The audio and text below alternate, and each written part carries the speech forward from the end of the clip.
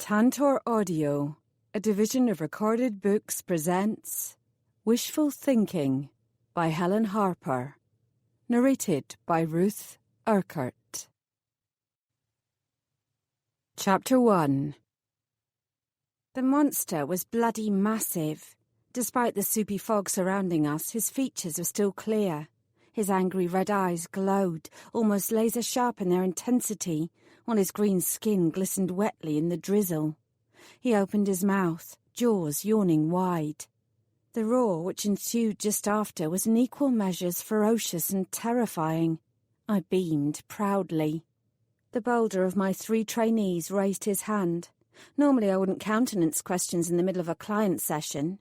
For now, however, I'd allow it.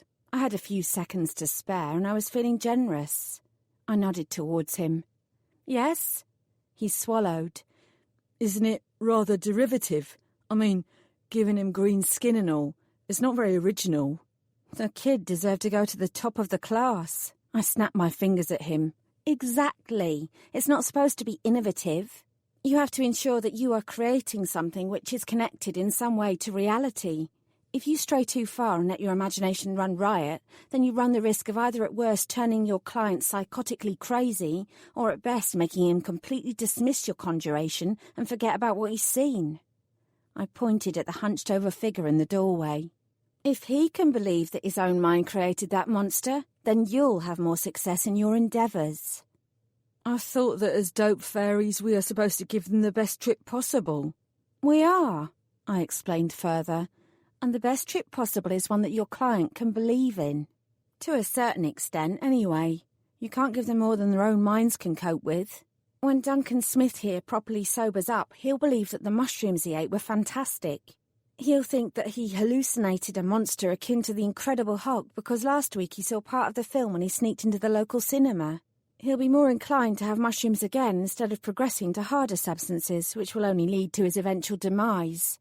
And," I gestured to his expression, "he'll continue to enjoy himself." All 3 trainees stared at Duncan's glazed expression. His mouth was indeed curved up into a goofy smile, with his tongue lolling out happily. The trail of drool curling down from his bottom lip was somewhat off-putting, but fairly par for the course. "Is the boogeyman coming?" Duncan whispered. I knelt down next to his ear. "The boogeyman is here, Duncan." "No." He shook his head.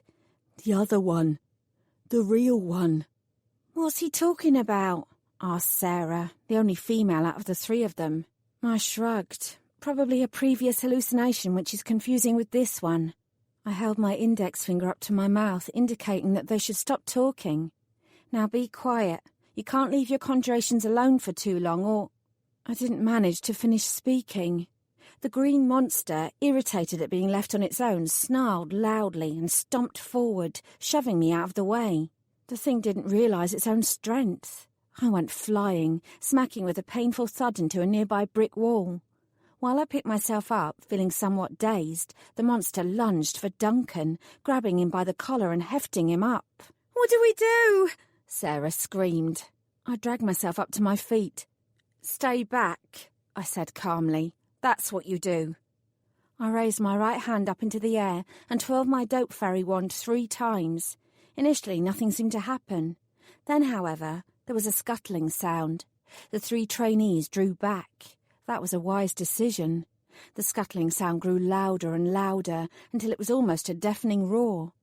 While the green monster craned its head down, prepared to quite happily gnaw on Duncan's exposed neck, from the shadows, hundreds of tiny creatures suddenly appeared. Each one was about the size of my thumb, and each one was charging towards the monster. Some wore kilts, some wore suits of armour, some were completely naked. They all carried weapons, however, and they were all directed at Duncan's monster.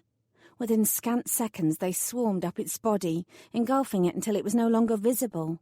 Duncan fell to the ground, landing badly on his side. I winced. He'd have an inexplicably painful bruise when he woke up tomorrow morning. I rubbed at my spine. He wasn't the only one. I raised my hand once again and twirled it anti-clockwise this time. The tiny army vanished. A split second later, so did the monster. I shook out my hair, brushed off the dirt from my T-shirt, and turned to my cowering trio. "So," I said with a smile, "what can you learn from that episode? Dean?" He ran a shaky hand through his hair and blinked at me. Stay on your guard at all times?" I nodded. "Yes? What else?" Sarah swallowed. "Keep a close rein on your incantations?" "Yes." I cast a glance at Duncan. Mild confusion was reflected in his face, but he didn't appear unduly perturbed by his near brush with death. "Although you can easily control whatever you conjure up, if you become distracted, then disaster can ensue." My tone darkened. "Make no mistake. Serious injury and even death can and does occur. We are already dealing with vulnerable clients. The last thing you want to do is make their lives worse than they already are." I stepped out of the shadows so that Duncan would finally notice my presence and knelt down in front of him. "How are you feeling, Duncan?" I asked softly. His dilated pupils fixed on me. "Good." He frowned. "Great, in fact." He stared at me more closely. "Do I know you?" "I'm a friend," I told him. "Ah." He bobbed his head in understanding. "Did you see the monster too?" "I did." I smiled at him. "It was pretty scary." "I wasn't scared," he quickly declared. "Monsters don't scare me." I patted him on the shoulder. "Good for you. I'll see you around." "Be careful," he muttered. "You don't want to get hurt." He lifted his feet, using them to push himself against the wall. Then he began to fumble in his pockets for a cigarette. I left him to it. My work, at least as far as Duncan was concerned, was done for now. "What happens," Sarah asked, "if he does move on to more potent drugs? Will he still be your client then?" "Yes," I sighed. "But the hallucinations I create will affect him more deeply. It will become harder to maintain control over his moments of lucidity. Some clients manage to pull back from that, some don't. You can nudge them towards the right path, but you can't choose it for them." I touched my chest.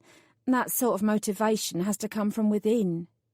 All three of the trainees looked rather dubious. Dean's colour still hadn't returned to his cheeks. It wasn't easy starting out. They'd learn soon enough, though.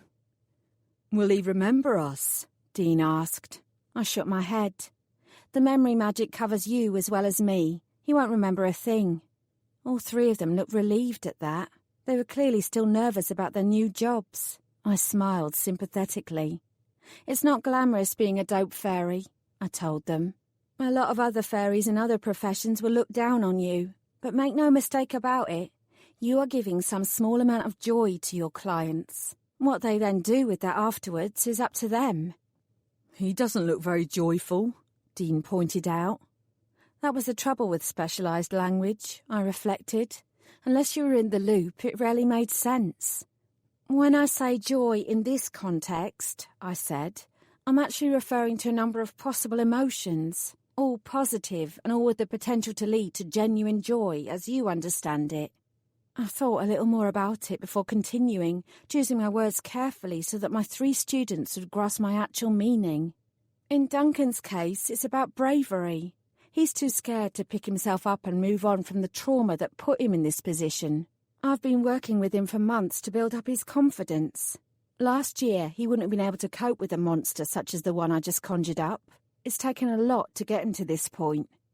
Being a dope fairy isn't only about giving your clients happy drug dreams. It's about giving them the tools they might need to survive beyond this existence. I waved a hand around to illustrate my point. "It's a lot more complex than I'd realised," Sarah said, as much to herself as anyone else. "You'll grasp the ins and outs more quickly than you think," I told her. Then I smiled at them all. "Let's head home to Colchester and clock off. You can spend the evening remembering that, no matter what anyone else tells you, this is a great job, and you'll gain immense satisfaction from it." I fucking hate my job. I gazed morosely into my beer. 3 hours I've spent in crappy rain with crappy clients and crappy trainees. I gestured towards my hair. "You do realise that no amount of conditioner is going to calm down this frizz now, right?" Harry grinned at me. I think the frizz kind of suits you. Piss off. I'm telling the truth. Makes you look like a poodle. I looked up from my drink and stared at him. A very cute poodle, he said. I snorted. Most other fairies were blessed with perfect locks and unblemished skin. I, on the other hand, had the sort of hair which wouldn't look out of place on a circus clown, and I was prone to repeated acne breakouts. No one ever said life was fair. Anyway, Harry said, you're ridiculously good at your job. You take it seriously and you help out lots of people. Very few of your clients have died from overdoses. He paused. You won Employee of the Month 3 times in a row. Stop whinging about it. You're just having a bad day.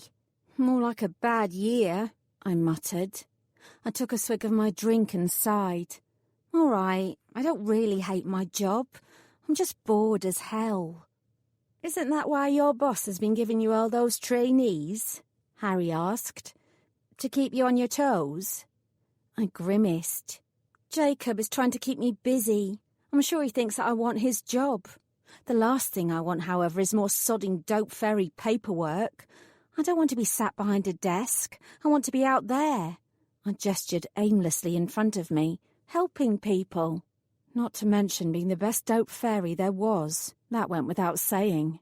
You do help people. Harry scratched at an old scab on the back of his hand. And at least you don't have to hang around waiting for it to rain like I do. This dry spell we've been having is driving me nuts. I've not been able to create any decent rainbows since April. And even then I was told the last one I made wasn't good enough because my blues were too insipid. Blues, by their very nature, are insipid. I gave him a commiserative look. You've still not been given the London contract, then? No, he grunted in irritation. The Dippy twins have it instead, and that's only because their uncle is Philip Vasterton. My mouth curved into a sympathetic smile. Remember when we were students and we created Fan? We should never have abandoned it.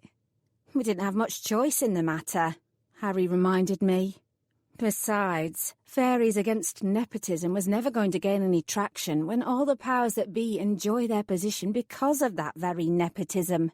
We were young and optimistic, and now we're tired and overworked. This is how it will be until we retire, draw our pensions and then drop dead immediately after. His eyes danced. So we should forget about our jobs and just party harder.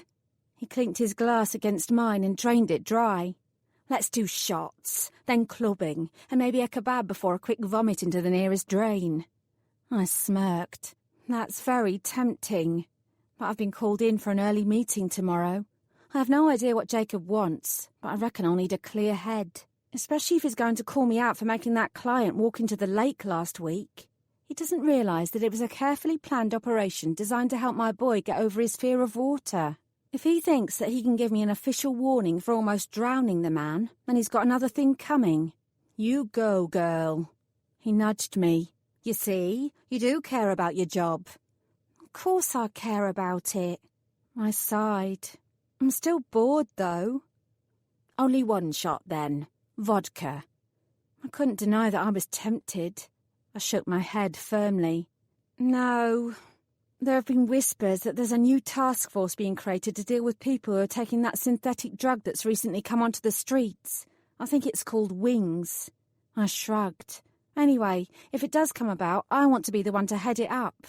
I've got the experience and expertise. Harry raised an eyebrow. Not to mention the ambition. This was a conversation we'd had many times. Why have dreams if you're not willing to work to achieve them? Saffron, your dream isn't to head up the Wings task force. My mouth twisted. No, it's not. But right now it's about all I've got that's achievable. I leaned over and gave him a quick peck on the cheek. I'll see you later. Count on it. Jacob wasn't a bad boss. In fact, I rather respect and admired him. He ran a tight ship and didn't take fools gladly. Admittedly, he had a disturbing penchant for implementing new initiatives from his various middle management training courses with unbridled enthusiasm, regardless of whether they were smart ideas or not. Unfortunately, I couldn't fault him for possessing the same ardent desire to do well that I did. I simply wished I had more opportunities to shine. Modesty aside, it was all very well being a big fish in a small pond, but I was quickly running out of room. Take a seat, Saffron. Jacob pointed at the chair in front of his desk. Thank you for coming in so early. I know you had a busy day yesterday. Wasn't too bad. Your trainees were impressed. You've done a good job of firing them up. Not every fairy wants to come to this department. We can always count on you to show the newbies what things are really like. The magic you weave with them, as well as with your clients, is nothing short of wonderful. Complex tapestries shot with gold. That's what you do. I frowned at him. Jacob wasn't normally prone to flowery language. Neither did he tend towards effusive compliments. Something was definitely up. I do what I've been told to do, I said slowly. And you do it very well. Lots of other dope fairies look up to you. His expression was remarkably earnest. That had me worried. All right, I said. Enough already. What's this actually about? His nose wrinkled. This department was never your first choice. No. You applied to the luck fairies, I believe. I nodded. I was growing more suspicious by the second. And the dream fairies? Yes. What of it? Jacob ignored my question. On 3 occasions you also applied to the Fairy Godmothers.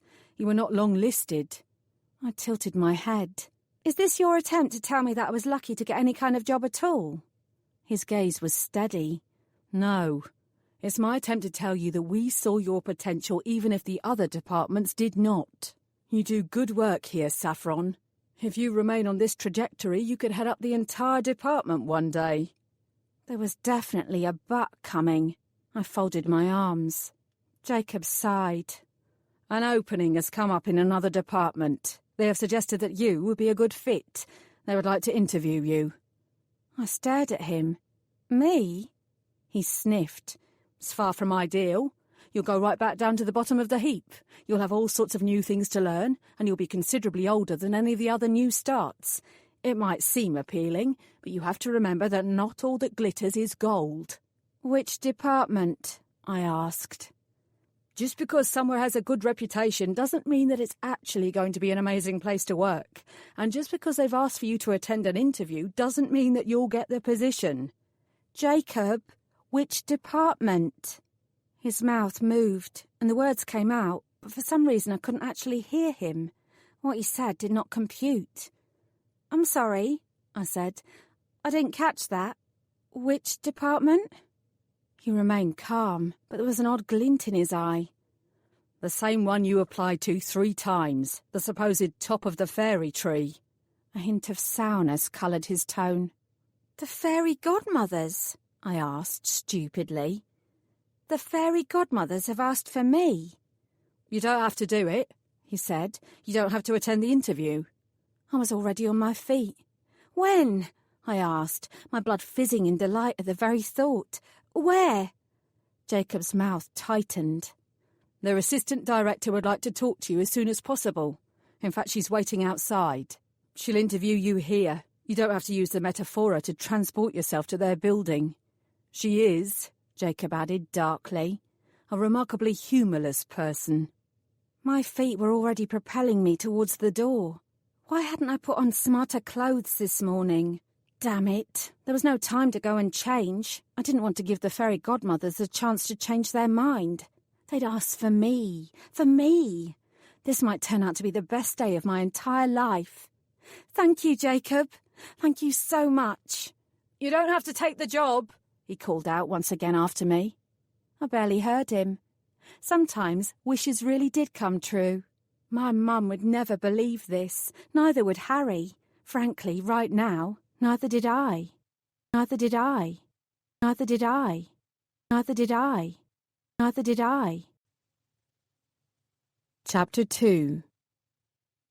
From the outside, the office block looked like any other building in this more industrial suburb of Colchester. Grey, nondescript, neither clean enough nor dirty enough to provoke comment.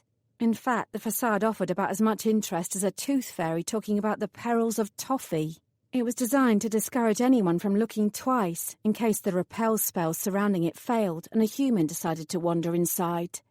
As soon as you stepped over the threshold, however, you could feel the frisson in the air. This was where the magic happened. Even with my best suit and my brightest blouse covering most of my body, I could feel the delicious goosebumps rippling across my skin. It seemed unreal. Adeline Motus had only interviewed me on Friday, and here I was, less than 3 days later, about to actually start my new job. I'd wanted this my entire life, but I'd never really expected that it would happen. I knew how things worked, and I knew that I would never be top of the Godmother's recruitment list. And yet, I was here. Years of hard work with the dope fairies, and I'd actually proven I was worthy. I drew in a deep breath, allowing myself to savour the fragrant scent of honeysuckle before striding up to the desk with my heels clicking. "Hi," I presented the receptionist with my most enthusiastic smile. "I'm Saffron Sawyer. I'm here for—" "Take a seat." She didn't lift her head from her magazine. I tilted up my chin and hardened my voice ever so slightly. As of this moment, I was someone important, someone to be reckoned with. I was no longer the person who permitted herself to be delegated to the uncomfortable chairs set out for visitors. "I said," I repeated, "I'm Saffron Sawyer. I'm the new fairy godmother." Then, because it seemed important to say it, "It's my first day. The director is expecting me." For a moment, the receptionist didn't move. I was half tempted to cough impatiently and start drumming my fingernails on the marble counter, even though my mother had insisted on phoning before I left home this morning to remind me to be polite and courteous to everyone, regardless of who they were. Then, however, the receptionist slowly raised her head and stared at me. She wasn't smiling. In fact, she looked as if she'd swallowed a sour plum. "I know who you are." She didn't say anything else. I suppose she didn't need to.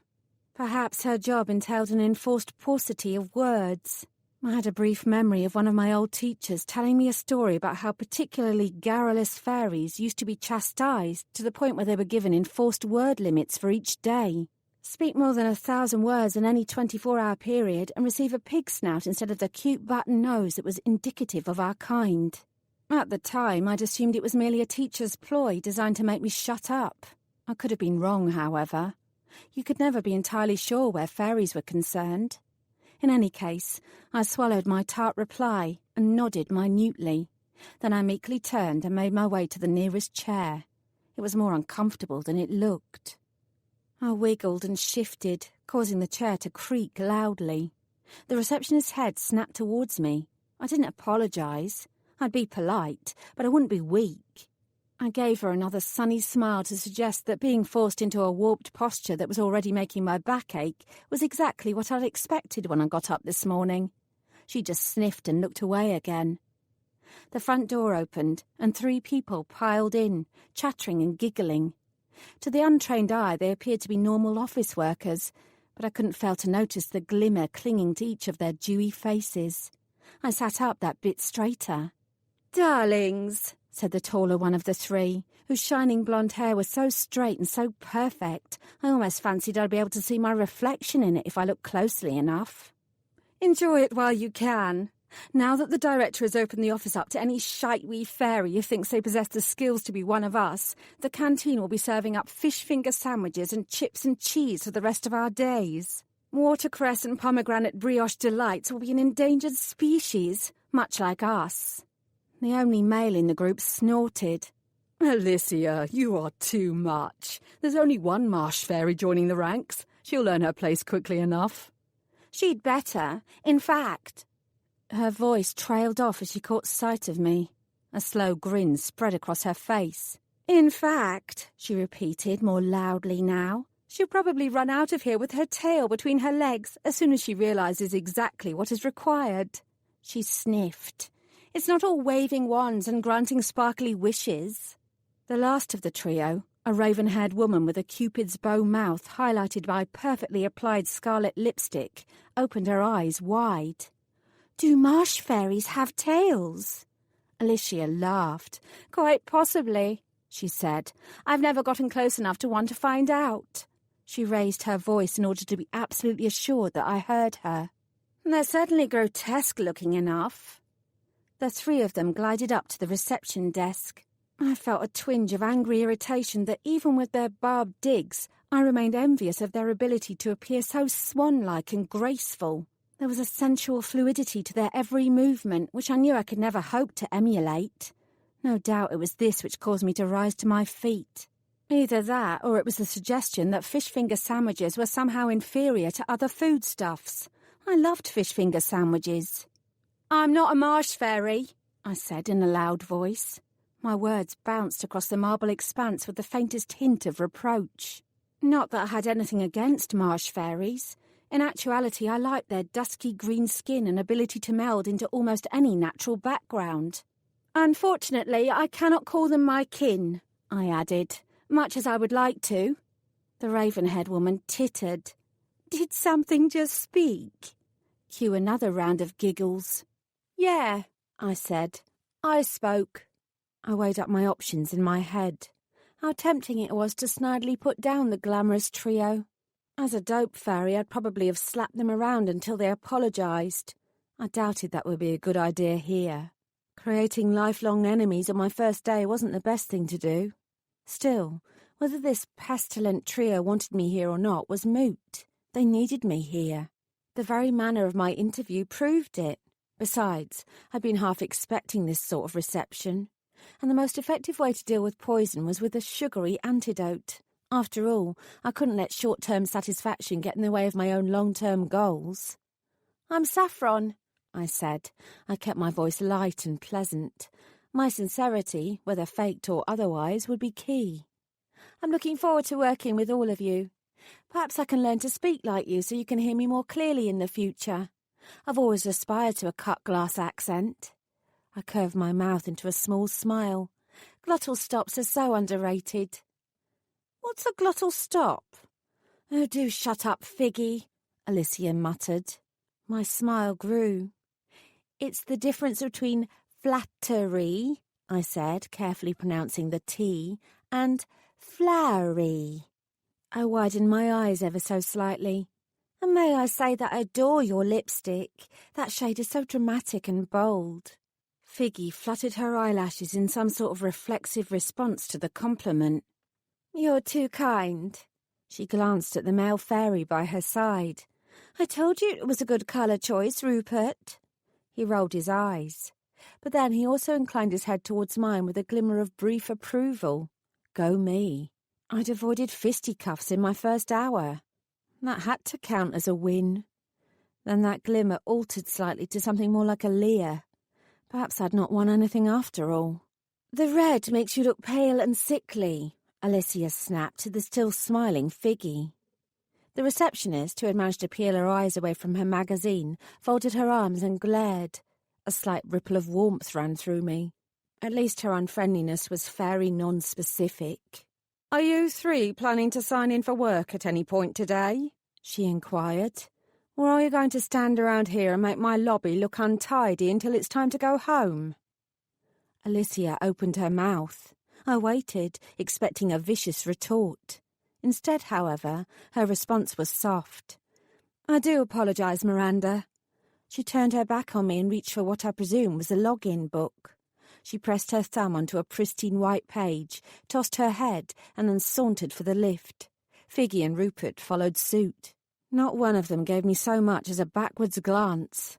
I gazed at the receptionist, thoroughly impressed. This was someone who clearly wielded considerable power. I mentally thanked my mother for her admonishment to be polite. If this woman could bring the Alicias of this world into line, then she was someone I needed to get to know better. "You," she said, looking down her nose towards me, "are either incredibly smart or incredibly stupid."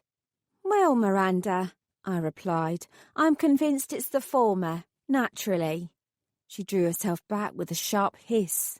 "My name is Mrs. Jardine, and you will address me as such." She slammed the flat of her palm onto the desk in front of her to add emphasis to her words. "Now sit down. You look ridiculous flapping around like that." And just like that, she returned her attention to her magazine. Fuck a puck. In 3 syllables, I'd all but washed away any bonhomie I might have garnered myself. Nice work, Saffron. Nice bloody work. Almost an hour later, I'd still not made it past the lobby. I'd counted all the bulbs and the twinkly chandelier dangling from the ceiling. I'd estimated the number of steps from the front door to the reception desk as 38, 20 if I skipped.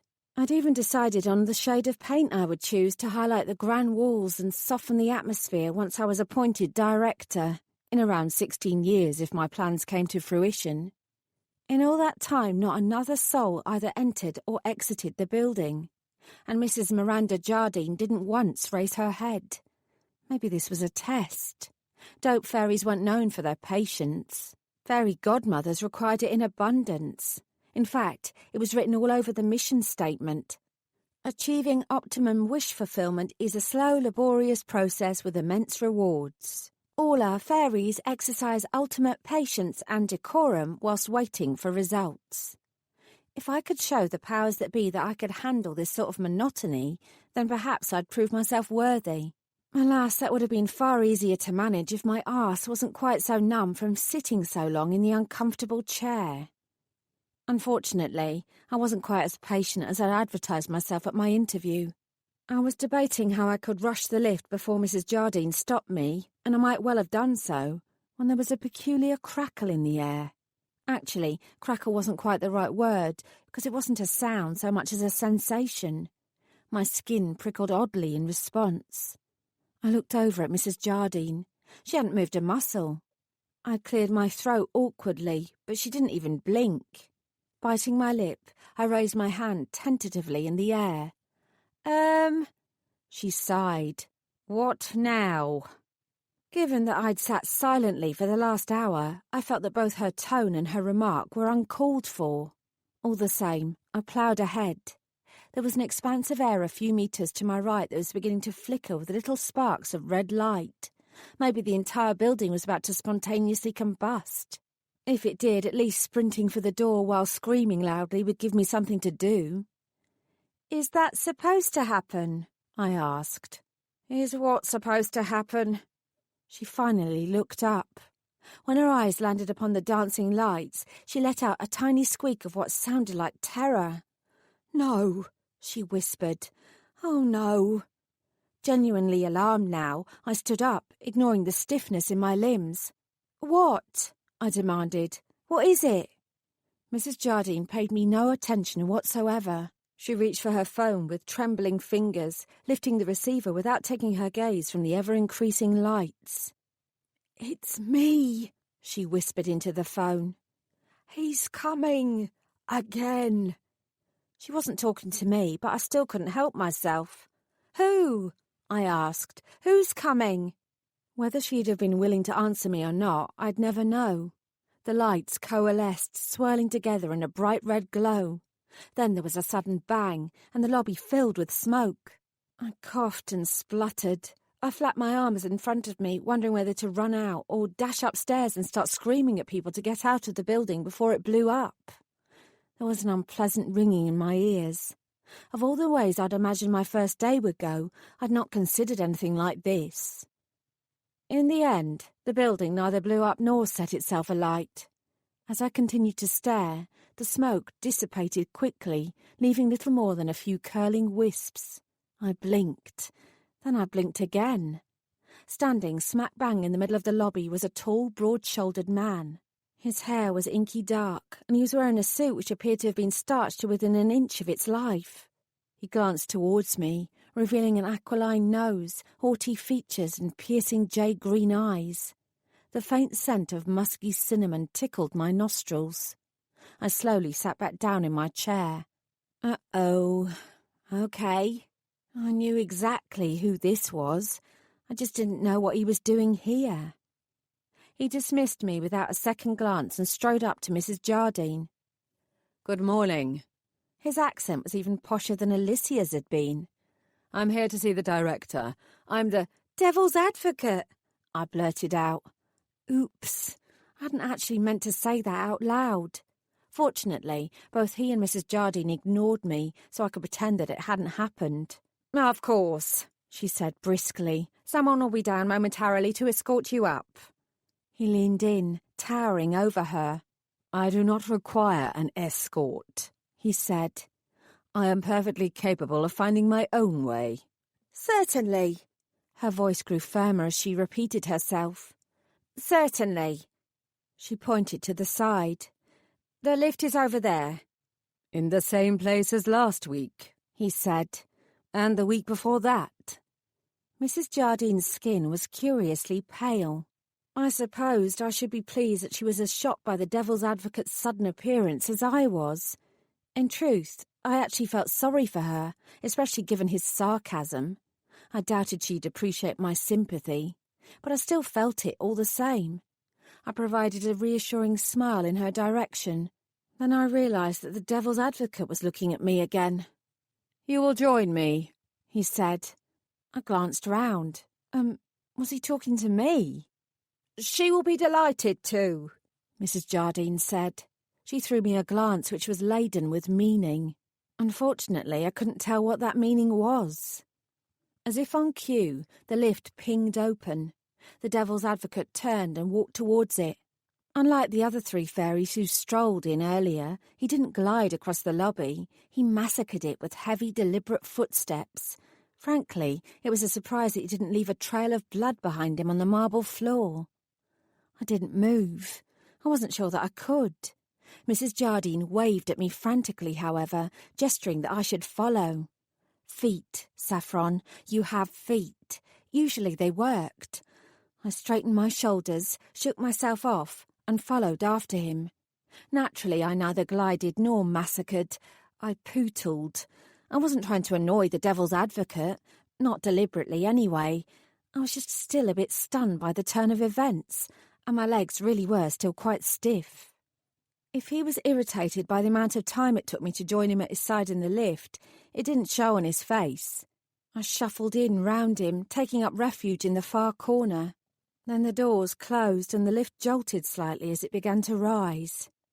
The strains of jazzy music filled the air. I let out a nervous giggle. I clamped my hand over my mouth to prevent another from escaping, but it didn't do much good. The devil's advocate slowly turned. What is so amusing? He inquired. His mouth didn't twitch and his eyes didn't crinkle. The man was not entertained in the slightest. Nothing? He stared at me uncomprehendingly. Oh, I removed my hand from my mouth and repeated myself. Nothing. I hesitated. Sir. Was that right? No one had ever prepared me for this eventuality. Perhaps I should genuflect. If nothing was funny, he said, then why were you laughing? I tried to put it into words. It's like when you're at a funeral and you can't stop giggling, you know. His frown deepened. No, I don't know. It's a situation that creates a sort of uncontrollable hysteria, I said, doing my best to explain, but feeling like I was digging myself into a massive hole from which there would never be any escape.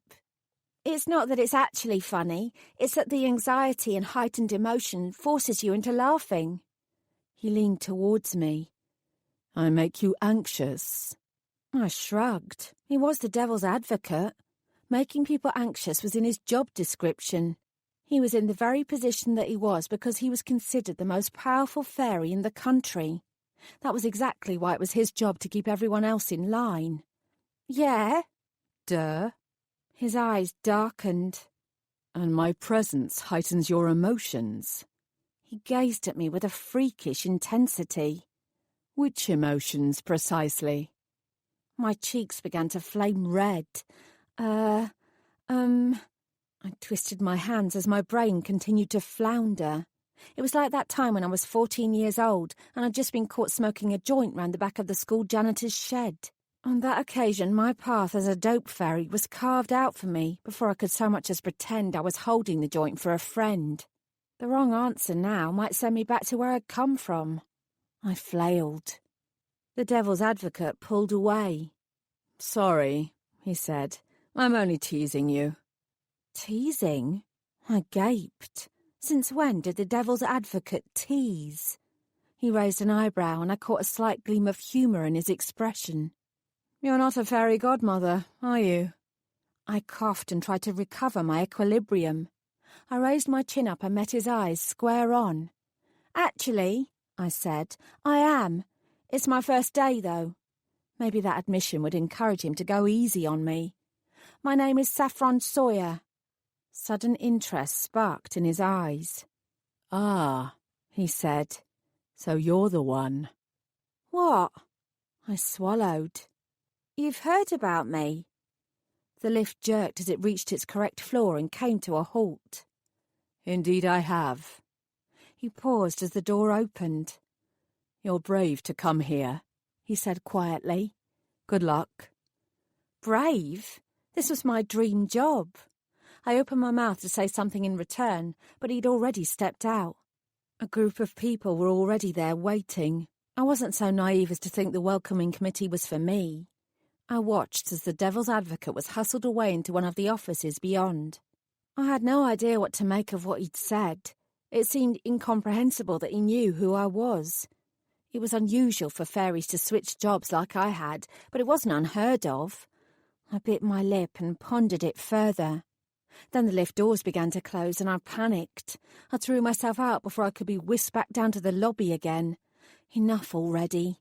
Whatever the devil's advocate was doing here, I had other concerns. I'd never get another chance to make a first impression on my new employers. Employers. Employers. Employers. Employers.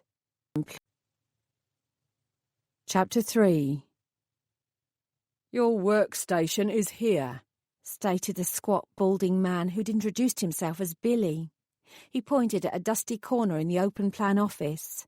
Although a surprisingly large number of the more well-appointed desks were both empty and clean, as far as I could tell, this one had been used as a dumping ground for other people's crap. There were several filing boxes, each of which was bursting at the seams, and an array of crumpled wrappers from various snacks. Pinned to the wall was a yellowing poster with fire evacuation procedures and a scribbled advert for the staff Christmas party, which, judging by the date, took place 3 years ago. I beamed. "It's wonderful, thank you." Billy grunted. "Are you mad?" "Possibly." I glanced at him. "You don't have to be mad to work here," he told me without cracking a smile. He paused for dramatic effect. "But it helps." "Ha!" I nodded vigorously. "Yes, I see. Good joke." He stared at me. "I wasn't joking." He sniffed and turned on his heel, walking away. I shrugged to myself and pulled out the swivel chair next to my heaving desk. It jolted when I sat down on it, the seat slipping several inches downwards. I grimaced and stood back up to fiddle with the mechanism and return it to a more usable height. Unfortunately, the plastic knob was jammed. I gritted my teeth and twisted it as hard as I could. It was a fatal error. It creaked once and snapped off in my hand. Now the chair was stuck at dwarf height for the rest of eternity. I'd admit it was a setback, albeit a minor one. I looked around. There had to be another free chair around somewhere. I eyed the desk next to me. The chair there seemed all right. I could swap them around. Then, however, an older woman appeared. Without paying me any attention whatsoever, she plunked down a cup of coffee, grabbed the chair and sat down. Her steel-grey hair was set in rollers, and she wore a set of pince-nez spectacles. She actually looked like the sort of fairy godmother you'd read about in a human child's book. "Hello." I peered around the partition wall. "I'm Saffron." "Delilah." It was time to start making friends. I wouldn't give anyone else the opportunity to act like Alicia had. In order to do that, I had to set the tone. "We're going to be office buddies," I burbled. "I know we'll get on wonderfully." Unfortunately, I used a tad too much enthusiasm. Delilah rolled her eyes and edged her chair away from me. "Are there any more chairs?" I asked, toning down the bounce in my voice to indicate that I too could be sombre and serious as this job required. "My one seems to be broken." "No." "It'll be difficult for me to get any work done because I'm not sure I'll be able to reach my desk if I sit in the chair I've got." Delilah used her middle finger to push her spectacles up her nose. "Honey," she said tiredly, "no one cares." She reached for her computer mouse and began clicking. It appeared our conversation was over. I pursed my lips. Despite the high regard the Fairy Godmother office was held in, so far my new co-workers were most definitely not happy, contented people. I told myself that was only natural. This was high-paced, high-stressed, vitally important work. Not to mention that I was a stranger. It was quite possible that my lack of a decent welcome so far was because everyone felt threatened by my arrival. The Devil's Advocate had heard of me. Alicia, Figgy and Rupert had all been concerned enough about my appearance to both gossip about me and attempt to bully me.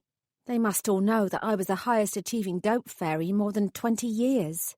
It stood to reason that they'd feel concerned I was here to throw shade. It was troubling, but I remained reasonably confident. They'd all soon realise that I was the ultimate team player. In any case, no amount of snide remarks or unfriendly colleagues could dampen my enthusiasm. I looked around the busy office, breathing in the productive hum. This was going to be fabulous. I was going to be fabulous, whether I could reach my desk or not. Miss Sawyer. I jumped at the sound of the voice behind me and whirled round. Adeline Motus, second in command to the director himself, was standing there with her arms folded. I wasn't overly concerned by her stern expression. She'd looked exactly the same throughout my entire interview, and she'd still given me the job. She was just a serious person in a serious position, that was all. Adeline tapped her foot. Miss Sawyer, she said again. I don't know what things were like in your previous office, but here we expect a certain level of tidiness. Whether this is your first day or not, you should keep your desk clean. I bit back my automatic apology. I wasn't a troublemaker. I wasn't a doormat either, though. All these things were already here when I arrived, I said. I'm not sure what to do with them.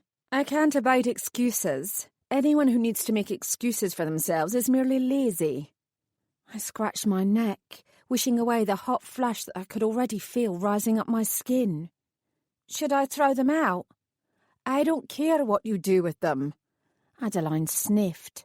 All I care is that you keep your desk clean, especially today. The Devil's Advocate is here. I nodded. Oh yeah, I know. We shared the lift up together. Adeline didn't blink. I felt myself pinned by her gaze. Even Delilah swivelled round in her chair to stare at me. You shared the lift? Her voice dripped with disbelief, as if it were completely inconceivable that I could have been in the same space, breathing the same air as the scourge of the fairy world. And he didn't mind? I coughed. We told me to come up with him. Adeline leaned forward. What did he say? She demanded. Did you talk? Informing her that I'd spent most of the lift ride giggling hysterically probably wouldn't paint me in a very favourable light. He, wished me good luck. She stared at me even harder. Did he indeed? Her lips tightened. You'll need more than luck to do well around here. I straightened my shoulders. That's why I'm keen to get started right away. I put on my best eager-to-please expression. Jacob had loved it when I did that, and had often taken it as a measure of his own brilliance. I had the feeling, however, that Adeline would be a tougher nut to crack. It will be some time before we let you loose on the public, she said. This is a complex job. You will need considerable training first. I smiled. I can't wait. She frowned at me, her expression clouding with suspicion. I wasn't being facetious, though. I'd do all the training they wanted, regardless of what it was, just so long as I could stay here. You can wait, she said, and you will. First of all, there are manuals to be read and papers to be signed, not to mention sorting out your identification and your equipment. I couldn't prevent the gleeful grin from spreading across my face. Equipment? Adeline rolled her eyes. Here, she said, thrusting a piece of paper in my face with a checklist on it. Do these things first. When you are done, come and talk to me. She sniffed loudly and stalked off. Wow, I said to Delilah. She takes no prisoners, huh? Delilah didn't hear me. Tell me what he was like, she breathed. I scratched my head. Who? Then I realised. Oh, the Devil's Advocate. I shrugged. He seemed nice enough. A bit stern, perhaps, but he was all right. What's he doing here? Delilah glanced around, checking that no one was listening in. Pre-inspection, she whispered. He's setting the tone before he comes in to do his full audit. I started. The fairy godmothers are being audited. That was almost unheard of. This office was usually held in such high esteem that they were left to get on with things themselves. We were left to get on with things ourselves, I reminded myself. I was part of this office now. Delilah looked down. Yes, well, everyone gets audited sooner or later, she said. Must have happened all the time with the dope fairies. Apparently my reputation really did precede me. Not while I was there, I told her. Then unnecessarily I added, we did our jobs well. It can't be hard though, can it? She said. I mean, all you're doing is creating trippy dreams for zoned-out drug addicts. It's not... Her lip curled. Honourable. That depended on your point of view. Despite my moans to Harry, I was proud that I'd managed to bring 63 people into rehab through the dreams that I'd granted them through their drug-induced hazes. I knew instinctively that Delilah would never understand that the care dope fairies gave their clients could often steer them away from a destructive path, however. I thought briefly of the 2 deaths that had occurred on my watch. I might have been unable to bring them back to the light, but my work had ensured that those people had slipped away without fear or horror. Perhaps it wasn't honourable work. Perhaps I'd been finding unsatisfying towards the end. But for all their faults, I liked my clients and done my best by them. We all have our roles to play, I murmured. Her eyes narrowed slightly. You might find this one more challenging. She looked at me expectantly. Did you ever have anyone famous? I'd love to see inside the head of one of those Hollywood stars. Data protection was as important with dope fairies as with fairy godmothers. The thing about those Hollywood stars, I said, is that they tend to be in Hollywood, not rainy Britain. Delilah tossed her head. So that's a no, then. She turned back to her computer, indicating that our conversation was over. I debated conjuring up a juicy tidbit about the devil's advocate, as it was clear that gossip was the way to Delilah's heart. I wasn't going to get drawn into those kind of office politics, though. That's not what I was here for. I returned my attention to the piece of paper which Adeline had given me. Top of the list was arranging for my godmother ID. I beamed to myself. It would make my new job title official. I was more than ready for my close-up. There wasn't a specially designated studio area. There wasn't a professional photographer. It was just me and a bored-looking teenager in a corner of the main office. As far as I could tell, he was on work experience. I'll have to take your photo, he said. Then I'll print it onto the laminated card along with your thumbprint. Once you have that, you can gain access to all areas of the building. I patted my hair self-consciously. Do you have a mirror? I said. He fiddled with his camera and didn't look up. You look fine. Say cheese. I blinked. What? The camera flashed. Done, he said. Wait, I wasn't ready.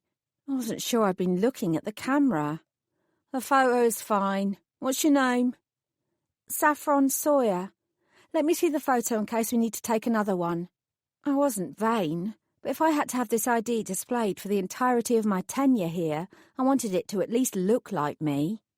There's no time. He picked at a scab on his chin. You've got to go to HR now. He picked up the camera and walked off, with the shuffling gait of someone who actually had all the time in the world. I stared after him. It was only a photo. How bad could it be, anyway? I gave myself a nod of vague reassurance that it would be fine, then twisted round. Where was HR, anyway? Spotting a closed door not too far away, I headed in that direction. It was worth a try. When I opened the door, however, all I was confronted with was a mop and a few buckets. Planning on doing some cleaning? A voice inquired. I glanced round and spotted Rupert, the male fairy I'd met down in the lobby. Hoping that I wasn't in for another round of pointed digs, as I really did have better things to do, I gave him a small smile. I'm looking for HR, I said. I could do with a map. This place is a maze.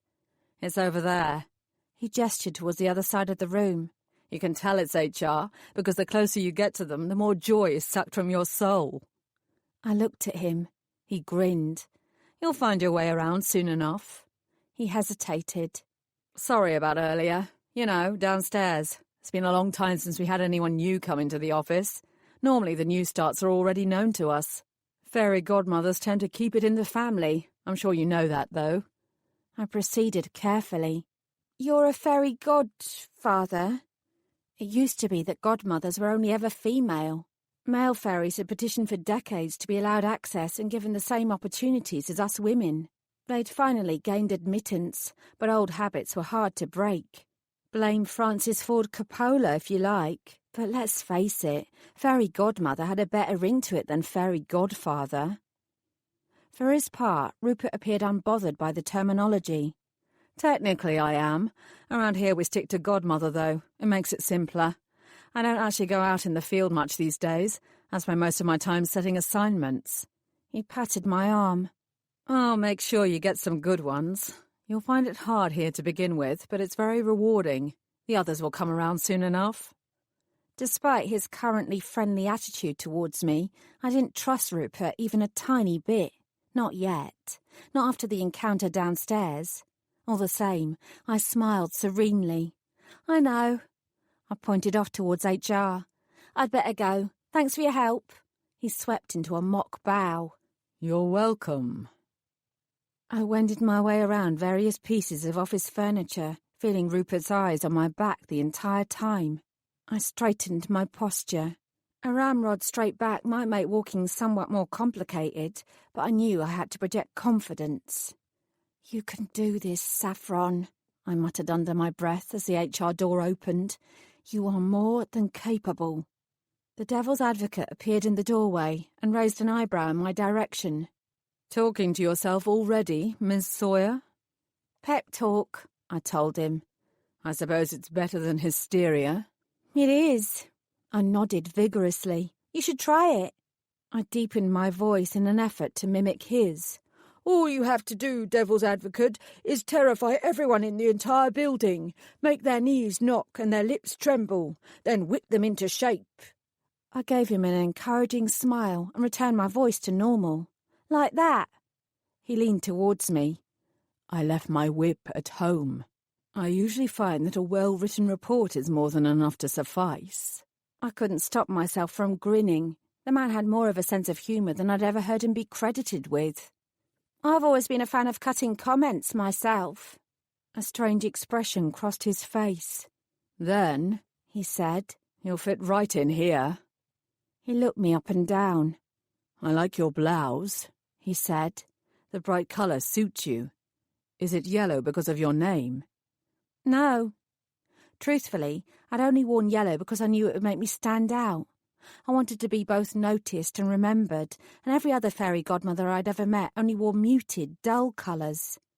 This is dandelion yellow, not saffron yellow, and dandelions are my favourite flower. The devil's advocate looked sceptical.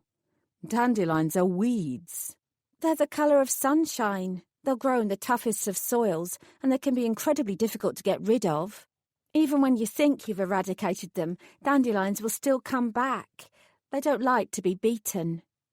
He rubbed his chin. They're edible as well, right? I grinned and waggled my eyebrows.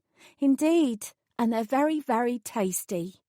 I'll take your word for that, he murmured, as the director strode into view, and a tremor of excitement ran through me at the sight of the ultimate fairy godmother herself.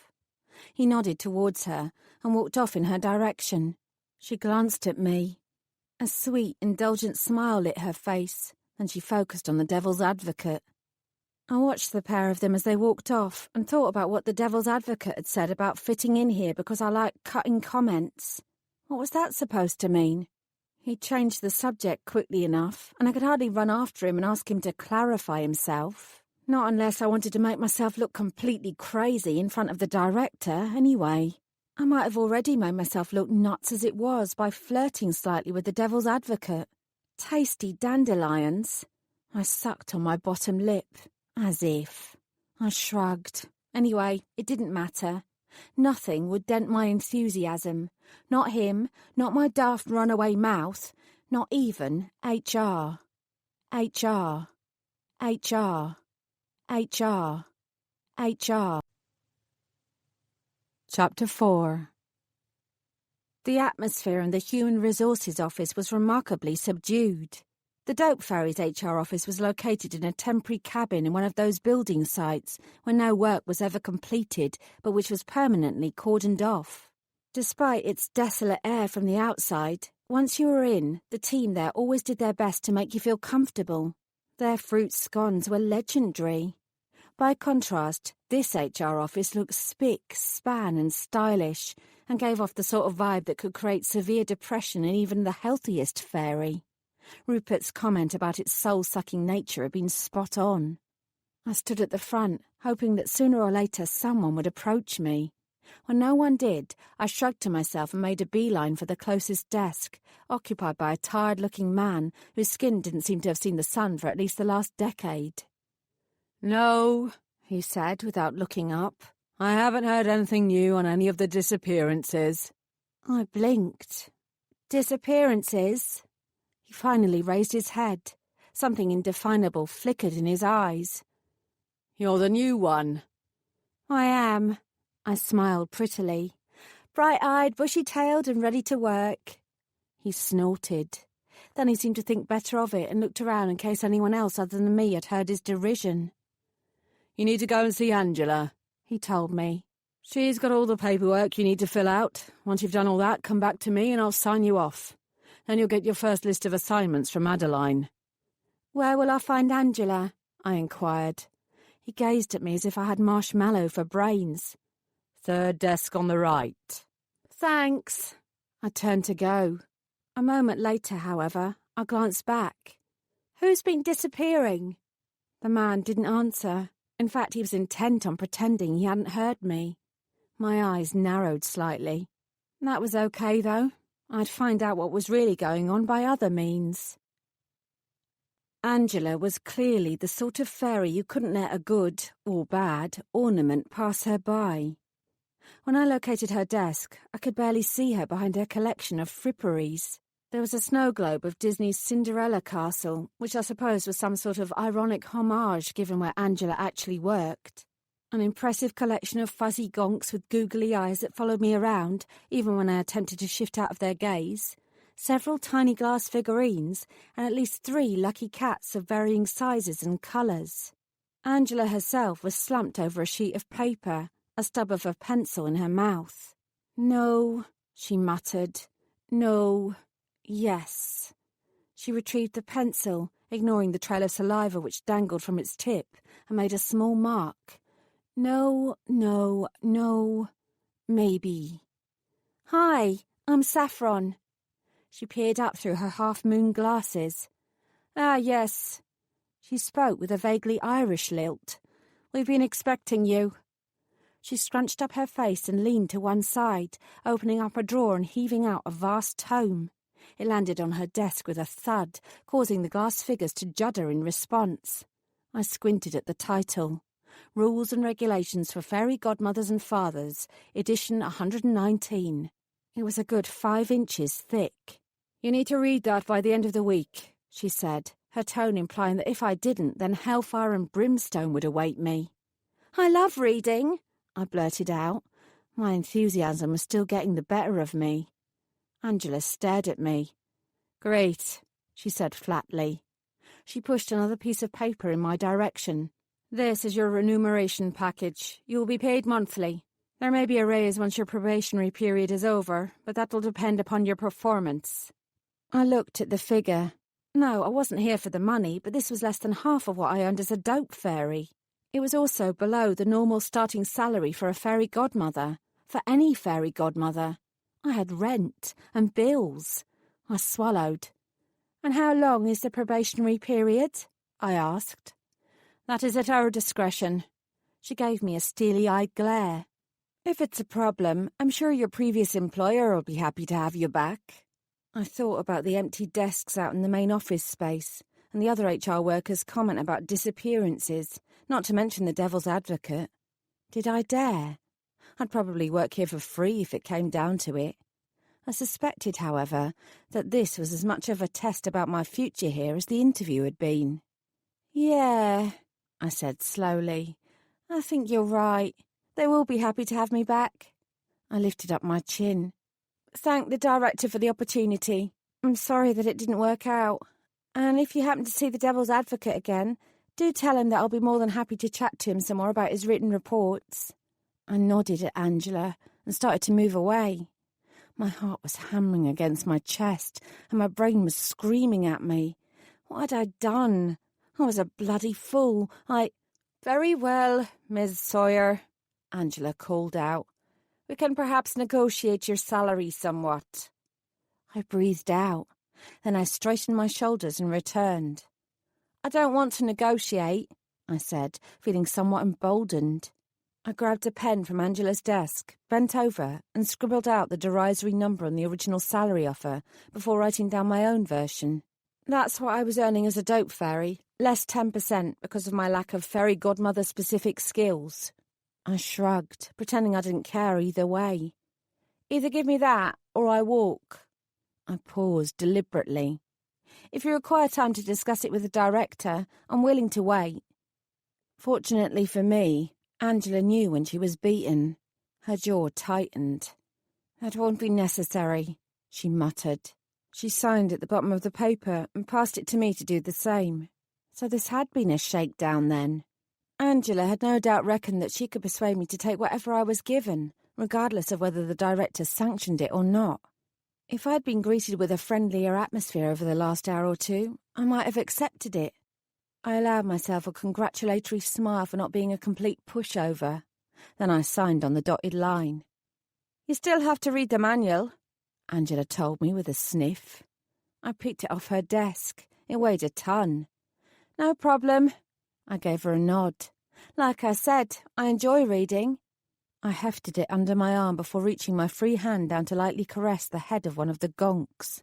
Angela bristled visibly. "Cute."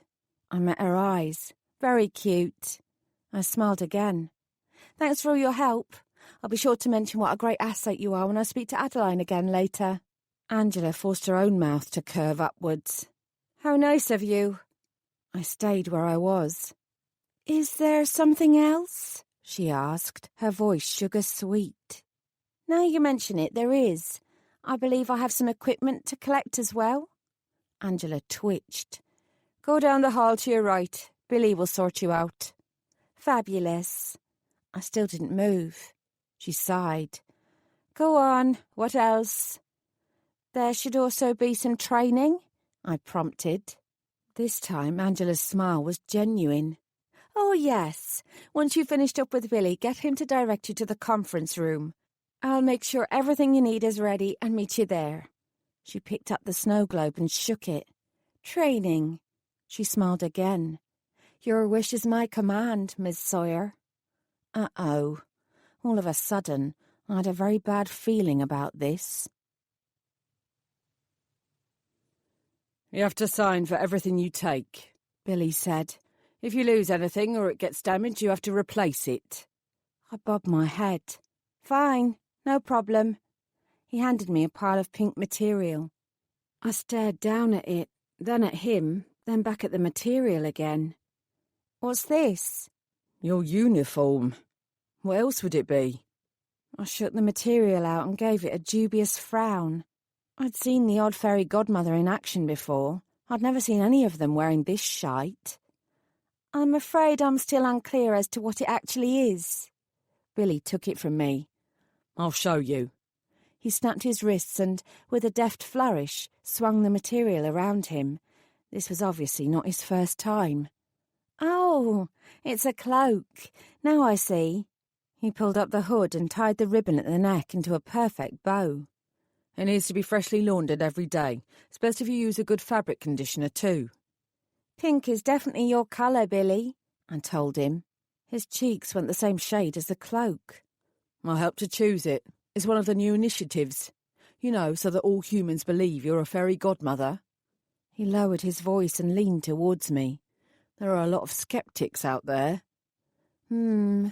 I gave him a serious nod. I can see how the cloak will help then. He picked the hem up and thrust it into my face. It has sparkly bits, see? I do see. Thank you for the demonstration. It's waterproof, he said earnestly, and fireproof. It didn't matter what proof it was. I was still going to look like a pink blancmange. I couldn't complain about it, however. Dope fairies tended to wear dirty jeans and holey T-shirts with the names of various grunge bands written across the front. They didn't have real uniforms. Maybe the pink monstrosity would make me feel like I belonged here, especially if all the others wore them when they were out on the streets. Everyone wears these, I asked, wanting to double-check that this wasn't some sort of hazing ritual. Billy's eyes went wide. Oh, yes.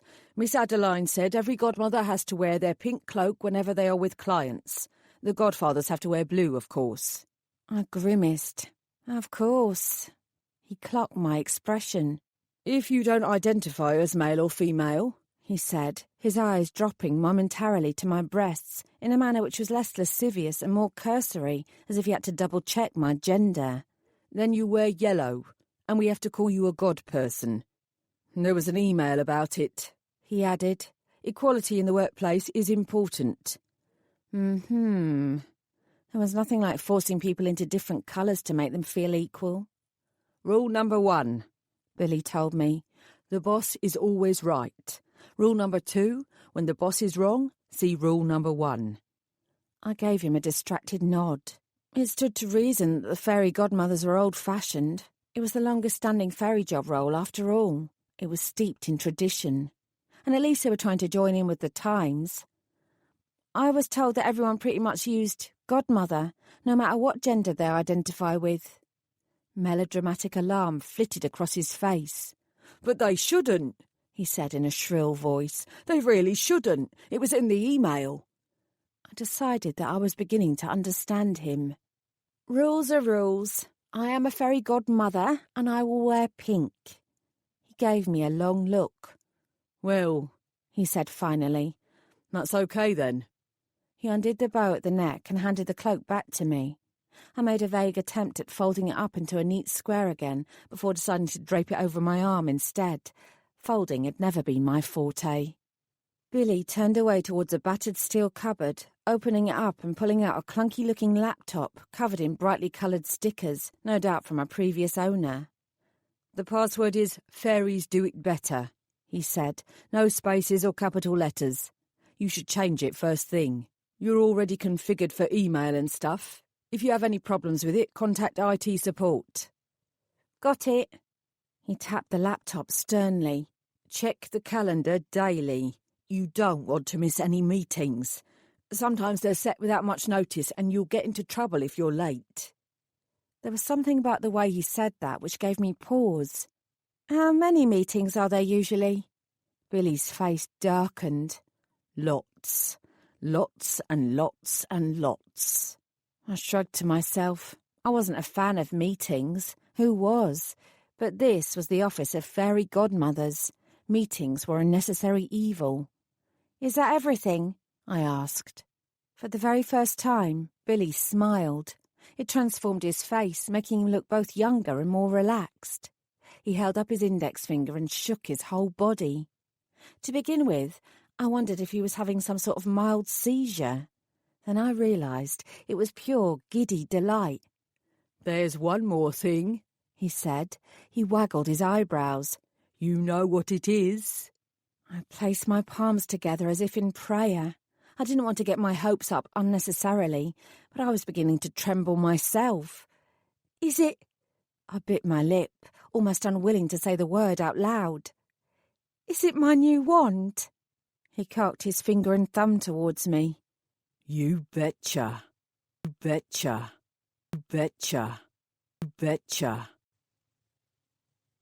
Chapter 5. I turned the wand over and over in my hands. It was far sparklier than the one I'd had in my previous job. When I swished it through the air, there was also a pleasing whooshing sound. Of course, all fairies possessed inherent magic that could be done without the use of any such tools. Wands like this one enhanced our natural skills, however. Not to mention that, given the nature of the job, using it added a certain flourish, which helped clients believe that we were all above board, or so I'd been told anyway. Naturally, it had come with all sorts of dire warnings about misuse, and Billy had made sure that I signed in triplicate that I understood what would befall me if I were to lose or damage it.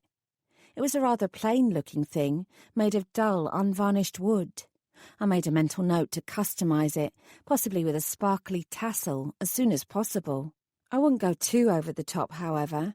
I wanted everyone to know I meant serious business.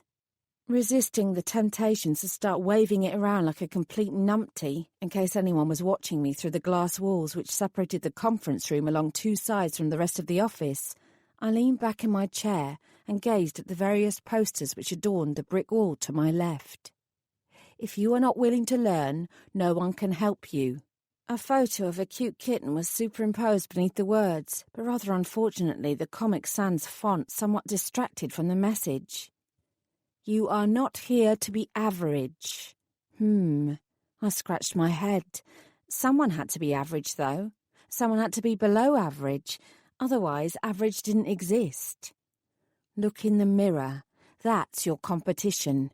Not going by the welcome I'd had from the other fairy godmothers, I was already beginning to sense that this place was as cutthroat as you could get. Craning my neck, I read the other posters dotted along the wall before allowing myself a small snort of disappointment. For some reason, I'd expected more from this office than trite phrases. Perhaps Billy had pinned them up when no one was looking, and leaving them in place was simply the path of least resistance. I stared at the smiling, heavily photoshopped picture of a young beaming fairy holding up her wand, and tried to wheel my chair out of her fixed line of sight. Alas, I could swear her eyes were following me around the room. "What are you doing?" I jumped. Angela was standing in the doorway and frowning at me. Someone should put a bell around her damn neck. I was just... Those chairs aren't toys. They're expensive, ergonomically designed pieces of architecture, not racing machines. Ah, no doubt at some point that was indeed what they had been used for. I had sudden visions of various fairies scooting themselves from one end of the office to the other. My money was on Rupert as the instigator. He had that sort of air about him. I was moving round so I could see the posters more clearly, I said, lying through my teeth. Angela gave me a suspicious look. I put those up.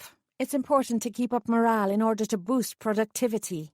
There's been a 3% increase in workflow since those posters were put on display. I'm not surprised. I grinned enthusiastically. They're fabulous. Slightly mollified, her shoulders dropped a fraction.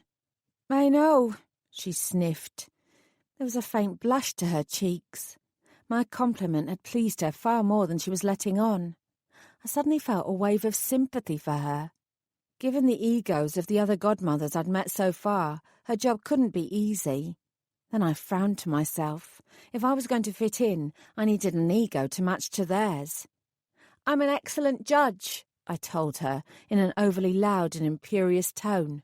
If I say they are fabulous, then they truly are. Angela yanked her proud gaze away from the dubious artwork, looking at me as if I was making fun of her. Indeed, she sniffed. She set her jaw and turned away, seemingly deciding that further chit-chat with me was pointless. Reaching for a small remote control which had been sitting forlornly in the middle of the table, she clicked it, and there was a loud rumbling sound. From the ceiling, a projector screen began to unfurl. I was impressed. The most the dope fairies had was a grubby whiteboard and a television set so old that it had to be wheeled in on a trolley rather than affixed to the wall. Cool, I said, as the screen came to a juddering halt about halfway down.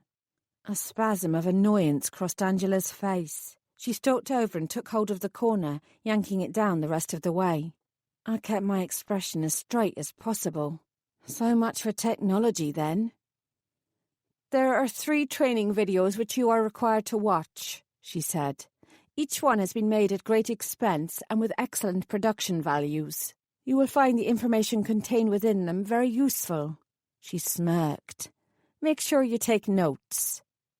It was already clear from earlier that the videos were going to be interminable. I sat up a bit straighter in my chair.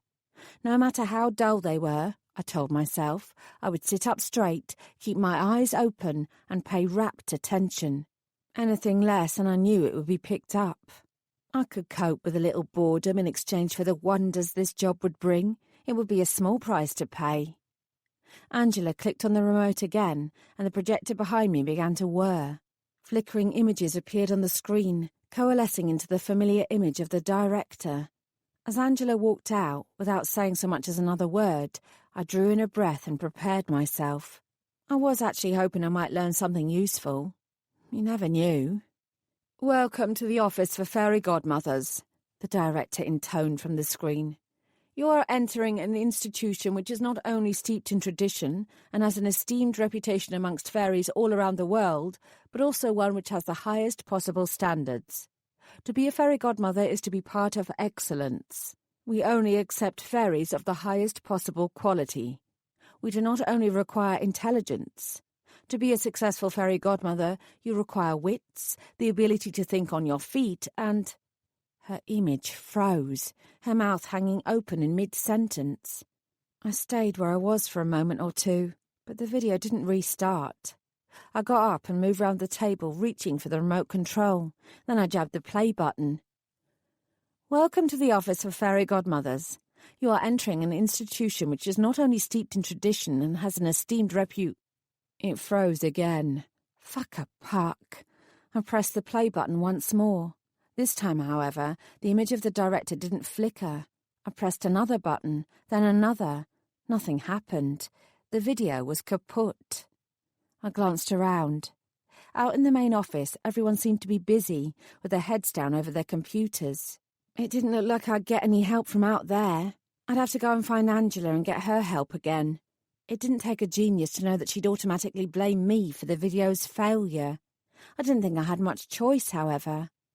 Sighing heavily, I pushed back my chair and stood up, walking to the conference room and pushing it open. I paused for a moment, watching the office. This was the perfect vantage point to see everything and everyone. Alicia sashayed her way from one end of the room to the other, pausing to lower her head and murmur something to Figgy along the way. Delilah was still at her desk, her lips moving as she spoke to herself. Adeline was tapping a clipboard and looking serious, and various others were doing everything they could to avoid eye contact with her. There was no sign of the director or the devil's advocate, but there was still a definite tension in the air which indicated that they remained in the building. I chewed on my lip and eyed the various empty desks once again. Was it fairy godmothers who'd been disappearing? Was that why the devil's advocate was about to perform an audit? I nibbled on my bottom lip and shrugged to myself. I supposed I'd find out what was going on sooner or later. I stepped out of the conference room just as the lift pinged, and a delivery fairy wearing lurid cycling shorts which were tighter than tight and left very little to the imagination walked out. He spotted me watching him and raised a hand. "I'm looking for the director," he said. He waved a small brown box in my direction. "I have to give this to her." I tried not to grin too widely. Here was someone who immediately accepted that I was a fairy godmother like everyone else. He wasn't questioning my presence, and he expected that I would know where the director happened to be. I could feel my chest puffing up with pride. "I can pass it to her," I said, as if the director and I were very close and spent lots of time together, rather than the reality, which was that she'd given me a brisk good morning on the day I'd arrived for my interview, and that had been that. The fairy's mouth downturned. "I'm supposed to get her to sign for it personally." He checked his watch. Clearly he was on a tight schedule. "I think she's in an important meeting," I said, thinking of the devil's advocate. I nodded at the parcel. "I'll place it directly in her own hands," I promised. Indecision warred across his face, but in the end my earnestness convinced him. He handed me the package. "Thanks." "No problem. I'm a fairy godmother," I said importantly. "Nothing is not a problem." My brow creased. Did that make any sense? I mean, nothing is a problem. Somehow that didn't make any sense either. Damn it. Fairy godmothers use correct grammar at all times, I told myself. So far, I merely babbled. The delivery fairy gazed at me implacably. "Yeah," he said. "Okay, then." He turned on his heel and stepped back into the lift. I sighed and promised myself I'd do better next time. Then I looked at the box. It wasn't particularly heavy. Neither was it particularly remarkable. Whatever it was, I hoped it was important enough to warrant me interrupting the director's busy day to give it to her. It was fortuitous that the delivery fairy had appeared at that moment. It would give me the perfect chance to introduce myself properly to the director. What would I say to her? I ran through various possibilities in my head. I'd aim for polite but not obsequious, confident but not bolshy, intelligent but not geeky. I was pondering the merits of using a casual hello over a more formal good morning when I heard the murmur of voices and looked up to see the director walk out of a room with the devil's advocate by her side. I jerked forward. This was my chance. Unfortunately, however, as I began to move, my toe caught on the edge of an expensive rug laid out across the floor. The upper half of my body continued to propel forward while my legs were yanked back. I threw my arms out in a desperate bid to steady myself, flailing them around in order to keep my balance. The box flew out of my hands and went sailing across the room just as I managed to grab hold of the corner of the nearest desk and steady myself. If it weren't for the lightning-speed reactions of the devil's advocate thrusting his arm out in time to block it, the box would have hit the director smack bang in the centre of her forehead. It tumbled to the ground while I straightened up and wished that the same ground would open me up and swallow me whole. Every single head in the office swiveled towards me. I stammered. Alicia, who'd appraised the situation with astonishing speed, sprang towards the director. I can't believe she almost hit you in the face with that thing. You could have broken your nose. It's awful, simply awful. I'll retrieve it for you straight away. She knelt down to pick the box up. She never got that far, however. Her fingers hadn't even touched it when her eyes widened and she began to scream. This time she wasn't putting on a show. Her inarticulate cry was filled with nothing but pure terror. Pure terror. Pure terror. Pure terror. Chapter 6. 5 of us were in the director's office. Despite the sun streaming in through the large windows and the warm tones of the well-appointed furniture, which I reckon Louis XIV would have been proud to call his own, a deep chill had settled into my bones. Alicia had wrapped her arms around herself and was still visibly trembling. I supposed I should be glad that there existed something in the world which unsettled her. The trouble was that it deeply unsettled me, too. "Go through it again," the devil's advocate said, his expression set into harsh lines. "What actually happened?" I swallowed, wishing my mouth weren't quite so dry. I was in the conference room. I stepped out to find someone to help me with the training video because it had frozen. A delivery fairy came out of the lift at the same time. "How do you know he was a delivery fairy?" the director asked, her dark eyes fixed on mine. Her voice remained pleasant and her expression was benign. There was nothing benign about the situation, however.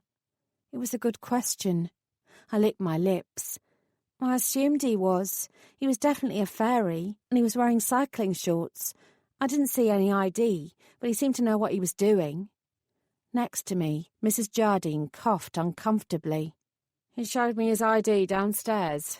His name was Joe. Surname? The director barked. She twitched. He signed it in the book, but it's illegible. She held up the same book which I'd seen Alicia and the others use. There was a thumbprint next to the name Joe, followed by what could only be described as a squiggle. "You didn't take his full name?" Mrs. Jardine shook her head. She had the grace to look shamefaced. "I did not." "Have you seen him before? Has he made other deliveries here in the past?" "A few times." A muscle jerked in the devil's advocate's cheek. "I will contact the delivery fairies and find out what else they can tell us about him. Assuming he's genuine and actually does work for them, then perhaps he can enlighten us more on where the box came from." We all stared down at the box in question. It still looked innocuous enough on the outside, but the contents were clearly anything but. Nestled in some carefully arranged tissue paper was a single bloody ear. It was only just starting to shrivel up at the edges, indicating that it had been severed from its owner in the very recent past. A single pearl drop earring hung from the lifeless lobe. Do you know who it belongs to? The devil's advocate asked quietly. Alicia raised her head. Lydia, she whispered, her answer barely audible. The director pressed her fingertips against her temples. Lydia Duchamp, she said. She disappeared last month, he probed. She nodded. Yes. I stared from her to him and back again. She was a fairy godmother, I asked. She is a fairy godmother, the director snapped. I recoiled slightly at the tone of her voice, even though I instinctively knew it was the stress of the situation rather than my word choice which had caused it. Almost immediately, the director also seemed to regret it and softened her expression towards me once again. I couldn't help thinking that she was on a mission to play nice towards me. Something about it didn't sit quite right. There were more important things to worry about anyway. At the same time as the director relaxed, the devil's advocate gave me a long look. You don't know, he said. You haven't been told what's going on here. It wasn't a question. You may go now, Saffron, the director said. I started, but you've had a trying time. Get yourself a cup of tea and have a break. She paused.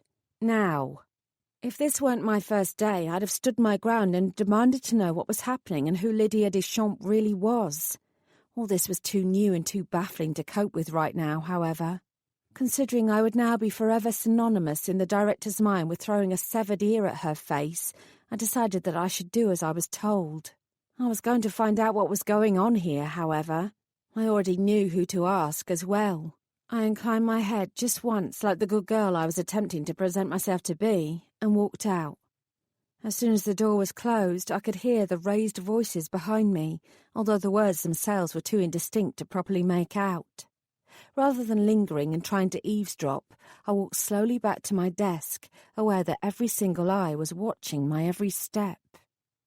Despite her earlier unfriendliness, I'd only just sat myself down on my broken chair when Delilah began. That was what I'd been banking on.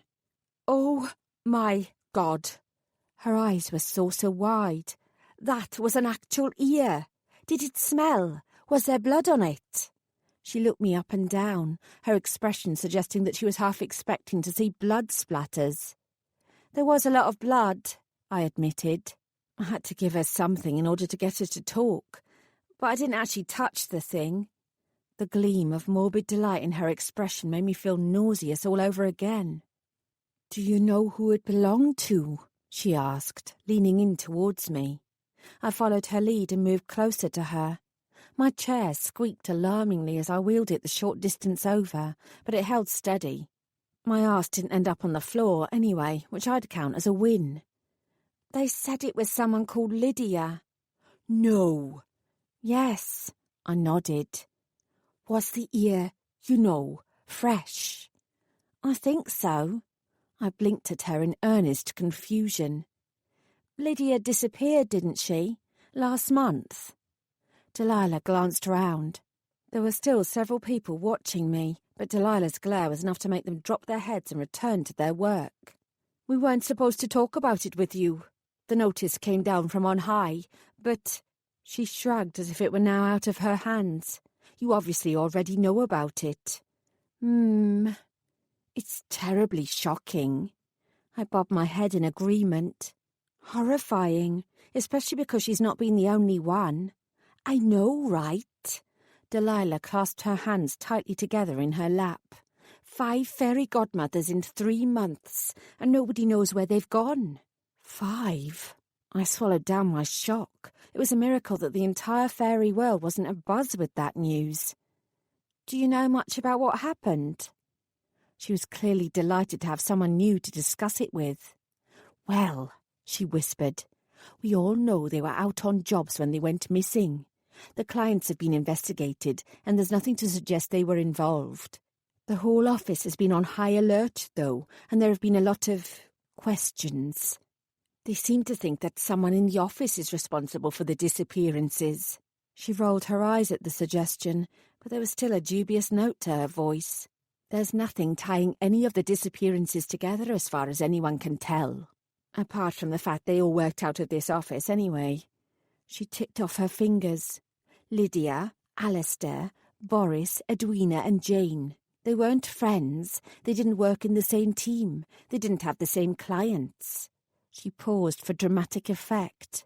But now they're all missing. You didn't hear this from me, but I'm convinced that it's a disgruntled client who's taken them. There will be a ransom note before long, mark my words. I reckon whoever it is who's done this wants their own lifelong link to the fairy godmothers. Just imagine what you could do with unlimited wishes. You could become anyone. You could do anything. But clients don't remember us between visits, I pointed out. They certainly don't remember us once their wishes have been granted. Their memories are all but wiped clean. Delilah pursed her lips as if she'd not thought of this.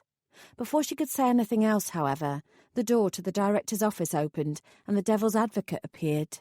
He cast a long look in my direction, his face dark. For a brief moment, I thought he was going to walk over towards me. Instead, however, he turned and headed for the lift. I watched him go. No wonder he'd been brought in to do an audit. Every fairy godmother in this place was running scared. And, I thought sourly to myself, no wonder I'd been brought in. It wasn't my excellence as a dope fairy that had brought about this new job. It was because the godmothers were short-staffed and barely coping. I'd merely ended up here by default. As soon as the lift doors had closed in front of the devil's advocate and the office was once again free from his brooding presence, Adeline stood up from her desk at the front of the room and stalked towards me. She thrust a piece of paper in front of my face. "Here," she said, "your first clients." I stared at the list of names. So much for that break and a cup of tea, then. There were 8 full names on the list. I reckoned it would take an experienced fairy godmother a fortnight to get through them all and ensure their needs were adequately met. "We're starting you off slowly," Adeline told me, "because you're new. But don't expect to always have it this easy. All the same, don't expect special treatment. These clients must be signed off by the end of the week." What? "I've not completed my considerable training yet," I said, using her own words against her. Hell, I'd not actually started my training yet. Beyond what little I'd managed to glean about how the fairy godmothers operated from seeing them around the streets, I had no idea how they went about completing tasks. "As I'm sure you've heard," Adeline said briskly, with a side look at Delilah, "we are no longer running at full capacity. You'll have to learn on the job." Her eyes were flinty. "It's the best way. I'm sure you'll pick up all the important details before too long." Then, before I could say anything or ask a single question, she whirled away, tossing a single reminder over her shoulder. "And make sure you clean up that sorry excuse for a desk." Delilah raised an eyebrow in my direction. Now that we'd shared some real gossip together, she'd warmed up considerably. "You'll be fine," she said. "Besides, all those training videos are so boring your brain would turn to mush watching them." I gave her a small smile and wished my insides weren't trembling quite so much. Adeline's remarkably fast turnaround on the subject of letting me loose on clients was very strange, suspiciously so. Not to mention that now I knew why I'd really been posted here, I had even more to prove. And for the first time, I wasn't sure that I'd manage it. I looked down at my client list and the case numbers next to each name. I had no idea where to begin. Coffee, I decided. I needed something stronger than tea, and I did deserve a brief break. Unfortunately, vodka was currently out of the question. I nodded to myself. Yes, first of all, I'd have to get myself some coffee. In a final burst of helpfulness, Delilah pointed me towards the small galley kitchen towards the back of the office. I grabbed myself a large mug with a cartoon drawing of a multicoloured unicorn on it, which might at least raise my spirits, and made a cup of instant. The granules smelled cheap, and the only milk I could find was that crap powdered stuff. By this point in time, that hardly mattered. As long as it was vaguely hot, contained caffeine, and was strong enough to numb my taste buds, it would do the job. There was a small fridge, but it was packed full of labelled Tupperware dishes and various cartons, each one stating categorically that terrible things would happen to anyone who so much as munched on a slice of limp cucumber that didn't belong to them. At least I knew that there was also a staff canteen where I could get food, even if I didn't yet know where it was located. After the ear debacle, I didn't think I could eat anything anyway. As I wended my way to my desk, Billy reappeared. When he saw me, his expression darkened and he stumped over. "What are you doing?" I should have thought that was obvious. I smiled at him and didn't answer. In this scenario, whatever response I gave would obviously elicit a minor explosion. It would be better to let him get on with it so I could start work sooner. "You," he said, wagging his finger in my face, "cannot walk around here with a hot drink like that. What happens if you spill it onto someone and they end up with third-degree burns?" Considering the water from the urn was more lukewarm than piping hot, I reckoned the chance of anyone being burnt by the liquid in my unicorn mug was incredibly unlikely. "It won't happen again," I said. Of course I was lying. He gave me a narrow-eyed, suspicious glare. "Bill," Rupert drawled, his head appearing from round a nearby partition. "Give the girl a break. It's her first day, and it's already been a traumatic one." He flashed me an open-mouthed grin. "How are you coping, Saffron? Are you feeling all right?" He stretched his arms behind his head, his tanned biceps bulging as he did so. I suddenly had the distinct feeling that this was a practiced move designed to show his body off to the best effect. Ah, okay then. I fluttered my eyelashes and thought about that time that I'd gone on a snail trail holiday to New York, travelling by plane rather than magical metaphora, and had ended up in the longest queue for customs and immigration in the world. I'd had a dodgy stomach the entire flight over, but I hadn't quite realised how bad it was until I was stood in a crowd of people with no toilets on hand and had released what I'd thought was merely a gassy fart. My cheeks flamed red at the memory, and Rupert's grin grew. There was nothing quite like having the new girl blush in front of you on her first day to make you feel good about yourself. I might not trust him, but that didn't mean I wasn't beneath manipulating the fairy dust out of him. "I'm doing fine," I mumbled. "Thanks." Billy looked disgusted. That was okay. I'd deal with him later. I ducked my head down and made the remainder of the journey to my dusty corner. Given how many clients I had to see before Friday, I'd have to put my concerns about my new work colleagues, the strange disappearances and the severed ear away for now. I placed my mug onto the one clear spot on my desk and hefted the cobweb-strewn filing boxes into a haphazard pile underneath. I strongly suspected that if I simply threw them out without checking the contents, I'd then be held responsible for losing several vital pieces of paper. I'd go through them later before I consigned them to the dump. I sneezed as motes of dust swirled round me in the air and gave Delilah a brief apology. She waved at me as if it were no matter, but I could tell from the look in her eye that she was none too impressed. I paid her no more attention and instead wheeled my broken chair to one of the empty desks, swapping it for the one that already sat there. Whether it belonged to poor Lydia, Alistair, Boris, Edwina or Jane, none of them would be needing it any time soon. My new chair's wheels were wonky, making it difficult to steer back to my desk. It was still an improvement on the other one, though. I battled with it, managing to drag it to my little cubicle with some effort. I ignored the side glances of spitting hatred which I received for my actions and settled myself down. Whatever. No matter what else was going on, I was still going to be the most awesome fairy godmother the world had ever seen. Had ever seen. Had ever seen. Had ever seen. Chapter 7. There was little to compare between my new clients. They each lived in different parts of the country, and each were different ages, different genders, and had different professions. I suppose it would be good to start with such a diverse range. I'd learn more that way. The first name on my list was Luke Wells, a 19-year-old student reading philosophy, politics and economics at Oxford University. I typed the case number into my laptop, ignoring the continuous whirring sound it made as its fans struggled to work, and scanned the sparse details. There was very little to go by. Name, date of birth and basic family circumstances. His parents, Mr. and Mrs. Wells, lived in London in a small terraced house, although Luke himself had actually been born in Oxford. There were no other details about his parents, not even first names. Luke had no brothers or sisters, and there was no indication of a criminal record on his part. Any further information I'd have to research on my own. It was just as well I'd worked with plenty of university students in my time as a dope fairy. A number of them had come from prestigious universities like Oxford. I knew the type. Privately educated, pots of money, and egos to match. This kid, however, was from a working-class background.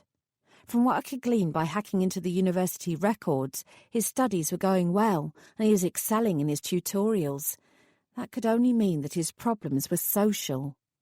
"You don't feel like you fit in, do you?" I said to the screen.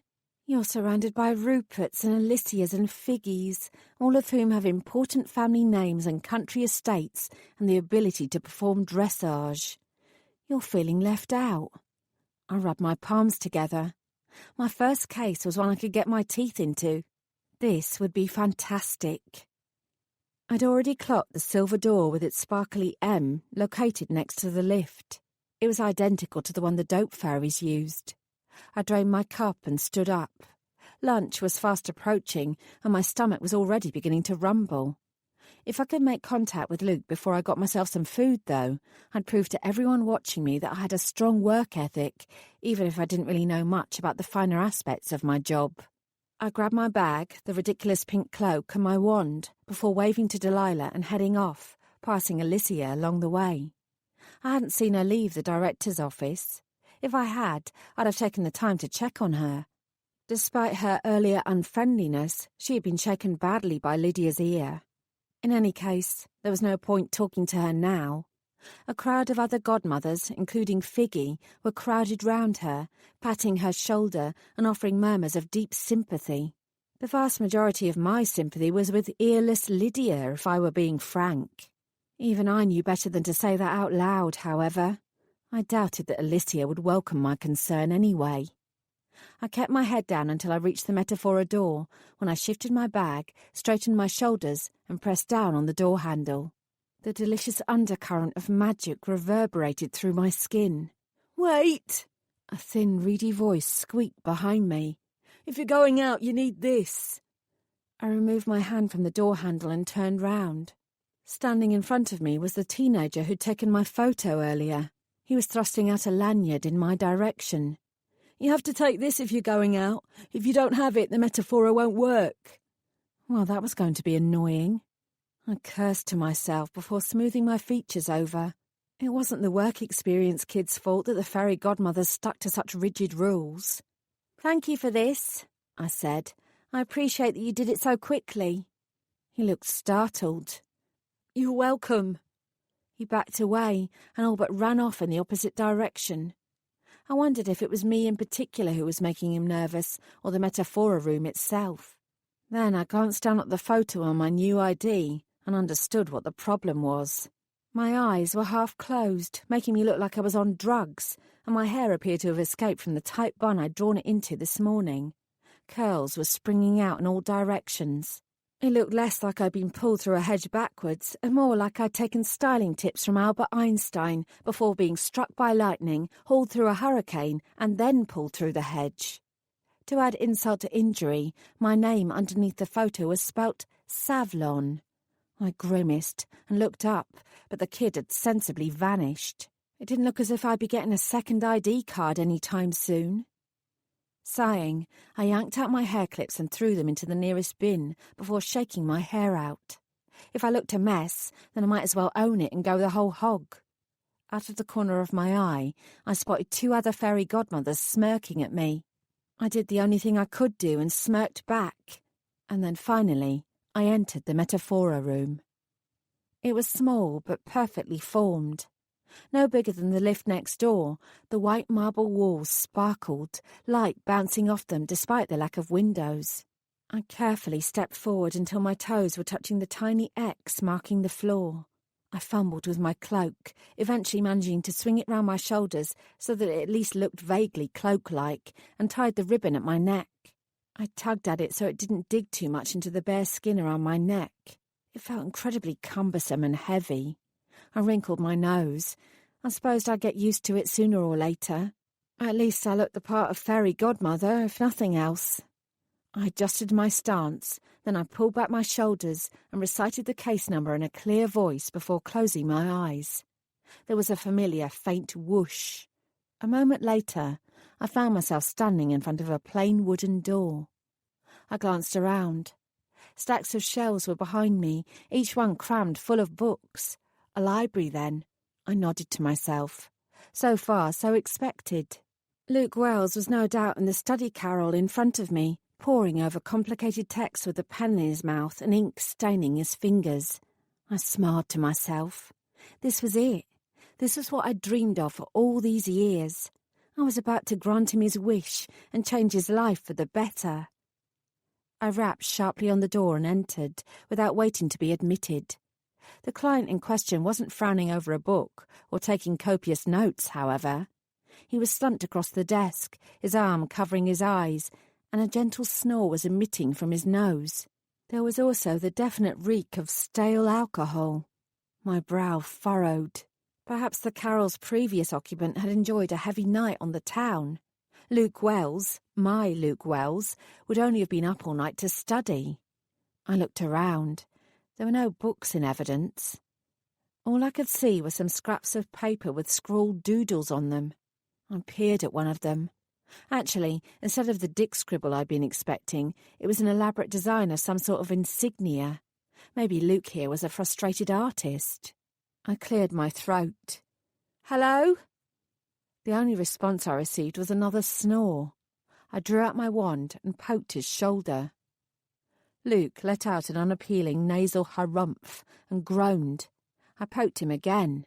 This time he started, throwing himself backwards in the process and almost knocking me off my feet. "Who the fuck are you? This carrel is booked out for the morning. Go find your own corner." I must have interrupted a very good snooze. "I'm here for you, Luke," I said. "I'm in the right place." He ran a hand through must-brown hair and squinted. "I don't know you." He hesitated. "Do I?" He looked me up and down. "Did we shag last weekend after the buyer's party?" "Darling, as fun as that was, if you're looking for a rerun, then you're going to be disappointed. I make a point of never sleeping with the same person twice." He peered into my face. "I can't actually believe I slept with you once, to be honest. You're a bit older than my usual." I blinked. This was far from what I'd expected. "You're mistaking me for someone else," I said stiffly. "And who are you?" He reached and touched my pink cloak. "Is this some sort of prank?" He glanced round at the bare walls. "Am I being filmed right now?" "I can assure you that isn't the case." I lifted my chin. "I am Saffron," I said importantly. "I'm your fairy godmother." Luke stared at me for one long moment. Then he burst out laughing. "Yeah, all right. And I'm Cinderella." He leaned into my face, exhaling a noxious cloud of bad breath as he did so. "Fuck off now. I've got important sleep to catch up on." I stayed where I was. OK, perhaps he wasn't quite the righteously deserving client I'd been expecting, but I could adapt. I dealt with plenty worse than him. I'd been a damned dope fairy after all.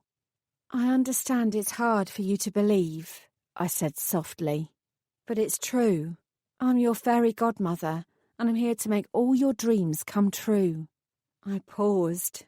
"Well, one dream anyway. I don't have time for all of them." I waved my wand around to prove the veracity of my words. Luke rocked back on his heels.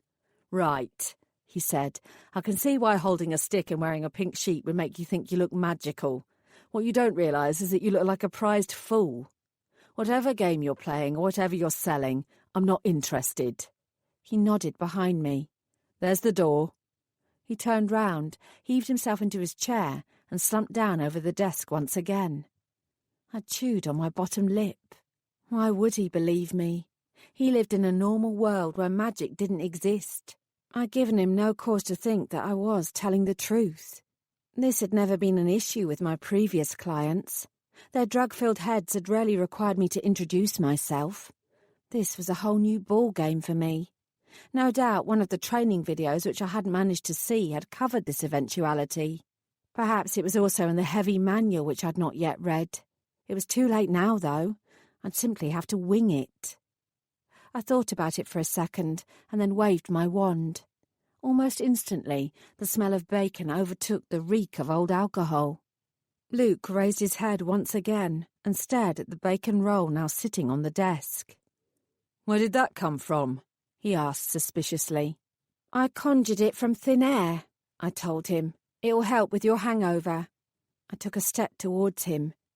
"I need you to concentrate, Luke. You don't want to mess up your one and only chance with me. You only get one fairy godmother wish. A clear head will help." He was still staring at the roll. I wasn't sure he'd heard anything I'd said. "You brought that in with you," he said. "You know, food isn't allowed in the library." From what little I'd learned about him so far, somehow I didn't think that was a rule he particularly cared about. "I didn't bring it in with me," I said cheerfully. "I magicked it up. If I'd come in that door with it, you'd have smelled it before now." He swiveled round in his chair and gave me another long look. His eyes were incredibly red-rimmed. "I'd rather have a coffee," he said. I waved my wand again.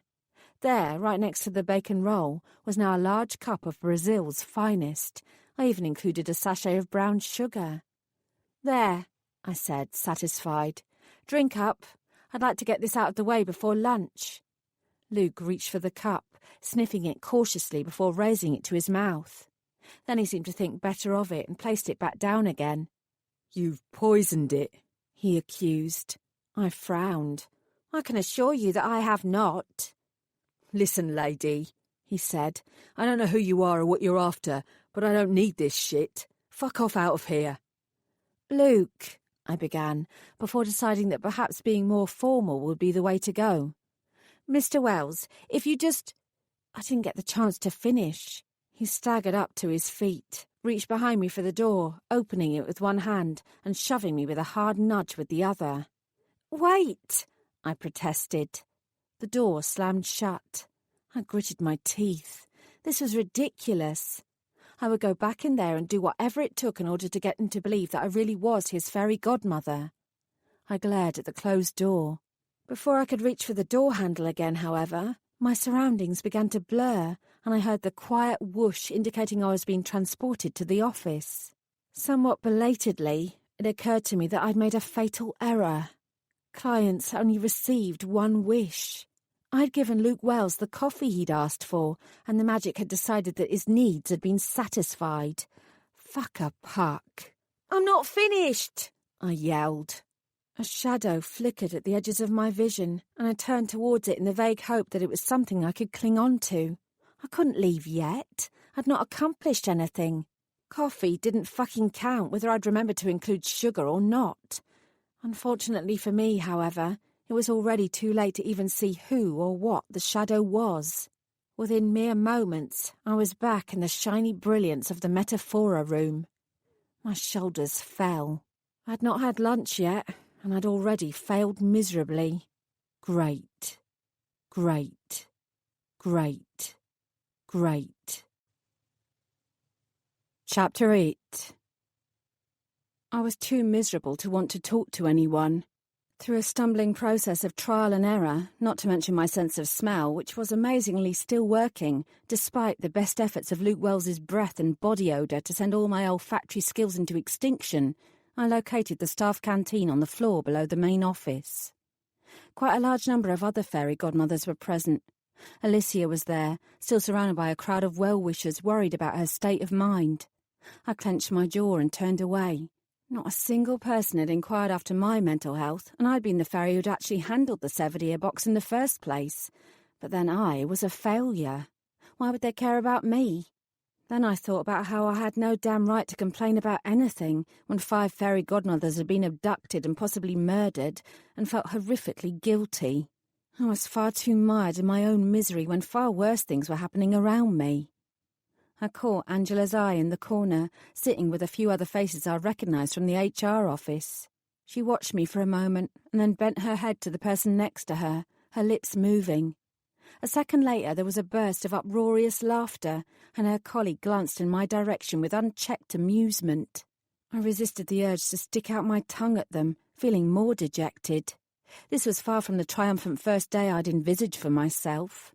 Ignoring the salad bar and tantalising selection of different breads and cheeses, I instead walked straight up to the rosy-cheeked woman standing behind the counter. "I want a fish finger sandwich," I declared in a loud voice, "with salad cream." "I'm not sure we have that," she began, before taking note of my expression. She offered me a sympathetic glance which was somehow worse than the snarky looks from everyone else. "I'll see what I can rustle up," she said. "Take a seat." I shuffled over to the nearest empty table and sat down with a heavy thump. What I wanted to do was to lay my head in my arms and have a good cry. I wouldn't give my new co-workers the satisfaction of seeing me like that, though. I looked down, picking at a small bubble in the dappled formica.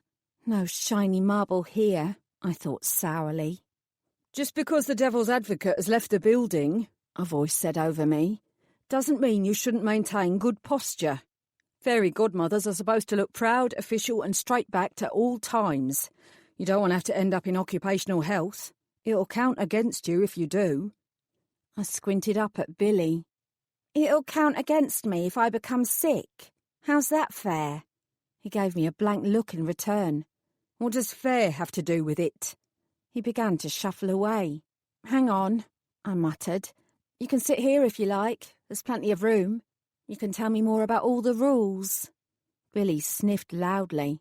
"If you insist, I know them all. You do well to pay attention to what I say." He twisted back and took the chair opposite me, its legs groaning as they took his weight. He dropped a bag in front of him and opened it up, pulling out a cellophane-wrapped sandwich and a shiny apple. Before he'd even unwrapped the sandwich, I could tell that it was egg mayonnaise. Billy pointed to a sign on the wall. "If you've got a problem with what I'm eating," he said through a mouthful, "then it's rotten eggs for you." I glanced round and read the sign. "Any complaints about other employees' food choices are to be withheld." I raised an eyebrow. "You're doing, I presume?" I caught the faintest answering twinkle in his eyes. "There's nothing wrong with egg mayonnaise," he said. "It's good protein." I nodded. I liked a good egg sandwich myself. "Indeed." The dinner lady appeared at my shoulder, laying a plate in front of me. She gave me a smile before walking off again. Billy gestured at it. "What's that?" "Fish finger sandwich," I said. I picked the first half up and bit into it. It might not be the canteen's normal fare, but it tasted damn good. With extra salad cream. Billy grunted. "Good stuff." I chewed for a few moments and then leaned forward. "Why do you do it?" I asked. "Do what?" "Act like the world's most annoying job's worth," I said. "It obviously doesn't gain you any friends, otherwise you wouldn't be sitting here with me. Doesn't it get tiring keeping up that pretense of believing in every daft rule and regulation in this place? You're not the person you're pretending to be. Either you're some kind of bizarre masochist, or there's something else going on." Billy stared at me. He slowly laid his half-eaten sandwich down and dropped his head a fraction. Was he mortally offended, or simply stunned?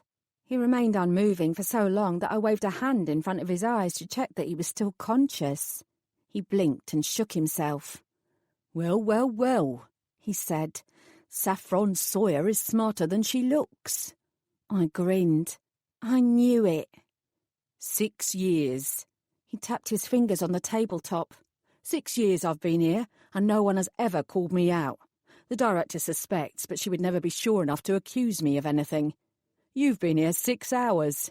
His mouth tightened. Is this a lucky guess, or did I do something to give the game away? I shrugged. Your lack of self-awareness is too stubborn to be anything other than faked. I gave him a curious look. Why do it? Various emotions flitted across his face. Clearly he was trying to decide whether he could trust me or not. I'd leave it up to him to decide. Eventually, he offered me a rueful smile of admiration and raised his shoulders in a semi-shrug.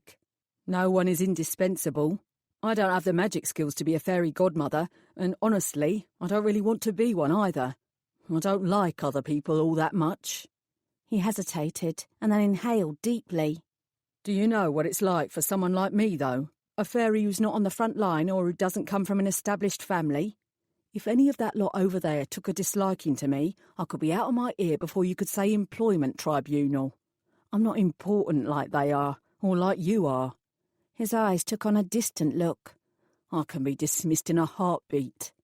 But I believe in the work that is done here, regardless of how it's conducted, and I need the money. I made the decision when I first stepped into this building that either I live every day knowing I'm on borrowed time, or I could turn myself into the sort of person who everyone else is afraid to cross. I was beginning to understand. You can't fire the person who knows all the rules and knows who's breaking them. Billy grinned. I have a little black book. I make notes in it all the time. He jerked his head at the other tables, filled with other fairies. It keeps them on their toes. Doesn't it get tiring putting on an act all the time? He chuckled. We all put on an act. Mine is just more dramatic than everyone else's. He winked. And surprisingly more fun, too. His fingers twitched and his expression sobered. Are you going to give me away? No. Billy watched me thoughtfully for a moment. You were very bouncy and bubbly this morning. A few minutes ago you looked like you wanted to top yourself. I know about what happened with Lydia's ear, but I saw your face right after that happened, and you look far more depressed now than then. What's happened since? Is it to do with Rupert? He frowned. He's not the sort of fairy you want to get involved with. He has a rather unsavoury reputation, you know. I figured that already, I told him. I was pandering to his ego this morning. It seemed a wise thing to do. I gave him a pointed look, not unlike what you yourself do with everyone around here. So if this isn't about him, then what is it? He probed. I sighed and looked away. Billy reached across and took my hand, squeezing it. You already know my secret, he said simply. I'll keep yours. I bit my lip. I could do with a friendly ear, not to mention someone who knew all about the nuts and bolts of this place. I wouldn't get much help from any other quarter. I shrugged to myself. Then I told him what had happened with Luke. I was so sure I would be brilliant at this, I said. I was a fucking great dope fairy. I thought I was going to be great at this as well.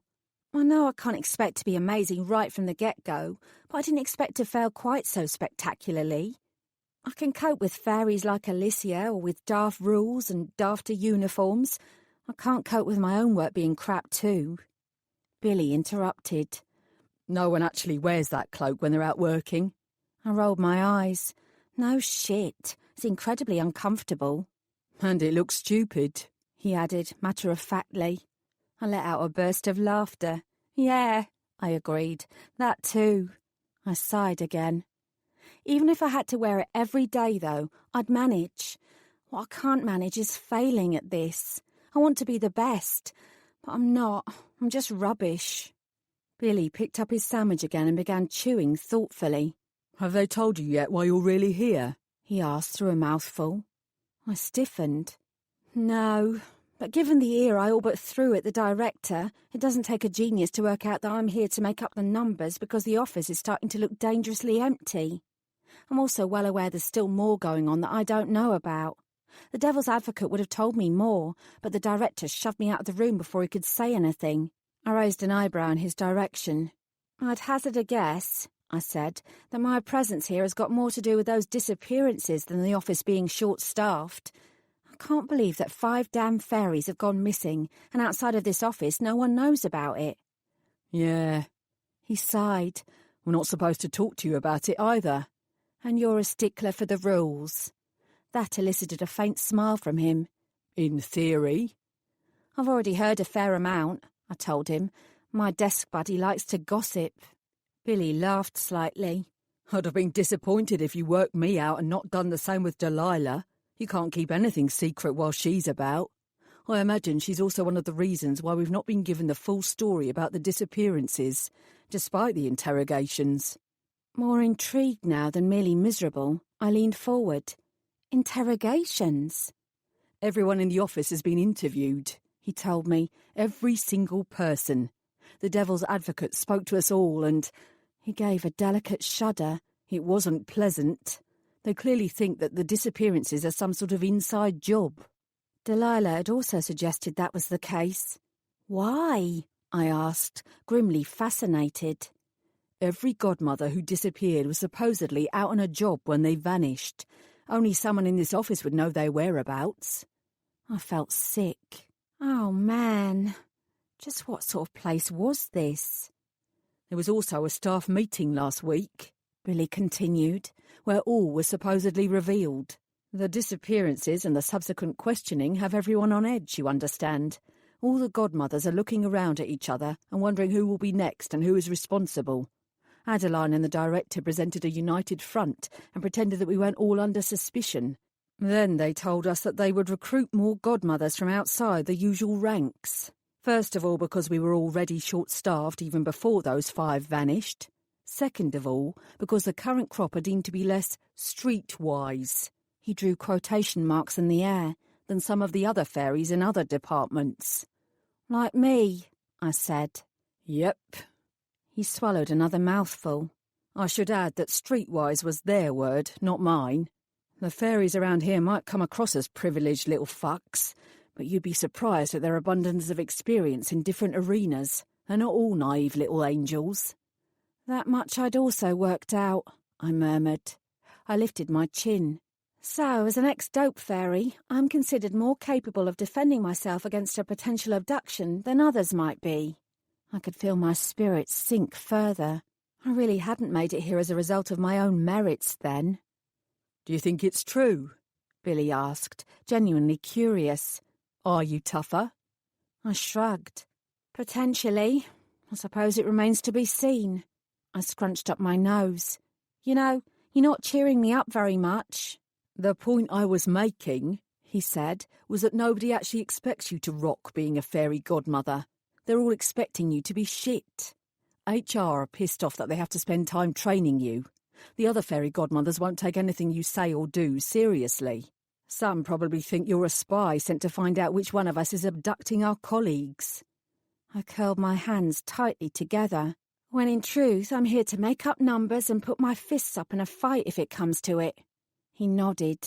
That's the official line. So, I asked quietly, what's the unofficial line? He gazed at me with a sombre air. Are you sure you want to know this?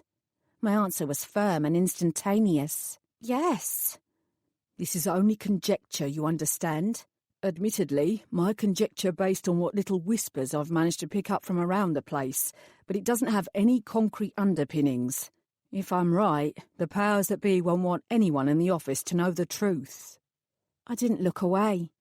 Spit it out. Spit out this truth. You're bait, Billy said, with an air of depressing finality. Bait? You don't come from an important fairy family. If you go missing like the others, there will be less ruckus caused as a result. I clenched my fists together, forgetting that I had part of my fish finger sandwich in my left hand. It crumbled into fishy bits which scattered across the tabletop. I'm expendable. He at least looked faintly embarrassed. Not entirely, but you're less, he hesitated slightly, vital than others. In some fairies' eyes, he added hastily. Rupert normally does most of the client assignments, but he's not done your ones, no matter what else he might say. Your list has come down from on high. It's no smoking gun, but when you take that little fact along with everything else... I'm being dangled out there in particularly visible spots in the hopes that the kidnapper will make another move. That's what I believe. You'll probably be followed every time you head out to meet a client. Discreetly, of course. They won't want to give the game away.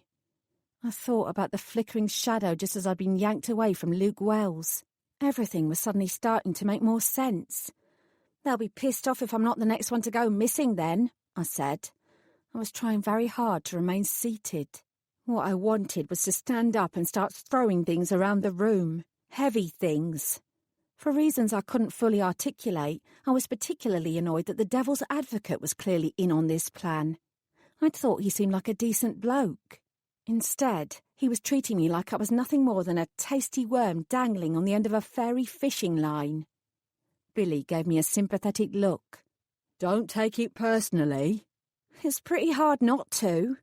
He pursed his lips. You've been chosen because they think you can take care of yourself. You've not been chosen because they think you have untapped talents for wish fulfillment. So what you're saying is that I shouldn't beat myself up for being shit? I took a deep breath. I should wait instead for the boogeyman to come along so he can beat me up and slice off my ears in the process. I said the last part flippantly, but my own choice of words gave me pause. What is it? Billy asked. You look like you've thought of something. It's been known to happen, I said. Not that most people around here would think I was capable of sentient thought. It might not be true, you know, he reminded me. You might not be here as bait at all. I smiled. I didn't need a mirror to know that it didn't reach my eyes. I pulled my shoulders back and raised my chin. I certainly didn't feel happy, but there was a flicker of renewed self-interest and purpose deep in the pit of my stomach. That had to count for something. Well, I said, I'd better try and find out for sure then. For sure then. For sure then. For sure then. For sure. Chapter 9. The office was considerably emptier after lunch, with the vast majority of godmothers making use of the metaphora room to head out and meet clients. I still couldn't prevent myself from looking round at everyone and wondering if one of my new colleagues was behind the abductions. Then I shook myself. No wonder everyone was on edge and unhappy. Everyone was suspicious of everyone else. Whether I knew any of them or not, the more I thought about it, the more unlikely it seemed that another fairy godmother was behind all this. It was too pat.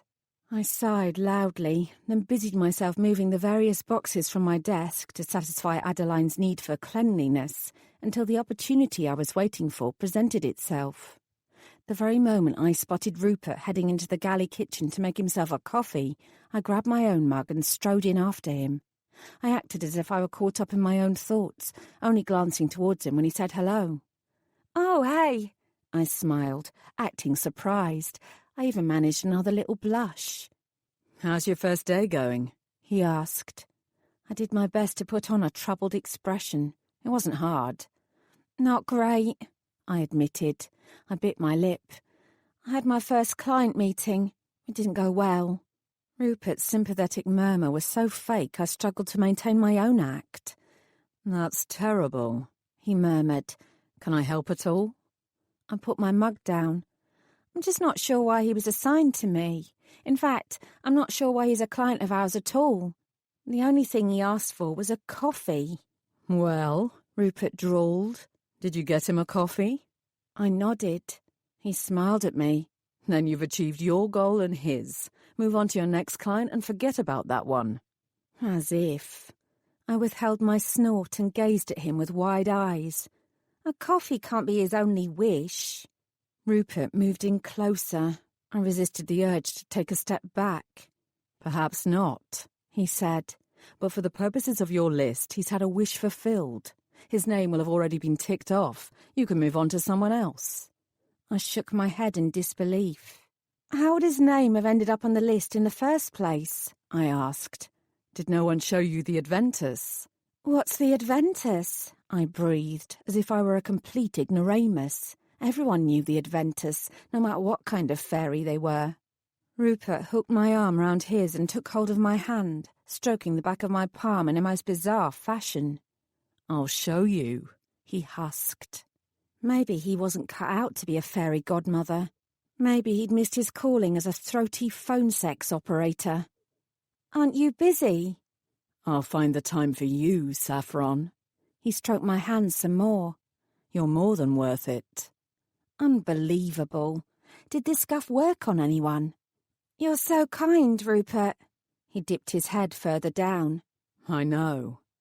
I managed a girlish giggle. From across the other side of the room, Billy caught my eye. I winked at him before hastily refocusing on Rupert before another case of the giggles overtook me. One occasion of hysteria a day was more than enough. Somehow I didn't think Rupert's reaction to it would be as mild as the devil's advocate had been. Access to the Adventus is strictly controlled, he said, as he led me out of the main office area and to a set of stairs. Even most fairy godmothers aren't allowed inside. He flashed me a white-toothed grin. But you'll be fine with me, because I'm responsible for assignments. I can enter whenever I want to. You're so lucky, I tittered. I was actually starting to annoy myself. I know. He nodded towards a brick-red door at the top of the stairs. There it is. We walked up together. I stayed back, giving the magic a chance to acknowledge Rupert and permit him entrance to the room itself. Then he held the door for me. I stepped in after him, my mouth dropping open when I saw what was inside. This time I was being genuine. It was one thing to know of the Adventus. It was quite another to experience it firsthand. For some reason, I'd thought the room would be small, akin to another Metaphora room. Instead, however, this place was vast. Perhaps it was a trick of architecture, but it seemed far larger than the entire building's blueprint could possibly be. Then again, the Adventus was as magic could get, so I shouldn't have been surprised.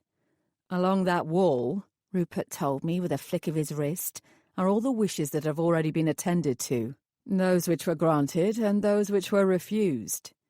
Ever? Across the whole of time? He seemed amused. Oh, yes. He tugged me over. For as far as my eyes could see, in all directions, were hundreds and thousands of little wooden drawers. Little symbols were inscribed on the front of each one.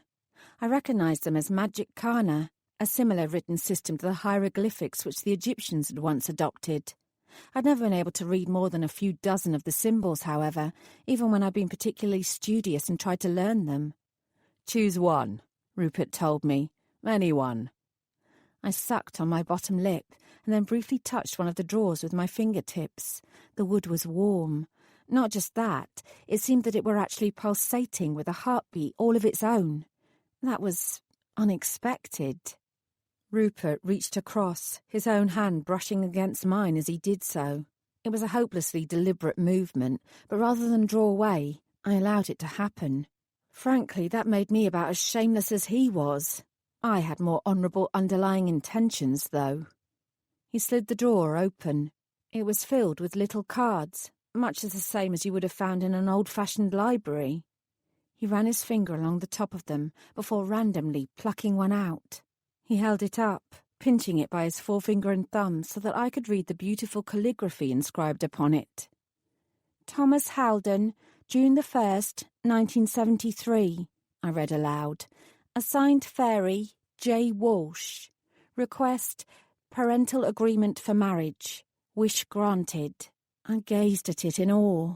Very little information was given away, but those words inscribed there had changed Thomas Haldon's life, and quite possibly that of his wife-to-be and his parents. It was incredible. Cool, huh? Every drawer relates to a different fairy godmother. You'll have one of your own up at the front. He chuckled. Of course, it will be empty at the moment, but I'm sure you'll fill it up soon enough. I could only nod in response. Rupert carefully returned the card to its original spot and turned around. I followed his gaze. Suspended high above our heads was what looked like a vast silver cauldron.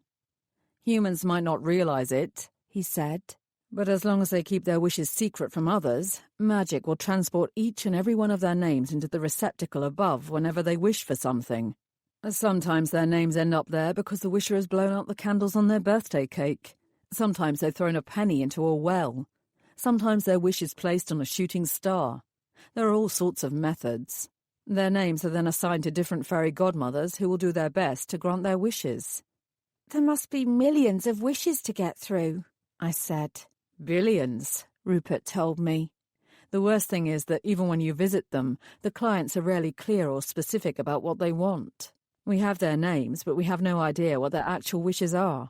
To have a wish granted, each human has got to be visited by a godmother who will investigate and find out what they're really after. He gave me a knowing look. You didn't know what that coffee guy this morning wanted before you met him, did you? I shook my head. Not a clue. I still didn't know. Maybe Luke Wells's heart's desire really was for a cappuccino. I didn't want to think about him right now.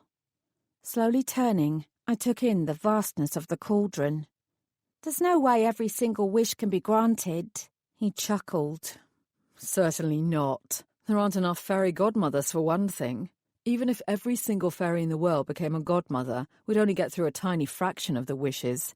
As it is, we only manage to grant a minuscule amount.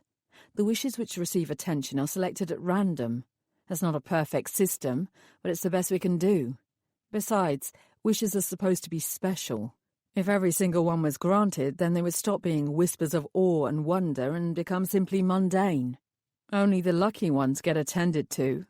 Of course, that's also without mentioning, he added darkly, blood wishes. I glanced at him. Blood wishes? What are those? Rupert looked morbidly delighted that I'd asked. Not everyone has wholesome, positive wishes. A considerable amount are downright evil. Yeah, I'd been a dope fairy. I knew better than most what depravities the human race was capable of. All the same, I pasted on a shocked expression. I'd do whatever I could to keep Rupert sweet, for now. "Evil wishes," I gasped. "Like what?" I was sure that I'd overdone my melodrama, but Rupert was too wrapped up in his own magnificence to notice. People might wish for their husband to end up brutally murdered, or for their next-door neighbour to meet a grisly end. Sometimes those blood wishes are granted. After all, there are occasions when the world would be a better place if certain people were put out of action. I wasn't convinced that it was our place to make those sort of decisions. Regardless of my own misgivings, however, I nodded encouragingly at him. But sometimes the wisher is being petty or mean, or they're just simply nasty. He pointed over at the other side of the room, where several large red boxes sat silently. The ominous colour, and something about the way they were all lined up and waiting, gave me the shivers. Once it's been identified by the initial fairy godmother, every blood wish is automatically filtered into there, Rupert continued. There's a separate team of fairies dedicated to weeding any worthy wishes out and visiting the clients in question again if they need to. I glanced around, half expecting to see some sign of this team. Rupert caught me looking. "They're part-timers," he said. "Only work Fridays." That was a cushy gig if ever I heard one. Then it occurred to me that if I had to work through the worst that humanity could possibly wish for, I might need 6 days off a week as well. Mistaking my expression for curiosity or perhaps some sort of disgusting eagerness, he lolloped over to the nearest red box before reaching and plucking out a card. He waved it in my direction. "This is a good one," he told me. "You don't have to read it out," I began. It was too late, however. He'd already started. Andrea Covia, 9th of May 2019. Assigned fairy, not yet known. Request, turn the eyeballs of the British Prime Minister inside out, then chop off her toes and feed them to her cabinet. He looked up at me and grinned. "What do you think? Will this one make it through the censors?" I laughed weakly. Rupert tossed the card back into the box and reached in for another one. "Okay, enough already." "So," I said, making my tone as casual as possible, "what about those fairy godmothers who have disappeared? Were they working on blood wishes? Is that why they were abducted?" Rupert paused, his brow furrowing. "Not as far as I know." I could tell from the faint twitch above his eyebrow that he was intrigued at the suggestion. "It would be interesting to find out, wouldn't it? It would even make a sort of sense. Someone could be kidnapping for revenge for terrible things their wishes have done." I shrugged. "It's a shame we can't check." He yanked his arm out of the red box and straightened his shoulders. "I told you," he said importantly. "I have power here. I can check." I blinked rapidly. "Oh, but you'll get into trouble. I'm sure someone has already been through all that anyway." "This is my domain." His bottom lip jutted out ever so slightly. "I won't get into trouble." He flicked his eyes around, even though we were completely alone. And maybe no one has checked their past assignments yet. His expression took on a distant sheen. No doubt he was imagining himself heroically solving the disappearances with a snap of his fingers. Idiot. Checking the recent work of all the vanished fairies would have been the first port of call for the most obtuse of investigators. Rupert shook himself and then began striding down to his right. I followed, staying on his heels all the way. He scanned up and down the different drawers before exhaling when he found the one he wanted. "Here we go," he said. He tapped the drawer with his fingertip. "The last wishes which Boris granted are all in here." With more drama than was necessary, he pulled the drawer open and peered inside. Every card was white. "Oh." Rupert's chest deflated. "No blood wishes here." "What about the others?" I asked. "There's no harm in checking, just to be sure." He nodded half to himself and spun round, heading for another drawer. As soon as his back was turned, I reached into Boris's one and took out the final 5 cards, shoving them into my back pocket before Rupert thought to turn around. Then I skipped off after him. "Lydia's," Rupert muttered to himself. He slid the drawer open.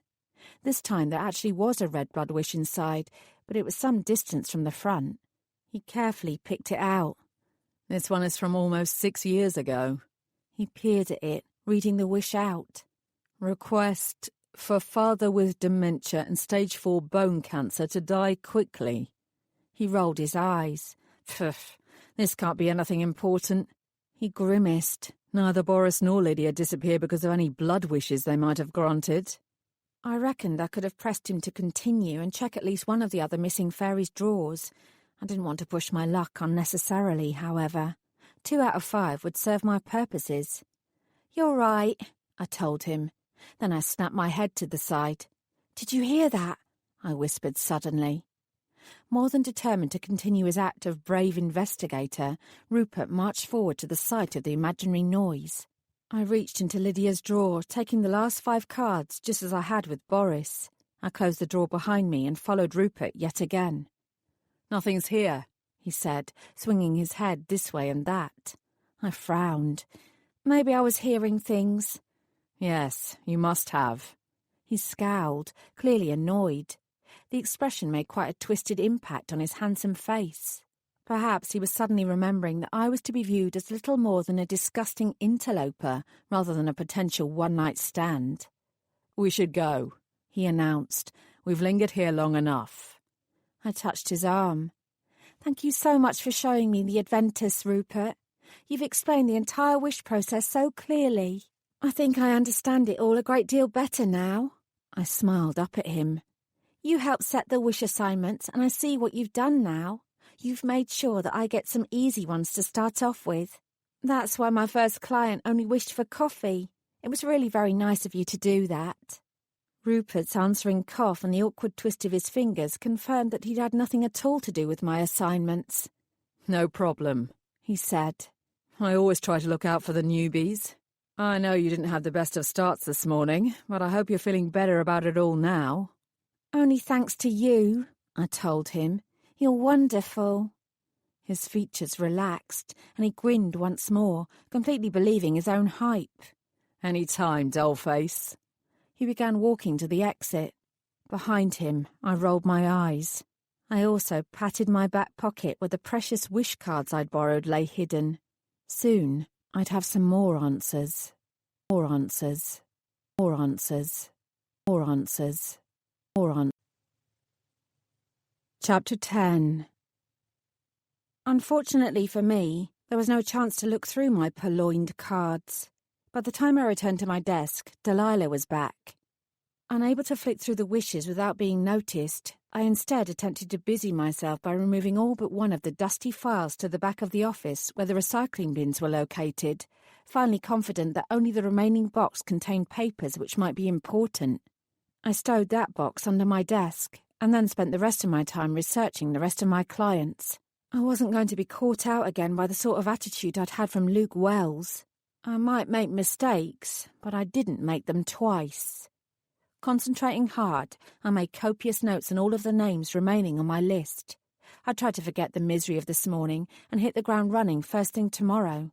First impressions counted for nothing, I told myself. Second impressions were far more important. Maybe if I said that often to myself, I'd even start believing it. Then again, if Billy's suspicions were correct, I could find myself abducted with my body parts hacked off before the week was out. In that eventuality, none of this would matter at all. Harry's enthusiasm when I met him in the Stagger Inn on the way home was considerably greater than mine. "How did it go?" he beamed. "You have to tell me every single little detail. I want to know who you met, what they were like, whether you have any new clients yet, what the office looks like, what the director said to you, what wishes you've granted so far, how many—" His voice faltered in mid-sentence when he saw I wasn't jumping up and down for joy like he was. "Saffron," he said slowly. "What's wrong? What happened?" I took a deep breath. "My co-workers are mostly bullies, apart from one sleazy guy who seems to think he can smile at me and I'll drop my knickers over the photocopier, and one rather nice guy who pretends to be the worst kind of nerdy Jobsworth so that he doesn't get sacked. I haven't been employed because I was a wonderful dope fairy, but instead because various fairy godmother abductions mean that the office is virtually on its knees. Current thinking is that one of the fellow fairy godmothers is responsible for those abductions. I threw a severed ear from one of those abducted godmothers at the director herself. It was all crusty with dried blood, I added, as Harry's face grew whiter and whiter. I reached into my back pocket and pulled out the wish cards which I'd stolen. I'm also about to discover if I'm about to be used as bait to catch the abductor in question, so it looks like my days are numbered, and so are my own ears. I paused. Let me think. What else? I tapped my mouth thoughtfully. I met the devil's advocate and giggled hysterically in his face. I also met my first client and screwed everything up, failing to give him any sort of decent wish whatsoever. In fact, all I gave him was a cup of coffee. He was lucky enough to have his name pulled from all the billions who have made wishes, and all he got to show for it was a fucking coffee. I've had no training or guidance about what I'm supposed to do or how I'm supposed to do it, and I have a list of clients who I've got to attend to and sign off before the end of the week. So yeah, I nodded. All in all, it was a really shitty first day. Harry stared at me for one very long moment. You're not joking about any of this, are you? Nope. I pointed at my pint. I don't need beer. I need tequila, and lots of it. I raised my head to indicate to the barman and get his attention. Harry, however, grabbed me instead. Whoa there. Before you go getting yourself the mother of all hangovers, let's backtrack. This is your dream job, Saffron. If you feel like this at the end of your first day, then you make damn sure that your second day is more of a success. Go back to the beginning. This time, he said, I want every single detail, especially about those abductions. I sighed. Then I started again, without leaving anything out. Although Harry remained stony-faced, he listened without comment until I'd completely finished. So, he said when I finally stopped talking and began to swiftly drink instead, you've nicked those wish cards because... Because, I said, wiping my mouth with the back of my hand, I want to see if the places of the people here match up to anyone on my client list. If I'm being sent to the same places as those fairy godmothers who vanished, then Billy's theory that I've been hired to be nothing more than bait will be correct. I gave him a sidelong look. Remember what the trolls used to say? It's not paranoia if they're really after you. The trolls all died in a freak accident, he murmured, as you well know from all those modern history lessons at school. No one was after them, and nobody knows what the trolls used to say either, because they always avoided fairies like the plague. I shrugged. So we've been told. My grandfather met one once. He said that he was actually a nice chap. Yeah.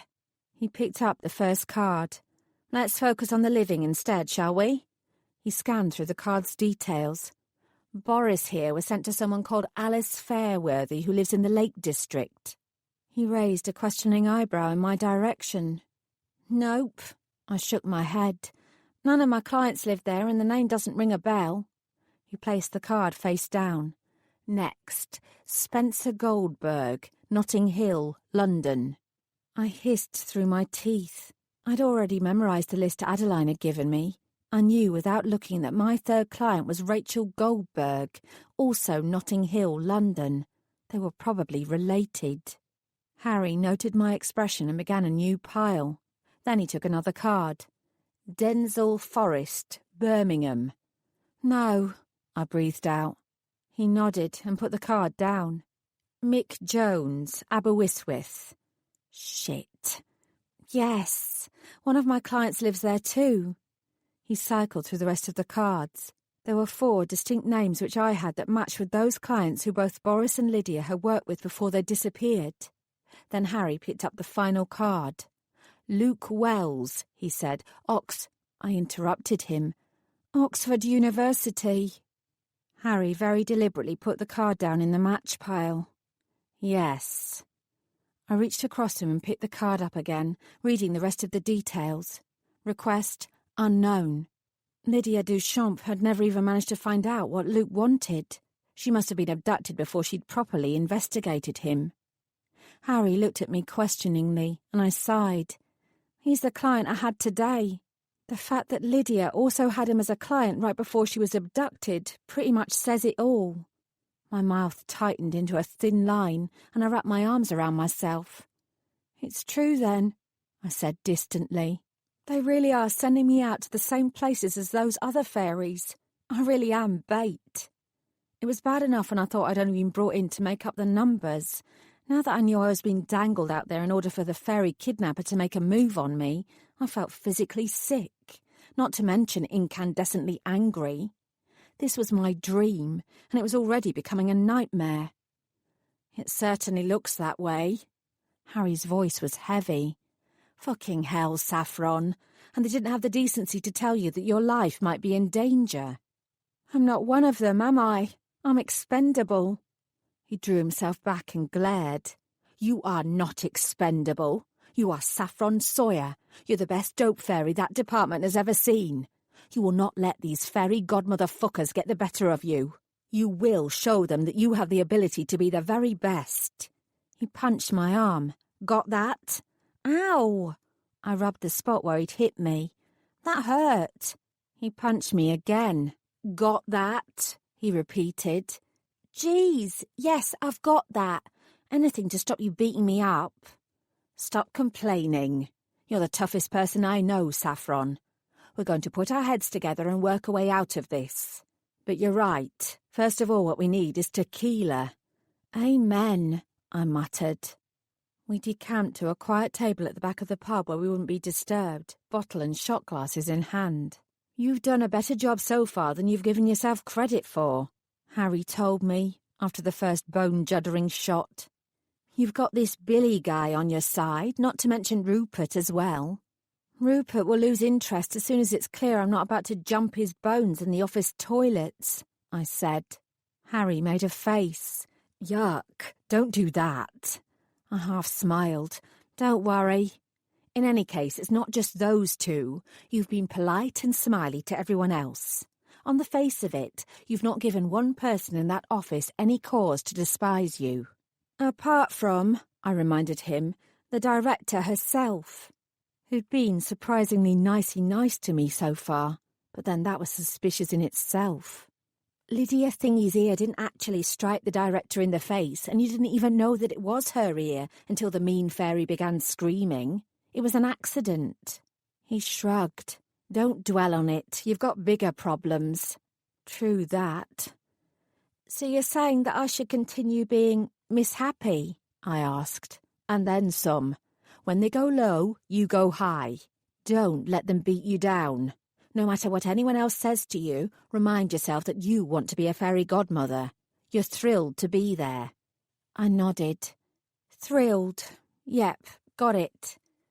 Maybe if you can get to know all your co-workers better, you'll find your inside man and solve the case. Keep chatting to that Delilah woman. As annoying and gossipy as she might be, you can wrap her round your little finger in no time. I reckon this receptionist woman will be an easy nut to crack too. I just have to remember to call her Mrs. Jardine. That's not hard, you can do that. I nodded again. I can. Next, training or no training, do your job and do it well. Go back to this Luke kid and sort out a proper wish for him. I wrinkled my nose. I got pulled away, though. I'm not sure I'll be able to go back. Harry's expression was stern. Try. Rupert told you that fairy godmothers have to investigate to get to the root of clients' wishes. That has to take more than one visit. I suppose. Find out what he wants and give it to him. He poured himself another shot and raised it to his mouth. Then he thought better of it and put it down on the table again. When people make a wish, they say the wish. They don't blow on an eyelash and merely say, I wish. I frowned. Yeah? So? So why don't the details of their wishes show up on the wish cards along with their names? Wouldn't it make life a lot easier? I thought about it. Maybe wishes change over time, so it's easier for the magic to add the client's name to the Adventist cauldron rather than the wish. Uh-huh. He bobbed his head, but he didn't look convinced. I gazed at him. The tequila on my empty stomach was already dulling my tired, misery-laden brain. It was clear, however, that Harry had thought of something which hadn't yet occurred to me. I scrunched up my face and thought harder. Last week, I said slowly, if I could have had one wish granted, it would to be receive my dream job as a fairy godmother. Today, I continued. I'm on the verge of running to Jacob and begging him to take me back as a dope fairy. Harry grinned approvingly. Be careful what you wish for. I sat up straighter. We have to investigate and find out what the client's wishes are, I said. I snapped my fingers. But if they don't know what their wishes are themselves? Indeed. Harry picked up his glass again, this time swallowing the contents in one go. Becky might wish for a pair of shoes, but what she wants isn't a pair of shoes. It's the financial security to not have to worry about money and to be able to buy shoes whenever she wants them. Or, I said, warming to the topic, Becky wants a new pair of shoes because what she's really wishing for is the new guy next door to notice her. She wants to be loved. Maybe she's got arthritis and she's wished for new shoes because her body aches so much. So what she wants is to feel normal and pain-free again. I gave him an enthusiastic nod. In fact, her underlying desire could be anything. Shoes have nothing to do with it. You can't take anything at face value, Harry said. If you want to be an effective fairy godmother, you have to forget about what your client says they wish for and instead be a therapist, a private detective, and then Santa Claus, all rolled into one. Remember that, and it doesn't matter what else happens. You'll be incredible at your job. He patted my arm. You were always going to be incredible at your job. You just needed a bit of support with it. If those godmothers won't support you, it doesn't matter. I'll always be here. I sniffed. I was starting to feel quite teary and emotional, which was most unlike me. Everyone should have a friend like you, Harry. He wagged a warning finger in my face. No crying. Saffron Sawyer does not do crying. Not today, anyway. Cry tomorrow if you need to. Today we are too busy. He reached into his pocket and passed me over a handkerchief. I blew my nose into it. Thanks. No problem. He rested his chin on his hands. Now that we've solved the easy part, let's think about the hard part. There's a fairy kidnapper on the loose who's clearly not afraid to use violence. The godmothers are lining you up next in his sights. How do we make sure you keep both your ears? Not to mention that my complexion doesn't suit black saffron, as you well know. If you die, I won't go to your funeral. Your whole heart. He threw me a worried look. Seriously, though, maybe I should take some holiday time and hang around you, be a bodyguard or something. You've got rainbows to make and fairy twins to usurp, I said sternly. Besides, defence won't win the day here. This is about attack. He scratched his head. What do you mean? If I want to stay safe, keep my pretty shell-like ears attached to my head, make a name for myself as a brilliant fairy godmother, and generally remain utterly amazing, then what I need to do is to find whoever is behind the disappearances. I have to solve the crime. There's no other choice. Easier said than done. I'm Saffron the Superb, I slurred. You know, I don't think this can be an inside job at all. As unfriendly as most of my co-workers are, I don't think any of them is daft enough to actually kidnap 5 fairy godmothers. Even if they wanted to do it, it would be far too easy. My gut is telling me that despite what the evidence is saying, someone else is behind all this. I set my jaw. I will find out who, and I've already got an idea about where to begin. I will take him down before he takes me down, and I become the hero in the process. Harry grinned. I'll drink to that. He poured us another 2 shots and we clinked glasses. Bottoms up. He leaned forward and pointed at my ID card, which I'd forgotten to remove when I'd left the office. Now, tell me 2 things. First of all, what on earth is that thing around your neck? Is that supposed to be you? I made a face.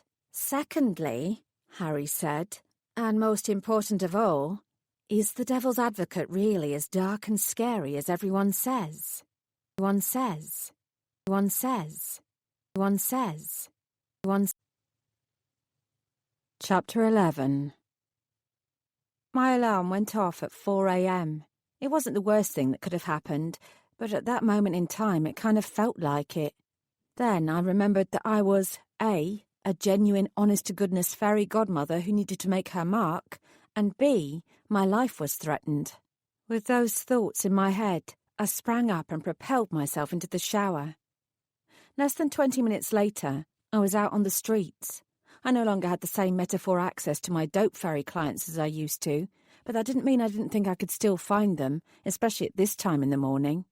Even without the presence of hard drugs in his system, Duncan didn't sleep well. He'd already be up, waiting in his tiny bedsit for dawn to break. I didn't need my case files to check his address. I'd committed it to heart long ago. I was particularly fortunate that he also lived nearby to me. I couldn't afford the time it would take to travel halfway across the country when I didn't have magic to aid me. I still had to get myself to the Fairy Godmother offices by 8:30 a.m. No matter what else had occurred yesterday, I wasn't about to show up late on only my second day. Surprisingly, the building where Duncan's room was situated was in a remarkably well-heeled part of town.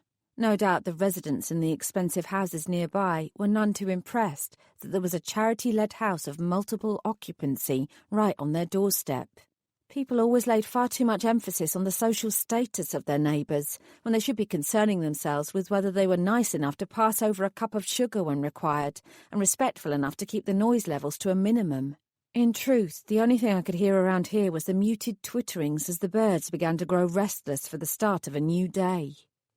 I walked up to the heavy blue front door and located the buzzer for Duncan's room. Due to the fact that I was here unofficially, I couldn't afford to leave any magical trace behind me. It wasn't so much that I'd get into trouble for checking up on an old client, and more that it wasn't de rigueur to interfere with another fairy's caseload. I didn't know who was now responsible for Duncan's drug-filled dreams, and I didn't want to rouse any suspicions or ruffle any feathers. As I'd suspected, it didn't take long for Duncan's tinny voice to answer me. He didn't sound sleepy in the slightest, although his voice was laden with suspicion. That was only natural. It was still ridiculous o'clock. "Who is it? What do you want?" I kept my own tone soft and pleasant. "It's me, Duncan. I got what you asked for." There was a pause. "Me who?"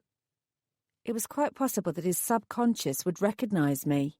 His actual surface memory, however, wouldn't manage to dredge up any specific instances of our meetings. It was just the way the memory magic surrounding fairies worked. It didn't matter whether we were dope fairies or fairy godmothers or tooth fairies.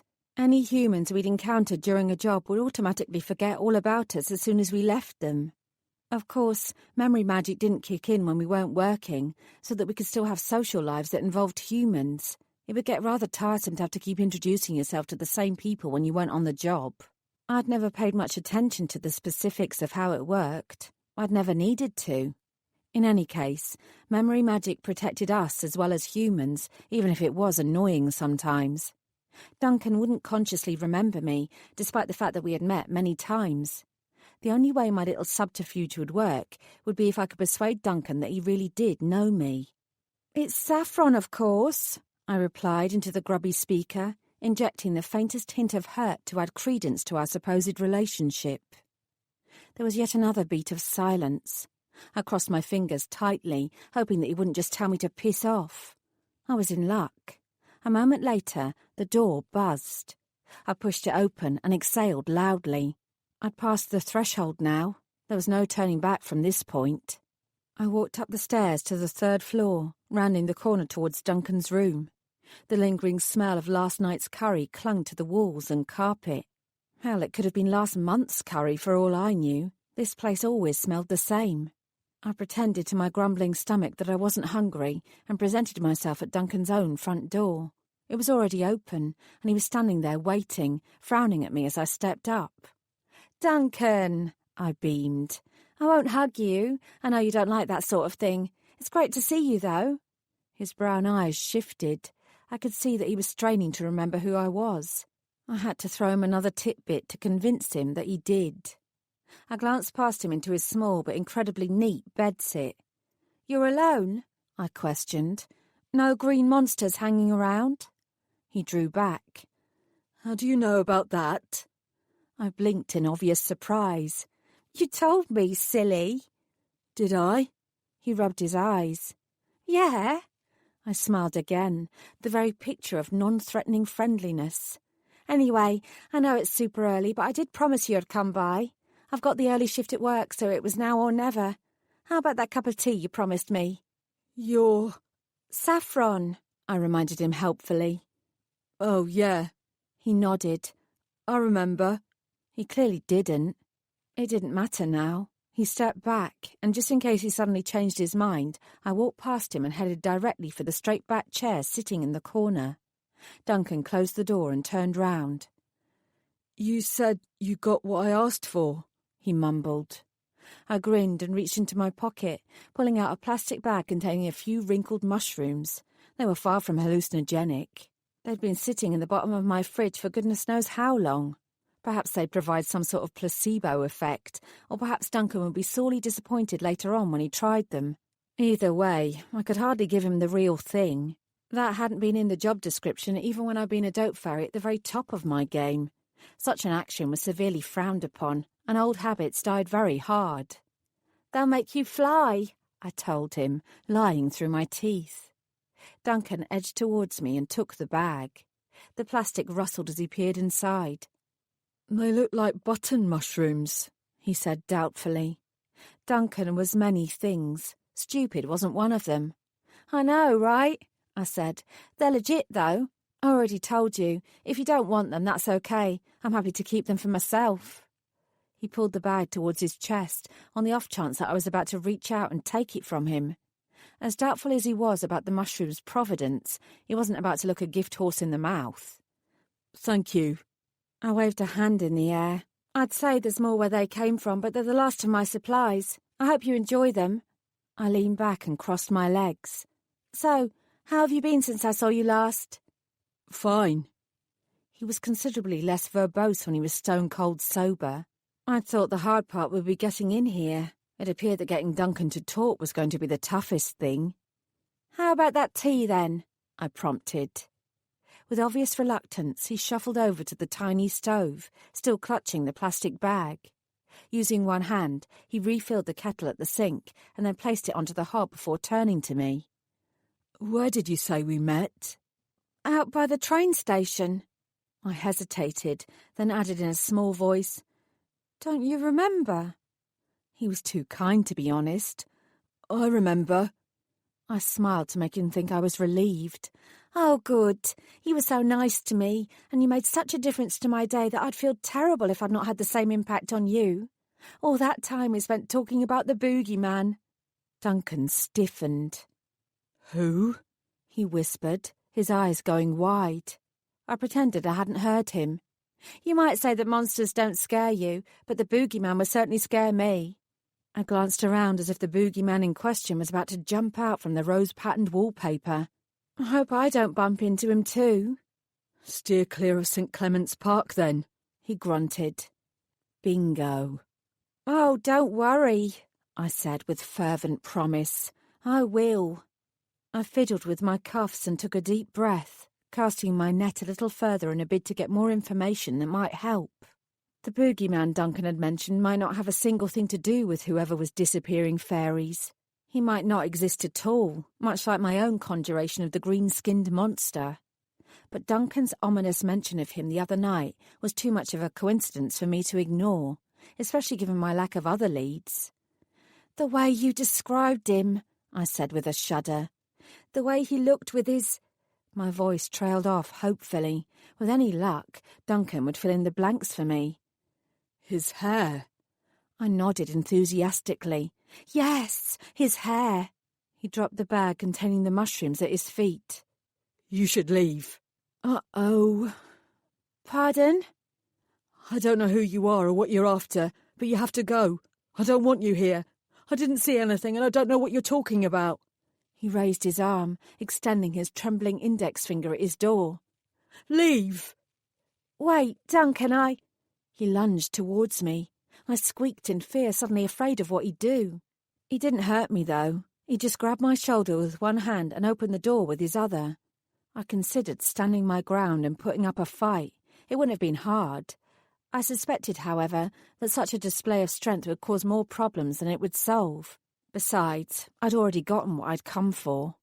I relaxed my body and allowed Duncan to shove me ceremoniously out. He slammed the door shut, and I could hear the jangle of the lock as it was slid into place. "I didn't mean you any harm, Duncan," I called back, unsure if he could hear me. I'm sorry if I bothered you. I sighed. You look after yourself. I waited for a moment, but he didn't answer. I'd done all that I could. I shoved my hands into my pockets and then left him in peace. I desperately wanted to head directly to St. Clement's Park and see what, or who, was there. Duncan had been genuinely scared, and even if his boogeyman was innocent of anything to do with any missing fairy godmothers, I liked my old client more than enough to want to put a definite end to his fear. If I were being honest with myself, it was more than likely that this shadowy monster was some sort of human drug dealer trying to get Duncan to sink himself lower into that world. A nasty monster indeed, but not the sort that I was actually looking for. Still, in that scenario, I was actually well placed to do some good, which, given the last 24 hours, was more than I could ask for. Unfortunately, time was already working against me. I'd definitely be late for work if I took a detour to the park, and Duncan's problems weren't my only problems.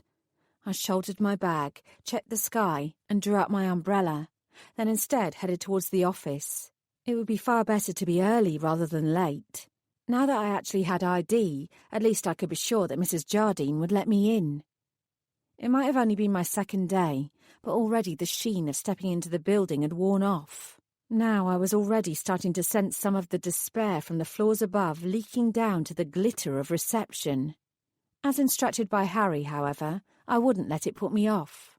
Yet again, I put on my very best smile and walked up to the front desk. "Good morning, Mrs. Jardine. How are you on this most glorious of days?" She gazed at me, owl-like. "It's raining." "I know."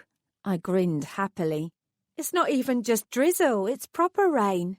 There are some rainbow fairies out there who will be delirious." Something altered in her expression, although I couldn't have said exactly what. She adjusted her spectacles. "You'll just have to take a seat over there and wait," she told me, pointing at the same uncomfortable chairs that I'd been forced into yesterday morning. "There's no need," I chirped. I held up my lanyard. "Now I'm official."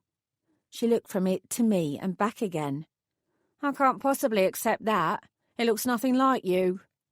She had got to be kidding me. "Of course it's me. The photo was only taken yesterday." Mrs. Jardine sniffed. "Even more reason for it to resemble your actual face, then." She shook her head. "No, with the trouble yesterday when that delivery fairy didn't properly identify himself, I can't be too careful. I need this job."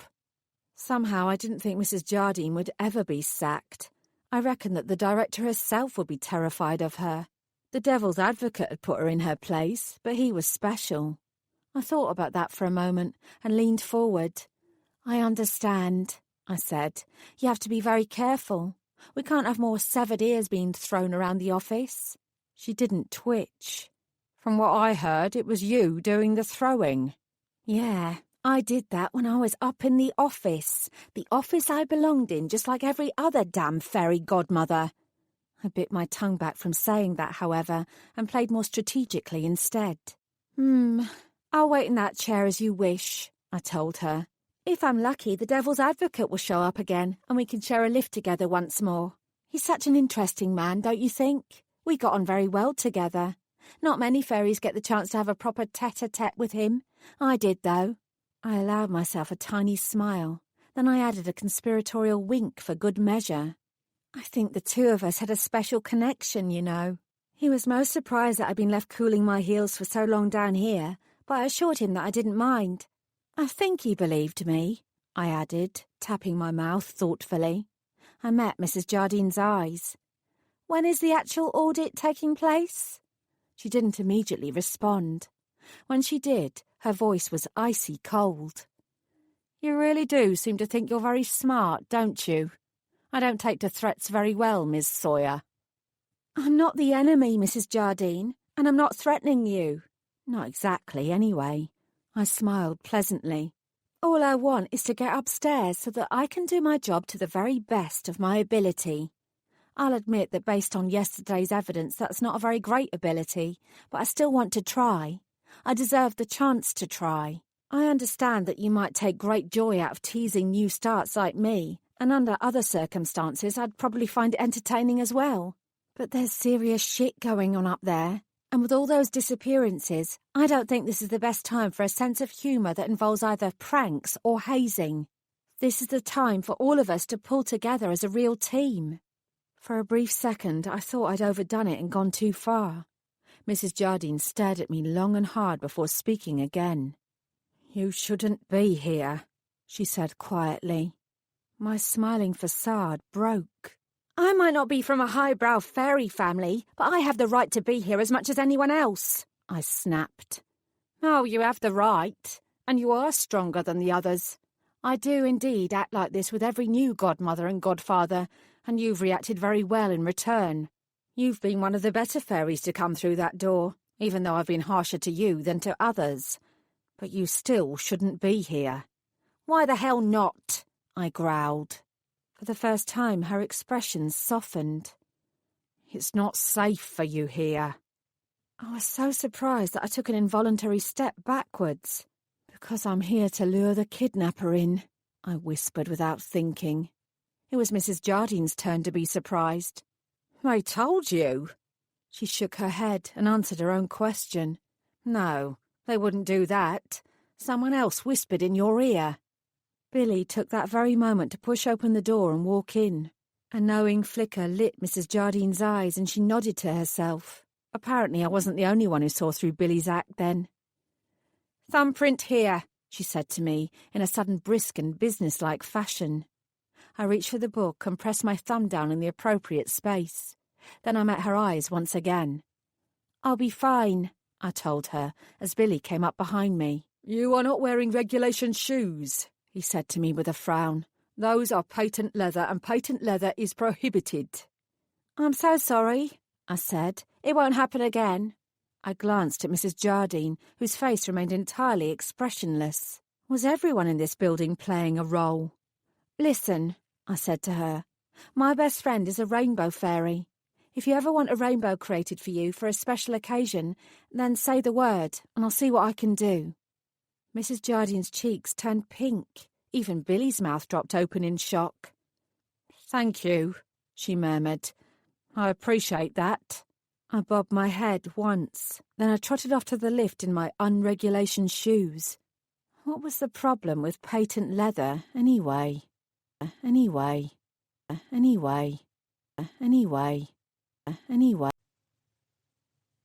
Chapter 12. I already had a plan in my head. As I was a fraction early, Delilah wasn't yet at her desk. I'd wait until she arrived so that I could exchange pleasantries with her and continue to work on getting her onto my side. Then I'd head off to sort out Luke Wells before moving on to my other clients. I could almost smell my own success in the air. Grabbing the unicorn mug from where I'd left it the day before, I walked towards the little kitchen, humming as I went. Frankly, if I could conquer Mrs. Jardine, I felt like I could conquer anything. I'd just finished making myself a strong coffee when Alicia strode in.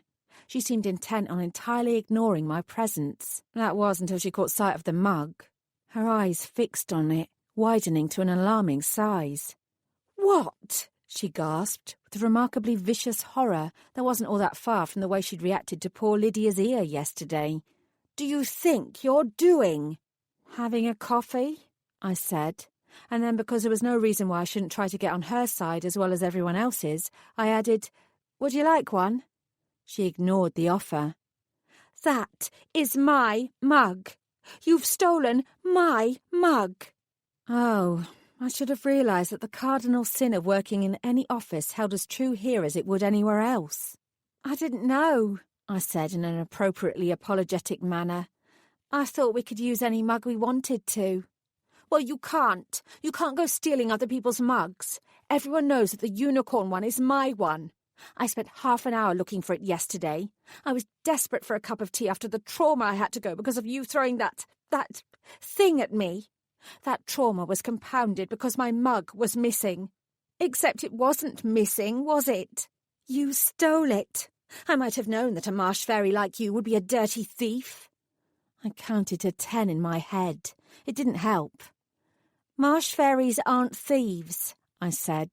"They are honourable members of our race who deserve respect. They accomplish a great deal for our environment, and we should thank them for it. Although I should add again that I am not a marsh fairy, more's the pity. However, I am sorry I took your mug.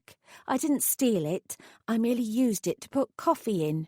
I opened the cupboard, pulled out another mug at random, and poured the coffee from the unicorn mug into it.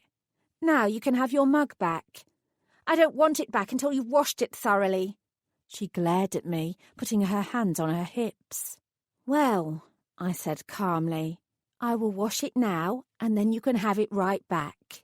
I paused, and if I could make just one minor point of criticism before I do that, I'd like to say that the hands on your hips thing is too much. I appreciate it is important to stay in role as the mean girl, but the tone of your voice is more than enough. I waved at her vaguely. The half-baked flouncing detracts from your scariness. A strange flush began at the base of Alicia's neck and started to rise upwards. The what? She stuttered. Her hand snapped out and she grabbed the mug from me. I'll wash it myself, she hissed. I don't know who you think you are or why you think you can talk to me like that, but I am a Beauchamp. Beauchamps have been the very top-performing fairy godmothers for generations. I am someone around here. You are no one. If I want to put my hands on my hips, then I will bloody well do so. Her voice was rising. Somewhat belatedly, it occurred to me that I'd made yet another catastrophic error. Unlike Billy and Mrs. Jardine, Alicia wasn't acting at all. She really was the person who she portrayed herself to be. From behind her, Adeline suddenly appeared. Alicia, she said, may I have a word in private? Did you hear how this creature spoke to me? She shrieked. Saffron, leave us. Gladly. I picked up my new mug and tried to slide out before Alicia's yells reached ceramic-shattering levels. Oh, and Saffron, Adeline murmured. That's my mug. Fuck a puck. I gave up on any sort of coffee whatsoever and handed it to her. Then I all but sprinted to the supposed safety of my own desk. I'd have given up on the office entirely and escaped via the metaphora room as soon as I possibly could, but for the fact that the director appeared at the front and beckoned everyone forward. Here we go, Delilah said to me, shrugging off her coat. It's pep talk time. Pardon? She leaned towards me. It's dressed up as the morning briefing. You missed it yesterday, but it happens every morning. It's supposed to get us ready for the day. You know, raring to go and pumped full of enthusiasm, and provided with all the information we need to be good little fairy godmothers. It's by far the most depressing part of the entire day. She smirked to herself. Although today I can't wait to hear how she will put a positive spin on what happened with Lydia's ear. I was beginning to warm to my gossipy neighbour. She was far more canny than initial appearances suggested. Following her lead, I got to my feet and walked to the front of the room. I had to admit that I was also curious about what the director was about to say about yesterday's events, especially considering how much I'd been kept in the dark so far. A group of godmothers towards the back of the small crowd were still chatting. The director fixed them with a stern look, but amusingly, it took them some time to notice. She eventually had to resort to clearing her throat overly loudly in order to encourage them to fall silent. Good morning, everyone. There was a mumbled chorus in response. I added my own voice into the mix, a beat behind everyone else and considerably louder. It might have made me look vaguely idiotic, but it did raise a faint smile from the director in my direction. Anything was an improvement after yesterday's debacle. I know that many of you are feeling unsettled after what happened yesterday. We have no reason to believe that Lydia is not still alive, and I would like to assure you that we are very much engaged in investigating the disappearances of all our beloved colleagues. We will find the person responsible for this, and they will be brought to justice. An older man standing a few feet away from me raised his voice. What about our safety? You can't guarantee that. We shouldn't be going out alone, not anymore. If we had a buddy system... The director's expression remained calm. That is one of the steps we are considering. However, we already have a backlog of clients to get through, and I'm sure you're all with me when I say that we don't want our work to suffer. I've consulted with the devil's advocate at great length on the matter. Every godparent will be issued with a panic button by the end of the week. It will link directly back to here. We don't anticipate any further vanishings." She was making it sound as if we were discussing stain removal instead of brutal abductions. I nodded to myself. Yep, I could see why she was the director. Several hands shot up into the air, but she ignored every single one of them. "Now," she smiled, "moving on, we have some successes to report. Yesterday, Mark did an excellent job fulfilling the needs of 8 clients. That's almost a record. I must remind you that the godmother or godfather who grants the most wishes in this quarter will receive a fabulous and very well-deserved bonus. There's still time to catch up to Mark's numbers, so I want to see you all beavering away as much as you possibly can." By my side, Delilah nudged me. "He's won that bonus every quarter for the last 2 years. Either he's granting crappy wishes that don't mean anything, or he's shagging her. Or Adeline." Her lips pursed. Maybe both of them. The director was still talking. "We do have some more complex clients on the horizon as well. A considerable number of older humans have been selected. It is an honor to grant wishes for those people who are in their twilight years, and I expect that each and every one of those clients is given the same due diligence as everyone else." I glanced at Delilah. Why wouldn't they be treated the same? "Try granting wishes for someone with dementia," Delilah whispered, "or someone who wants their life extended beyond what's possible. It's a nightmare."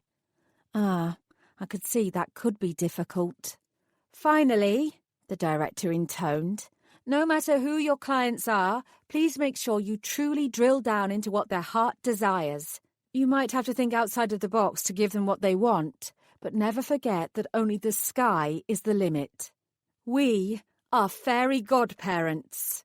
She raised her fist. I blinked. Everyone around me copied her suit before changing the same words back at her. "We are fairy godmothers!" "Again!" roared the director. "We are fairy godmothers! We are fairy godmothers!"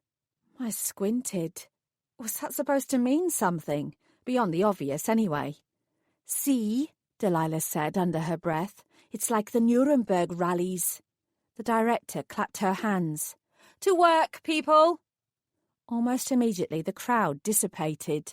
Everyone melted away to their own desks until I was the only person still standing. That had been weird. I shrugged to myself, spotting Adeline striding for the Adventus room. I pulled my shoulders back and jogged after her. "Excuse me," I called. She didn't hear me. I tried again. "Adeline, excuse me." She kept walking. I frowned slightly. Actually, I thought she had heard me and was just choosing to ignore me. Not gonna happen. I picked up speed until I was neck and neck with her. With a swift move and some particularly fancy footwork, I positioned myself directly in front of her. Now she wouldn't make it out of the office until I got out of the way. "I want to apologise," I said, "for what happened earlier. I didn't mean to take your mug. I didn't mean to take Alicia's mug either. I'll bring my own one in tomorrow." "Good." She gazed at me with icy eyes. "Was there something else?" "Is Alicia all right?" "She's fine." She tapped her foot. "It might be wise to stay out of her way for the time being, however. Another incident like that and I might be forced to give you a verbal warning." I swallowed. Alicia had been the one to hopelessly overreact. She was the one with her feet under the table, however. I'd defer to her for now. "Noted." Adeline's expression softened. "I appreciate that you haven't had the smoothest of starts. We are all under a great deal of pressure at the moment. Things here are usually far calmer and happier, and I am confident that they will return to that before too long." "I look forward to it," I murmured. She pressed her lips together. She began to sidestep. "No, I have to make a move. Wait, before you go, I need some help. I saw my first client yesterday, and it didn't go quite as I'd planned. I need to go and visit him again." "That's fine. You may visit as often as you like before granting his wish." She paused. "As long as you don't take too long over it, however. You heard the director. There's quite a backlog of clients to get through. The audit is starting next month, and the last thing we want is for the devil's advocate to think we're all slackers. You need to get through that list of yours by the end of the week, remember? We're already granting you considerable leeway as you're new. That didn't bode well. I nodded obediently all the same. Yes, I'll be as fast as I can. The thing is that I might have already granted him a wish. He asked for a coffee, so I conjured up a coffee. That won't be a problem, will it? If he wished for something, Saffron, and you gave it to him, then that case is closed. Move on to the next one. He didn't get what he wanted, though. I corrected myself. I didn't give him what he wanted. I need to try again. She crossed her arms. It's incredibly difficult to reopen a closed case. There are forms to be filled out, in triplicate. I pleaded to her better nature. He's my first client. I want to do a good job with him. I was only with him in that study carol for a few minutes. There wasn't really any chance to do much at all. There wasn't even any chance for any would-be kidnapper to make a move on me. Hopefully that would register with Adeline, and she'd be more inclined to help me return to Luke. The sky is the limit, I added, repeating the director's own words. Right? It's not going to be viable. Reopening a case is... She stopped and gave me a closer look. Study, Carol? What's your client's name? Luke Wells, I said instantly, at Oxford University. And, I added silently to myself, he was the very last client the now earless Lydia had before she went missing. I'd been given him as a client for a very deliberate reason, one that wouldn't end in my own abduction and dismemberment, not if I had anything to say about it. A strange expression crossed her face. For a fleeting moment, it actually looked like guilt. Maybe she was capable of some honest emotion after all. Very well, she said eventually. I will see what I can do. This is a one-off, however. I won't do this sort of thing every time. You must up your game. After your interview, I expected you to be able to hit the ground running, Saffron. Yeah, I thought, running from a mysterious kidnapper who wanted to chop off my body parts. I smiled sweetly. Thank you so very much. She sniffed and walked away. My smile turned more genuine. Baby steps. I was getting somewhere, though. Somewhere, though. Somewhere, though. Somewhere, though. Chapter 13. Adeline came through for me quicker than I'd thought she would. Less than 45 minutes later, I was standing back in front of the metaphora room with her assurances that I'd be able to return to Luke Wells and attend to his real wish, whatever that might happen to be. No doubt she'd gone to the director in order to hasten the process, regardless of her mumbles about the bureaucratic complications. They really were desperate for me to get myself kidnapped as quickly as possible. I shook off my renewed surge of fury. I wasn't going to let myself lose focus, and I was going to solve this. There was no other choice. I even took the horrific pink cloak with me. I wouldn't put it on yet, but I'd bring it just in case. All or nothing, baby. This time I wasn't transported to the quiet literary heaven of Oxford University's main Bodleian library. Instead, I arrived somewhere outside, my feet landing onto the grimy pavement of a squalid, rubbish-strewn street. Interesting. I pulled into the nearest doorway, giving myself the best opportunity to scan my surroundings and work out what was going on. Then I glanced round, scanning every nearby nook and cranny for other mysterious shadows. I wanted to know exactly how long it would take my watchers to catch up to me. Whichever fairies were trailing me, they wouldn't want to leave me on my own for too long. After all, the bastard kidnapper could show up at any point. I wasn't sure how fast they'd be able to move once my signature triggered the metaphora room. Within minutes, certainly. Frankly, I was hoping for a little faster than that. My life was quite possibly at stake. Initially, there was no sign of either a knife-wielding maniac or any flickering fairy shadows. I was starting to think I was out here on my own. Then I spotted a woman pushing a pram on the other side of the road. Her head was turned away from me, her face concealed from my view. I didn't need to see her features, however. She didn't walk with the weariness of a tired mother. She glided. I sniffed to myself and turned my gaze to the left. Further up the street, exiting a grubby-looking newsagent's shop, there were two men. Both wore hooded tops, their faces equally indistinct. There was also a strange prickling at the back of my neck. Using my periphery vision, I caught a brief glimpse of another figure not too far behind me. That meant there were potentially 4 fairies trailing me in total. They weren't taking any chances. I supposed I should have been grateful for the attention. I knew they weren't interested in keeping me safe, however. They just wanted the ear cutter to show up so they could deal with him and rescue the others. Clearly, I was to be considered collateral damage. Taking a deep breath, I pretended that I hadn't spotted any of them and focused instead on my supposed target. Luke Wales had to be around here somewhere. I nibbled on my bottom lip, breathing out only when I saw him step from another doorway further up.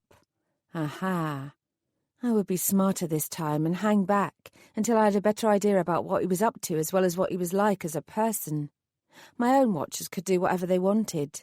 I would still do right by Luke, no matter how much of a shit he really was. He put his hands in his pockets and turned right, walking away from me. I immediately followed him, wondering what he was doing in this part of town. Given what I'd learned about my new client on my earlier visit, no doubt it was some sort of grubby transaction. It might be drugs, I mused. It would be amusing if I were to bump heads with one of my former dope fairy colleagues while in pursuit of the same human. It was unlikely, however. Magic didn't usually allow for such occurrences. Besides, I couldn't recall any drug dealers who lived near here. I pursed my lips. I might have been distracted by my own followers, but I was genuinely curious as to where Luke might be heading. He didn't live anywhere near here. I knew both from my earlier conversation with him and the file I had on him that he didn't have a girlfriend he might be visiting.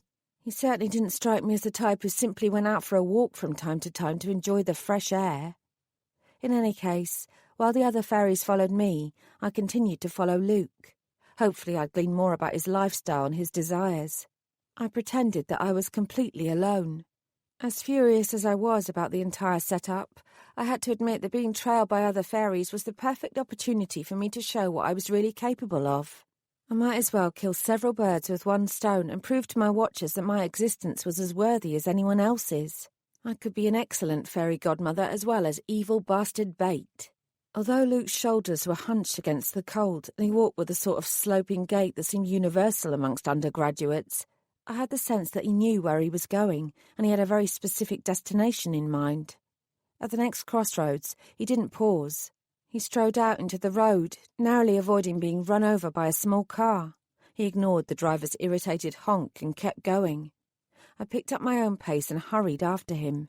I didn't think it was my imagination that he was walking faster than before. I splashed through a dirty puddle and ignored the grey drizzle which had started up again. My hair was already about as frizzy as the laws of biology would allow for. It couldn't get much worse. Unfortunately, my faster pace and my fixed gaze on Luke's back meant that I didn't notice the shuffling man who stepped out from the small pub to my left to have a cigarette. I collided with him, my body jolting against his. "Sorry." I rubbed my forehead where it had banged into his bony shoulder. Damn, that hurt. "Watch where you're bleeding going," the man returned, before noisily hawking up a ball of phlegm and spitting it in the direction of my feet. My hackles immediately bristled. "Piss off," I snapped. If I'd banged into just about anyone else in the street, that would have been the end of the matter. We'd both have stamped off in our separate directions. This guy, however, was having a bad day. Or perhaps he was nothing more than an antagonistic prick. Either way, he took extreme umbrage that I dared to mutter an expletive at him. He grabbed my arm with rough, painful intent. "Nobody talks to me like that," he hissed in my face, his breath a cloud of stale beer and smoke. In fact, it was remarkably reminiscent of the reek in the study carrel where I'd first found Luke. I wasn't in the mood to be pushed around. There was simply too much other shit going on in my life to allow this to pass. I puffed my chest out and glared at him.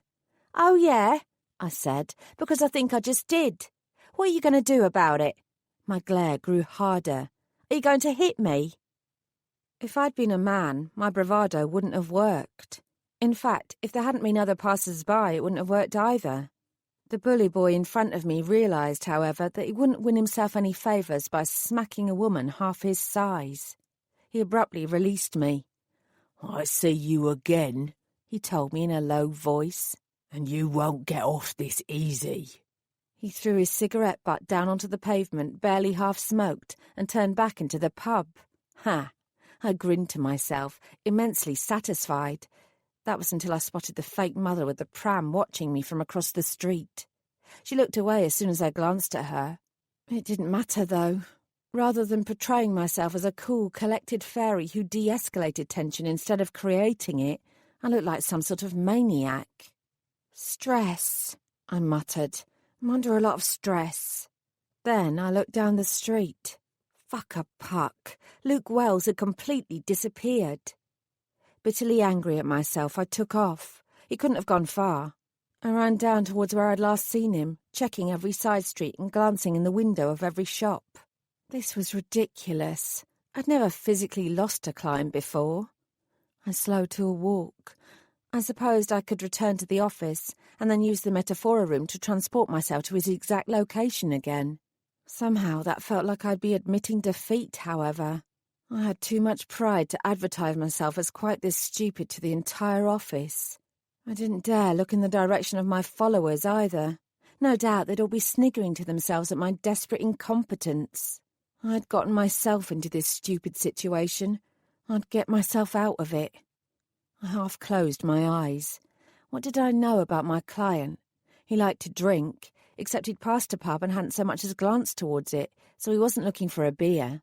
He slept around, but he liked to pretend he had standards, so he wouldn't simply be trawling the streets in order to pick some random girl up.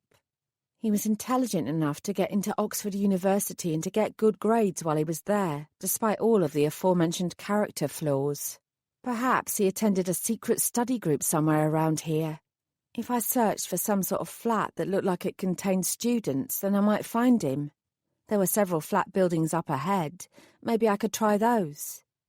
With no other solution, I began to march forward once again. A moment later, I halted. There, on the opposite side of the street, was a tattoo parlour. It had barred windows and had the sort of despairing facade that would make any sane person run a mile before they'd wander inside to get their skin permanently inked. But there had been that doodle he'd fallen asleep over in the study carrel back in the library. That could easily have been some sort of tattoo. I felt a brief spark of hope and immediately crossed the street. The door was stiff on its hinges and heavy to open. I ended up shoving it with my shoulder just so that I could create enough of a gap to squeeze through. It slammed shut behind me with a thud of finality. Even the vague lingering scent of patchouli in the air wasn't enough to lighten the tattoo shop atmosphere. A single fluorescent strip hanging overhead lit the tiny space, which I suppose was necessary given that no natural light was able to enter. Every single scrap of space in the walls was taken up with examples of tattoo designs. None of them looked appealing. Not to mention that I could see 3 photo examples with badly misspelled words.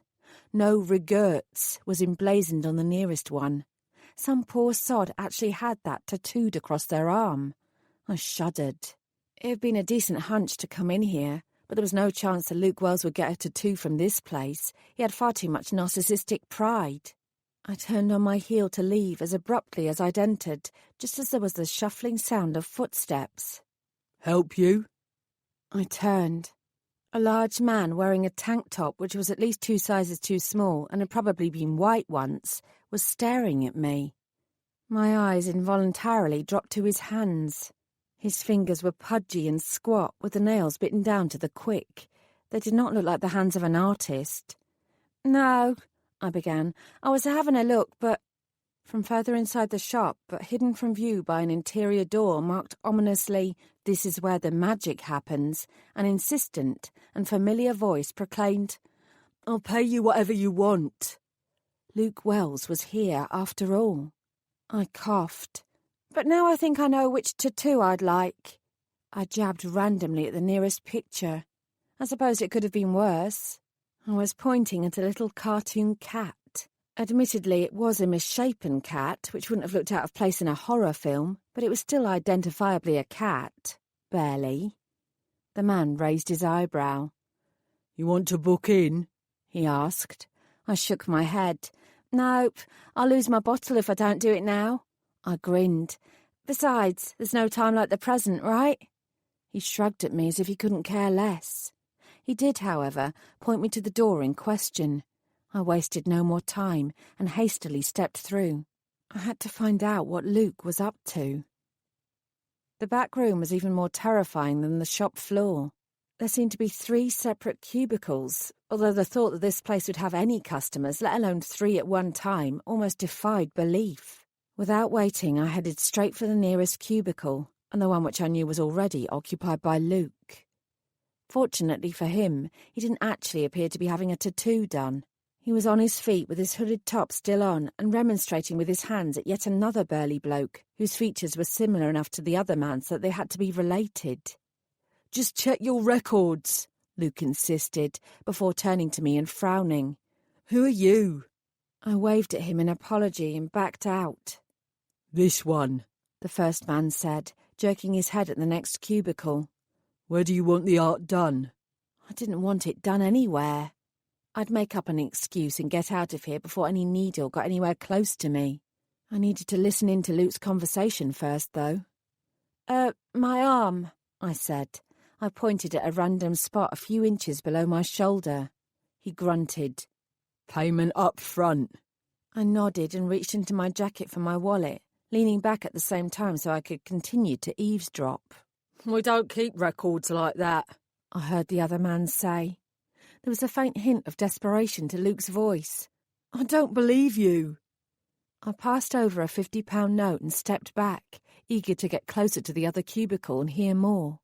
Whatever was going on here, it was clearly important. Unfortunately, the other tattoo artist in front of me seemed determined to get on with his own job too. He shoved the money into his pocket and gave me a hard-eyed, suspicious stare. You need to take your jacket off. I managed a smile. Yes, of course. I'm just a bit nervous. I shrugged it off my shoulders. He continued to stare at me. And either take off your top or roll up your sleeve. I wasn't going to strip. I had my limits, no matter how determined I was to make a success of this mission. I reached for my sleeve, slowly pulling it up and taking as much time as I possibly could. Look, mate, came the other voice again. We won't hand over someone else's details. You could be anyone, innit? I appreciate that, Luke returned, but I can make it worth your while. A heavy hand placed itself on my shoulder, all but forcing me down into the leather chair next to me. Almost immediately, the tattoo artist picked up his machine and clicked it on. I'd have protested, or at least found some way to stall him, but Luke was getting to the good stuff. Don't move, the artist grunted. It was becoming difficult to continue to eavesdrop over the sound of the machine. I leaned back to listen more closely. I said, he repeated, don't move. How much? Came the disembodied voice. How much do you want? Luke asked. We can come to some sort of arrangement. I know he used to live in this area. I just don't have an address for him. I used to, but all that sort of stuff was lost when my mum moved house. I'll pay you whatever you want. I let out an inadvertent yelp as the needle touched my skin. Fuck a puck, that hurt. Wait, I squeaked. I need a few moments. I'm not sure I do want this anymore. The artist chose not to hear me. I'd have yanked myself away as quickly as I possibly could if he wasn't holding me down in place, supposedly so that I didn't wriggle. Maybe he did that because he was used to customers running out of his shop and screaming. He continued to press the needle against my bare skin. I gritted my teeth. It would be worth it, I told myself. As soon as I'd heard enough, I'd leave this hellhole with at least most of my skin still intact. I tried to refocus on the conversation next door. I don't care how much you offer. I might need the money, but I'm not telling you a thing. It wouldn't be right. Now get the fuck out of here. This is important, Luke protested. I've got lots of money. I swear I do. Just get the fuck out. There were sounds of a brief scuffle, and then all went silent. I swung my head towards the tattoo artist. Stop! I don't want it anymore. You have to stop. He didn't look up. If I stop now, it'll look like shit. This is art, lady. I've started, so I'll finish. But I glanced down at my arm. Beads of blood were rising up across my skin where the needle had pierced through. And with only a vague outline completed, the tattoo thus far did look like shit. Bastards. Maybe it would look better when he was finished with it. My shoulders sagged. I was going to end up with a creepy cat on my skin whether I wanted it or not. Or not. Or not. Or not. Or not. Chapter 14. My arm felt like it was on fire. I hadn't dared take another look at the tattoo itself, but the artist himself had completed it so quickly that I had a very bad feeling about what it was going to be like. I was an absolute idiot for not thinking of a way to eavesdrop on Luke. It was definitely all the stress, I told myself. It didn't seem like it would get any better either. The entire Fairy Godmother office was filled with unhappy people who were under similar pressure. Unfortunately for me, several of them were continuing to take their frustrations out on me as the newbie. I'd barely made it back to my desk and double-checked the information on Luke's file before I could hear the sneering again. "It's not fair when others get special treatment," someone said in an overly loud voice from another part of the room. "The rest of us only get one stab at our clients. We don't get redos if we mess up their wishes." My lip curled. The only reason I'd been granted another stab at Luke Wells was so that the evil kidnapper and cut of ears could potentially also stab me. If I yelled that back and made it clear that I'd worked out why I was really here, then it was quite possible the director would turf me out before I had the chance to prove myself. She was probably banking on the theory that my ignorance would do even more to encourage the bastard to come at me, and I'd never get another shot at being a fairy godmother. Despite the pounding in my head and the burning pain of my arm, I had to continue to play nice. "I'm going out for lunch," I announced brightly. "Would anyone like anything while I'm out?" "Yeah," another nearby fairy sniped. "Some of your special treatment will be nice, not to mention 100% pay rise like the one you negotiated with HR before you'd even begun." All right, fuck playing nice. I whirled round, located the bully in question, and walked over. I didn't stomp, I strolled. I also kept the same picture-perfect pretty smile on my face. "Hi," I said. "I'm Saffron. I don't believe we've been formally introduced." The other fairy smirked and pointed at my ID. "Saffron? I think it's Savlon, actually." I looked down at her own ID. "And you're Philippa Clearworthy." I didn't miss a beat. "You think I'm getting special treatment?" She sniffed. "I don't think. I know." "Tell me, Philippa," I said, leaning towards her. "Was your mother a fairy godmother?" She straightened her back proudly. "She was." "And your grandmother?" "Of course." I folded my arms but kept my expression benign. "I bet you could trace your entire family tree back as far as it goes, and you'll find fairy godmothers at every point." "Yep." She looked me up and down. "Unlike you and your family." I nodded. "Indeed, definitely unlike me and my family. No one in my family has ever been a fairy godmother. I got here purely on my own merits." That was an outright lie, of course, but I wasn't supposed to know that, and neither was Philippa. I couldn't rely on the special treatment my own family name gives me. I had to get here without that sort of hereditary help.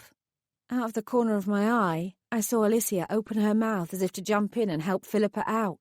Then she seemed to think better of it and closed her mouth again. That was probably a wise move. "Well," Philippa said, her cheeks beginning to colour, "that's because your family are losers." I continued to smile. I was getting good at this. "If you believe that to be true, then you have to believe that your family are winners. Ergo, I had to work about 1,000,000 times harder than you to get to this very point." I cocked my head, pretending to be confused. "So, how am I the privileged special one?" "Unless your family aren't winners at all. Perhaps they're just losers like mine." "My family aren't losers," she spluttered. "Ah," I nodded wisely. "So you're the one who's had the special treatment then, not me. Thank you for clearing that up." I hitched my bag onto my shoulder. "So would you like me to fetch you anything while I'm out then?" She sank down into her chair. "No," she muttered. I grinned. "Okay then." I turned around and began heading for the lift. Behind me, I heard Billy's voice pipe up. "Philippa!" he said, sounding utterly aghast. Are you typing your reports in that font? It gives the director a migraine. And are you seriously eating crisps at your desk? That's the worst possible thing you can do around a keyboard. The germs that you're both spreading and picking up could cause an outbreak across the entire office. I permitted myself another smile and pressed the button to call the lift. Rupert walked up and winked at me. You have no idea, he said, how turned on that made me. I reached into my bag and drew out a tissue, then dropped my eyes to his crotch. I guess you'll be needing this then. He blinked rapidly, but to give him a smidgen of credit, he recovered quickly. Ha, yes, good one. He took the tissue from me and made a show of folding it up and putting it into his breast pocket. Could you perhaps pick me up some dark chocolate when you're out? The canteen doesn't sell anything like that because it's not supposed to be healthy. But dark chocolate is different. Not to mention, he added, with yet another wink that made my stomach heave, it's an excellent aphrodisiac. Fortunately, the lift took that moment to arrive and I stepped in. Sure, Rupert, I'll get you some of that. The doors closed on him, leaving me alone. I doubled over and breathed out. Man, talking to Philippa that way had been unwise, but so much damn fun. Mrs. Jardine gave me a surprised look as I walked out past her desk, giving her a wave. I don't need the Metaphora room right now, I explained. I'm only going out for a spot of lunch. Besides, if I triggered the Metaphora room, I'd also trigger my trackers. I wanted to be alone for this little venture. She raised an eyebrow. You're already bored of the staff canteen? I'm meeting someone, I told her, hopefully anyway. Don't worry, though, I won't be late back. I don't expect you will be, she murmured. I smiled and walked out. St. Clement's Park was, quite fortuitously, less than a 15-minute walk. I'd be there and back with the identity of one creepy boogeyman clutched in my sweaty little hand in no time. And if the gods were smiling on me, Duncan's boogeyman would match the fairies' one too.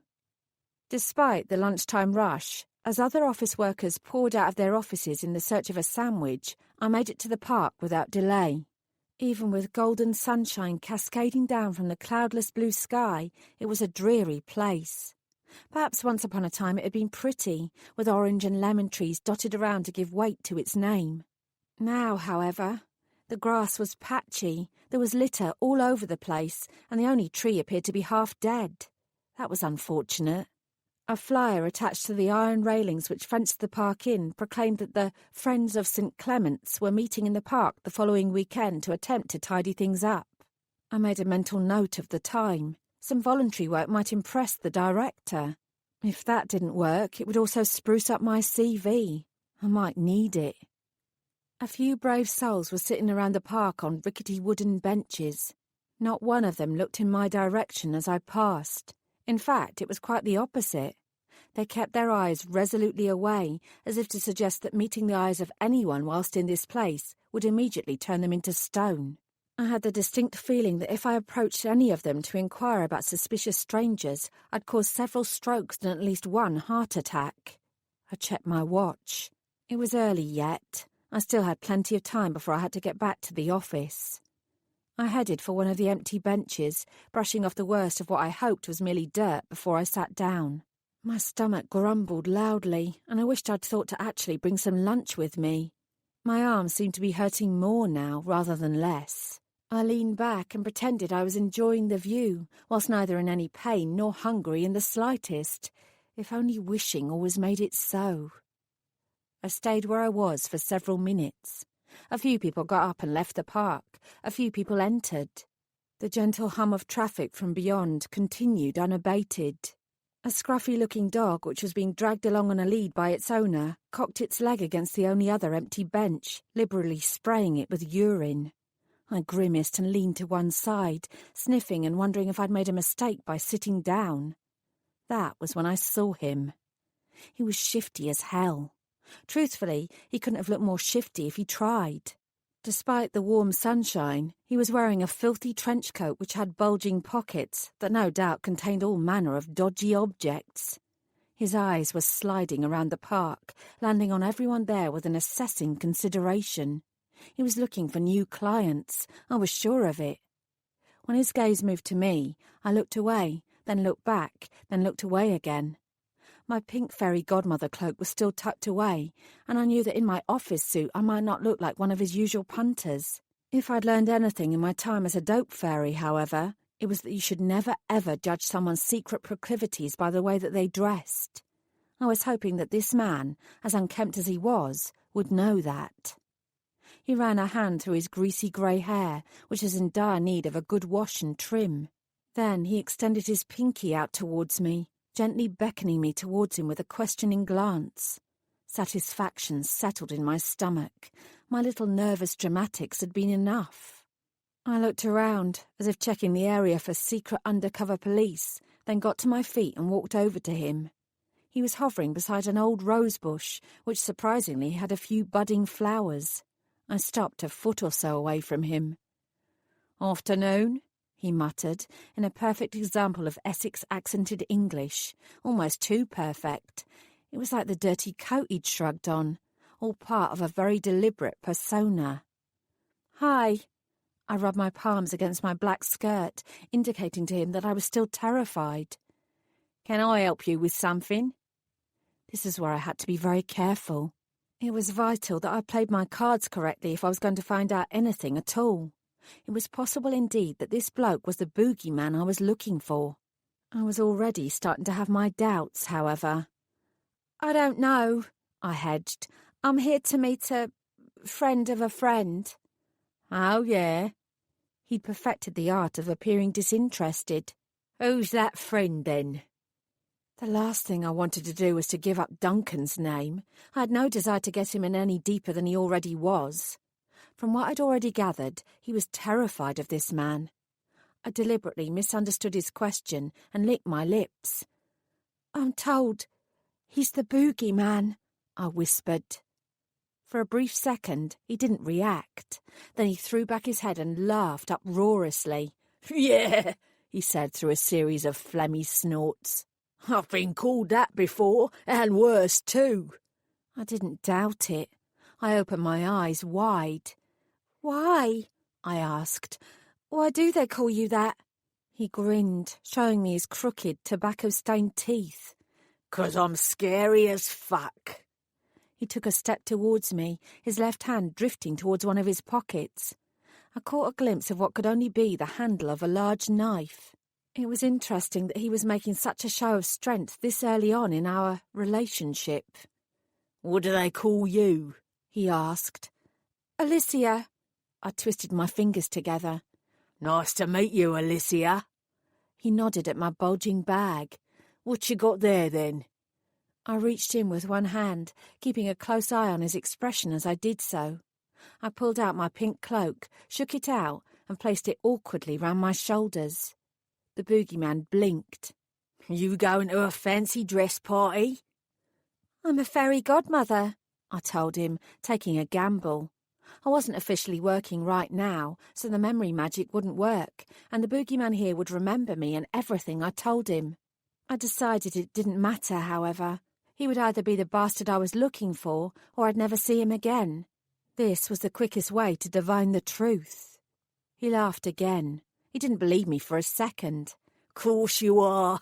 Well, I've got something that will truly make you fly." He paused. "If you're interested." My stomach clenched.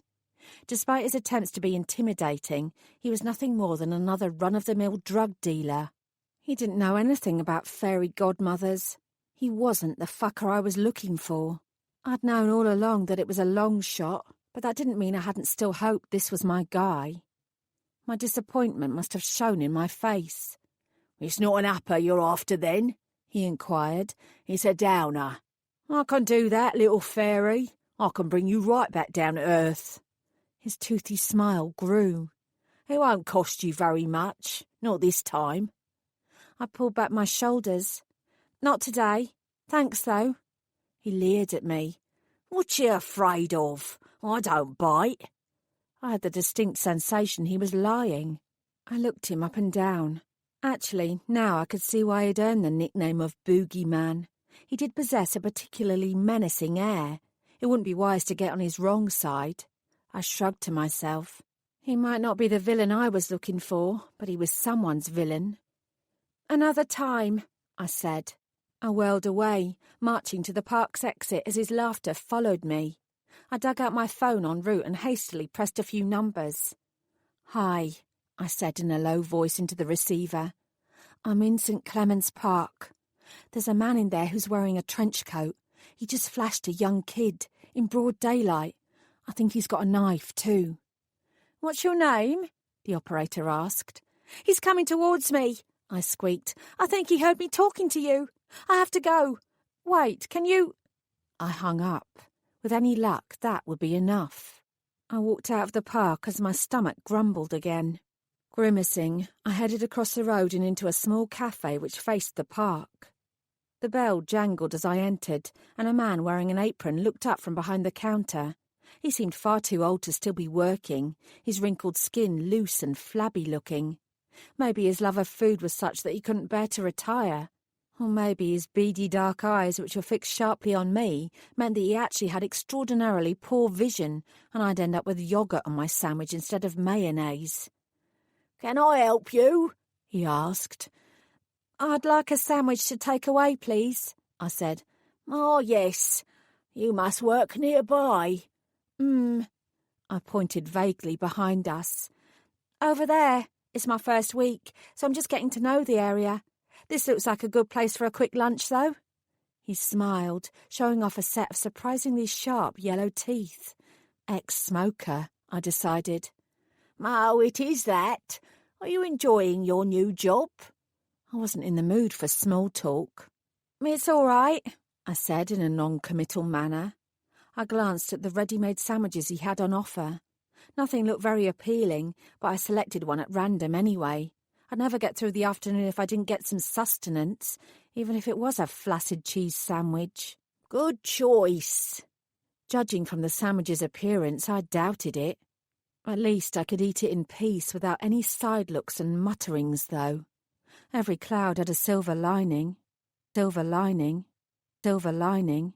Silver lining. Silver lining. Chapter 15.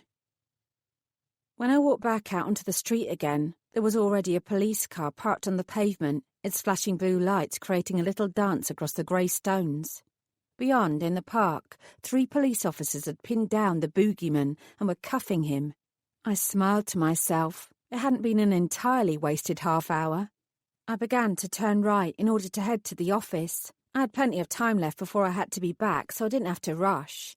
I'd enjoy the sights and bustle of the city and ponder over what my next move could be. I wasn't about to give up on looking for the kidnapper. Not a chance. Just as I started to move, something else caught my eye. I froze before quickly drawing into the door of the coffee shop. Striding along the other side of the road and making a determined beeline right for the park was the devil's advocate. For one fearful second I thought that he was here for me, that I'd committed some sort of cardinal sin by coming here and speaking to the supposed boogeyman myself. I briefly touched my bag where my godmother cloak had yet again been stuffed. Then I told myself that I was being stupid. I'd not done anything wrong. I'd only chatted to a dodgy man and gotten him arrested.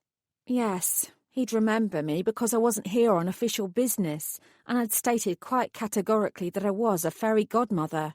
I'd done so in the interests of good, however, and he hadn't believed me anyway. Why would he?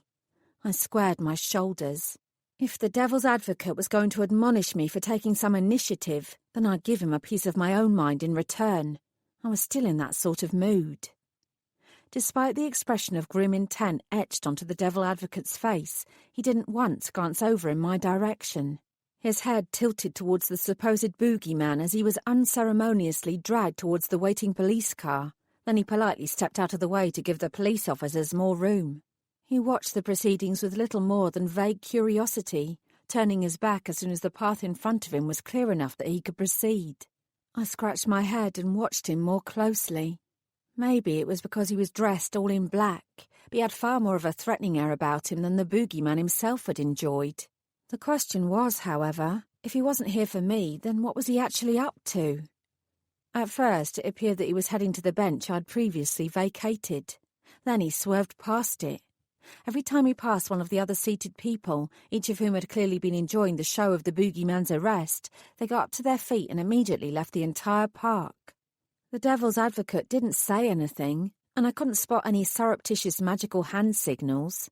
He was definitely doing something to cause them to walk out, however. He wanted the place to himself, and I wanted to know why. I hurriedly crossed the road again to get closer, just as the devil's advocate reached the lone tree towards the back of the park. He circled round it, his head tilted upwards. He appeared to be examining it closely, but for what I couldn't say. Then he disappeared out of view, crouching down behind the skeletal trunk. I chewed on my bottom lip before sidling back in and skirting round the park's fringes to stay out of his line of sight. I was very careful. I edged round while keeping an eye on the sun so that my own shadow didn't give me away. I kept to the balls of my feet and avoided the fallen twigs in order to stay silent. I avoided looking at him directly so that his subconscious wouldn't feel the force of my gaze and cause him to turn towards me. It worked. The devil's advocate was entirely intent on scrabbling around in the dirt at the foot of the tree. If he'd also been snorting, I'd have imagined he was questing for truffles. He was completely silent, however. After a minute or two, he got up to his feet and began walking round the tree again, moving further and further out in ever-increasing circles. His gaze remained fixed to the ground. He was clearly searching for something, and he was taking his time over it. I moved round with him, remaining behind him at all times so that he didn't notice me.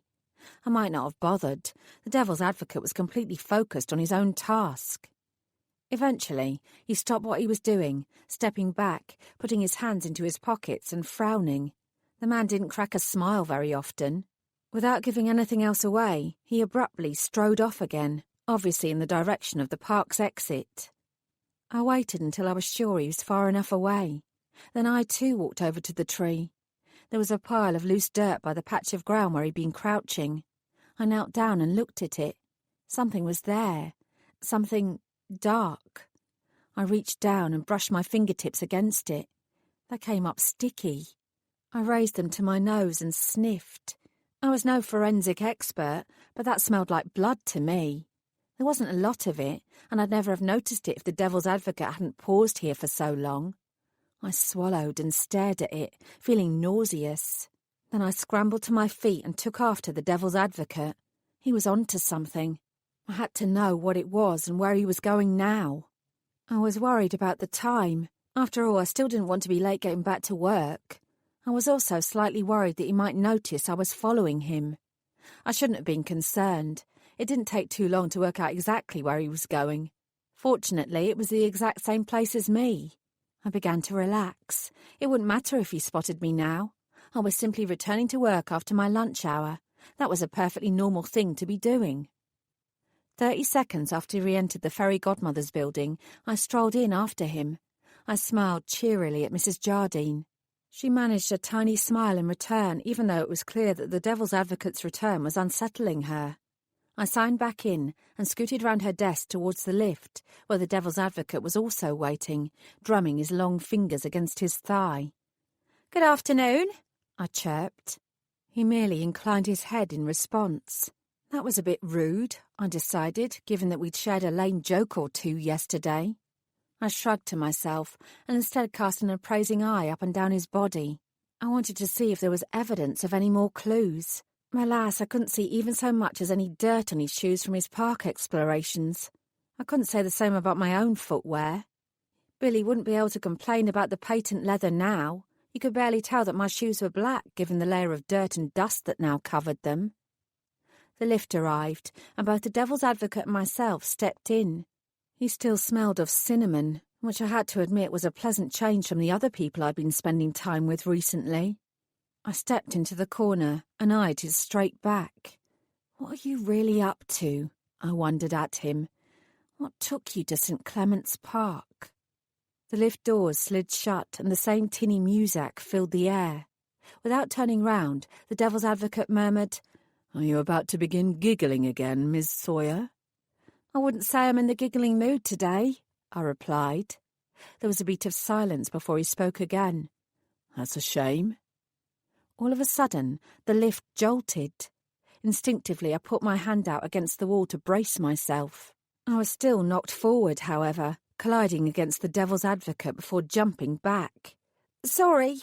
I held my hands up. He tutted at me. Then he stepped over to the control panel and jabbed a few buttons. "We've stopped," he said. Even I'd worked that out. "I'm sure we'll start moving again in a moment." He didn't sound convinced. He pressed a few more buttons. Nothing happened. Expelling an irritated sigh, he hit the intercom. "This is the Devil's Advocate," he said.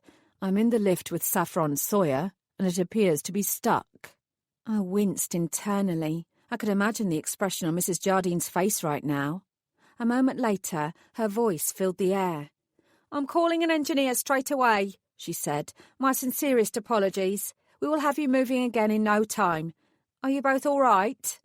His response was clipped and to the point. "We are fine." "I'll keep you updated," she promised. "This won't take long." The intercom clicked off. "You know," I said conversationally, "Mrs. Jardine is a scary woman. She's also a very intelligent one. She sees everything that goes on in this building and knows everyone. She's also incredibly intimidated by you. It wouldn't hurt to be a bit nicer towards her." The Devil's Advocate slowly turned round, as if unable to believe that I dared to give him advice.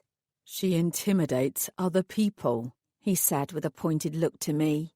"She should be able to handle being intimidated herself." I wrinkled my nose. "She can handle it.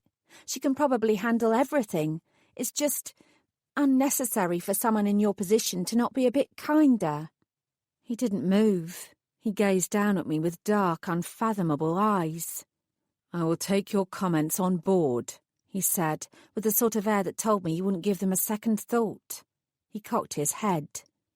"Why were you at the park, Miss Sawyer?" I started. Fuck a park. Pardon? A tiny smile played around his lips.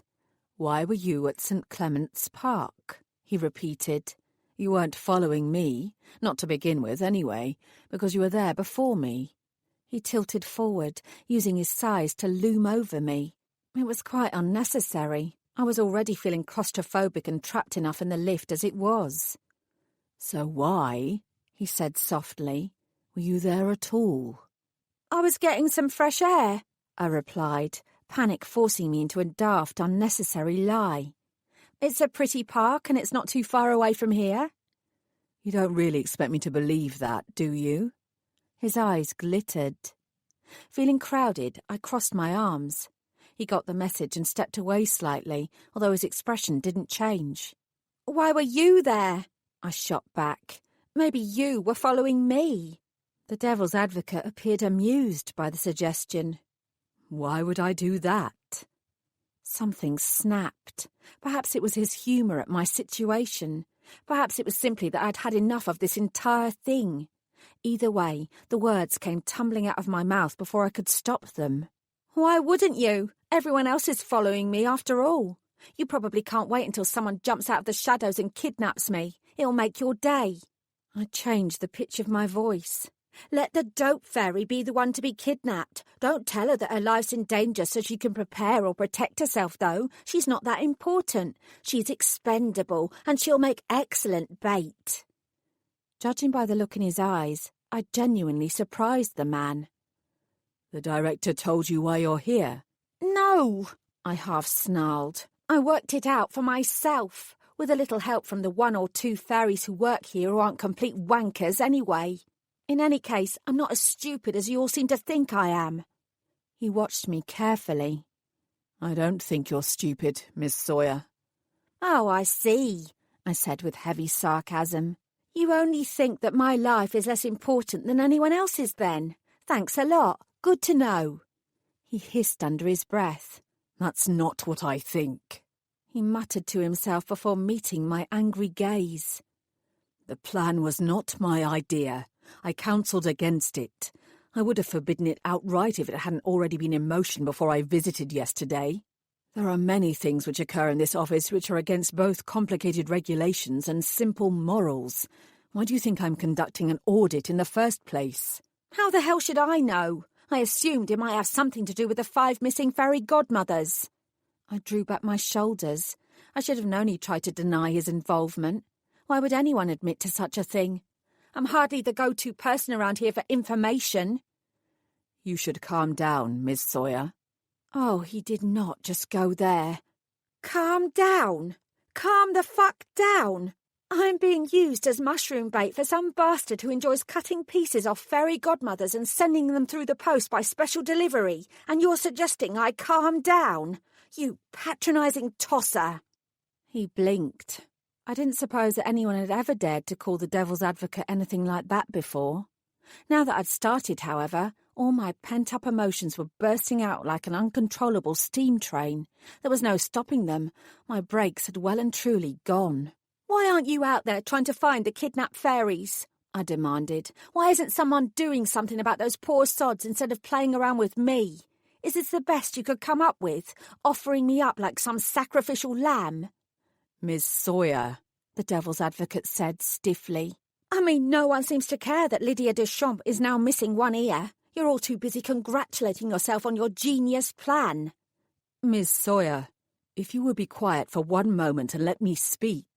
What happens if he doesn't take the bait? What happens if he goes after some other fairy godmother instead? Will I get the blame for not being a tempting enough victim? Because right now, nothing you lot do would surprise me in the slightest. The devil's advocate shifted his weight. Saffron! I stilled. I continued to glare at him, though. What? He pointed at the corner of the lift. Sit down and I will explain everything. I folded my arms, ready to refuse. That was until he sat himself down in the opposite corner, stretching out his long legs and glancing at me askance. I sighed audibly and rolled my eyes. Then I sat down as well, leaning my back against the side of the lift. Go on, then, I said icily. Explain. His expression turned thoughtful. I could tell that he was considering how to begin.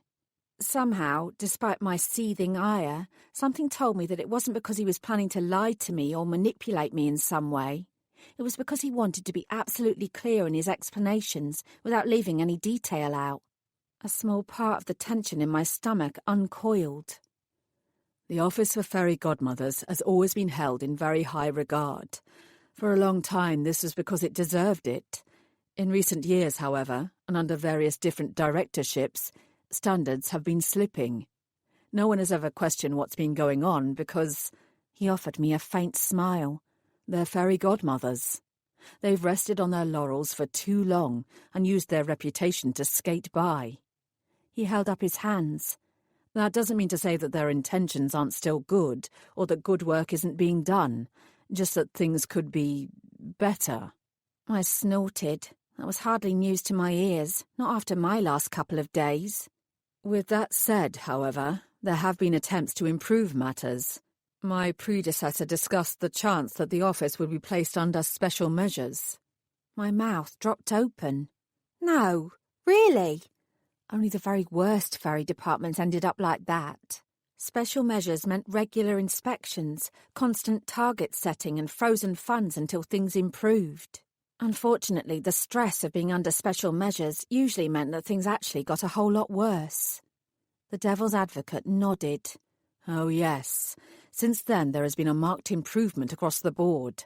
Next month's audit was already scheduled, however, when the shit truly hit the fan. His mouth flattened into a grim line. The kidnappings have everyone reeling. No one has experienced anything like this before, not in generations. Every single fairy godmother up there is dealing not only with the anxiety about what has happened to their colleagues, but fear that they will be next. My rage sparked once more. That doesn't mean I should be next either. He remained calm. Let me finish. What I am trying to say is that the atmosphere and welcome you have experienced so far is not typical. Under different circumstances, things will be very different for you. He didn't move his eyes from mine. Fear causes people to react strongly, especially when those people are fairies who aren't used to being threatened. That's without the atmosphere of mutual suspicion which now clouds everything. I understand you might not be impressed with your new colleagues, but you should cut them some slack. They have all been struggling, far more than they are letting on. My lip curled. So, I'm a convenient scapegoat. Something like that. He grimaced in sympathy. It doesn't excuse the way you're being treated, but it does explain it. I sniffed. A few barbed comments is one thing, but being bait is something else, he finished. Yes, I appreciate that.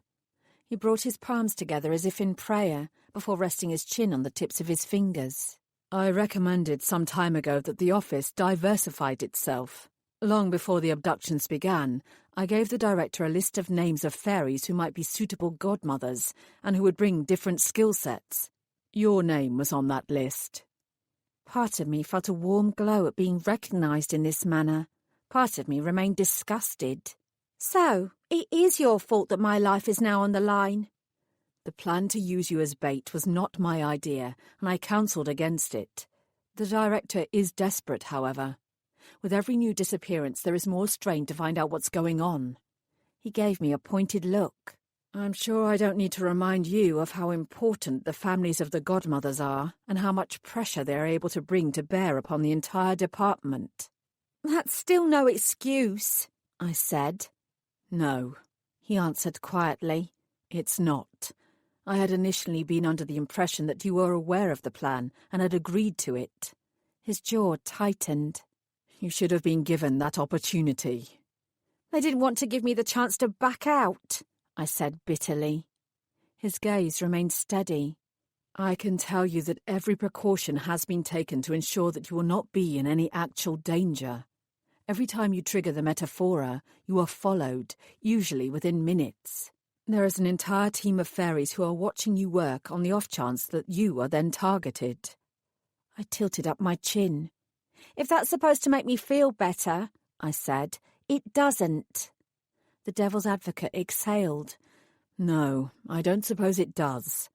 Look, until now we have had no leads. There have been no clues and no way to tell who is behind all of this. Lydia Deschamps' ear has changed things. I sat up straighter. You got something from the delivery fairy?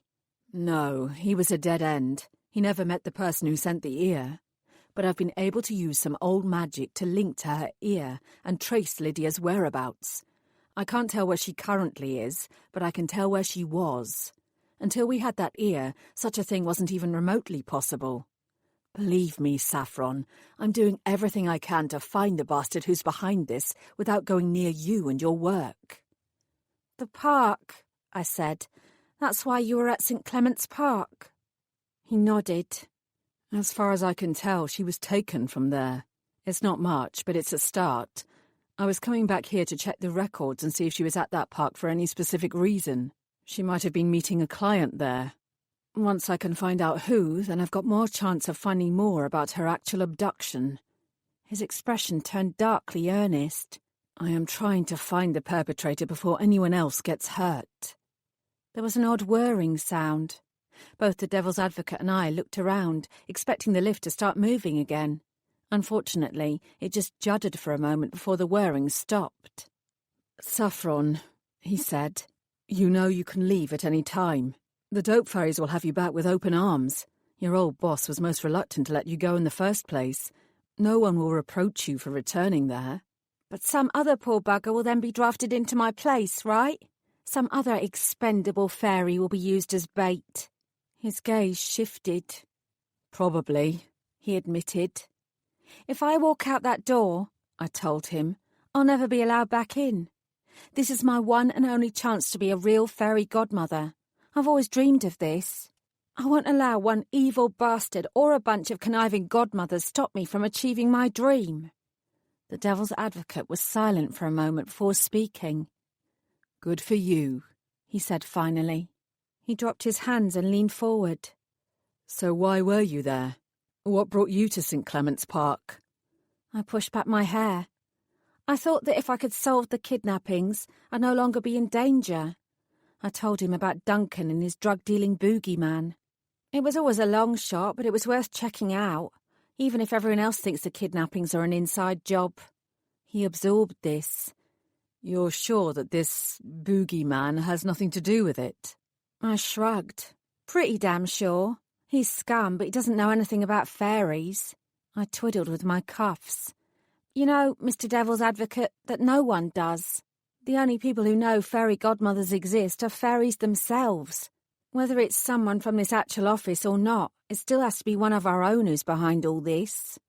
Yes, he said heavily. I realise that. Do you have any ideas as to motive? He shook his head. No, I can't imagine why a fairy would want to do this to another fairy. It beggars belief. It's clearly some sort of vendetta against the Godmothers, however.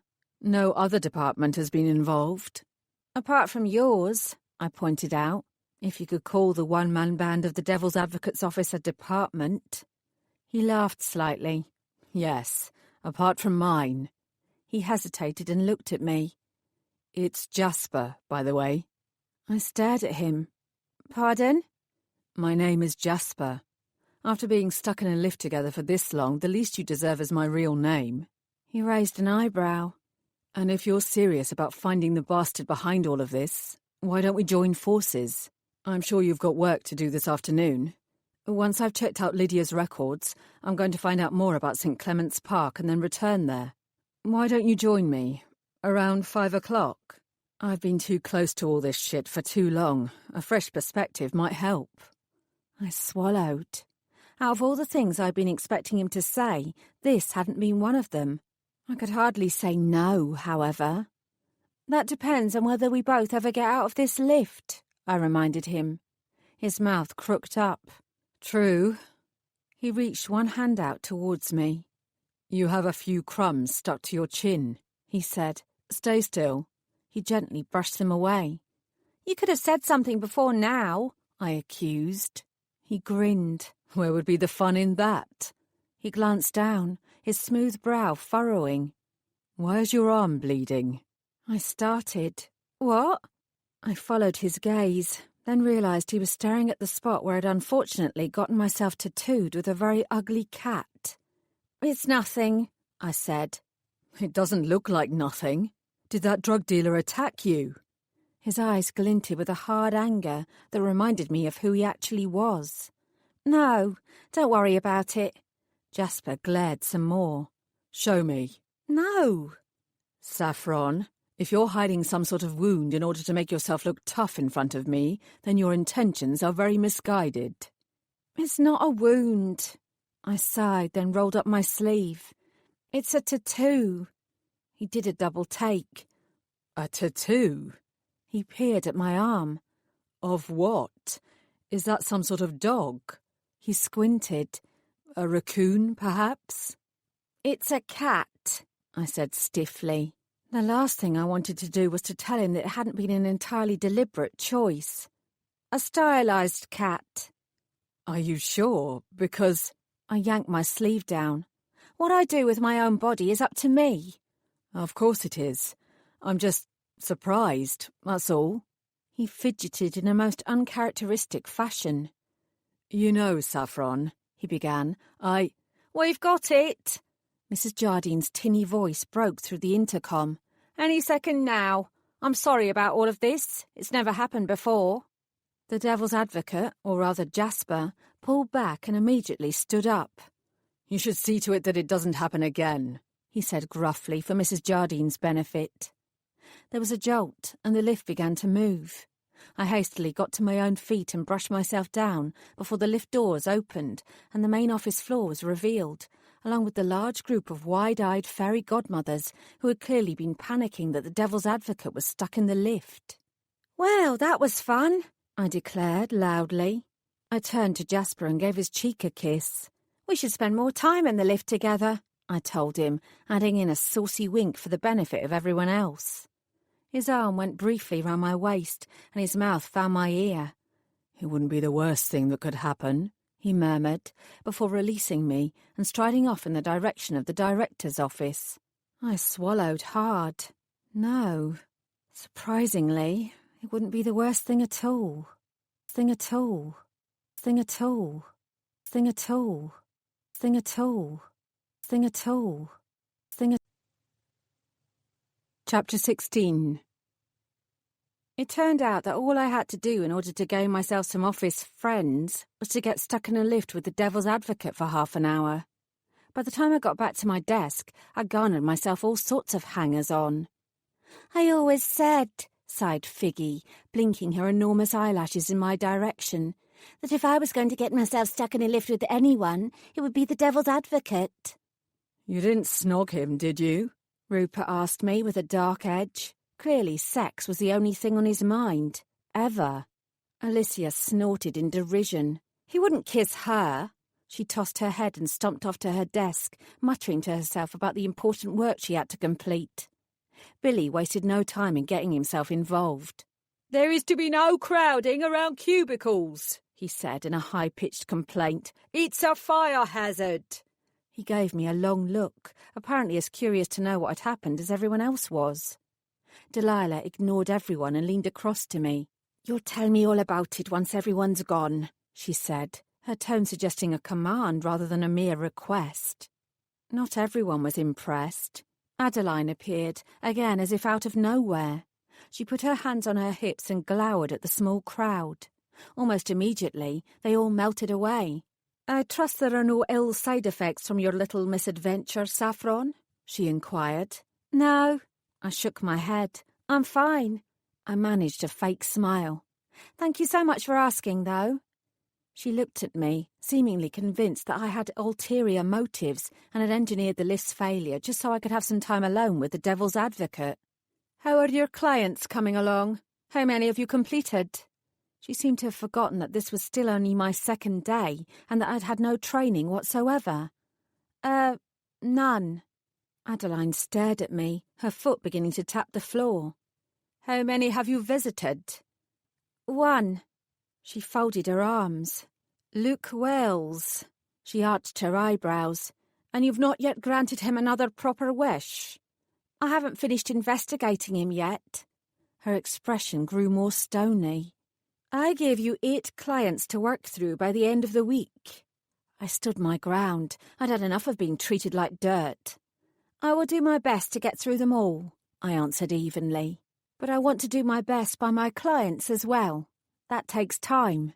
She pointed at the metaphora door. "Then get out there and do so. Go visit more of them." She spun around and marched away. I couldn't help thinking that she wanted me out on the streets and trying to do my job so that there was more chance I'd be kidnapped in the process. All the same, I snapped my heels together and saluted her in return. No matter what else had happened today, I meant what I said. I was still a fairy godmother no matter what, and I would still prove that I could be fabulous at it. I reached for the nearest file on my desk, giving Delilah a helpless shrug to indicate that I couldn't stay and gossip now. Then I headed back for the metaphora room. Perhaps my other clients would be less complicated than Luke Wells, and I'd be able to tick through their names with ease. I smirked to myself, as if nothing about this job was ever going to be easy. For no other reason than it would make Billy smile, I wore my pink cloak. In this part of London, no one blinked an eye. I knocked on the door and waited for Rachel Goldberg, client number 2, to answer. It took longer than I thought for her to come to the door. When she did, she looked considerably wearier and more harassed than both her picture and her file had suggested. From somewhere further in the house, a baby cried. That was something else the file had failed to mention. "Mrs. Goldberg," I began, She motioned inside. "Come in." Her voice wavered, and I had the sudden feeling she was about to start sobbing. "I was expecting you half an hour ago." She was. "I know you health visitors are busy," she said, "and you have lots of people to see. Thank you so much for coming at such short notice. I'm at the end of my tether." Ah. I nodded to myself and put on an apologetic smile. "I'm so sorry I couldn't be here earlier." I walked into her house as she closed the door. "Would you like a cup of tea?" "I don't have any milk," she sighed. "Actually, I'm not sure if I have any tea." I waved a hand at her. "I'm fine." She bobbed her head distractedly and turned away. I followed her into the next room, where she picked the still crying baby up out of his crib and held him out to me. "Here," she said, "you take him." I didn't feel I had much choice in the matter. I had next to no experience with children, let alone ones of this sort of age. I awkwardly took him from her arms and did my best to cradle him. His face was red and screwed up, and rather than calm down now that he was getting some attention, he simply squalled even louder. "He doesn't need changing," Rachel Goldberg said. "He's just been fed. I've read him a story. I've picked him up. I've put him down. I've taken him for a walk. I've sung to him." She raised her hands to her head, and for an alarming moment I thought she was going to start hitting herself. "I don't know what to do. Nothing works." She looked at me with large, pleading eyes. "You have to help me." "That's what I'm here for." I began to rock the baby. He cried harder. "What's he called?" "Mikey." She sank down into the nearest chair. "Oh, God, I don't know what I'm doing. I'm terrible at this. Do you know, this time last year I was in Peru. I hiked along the Inca Trail. I traversed the Amazon. Now I can't traverse my own damn living room without wanting to give up." Her head dropped. "I don't want to do this any longer. I don't want to be a mother. I made a mistake." It wasn't much of a stretch to realise that this wasn't actually her wish. I could do it. I was certain I could wave my wand and disappear away baby Mikey. This wasn't what Rachel needed, though. I supposed I could wave my wand and make him stop crying, give Rachel a decent night's sleep from here on out. It would make her happy, no doubt about it. But I could do better than that. "I'm a horrible person," she whispered. "I'm a horrible, horrible person." I barely heard her over Mikey's cries. "You're not a horrible person, Rachel. You're a normal, tired person." She sprang up to her feet. "Look at him. Listen to him. My child is screaming his head off. How unhappy must he be if he has to cry that loudly, that often? And I don't care." "But," I said equably, "you do care. Otherwise you wouldn't have called me. You wouldn't be so upset now." I smiled at her. "You want Mikey to be happy, don't you? Because when he's happy, you'll be happy." She wiped her nose with the back of her sleeve. "Yes," she nodded. "That's what I want. That's all I want." Whether I was going to be the best fairy godmother in the world or not, I couldn't make Mikey happy for the rest of his life. Happiness didn't exist without unhappiness. If you didn't know what it meant to be sad, then you'd never know what it meant to be happy. Yin and yang. What I could do, however, would be to make Mikey mostly happy, and able to deal with life's inevitable hardships with a positive outlook. Such a wish would fulfill both Rachel and Mikey's needs right now, and also for years to come. A child was for life, after all. "Rachel," I said, wishing I could conjure up some sort of drum roll or dramatic music to add wonderful emphasis to this moment. "Your wish is granted." She frowned. "Huh?" "Here," I said, "take Mikey." A fearful expression crossed her face. "Can't you keep him for a little bit longer?" "Nope," I beamed. With obvious reluctance, she lifted him from my arms. Once I was free from my temporary burden, I reached into my sleeve and drew out my wand. With one sweeping swirl, I waved it around the pair of them. Mikey's sobs subsided. He let out a small hiccup and then looked round, clearly confused. He knew something had changed. He just didn't know what. "I don't understand," Rachel said. "What did I do to make him stop?" "You're his mum." I leaned over and smiled at him, gently chucking him under the chin. His blue eyes, with the traces of tears still collecting in their corners, blinked up at me. "Things will be better for you now," I promised. I glanced up at Rachel, who was staring at her son in frank astonishment. "He'll still cry. It's how he communicates with you. But it should be easier now for you both." She didn't look up. She remained absorbed in the miracle that was her now quiet baby. "Hey, Mikey," she cooed. I grinned. "I'll let myself out." I strolled out, pausing at an elaborate sculpture of a dancer. I gave her outstretched hand a high five. "I did it," I told her. "I did this." I winked at her and then all but skipped back out. Although it was yet again beginning to rain outside and I was standing in a puddle, I remained thrilled enough at my own achievement that I completed a full Wonder Woman spin. My entire body buzzed with adrenaline and delight. This was why this job was worth all the trouble. This was why I wanted to be a fairy godmother. Then I caught sight of another fairy on the other side of the road, hastily dipping out of view. Ah, piss off, I thought to myself. Even a stark reminder of my impending doom wasn't enough to ruin my current mood. I glanced around for signs of any evil kidnappers, but unless the rosy-cheeked health visitor now bustling towards Rachel House had a secret fetish for severed ears, I appeared to be safe. At least for now. At least for now. At least for now. Chapter 17. I'd have built on my success with Rachel and gone off to visit more clients, but it took so long to navigate the report system and write up what had occurred that in the end I didn't have time. It didn't help that I'd lost my work twice when I clicked onto the next screen, even though I'd been sure that I'd pressed save. It took me 3 times as long to write my report as it had to actually visit her and grant her wish. The joys of bureaucracy. I was only just finishing up when Jasper reappeared, his looming presence filling the entire office. I supposed I should be pleased that almost everyone else had already vanished, and only Billy remained to send me an arch look as I joined Jasper before we headed out together. "Maybe we should take the stairs," I said, eyeing the lift doubtfully. "Lightning doesn't strike twice." I scratched my neck. "You know that's not true." "We'll be fine." He strode into the lift without any further hesitation. Then he beckoned towards me. "Come on, I'll fill you in with what I've discovered along the way. I should warn you, though, there's not much to tell."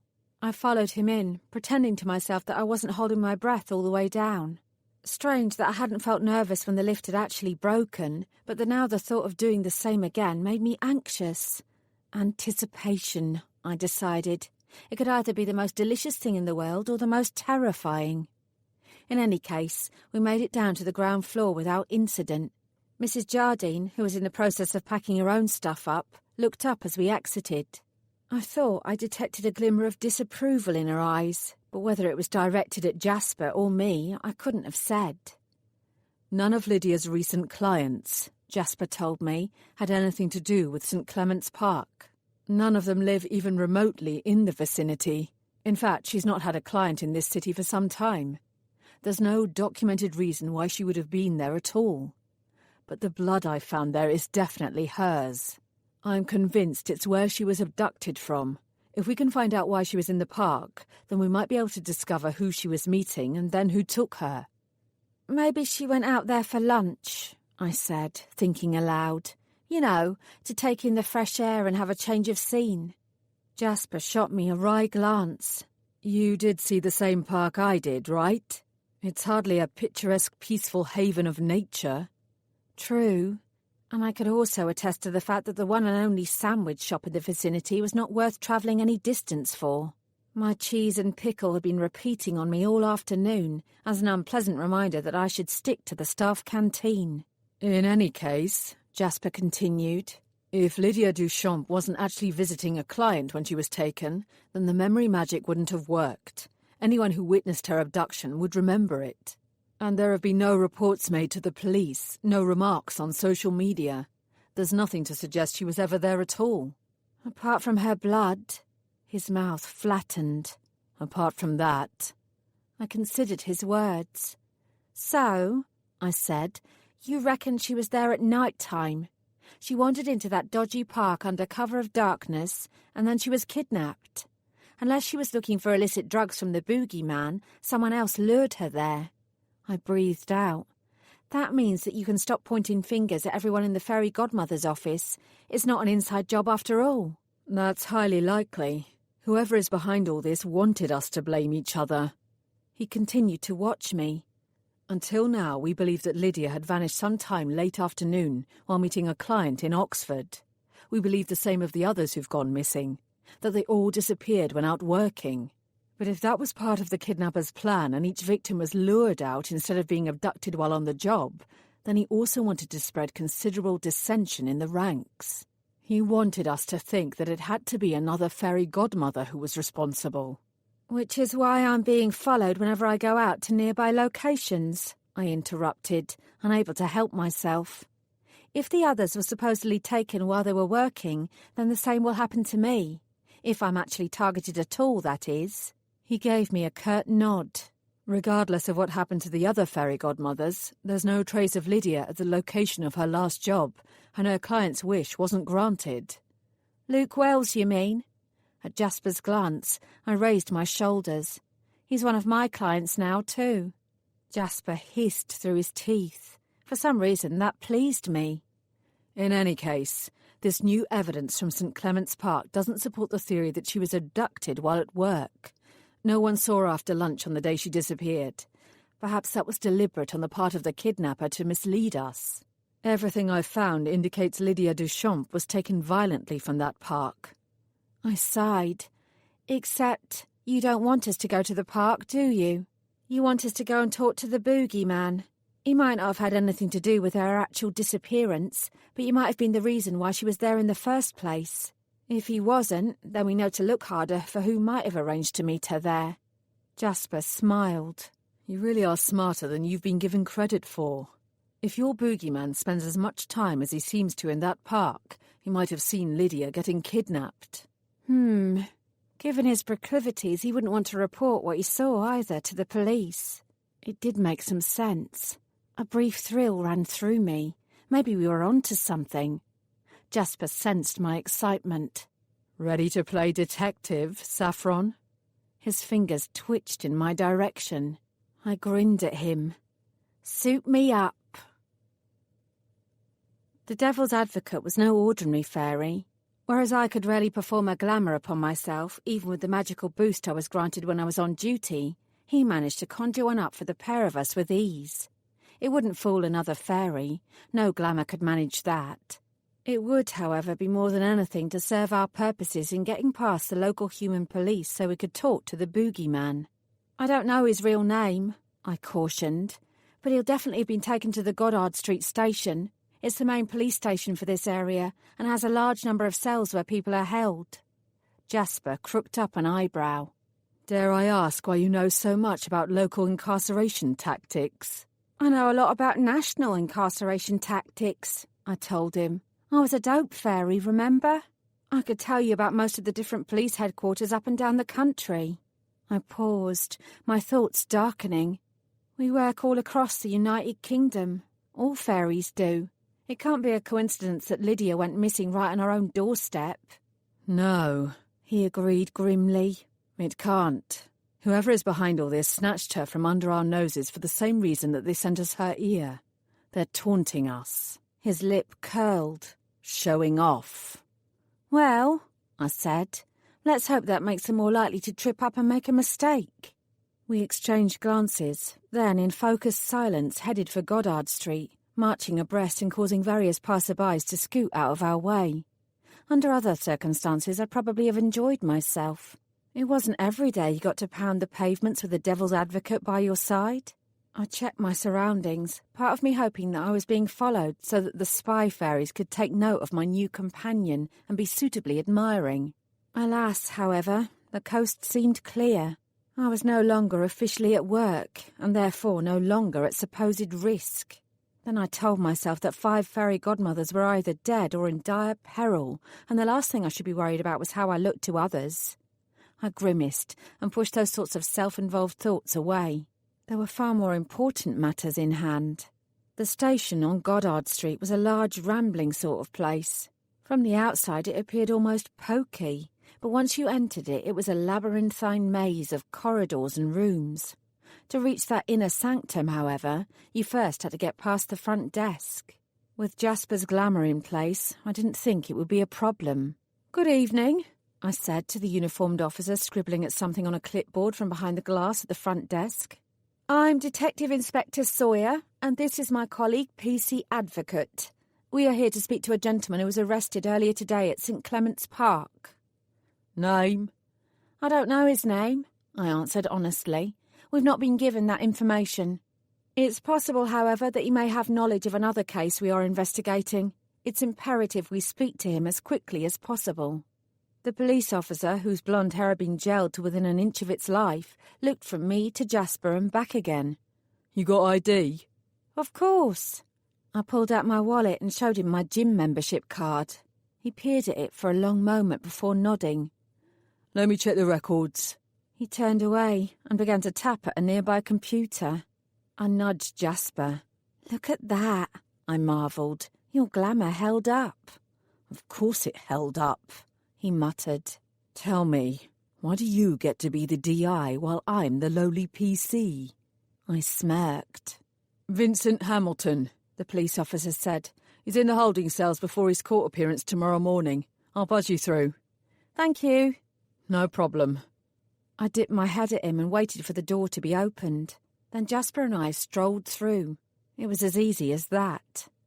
The cells, which were in the eastern wing of the building, smelled strongly of cheap bleach. A second officer unlocked Hamilton's cell door and gestured in towards him.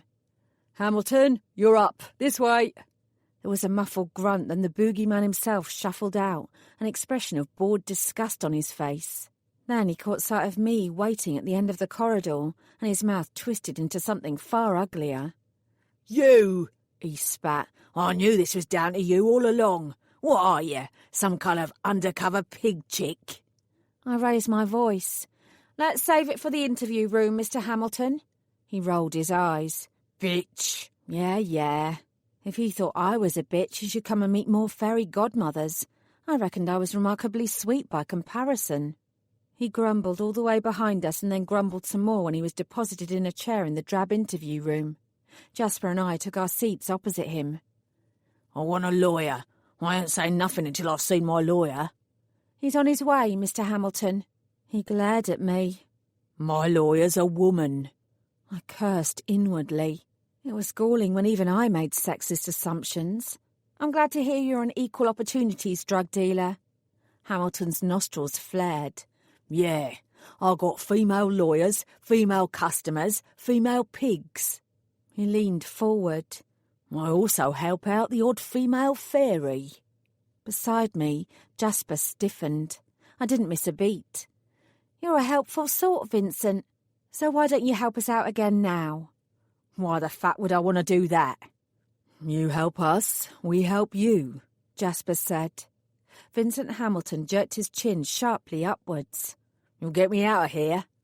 We can't promise that, but we can perhaps mitigate your current circumstances.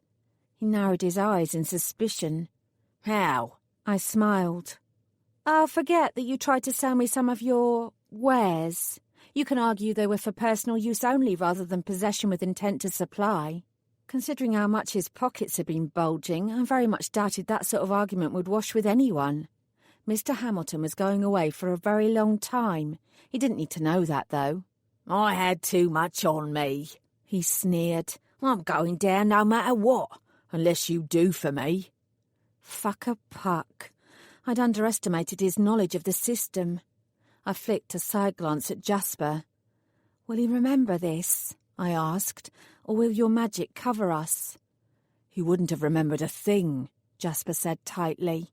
Except for the fact that you already told him directly that you're a fairy yourself. You neglected to mention that part. I thought you'd just discussed the idea with him. That was a dick move, Saffron. You knew you weren't covered by memory magic at the time. What you've done is incredibly dangerous and foolhardy. You've no idea what the consequences might be. He didn't believe what I told him, I protested, feeling my cheeks grow irritatingly warm. Anyway, it was the fastest way to find out if he had anything to do with the abductions. I didn't think I'd ever see him again. I gestured helplessly. What does it matter? His subconscious believes it. It will interfere with the memory magic. The CCTV is automatically covered by my magic because I'm here on official devil's advocate business. The police officer's memories are covered by me for the same reason. He pointed at Vincent.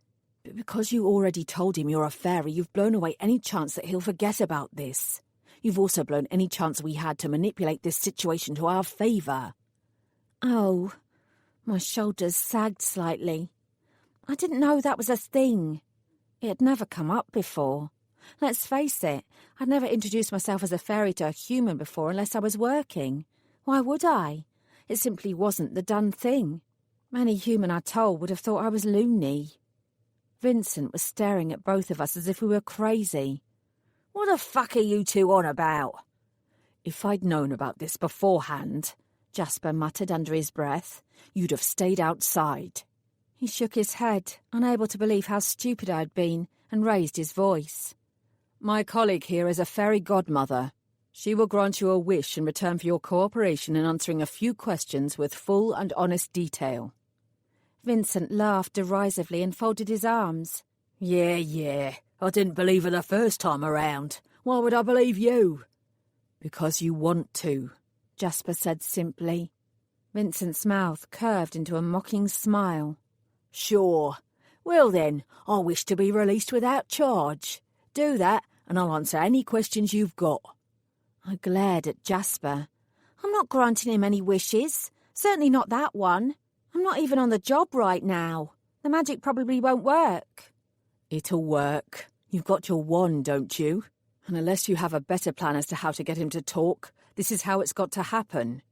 His expression hardened. He was very pissed off with me. The lives of several fairy godmothers are on the line. Fuck a puck. I rolled my eyes. Fine, I said to Vincent. I took out my wand and gave it a quick swish. Your wish is granted. But if you ever tell anyone about this, it will immediately be rescinded. What? The wish will stop working, and you'll be taken back into custody. I frowned at him. And if you commit any more crimes, you'll also end up here. Got that? Sure. He laughed. I got it. He waved an arm around. I'm still here, though, ain't I? Some fairy godmother you are. There was a knock at the door, and it opened. Sorry, Detective, said one of the police officers. We don't have enough to hold Mr. Hamilton any longer. He's being released as of this minute. Vincent's mouth dropped open. I don't believe it. It's your lucky day, the officer said with another apologetic look at me. Come on, we'll sort out your paperwork and you can crawl back under whichever rock you came from. Vincent smiled so broadly I thought his face was going to crack. Awesome. I sighed. Great. Just great. Great. Great. Great.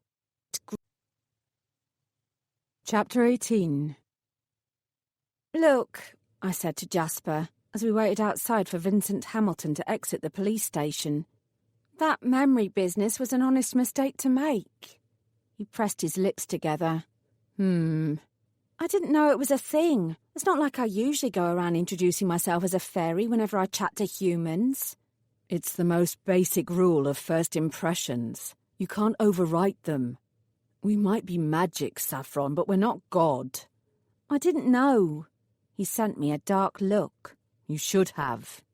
Yeah, probably. I wrinkled my nose and sighed. We could have found another way to get Hamilton to tell us what we need instead of granting his wish. Not quickly. 5 lives are hanging in the balance, assuming they're actually still alive. I cursed. He really didn't need to remind me of that. What a fuck-up. Jasper ran an irritated hand through his hair. Worse things have happened. We can't change it now, so let's forget about it and hope that Mr. Hamilton doesn't capitalise on his new knowledge in ways that will cause us more problems down the line. I dreaded to think. It didn't look like my first week in my dream job was improving in any way, shape or form. The front door of the police station opened and Vincent Hamilton appeared. He cupped his hands together, lighting a cigarette, then swaggered down the steps with his trench coat flapping behind him. Thanks, fairies, he said, raising a hand towards us and then pushing past us. Jasper shot an arm out and hauled him back. We had a deal, human. Quid pro quo. You have a few questions to answer. Hamilton shrugged amiably. Maybe tomorrow. I've lost a lot of time being locked away in there. I've got things to do and places to be. I narrowed my eyes at him. I couldn't help noticing that time wasn't the only thing he'd lost. His thick accent also appeared to have vanished, and his grammar was considerably improved. I supposed all of us were now able to drop our facades. We all knew the truth. Fat chance, Buster. We got you out of there and we can put you right back. Either answer our questions or go down. I shrugged. It's your choice."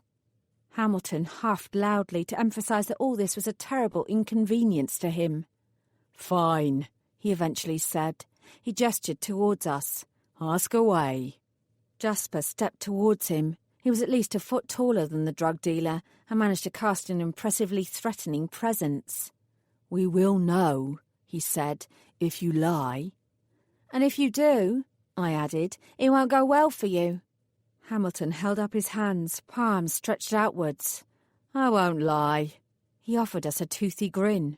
"I'm a good boy." I rolled my eyes. As if.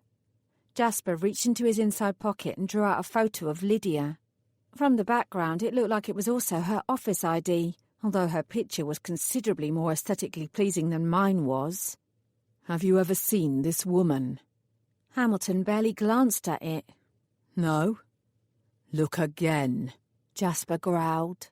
He muttered something and took the photo, his dirty fingers with the nails bitten down to the quick, oddly incongruous against the fixed, smiling glamour of Lydia. Then he smiled and passed it back. "I don't know her name. I didn't speak to her." My entire body tensed. Jasper's expression grew more watchful. Maybe all this would be worth it after all. "I saw her in St. Clement's Park 3 days running," Hamilton said. "She looked like she was waiting for someone. She hung around for a few hours or so on each day before leaving. She didn't speak to anyone, but she seemed watchful." He shrugged. "She was pretty. I enjoyed watching her, too. She didn't ever approach me, though.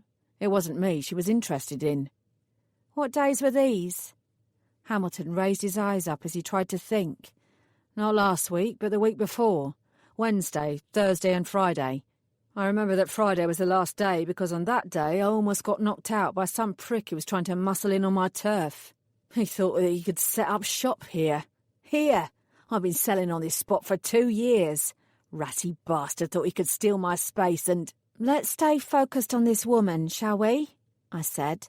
"Her name is Lydia," I told him, hoping that making her appear more like a real person would encourage Hamilton to open up further. The Friday he'd mentioned was the same day Lydia had vanished. The grimy drug dealer might have been the very last person to see her. "Is she a fairy too?" he asked. "Who she is doesn't matter," Jasper said. "What happened to her does. What time was it that you saw her? What time of day was she in the park?" Hamilton waved his bare wrists towards Jasper. "I don't know. 1/2 a bloody freckle. I don't wear a watch, do I?" From what I could tell, Jasper was barely keeping a hold on his temper. "A rough estimate will do. Morning, evening?" "Early evening, I suppose."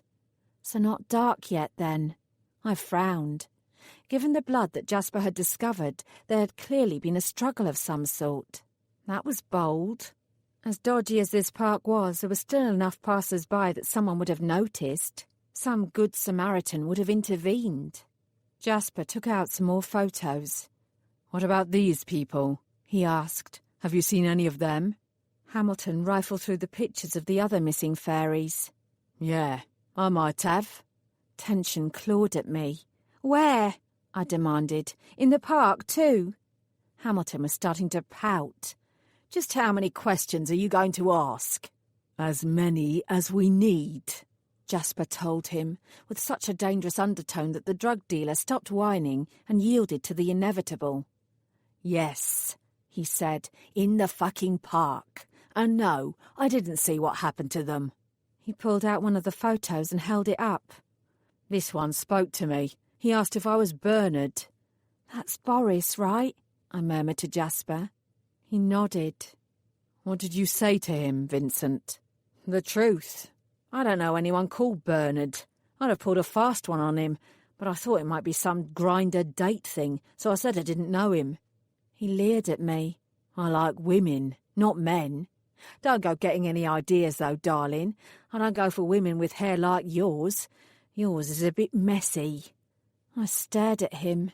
"Well, you are a dapper gentleman who's the very epitome of a sleek, manicured style." "Yeah." He grinned with a slight hint of self-mockery. Apparently good old Vincent was still playing something of a role. "When exactly did you see these others?"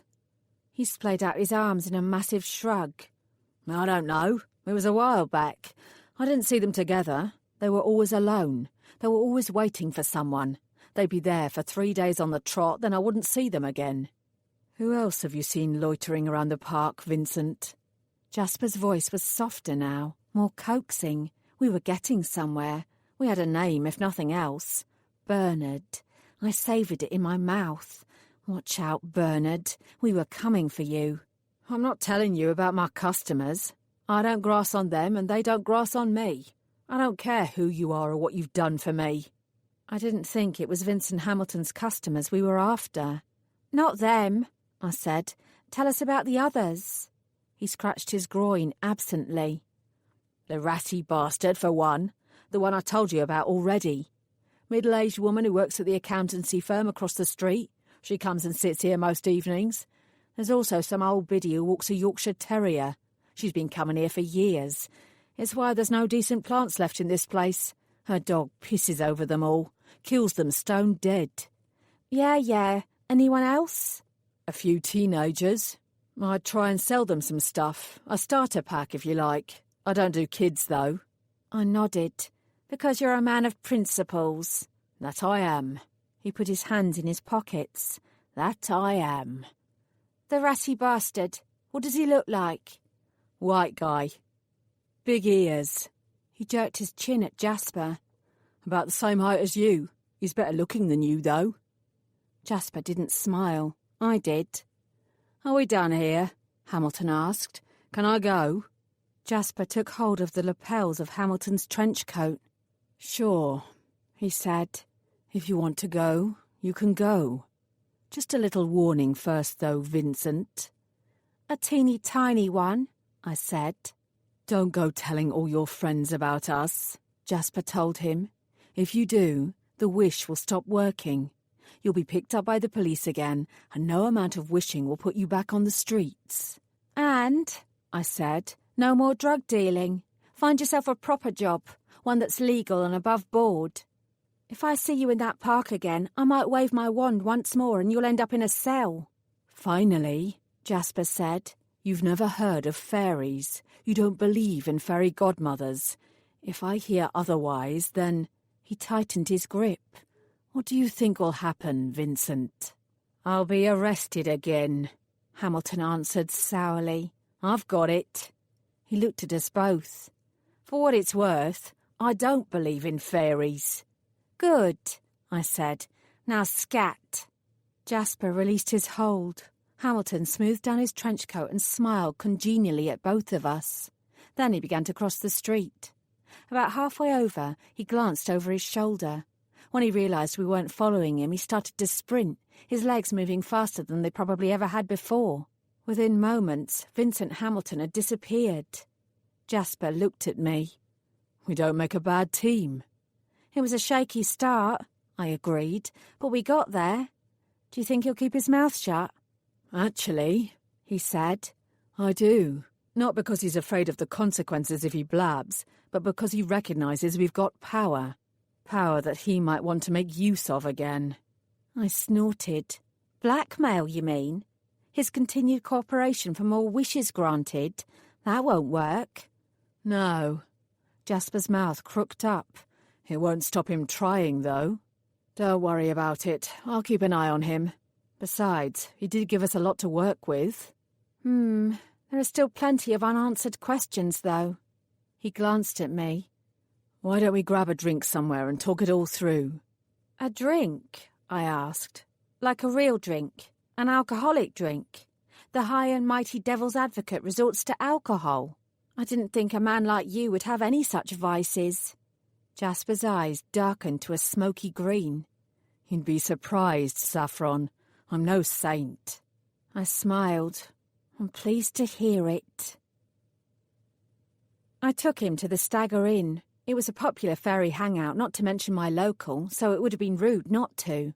When I walked in with Jasper right behind me, however, Harry's eyes just about popped out on stalks. Perhaps coming here had been a mistake. We can go somewhere else, I said to Jasper under my breath, as every single other fairy in the dark pub turned towards him and stared. Why? He asked. Here seems as good as anywhere. He lifted up his chin and met every single stare with a hard-eyed gaze of his own. Everyone apart from Harry turned hastily away. "What would you like?" "Pint of demon's ale, please," I said. "Coming right up." I left Jasper to talk to the barman and get our drinks while I wandered over and joined Harry in the corner. I hadn't even sat myself down when he leaned over and, in a stunned whisper, said, "Saffron, what the fuck is going on?" I smiled primly. "The Devil's Advocate and I are working together." "What?" His whisper rose to a near shriek. "What do you mean you're working together?" "We're going to solve the kidnappings and save the day." I grinned. I was enjoying this. "Solve the—" Harry shook his head. "I thought the Devil's Advocate was one of the bastards who was setting you up as bait." "Actually," I began. Jasper appeared, placing 2 pints down on the table in front of us. "Hi," he said. "This is Harry," I told him. "Harry, this is "The Devil's Advocate," Jasper interrupted, holding out his hand. Harry took it and both men shook. "Nice to meet you." "Likewise," Harry muttered. He shot me another look and then took a sip of his drink. We all pretended not to notice the brief tremble in his hands as he raised his glass. Honestly, Jasper wasn't that scary. "Harry," I said over loudly, "did you know that if you introduce yourself as a fairy when you first meet a human, and then later on you have to deal with him during the course of your job, memory magic doesn't work?" Harry blinked at me. No." I smiled, satisfied. "See?" I said to Jasper. "Although," Harry added, "I'm a rainbow fairy. I don't deal with humans, so it would never actually come up in my line of work." Jasper raised an eyebrow in my direction. I coughed. "I think I've made my point, regardless," I said. We all took another sip of our drinks, the awkward silence stretching out. Well, this wasn't weird at all. Eventually, Harry put his drink down and straightened his shoulders. "So," he said, apparently now having had enough Dutch courage to address Jasper directly, "is Saffron's life still in danger, then?" Jasper looked mildly astonished. "I'm not sure it was ever in any real danger." He glanced at me, and I shrugged. "I've told Harry everything that's been going on," I said. "We don't have any secrets. Apart from," Harry said, "the fact that I enjoy a little sadomasochism at weekends." He paused, his slight grin causing his eyes to dance. "Oops, did I say that aloud?" I rolled my eyes. "Don't mind him." Jasper frowned. "You know, I'll have to put that in my report." Harry instantly looked alarmed. Then he seemed to realise that Jasper was pulling his leg and relaxed once more. "Fill me in, then," he commanded. "What's been going on?" I quickly outlined the last day or two. Harry nodded, listening carefully without interrupting. This was one of the many reasons why I liked him. He knew when to keep quiet and pay attention. It was a surprisingly rare skill. "I've never heard of anyone called Bernard," he said once I'd finished.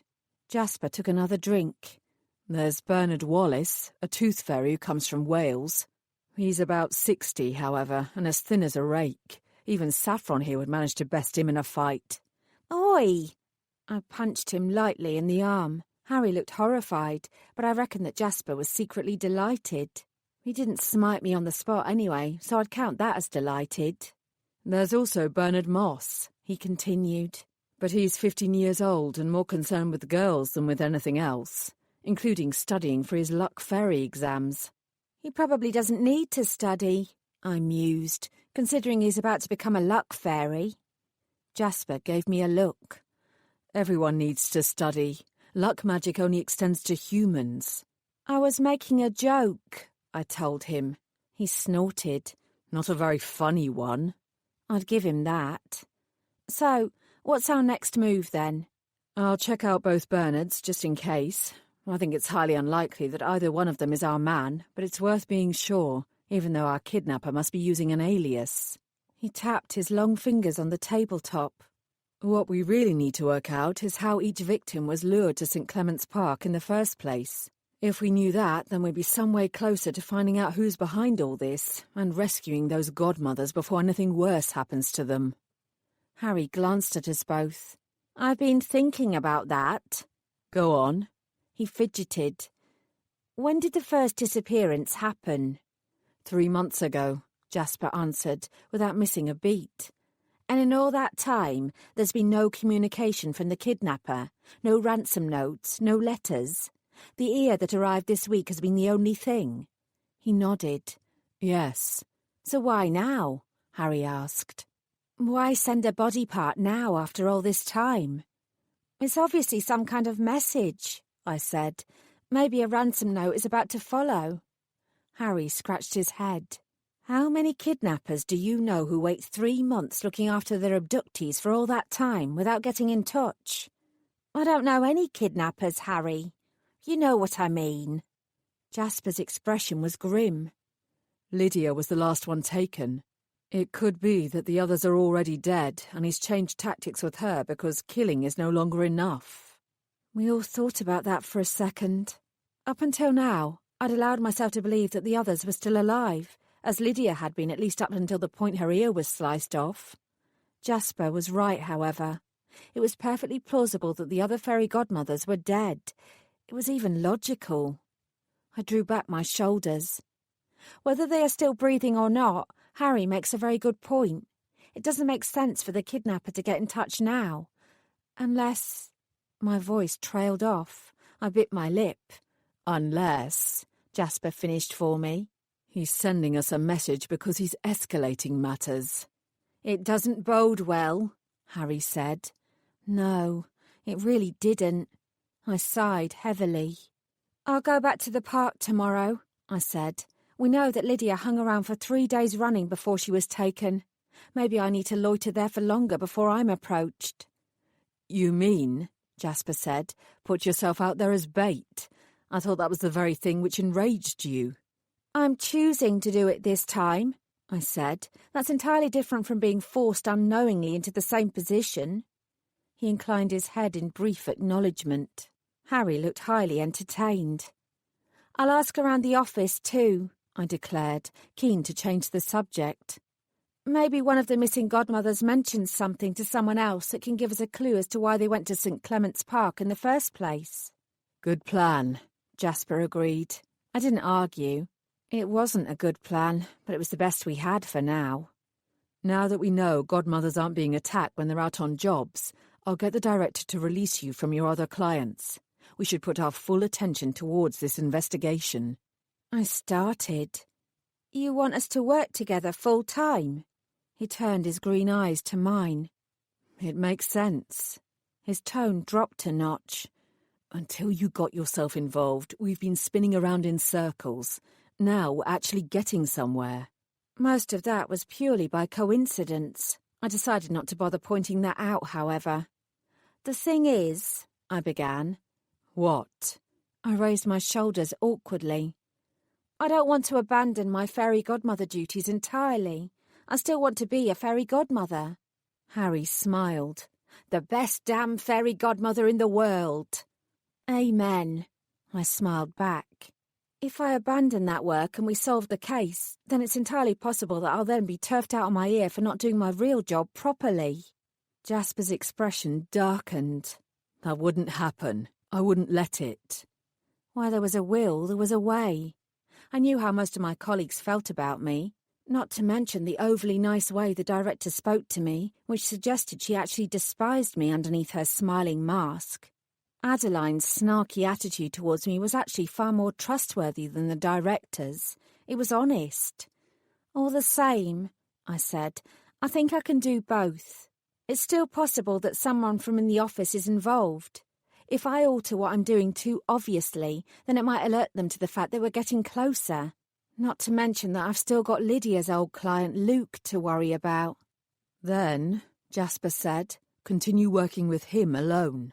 You'll have a hand in your godmother work should anyone question it, but you'll have more time to focus on the investigation. I could cope with that. You'll clear it with the director? I will. Harry beamed at me. Look at you, Saffron. From dope fairy to fairy godmother to bona fide fairy investigator with the devil's advocate in her back pocket. Jasper's brow furrowed. I raised my glass. Mad skills, Harry. Mad skills. Skills. Skills. skills. Chapter 19. I arrived at the office ridiculously early the next morning. I was buzzing with anticipation at my plans for the day. By 5 o'clock, I told myself, I'd have rescued all the missing fairy godmothers, all of whom would still be alive and well, minus one sole ear, and I'd be fated as the most wonderful fairy the world had ever seen. I allowed myself a moment of picturing the other godmothers raising me up onto their shoulders and parading me around the office while loudly singing, "For she's a jolly good fairy." A girl could dream. Then I walked into the office lobby and realised that, despite my early start, Mrs. Jardine was still here before me, and I didn't feel quite so buoyant. "Good morning, Saffron," she said primly as I walked up to the desk. "Good morning, Mrs. Jardine," I answered. I crossed my fingers, part of me hoping that she would now afford me the same latitude which Alicia enjoyed and ask me to call her Miranda. Alas, no such nicety was forthcoming. "How are you this fine morning?" She sniffed. "I'm all right, I suppose." She pursed her lips. "How are you?" "Good." She glanced behind me, as if expecting to see someone behind me. "And the devil's advocate, how is he?" I repressed a grin. "I have no idea. I didn't spend the night with him, if that's what you're wondering." She stared at me. "I wasn't wondering that at all. I couldn't give a single fig for your sex life. What I do care about, however, is this office. Is he likely to be joining us today?" I looked down. Despite her professional demeanour, her fingers were so tightly curled around her fountain pen that her knuckles were white with the tension. "I don't think so," I said softly. I debated whether to tell her that I was no longer being used as unwitting bait and was now entirely witting, if that was a word. It seemed wise to keep the plan to myself for now, however. After all, we still didn't know everything that was going on or who was involved. I pressed my thumb down onto the sign-in sheet before heading up to the office. When I stepped out of the lift, which had managed to make its way all the way up without any sort of incident or mishap whatsoever, I realised that Mrs. Jardine wasn't the only one who'd come in early. At least half of the office was already here. I gaped. The official start time was 9 a.m. It wasn't even 7 yet, and the place was already remarkably full. Perhaps I'd not given the other fairy godmothers enough credit for how hard they all worked. Pleased that I'd at least remembered to bring my own mug in this morning, I headed first to the little kitchen to make myself a coffee. I'd barely managed to flick the kettle on when Rupert appeared, leaning against the doorway with his hair falling across his forehead and at least one curl hanging over his eyes so that he was looking at me with some sort of fake squint, which I suppose was meant to come across as both artless and sexy. "Hello, Rupert," I said. I pointed at his hair. "Isn't that annoying? I know the name of a good barber if you need one." He blinked at me and pushed the curl back. "Thank you, but no," he muttered. He watched as I busied myself with measuring out a teaspoon of coffee into my mug. He obviously wanted to say something, but was waiting for me to ask him what it was first. He'd be waiting for a while. "How are things going?" he said eventually. "It's still only your first week, but I hope you're settling in." "I'm getting there," I answered cheerfully. "It's hard with everything that's been going on, but I feel like I'm starting to get a handle on everything." "I'm really pleased to hear that, Saffron." He reached out and put a hand on my arm, squeezing gently. Then his head tilted and he gazed at the thin material of my shirt. "Is that a tattoo?" "Yes." I pulled up my sleeve to show him, hoping that the horror of the image would imply enough of my supposed bad taste that he'd leave me in peace. "A dog. It's so cute," he cooed. "It suits you. Does it hurt?" "Damn it." "A bit," I said. I covered it up again. "And it's a cat, not a dog." He smirked. "I love a bit of pussy myself." I counted to 10 in my head. "If there's anything I can do to help, do let me know," Rupert continued, blithely unaware of my growing irritation. "Maybe we can go out for lunch together. The canteen is good, but there's a lovely little cafe around the corner. We could go out just the two of us and get to know each other better." I hastily poured out some hot water from the urn into my mug and smiled at him. That's so kind of you, Rupert. I'm going to be busy all day today, though. You have to eat. I'm sure you can find some time. I pondered this. Yes, I said. I'm sure I could. You know what, though? He half smiled at me. What? I shrugged. I don't want to. I grabbed my mug and walked off. I didn't want to be rude to the guy, but I would be if that was what it took to shake him off. I was pleased to see that Delilah wasn't at her desk. At least she started work at a normal time, unlike all these other fairies. I plonked down my mug and started up my computer to check Luke's file and update it with the information I had on him so far. I'd try some more research and see if I could uncover any useful information before I visited him again.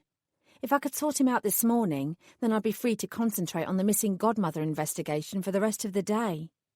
Before the screen had flickered into action, however, there were raised voices behind me. I've had enough of it. Can't you keep quiet?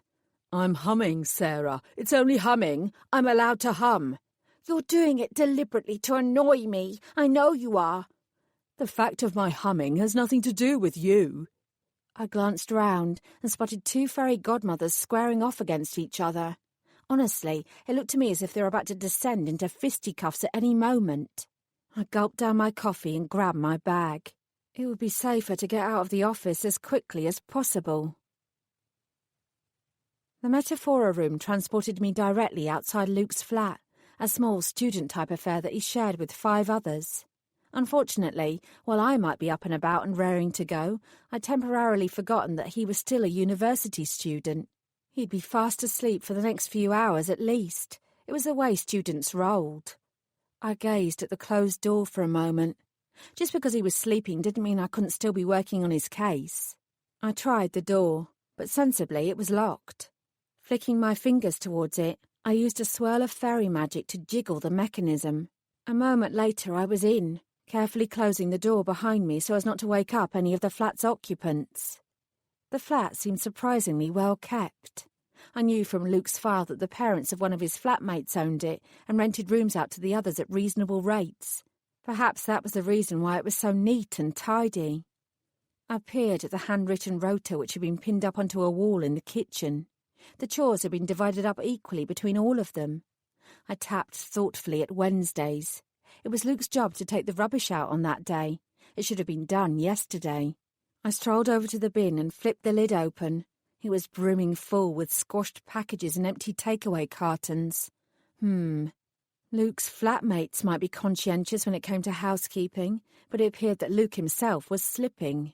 I nosed around the rest of the flat, opening cupboards here and there and rifling through various bits of paper which had been left lying around.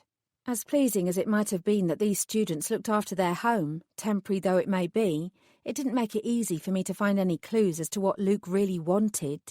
I gave up on what I was doing and headed for his bedroom instead. I opened the door and peeked in. There was a strong smell of feet and, troublingly, the same stale alcohol reek which I'd noted in the study carrel the first time I'd met him.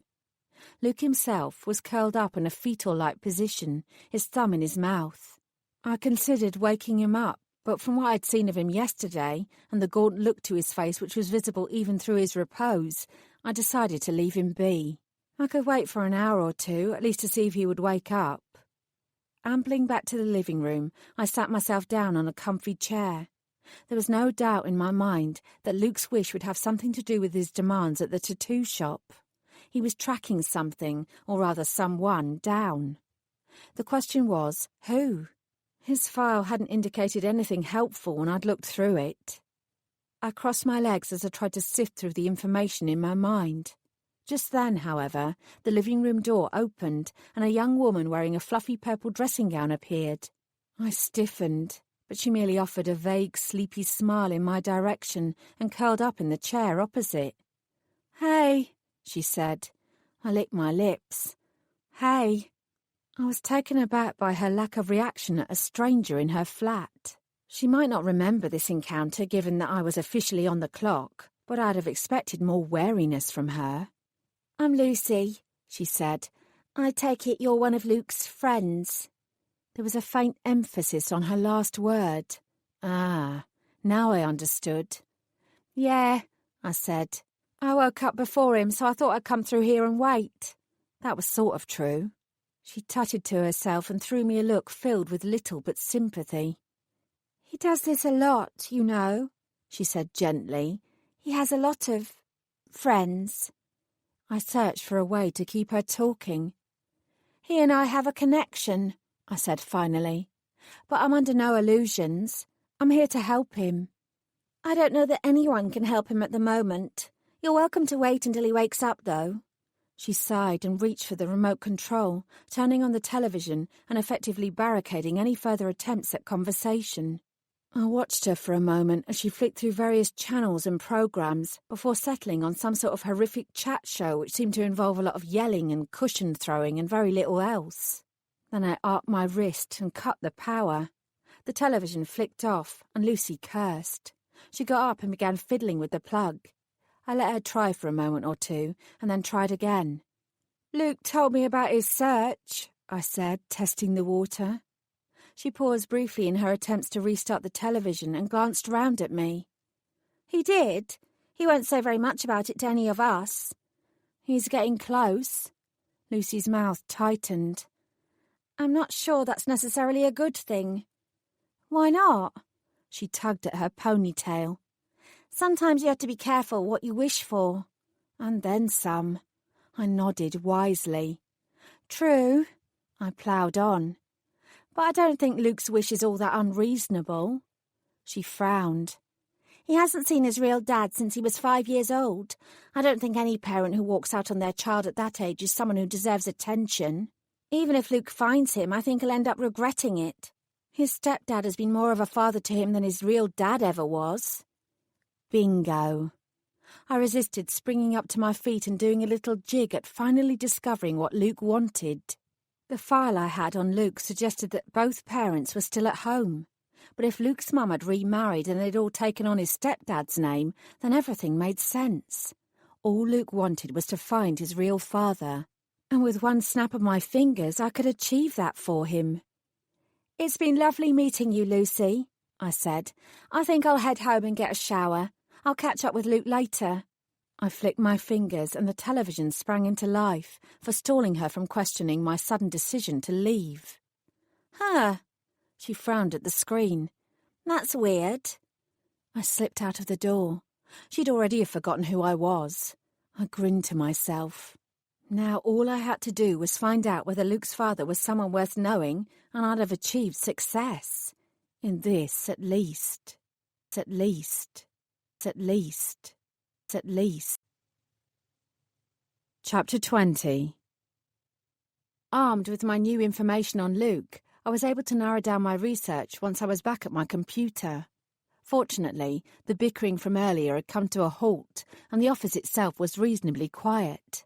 It made it easier to focus on my search, and when I finally found the information that confirmed Luke had been adopted by his stepfather when he was 7, I leaned back in my chair and breathed out. If I'd had more time to research him in the first place, I could have discovered this on my own. I'd felt pressure from Adeline to perform, however, and I'd rushed things. Next time, I resolved, I would do far better. You're still wearing those shoes, Billy said, appearing silently behind me and causing me to jump half out of my skin. I glanced down at my feet. Oh yes, shiny patent leather. You can't seriously have a problem with these, I said. Where in the rule book does it say I can't wear patent leather? Section 4, subsection F, line 23, he answered, without missing a beat. You're not lying, are you? I asked. You actually have that memorised. What can I say?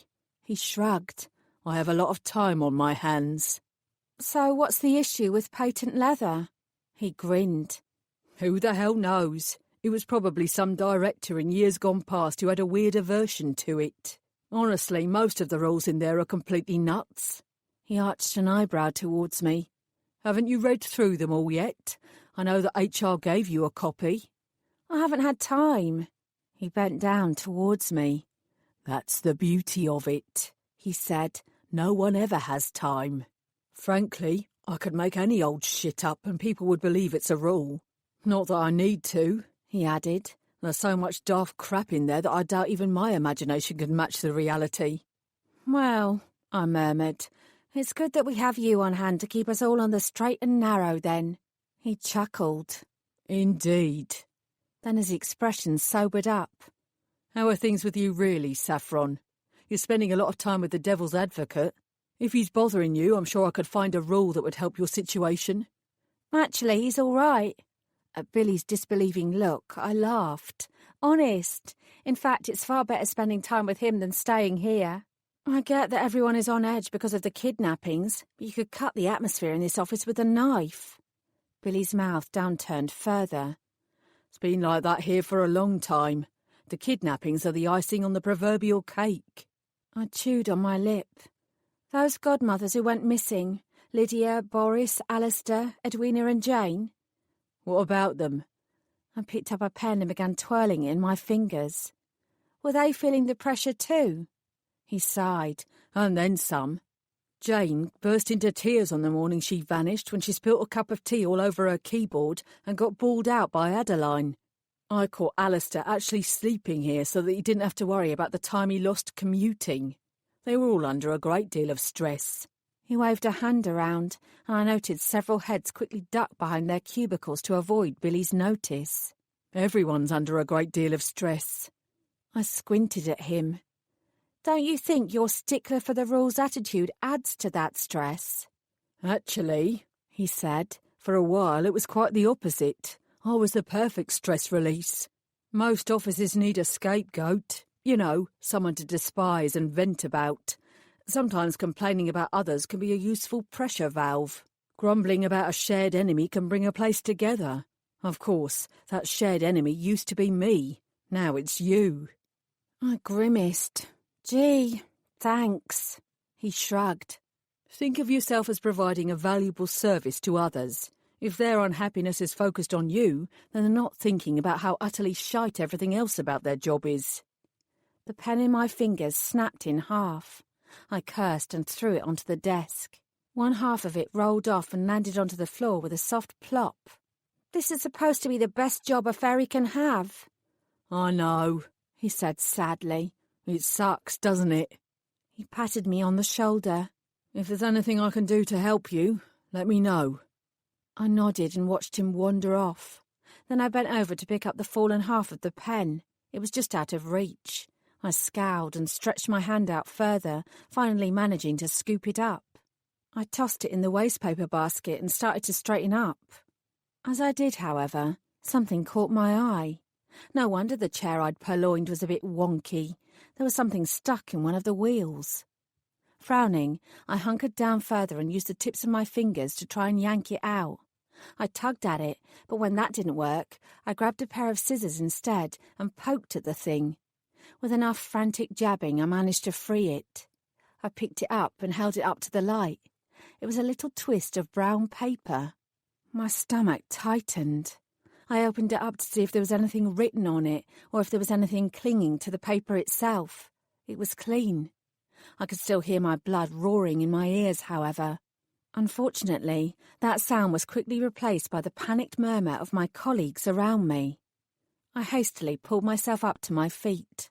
Both the director and Adeline were striding out of their respective offices. Their faces were pale and grim. I looked round the rest of the room.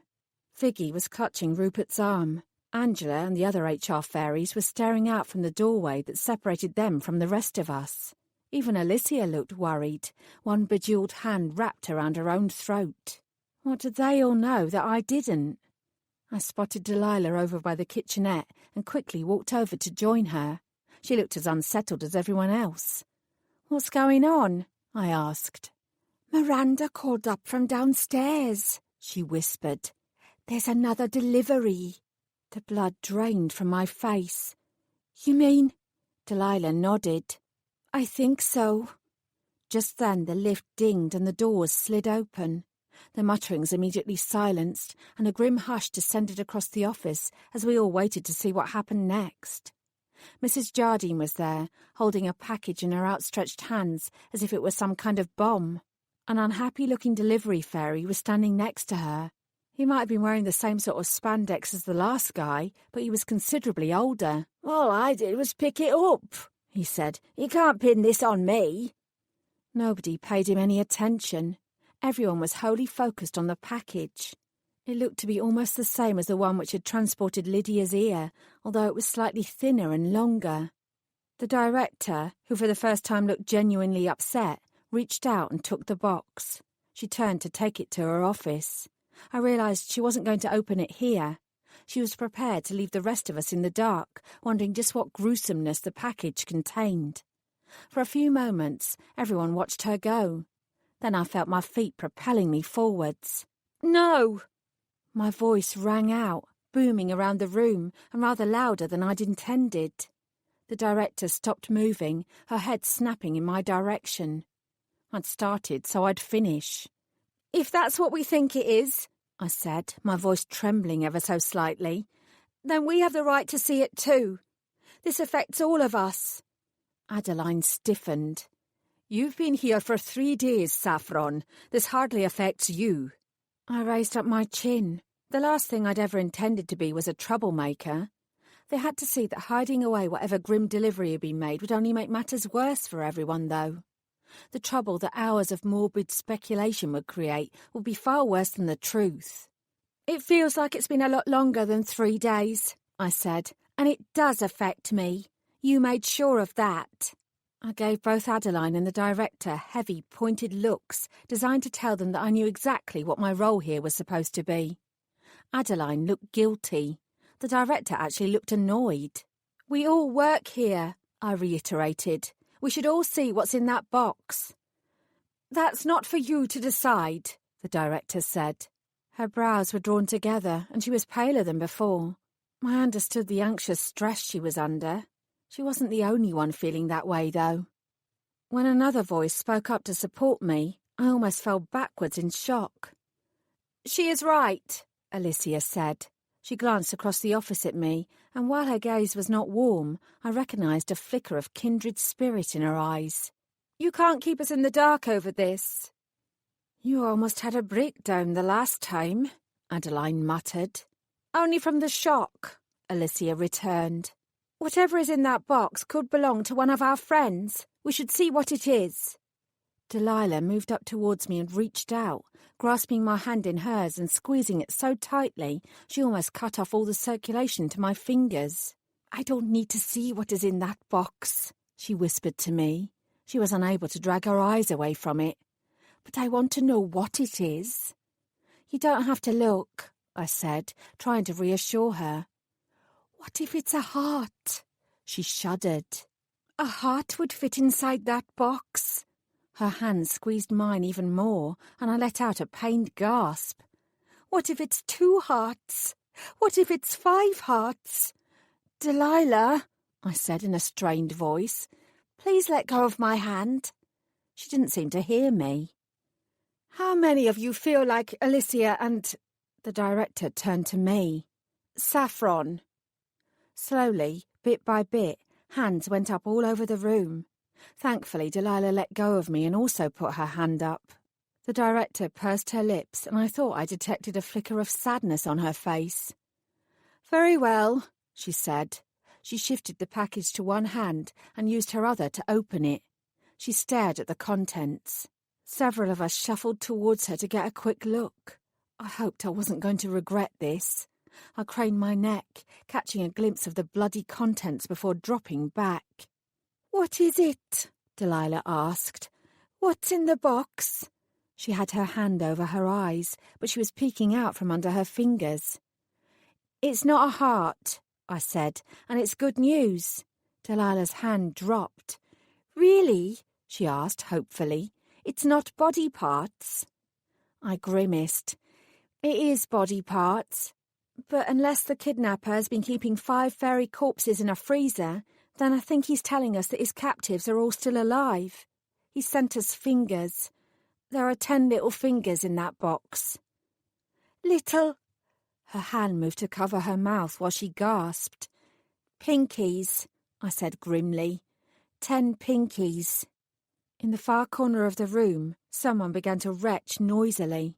The director shot me a look as if to ask if I was happy now. I swallowed. "Get this to the devil's advocate," she said aloud.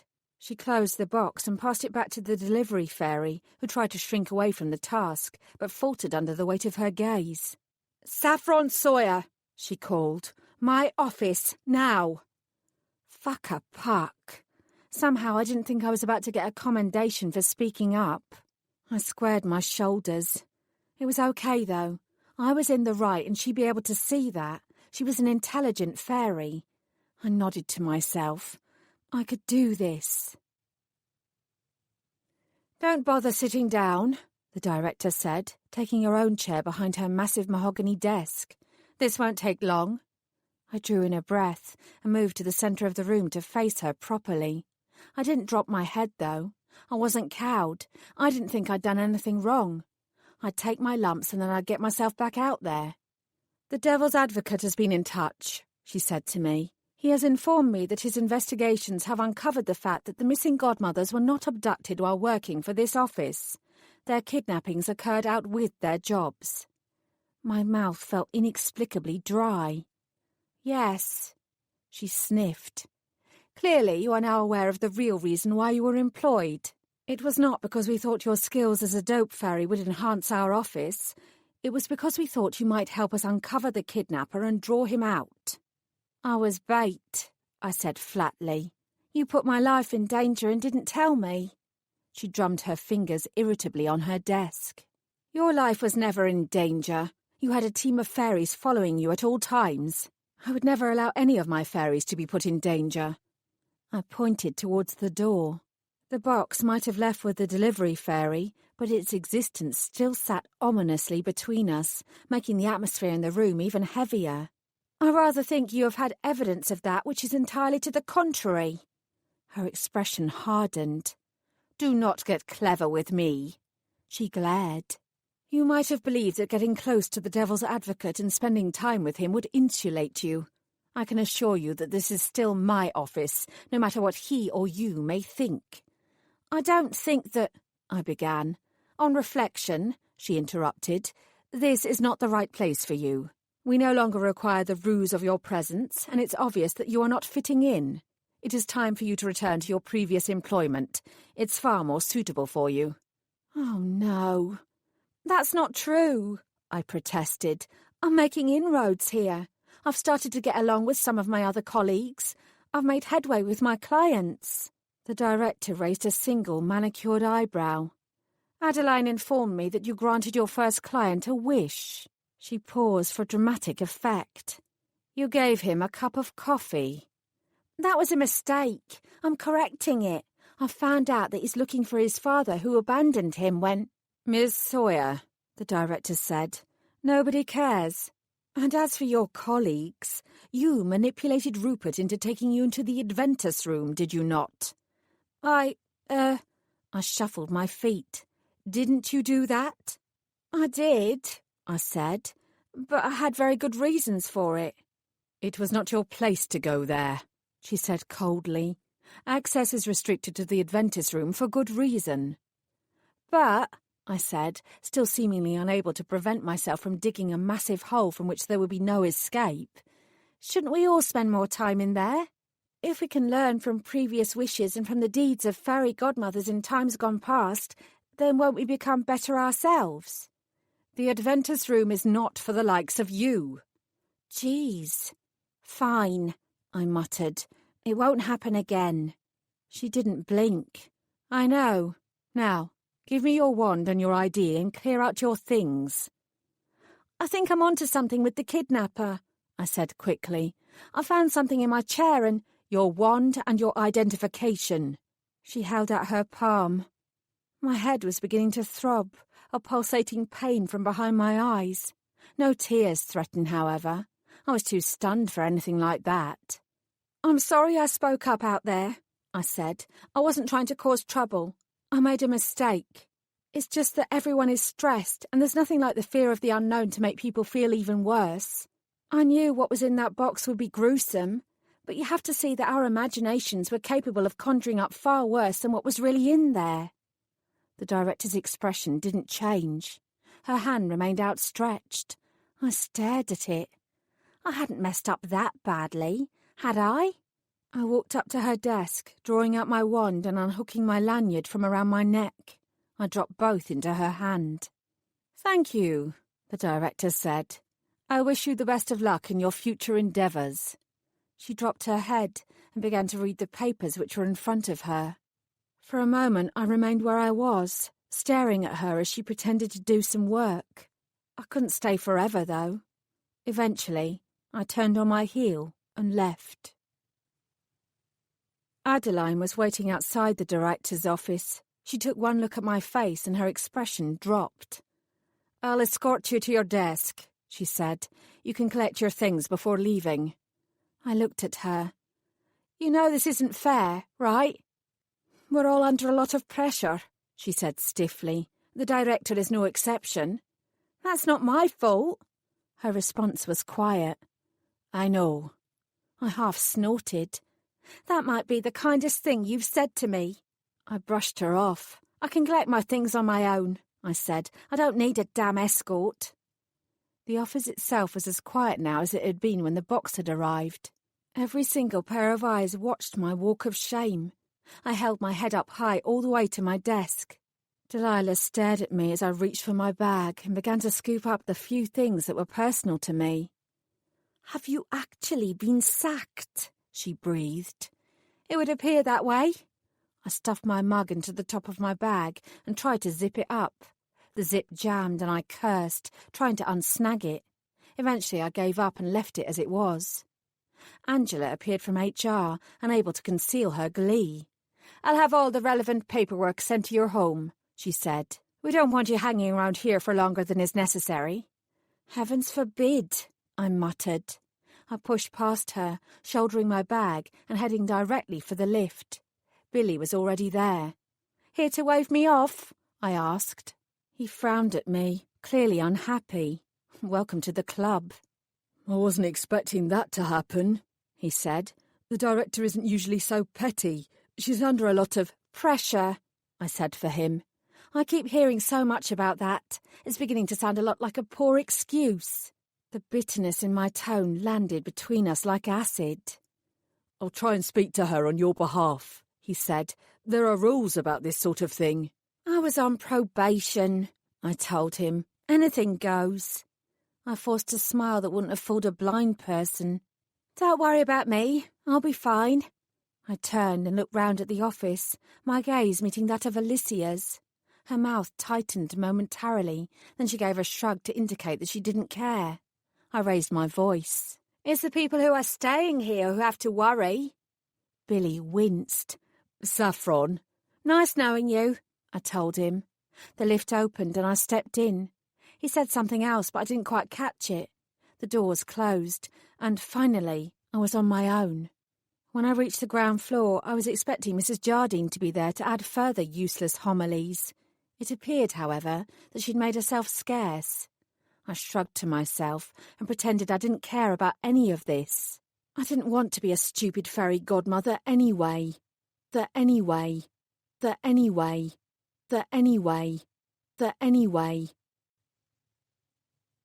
Chapter 21. I'd barely gone 50 metres from the office when my phone began to ring. I ignored it. I didn't want to talk to anyone right now. I stomped along the pavement, glaring at anyone who dared to veer even slightly into my path. I'd been fired for virtually no reason whatsoever. Those damn fairy godmothers had set me up to fail from the outset. The director hadn't turfed me out because of what happened with the box. I hadn't been good enough to be one of them. I wasn't from the right sort of fairy family. I didn't have the right sort of name. Then my anger gave way to doubt. Maybe I wasn't as skilled as I'd thought I was.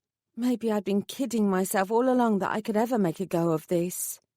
I thought about calling my mother so I could pour out my woes to her.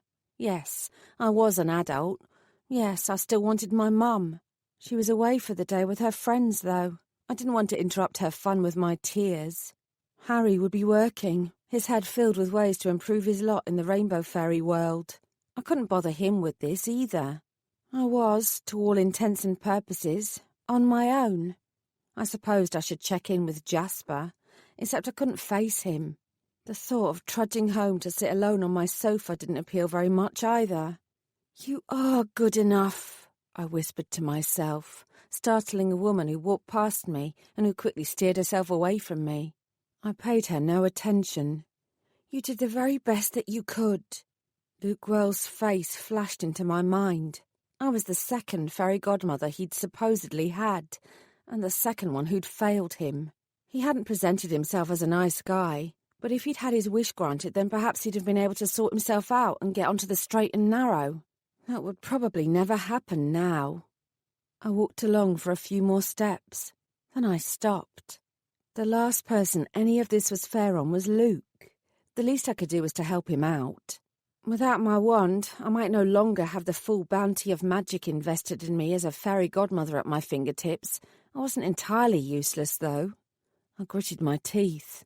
Screw the director. I'd been given a job to do, and I was going to do it. It would be my last hurrah as the world's shortest-lived fairy godmother. Luke Wells would get the wish he wanted. It would help me to sleep at night, if nothing else. Spinning round, I changed direction. Without the Metaphora room, I couldn't transport myself in an instant to Oxford. There was still public transport, however. Trains ran regularly enough, and the station wasn't far away. I set my chin. I also pulled out my phone. The missed call had been from Jasper. I glared at his name as if all this were his fault. I still didn't want to talk to him. I sighed. Unfortunately, not all of this was about me. I pressed the button to return the call. I had to tell him my suspicions about the kidnappings.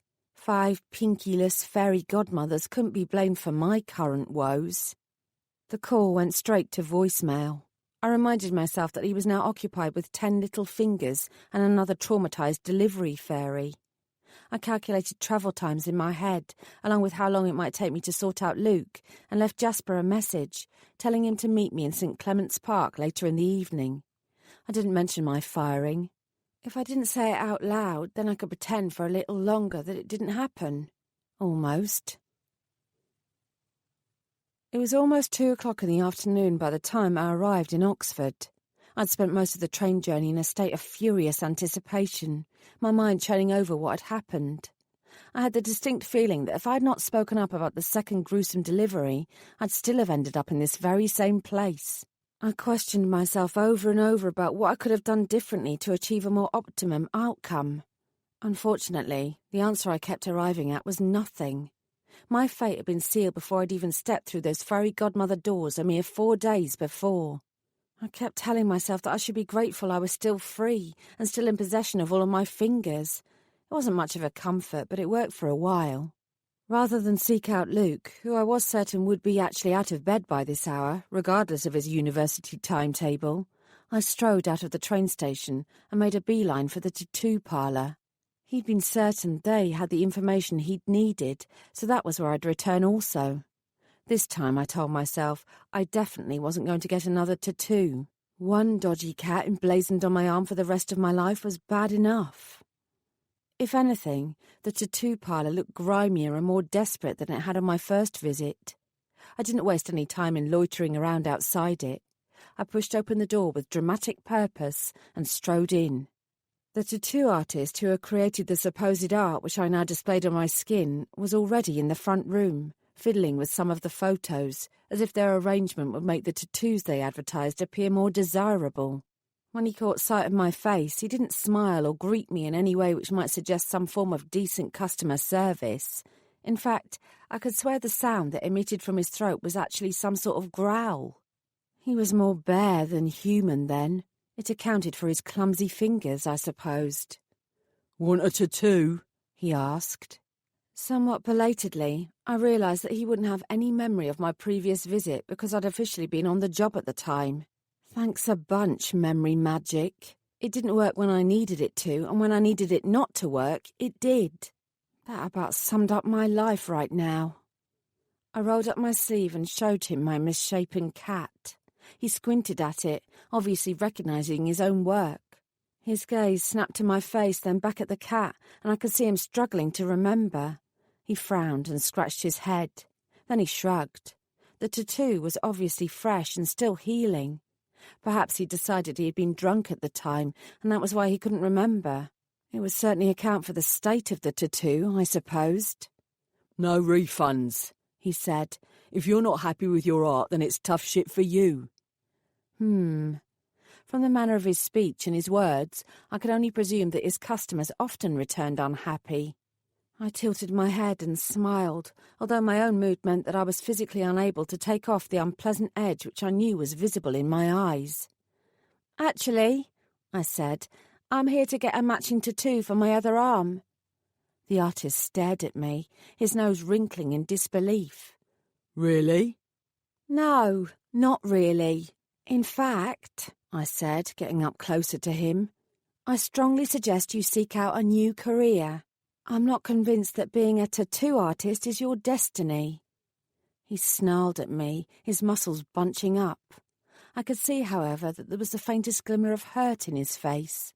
Vague guilt spluttered through me, and I felt a sudden odd kinship with him. I was a useless fairy godmother, and he was a useless tattoo artist. We had more in common than I could have realised. "I'm sorry," I said. "I can't tell you that I love my new tattoo because I don't. It's not a good tattoo. But you already know that yourself.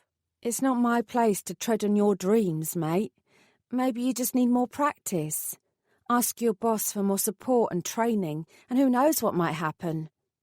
My words had the opposite effect to what I'd intended. He growled again and puffed out his chest. "You're still not getting a refund." I held up my hands.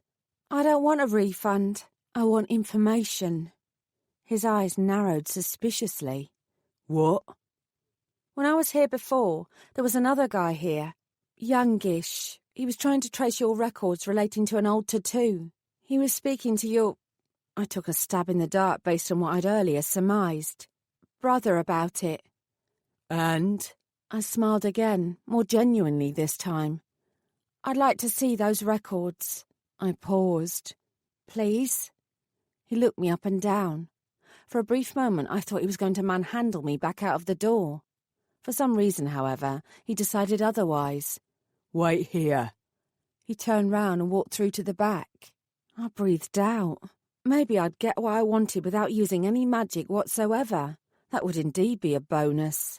I didn't have to wait long. Less than a minute after he'd disappeared, the tattoo artist returned, this time with the second burly man in tow. "What's so special about these records?" he demanded, without so much as a hello. It must be a family trait to launch directly into conversation without any of the niceties that other people spent their time on. "You don't need to know that," I responded calmly, "and I won't take up much of your time. I only want to see who had that tattoo done." "I wouldn't give that kid that information. I'm not going to give it to you either. Piss off out of here."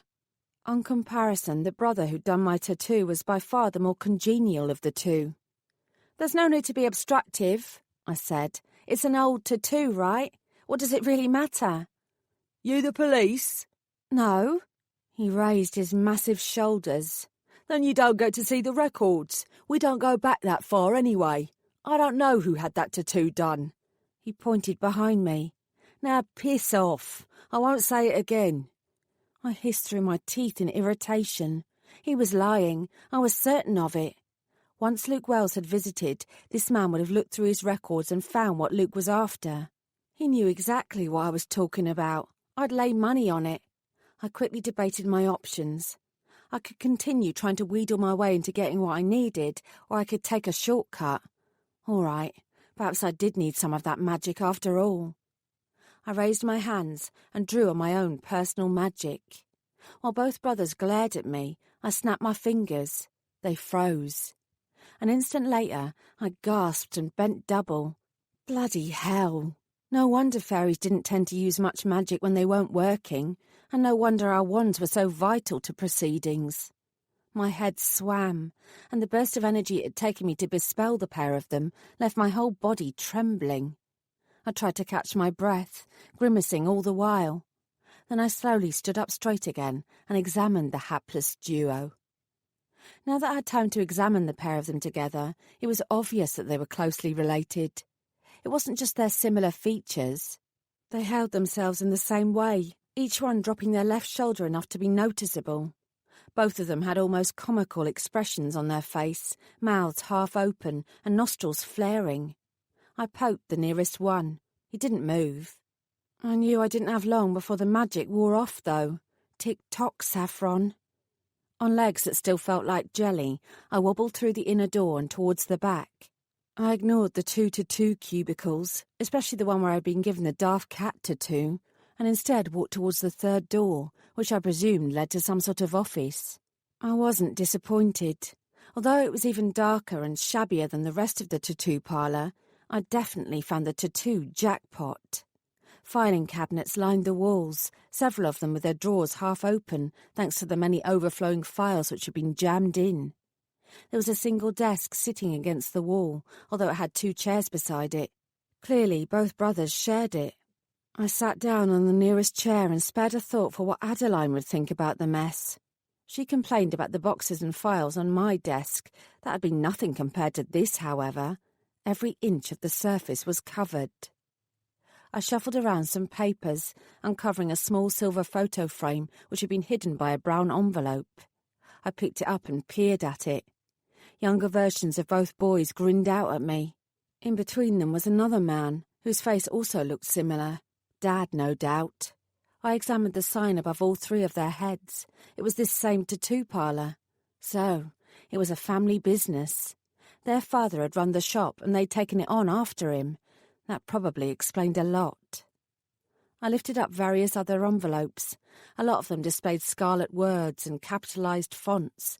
The tattoo brothers were in trouble. No wonder they didn't give refunds. I wasn't entirely surprised. I couldn't imagine anyone rushing to this place to get their skin branded. I did, however, feel some sympathy for their situation. Shaking myself, I focused on the reason why I was here. I was still banking on the fact that one of them would have already looked at the records that Luke had been searching for.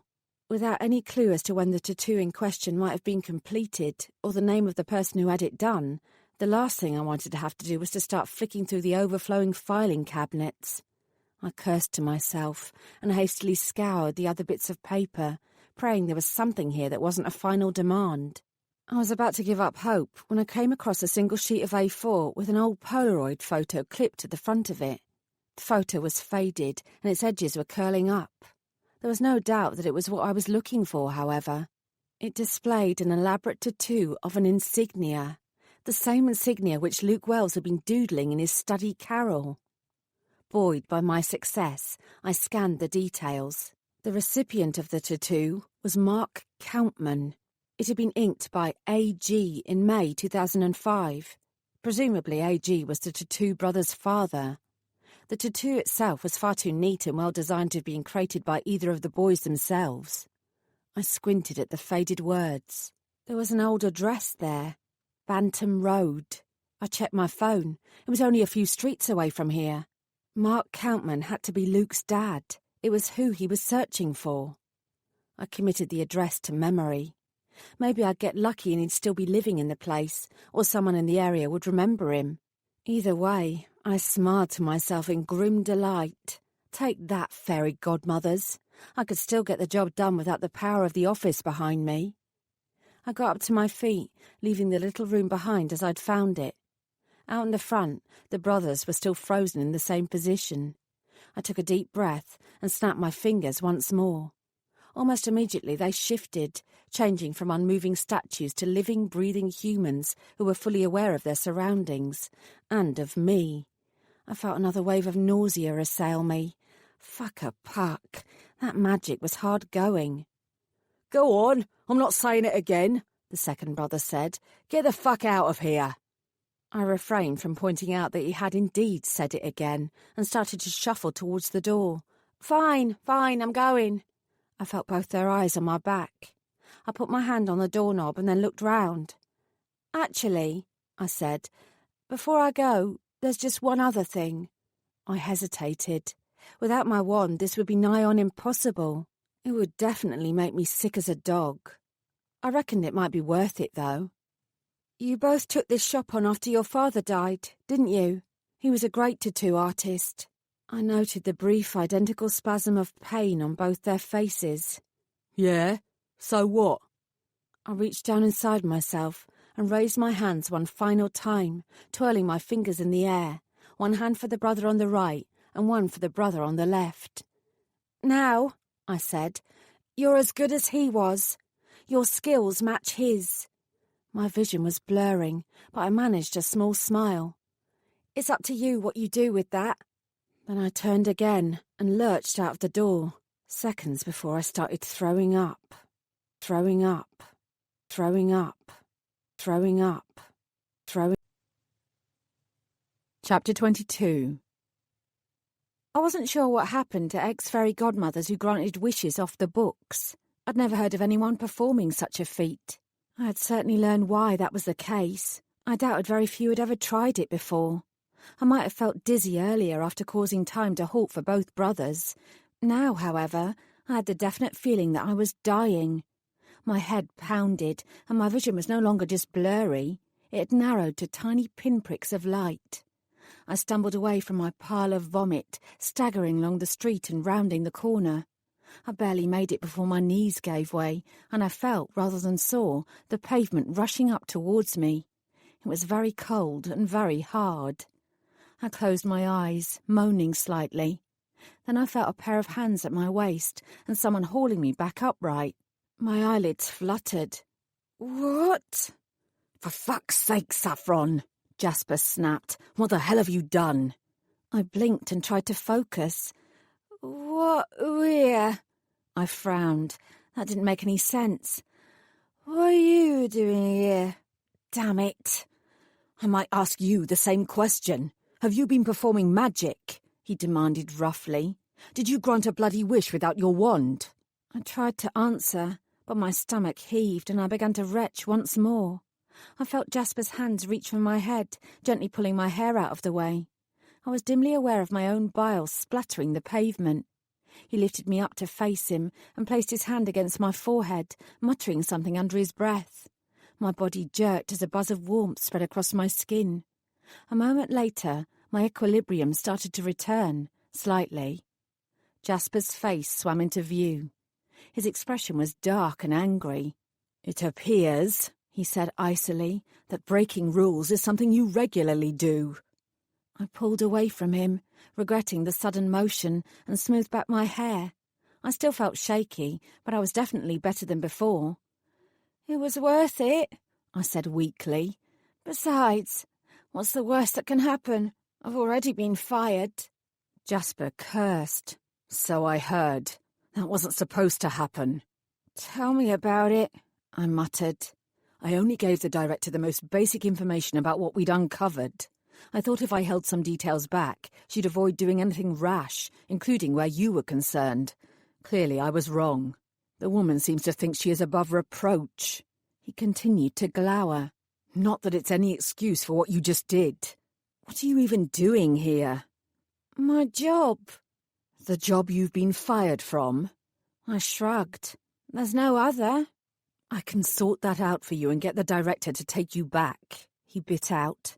"I told you before that I wouldn't let you lose your position, and I meant it. I can't help you if you're going to run around performing off-the-books wishes, though." I straightened my posture. "I do not want or need your help," I told him. He gazed at me with exasperation.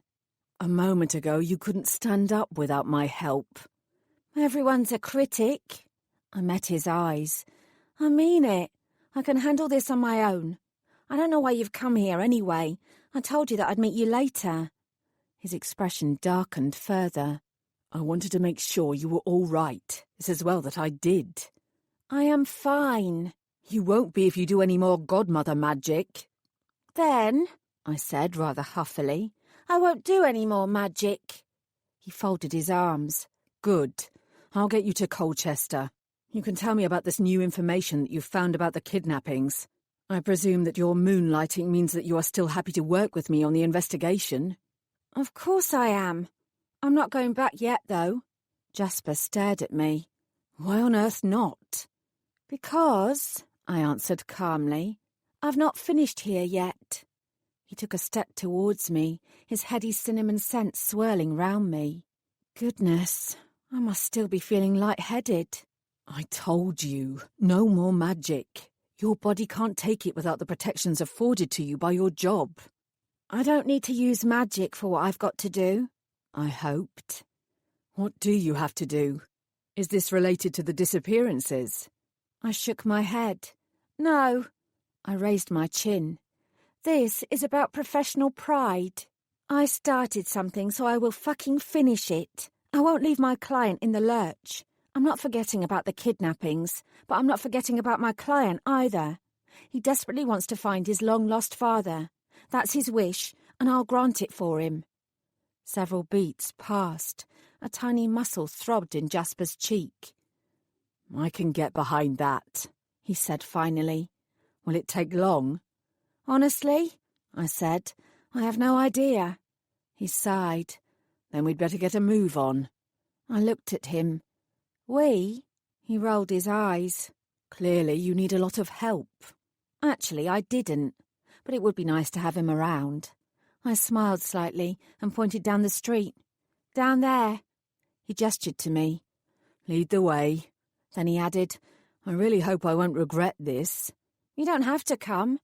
I know, he said. I licked my lips. Thank you, Jasper. There was a pause. You're welcome, Saffron. Despite Jasper's timely intervention, I still didn't feel quite right. The last thing I wanted was for him to know that I was still woozy, however. He might have kept his castigation to a minimum so far, but I knew I didn't need to give him cause to berate me further. He was still the devil's advocate after all, even if our interests currently merged and we were working well together. I concentrated on putting one foot after the other and maintaining a straight line. I reckoned I'd just about pulled it off. In any case, Jasper didn't produce any further comments on my state of health or my foolishness in attempting to grant a wish while Faery Godmother non grata. Fortunately, it didn't take long to reach the address which Mark Countman had given the tattoo parlour all those years ago. I walked up the stone steps to the front door, leaving Jasper to wait behind me on the pavement. There was no doorbell, so I rapped loudly on the wood with my knuckles. Then I tightly crossed my fingers. It was almost too much to hope for that Luke's dad still lived here. There was always a slim chance, though.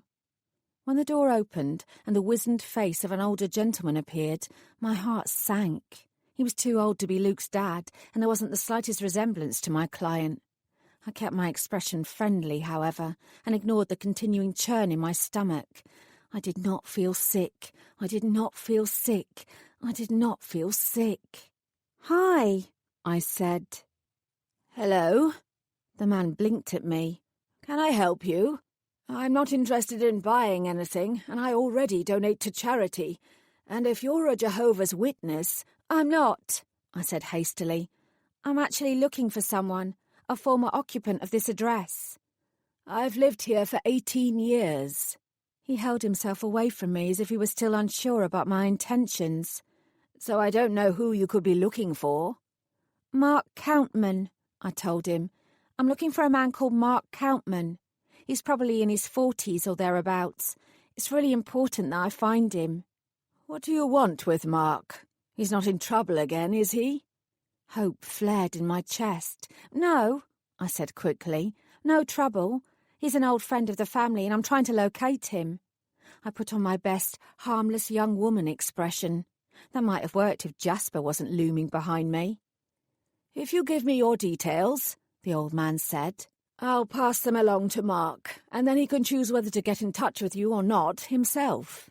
Fuck a puck. That wouldn't work for me, even if it was the most eminently sensible thing for the man to do. Time is of the essence here, I told him. It's to do with Mr. Countman's son. If you could just... He glared at me. I already told you what I'll do. If you get off my doorstep, then I'll do it a hell of a lot quicker. I wasn't going to change his mind. Frankly, if I pushed any further, I might not get anywhere at all.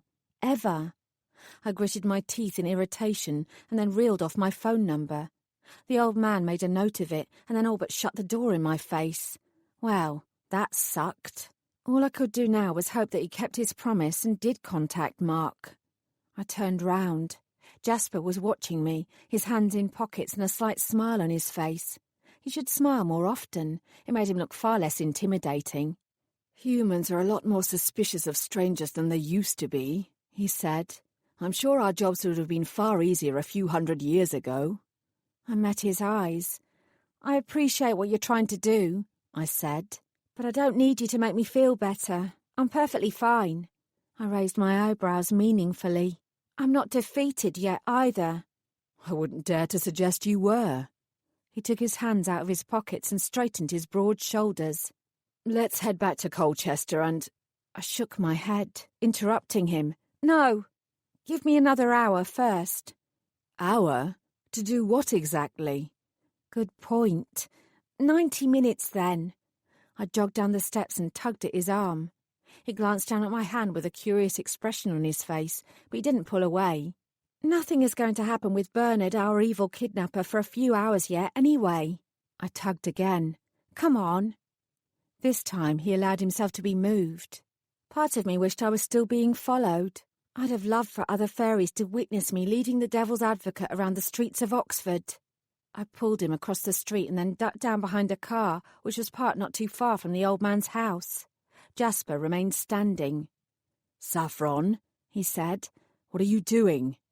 Hiding, of course, ninja fairy style. I swished my arms through the air in a simulacrum of a karate chop. I need you to do the same. This time he didn't follow my lead. I am not a ninja fairy, and I am certainly not hiding behind a car like this one. His mouth tightened. Oh, I said with a knowing, sarcastic air. You only like to hide behind sparkly, clean sports cars as befits your status. He muttered something under his breath before rolling his eyes. I don't like to hide behind anything, generally because I don't need to. I stood up again, frustration getting the better of me. Look, I didn't ask you to join me, although I'm happy that you're here. But this is my operation, and I need you to fall into line. It's not for long. It's only for an hour and a half, and then we'll go back to Colchester. Save some fairies, and everything will be right with the world once more. Just do what I say. Saffron, he murmured, you do remember that I'm the devil's advocate. So? He tutted and raised his hands. I don't need to hide behind cars, and when you're with me, neither do you. I frowned, opening my mouth to continue arguing, while he twirled his fingers in the air. Then I glanced down at myself and realised what he'd done. Oh. You've made us invisible. Just so. His voice was the very epitome of smug satisfaction. I looked back, but could no longer see either him or what was no doubt his matching expression. That was probably as well. Can you sense it? Can you still see me? I shook my head. Not a thing.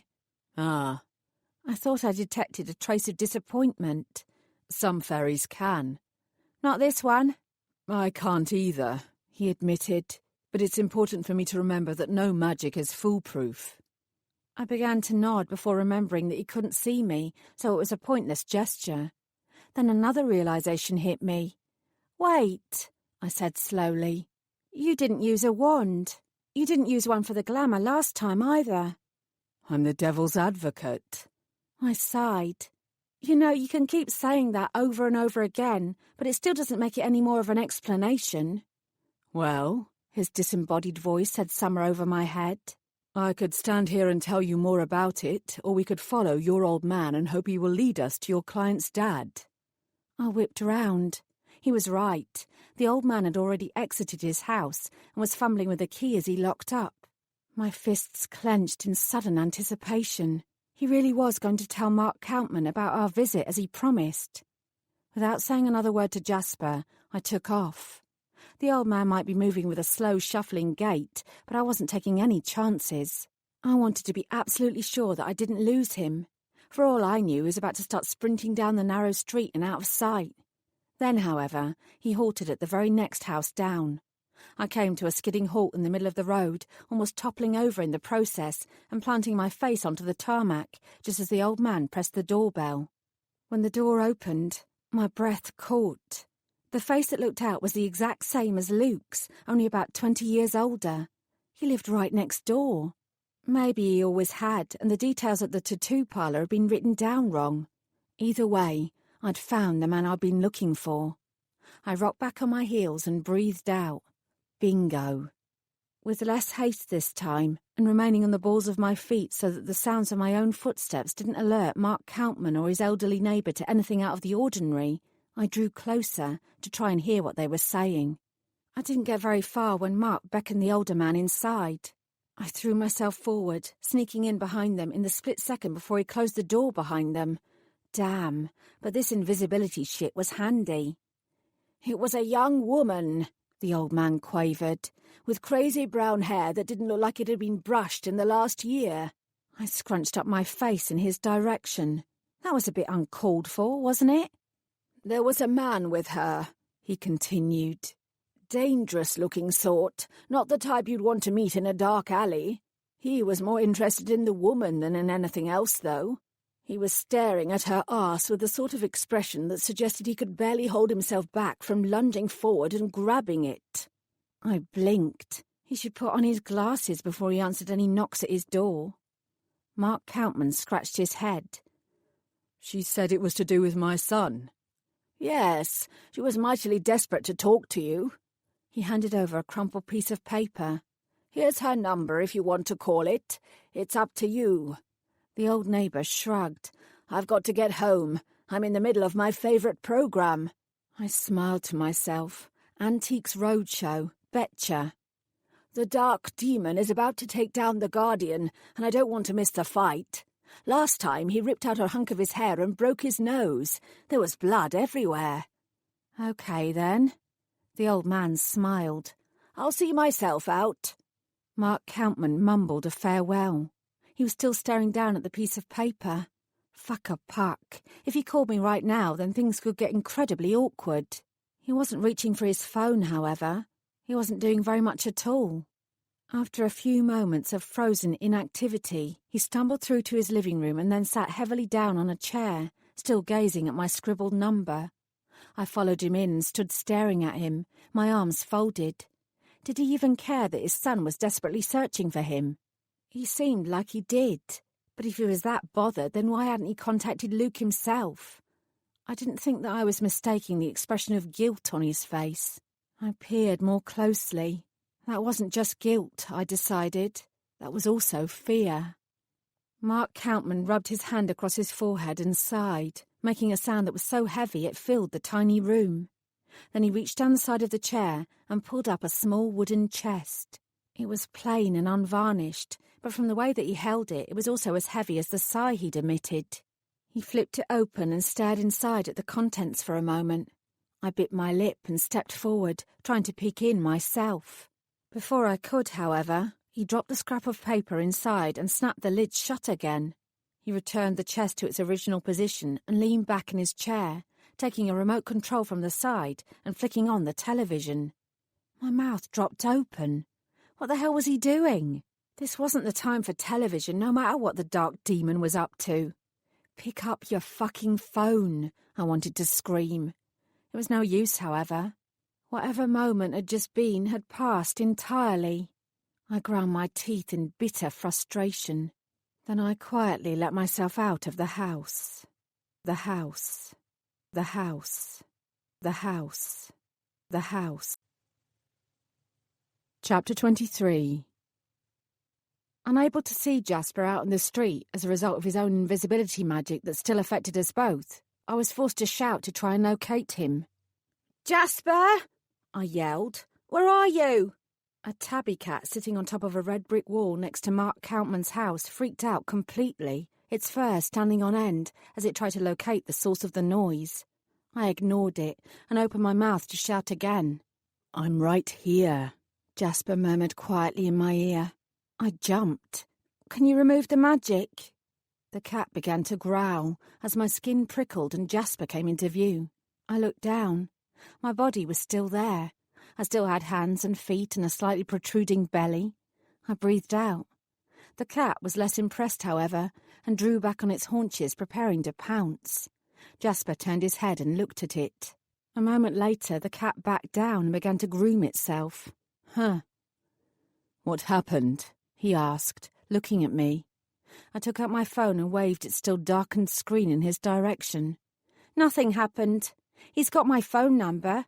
He knows it's to do with the son he's not seen in almost 2 decades, and he's not called. He's thrown the number into a box and forgotten all about it. Jasper's expression didn't alter. What did you think would happen? That he'd call you up immediately and explain how he suffered from a traumatic car accident followed by amnesia, and that's why he's not seen his son? That he's been searching for him for years, and now his life is complete because he can speak to him again? Well, okay. I knew that was unlikely. I gestured helplessly towards him. I expected more. Jasper continued to study me. You were a dope fairy. You must be used to being disappointed by clients. I grimaced. That man's not my client. Besides, I'm not a dope fairy any longer. I'm a fairy godmother. And only the pious and worthy deserve to come to your attention? He asked softly. No, I cursed. Yes. I screwed up my face. I don't know. Maybe. They're all human, Saffron. They all make mistakes and screw up. My shoulders dropped. Fairies aren't any different.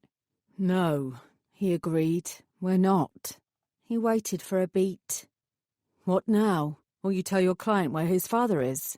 I sighed. I don't know. It's what he wants. It's what he thinks he wants anyway. But does he really need to know that his father still doesn't care about him? I could be consigning him to a worse hell than he's already in. I looked at him. What do you think? You're his fairy godmother, not me, Jasper said. It's up to you to decide. Yeah, I supposed it was.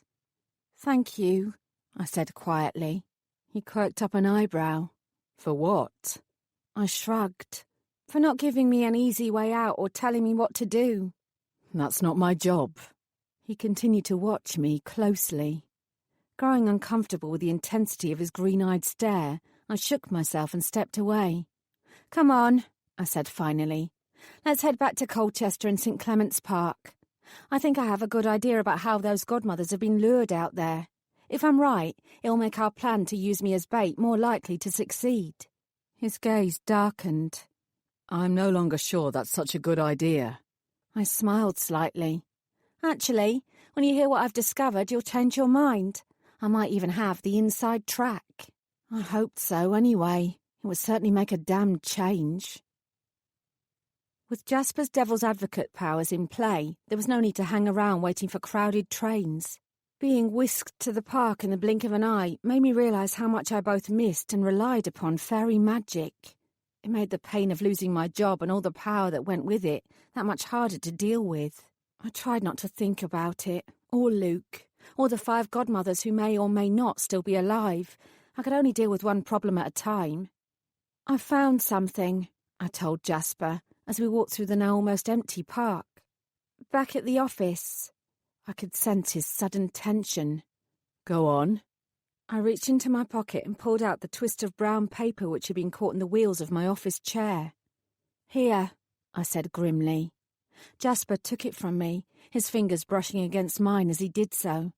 I felt a brief electric shock as our skin connected and hastily drew back. He didn't seem to notice. I don't get it, he said.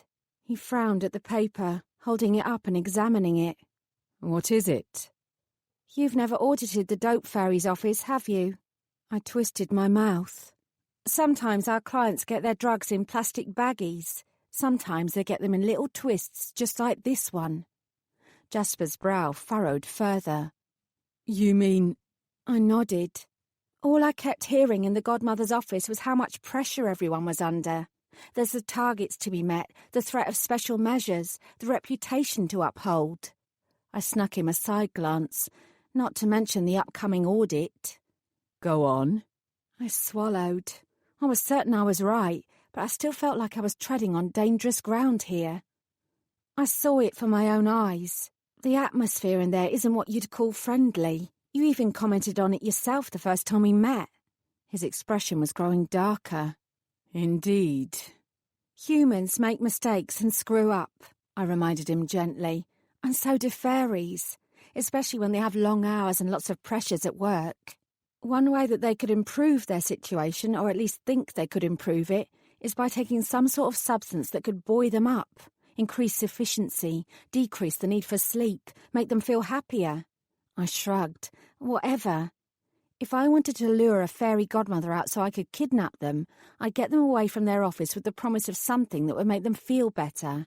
Illegal drugs would make sure they told no one where they were going, which is where the misdirection about being abducted on the job would come about.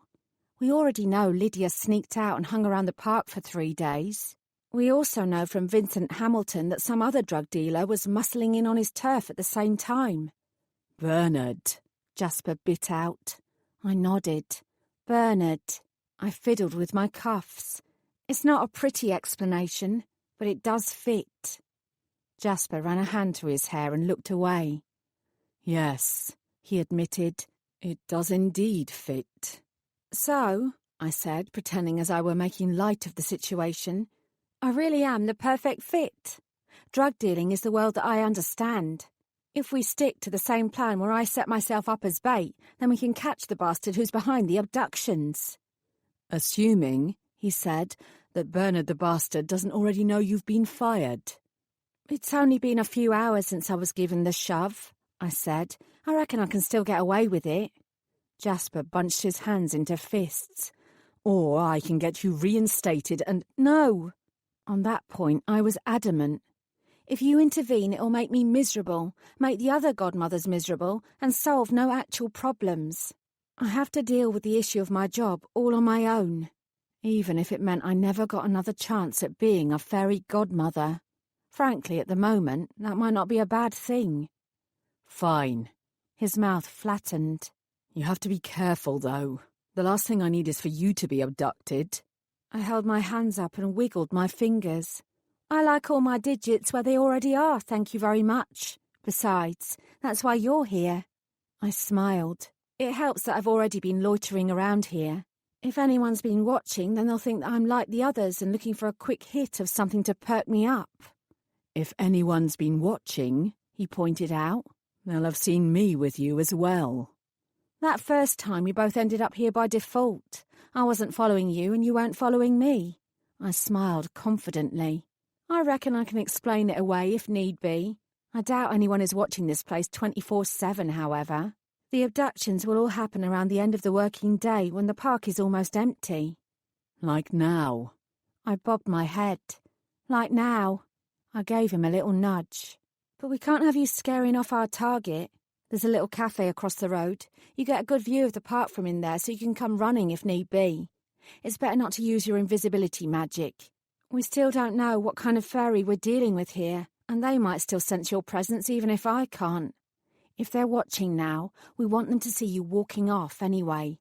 I don't think we should call in anyone else either. We don't want to scare Bernard off. Jasper folded his arms across his chest. I'm not leaving you here on your own. You'll only be across the road. Besides, I've got some moves. If Bernard shows up, then I can do something to delay him till you get back. I don't think that's a great plan. It's the best one we've got, I asserted. It'll be fine. He glowered. It had better be. I pointed towards the cafe.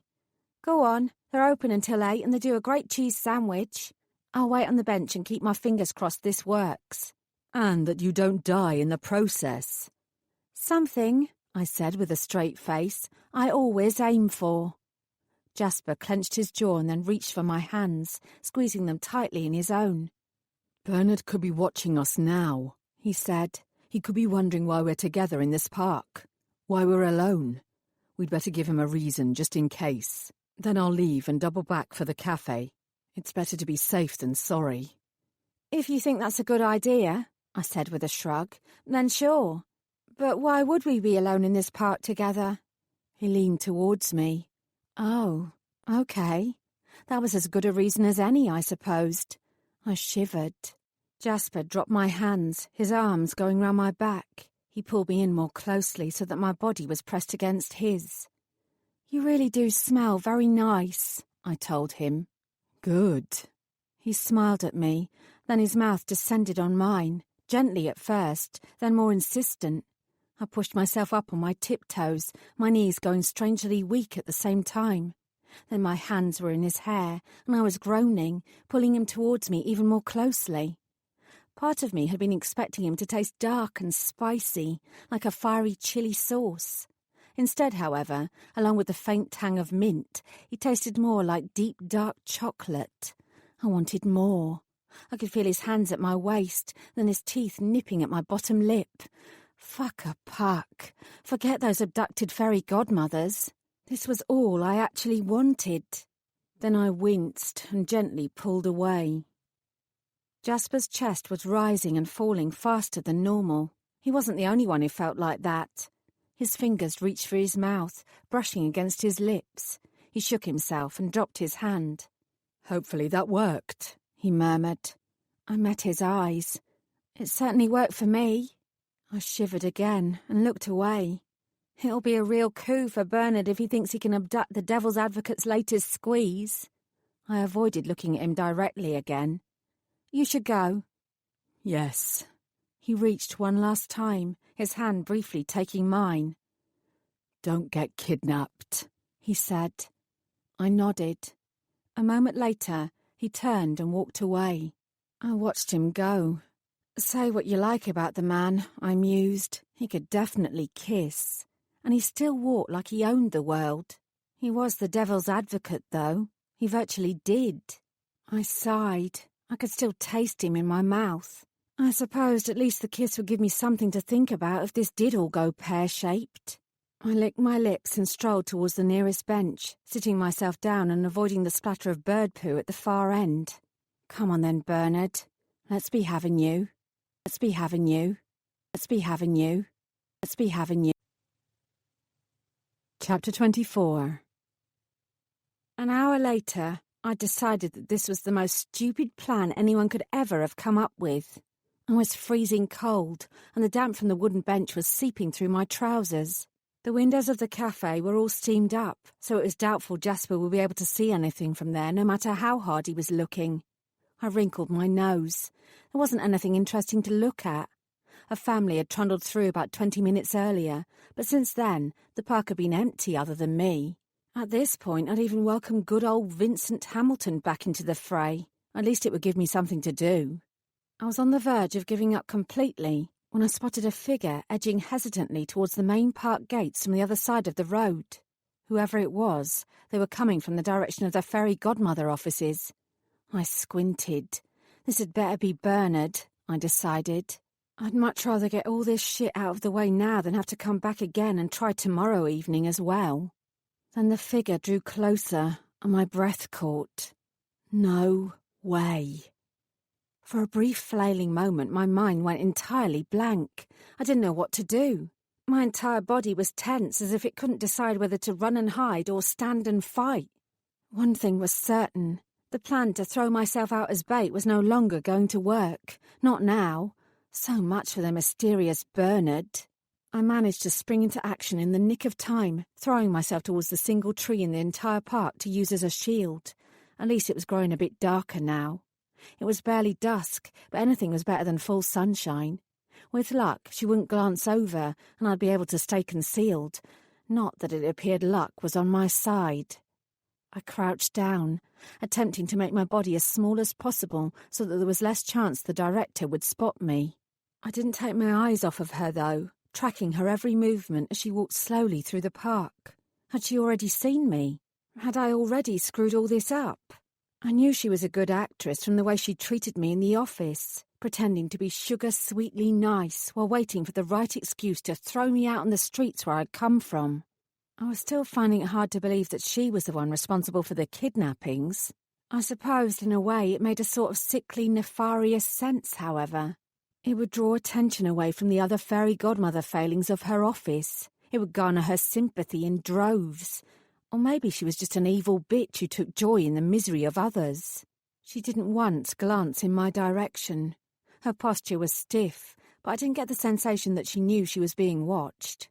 I breathed out as she sat down on the very same bench that I'd vacated. She kept her eyes trained dead ahead, not glancing around her like I had done. Then another thought struck me. What if I'd gotten all this wrong? What if the director wasn't here as Bernard, but had instead been lured out as another potential victim? Fuck a puck. Jasper had told me himself he'd withheld details of our investigation from her. No doubt the location of this park as the abduction point was one of those details. I glanced over at the cafe, but couldn't see it from this angle. I sent out a plea for silent help in Jasper's direction. Unfortunately, it appeared that none was immediately forthcoming. I got up to my feet, my legs stiff. I'd have to approach the director myself. If she were abducted, then all hell really would break loose. And if she was here as the abductor instead of the victim, well then, even more hell would free itself. Either way, I was in a disastrous maelstrom of potentially catastrophic consequences. I couldn't hide behind a tree and do nothing, though. It wasn't in my nature. I dusted down my clothes and ran my hands through my hair. There was no reason to look dishevelled and unkempt, I decided. She was still the fairy godmother director. It was just as well that I took that time to sort out my appearance, however. The delay was long enough for a white van to pull up outside the park's entrance. 4 figures jumped out and began striding towards the director. The lead one was male, white, bald, big ears but good-looking. I squeaked. It was Vincent Hamilton's ratty bastard. It had to be. The director really was a victim then. This was Bernard, and he was here for her. I glanced back at the cafe. There was still no sign of Jasper. The director was already on her feet and moving towards Bernard. I couldn't waste any more time. I had to help her. "Hey!" My voice was high-pitched and panicked, more of a screech than a shout. The director heard it and frowned, turning in my direction. Unfortunately, Bernard heard it too. His head snapped towards mine, eyes narrowing. Then he started to raise his hands. "Run!" I yelled to the director, except she did no such thing. She froze, suddenly unsure of what to do. I had no time to do anything myself other than pitch dramatically to the left, avoiding whatever Bernard was trying to throw at me. There was a sizzle somewhere beyond my left ear.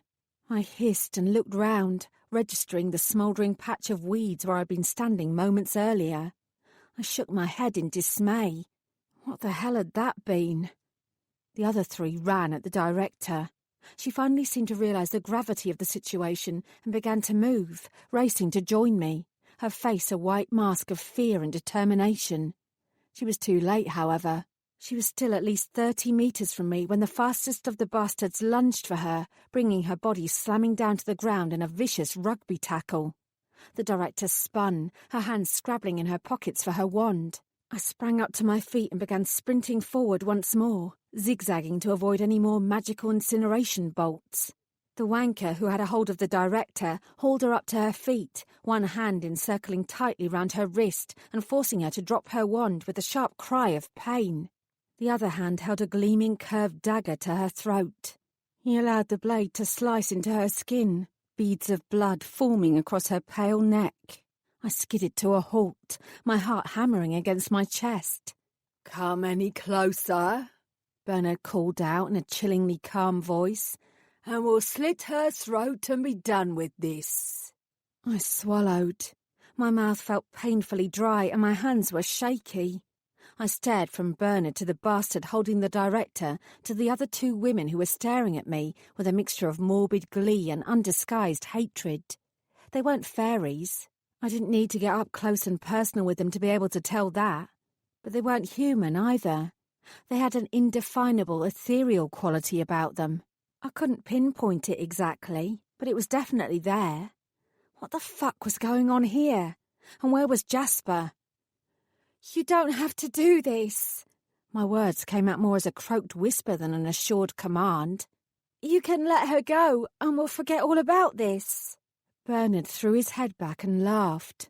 "But we don't want to forget about all this. That's entirely the point." I looked at the director's face. She was still pale, but she somehow seemed less frightened now. Her expression was calmer. She gazed at me. "It's all right, Saffron. Just stay back." Bernard raised a single dark eyebrow. "Saffron?" "She's the new one," one of the women muttered. "The transfer." He looked amused. "Ah, yes. Such a shame. It's not even been a week as a fairy godmother, and it's already ended in disaster." He grinned.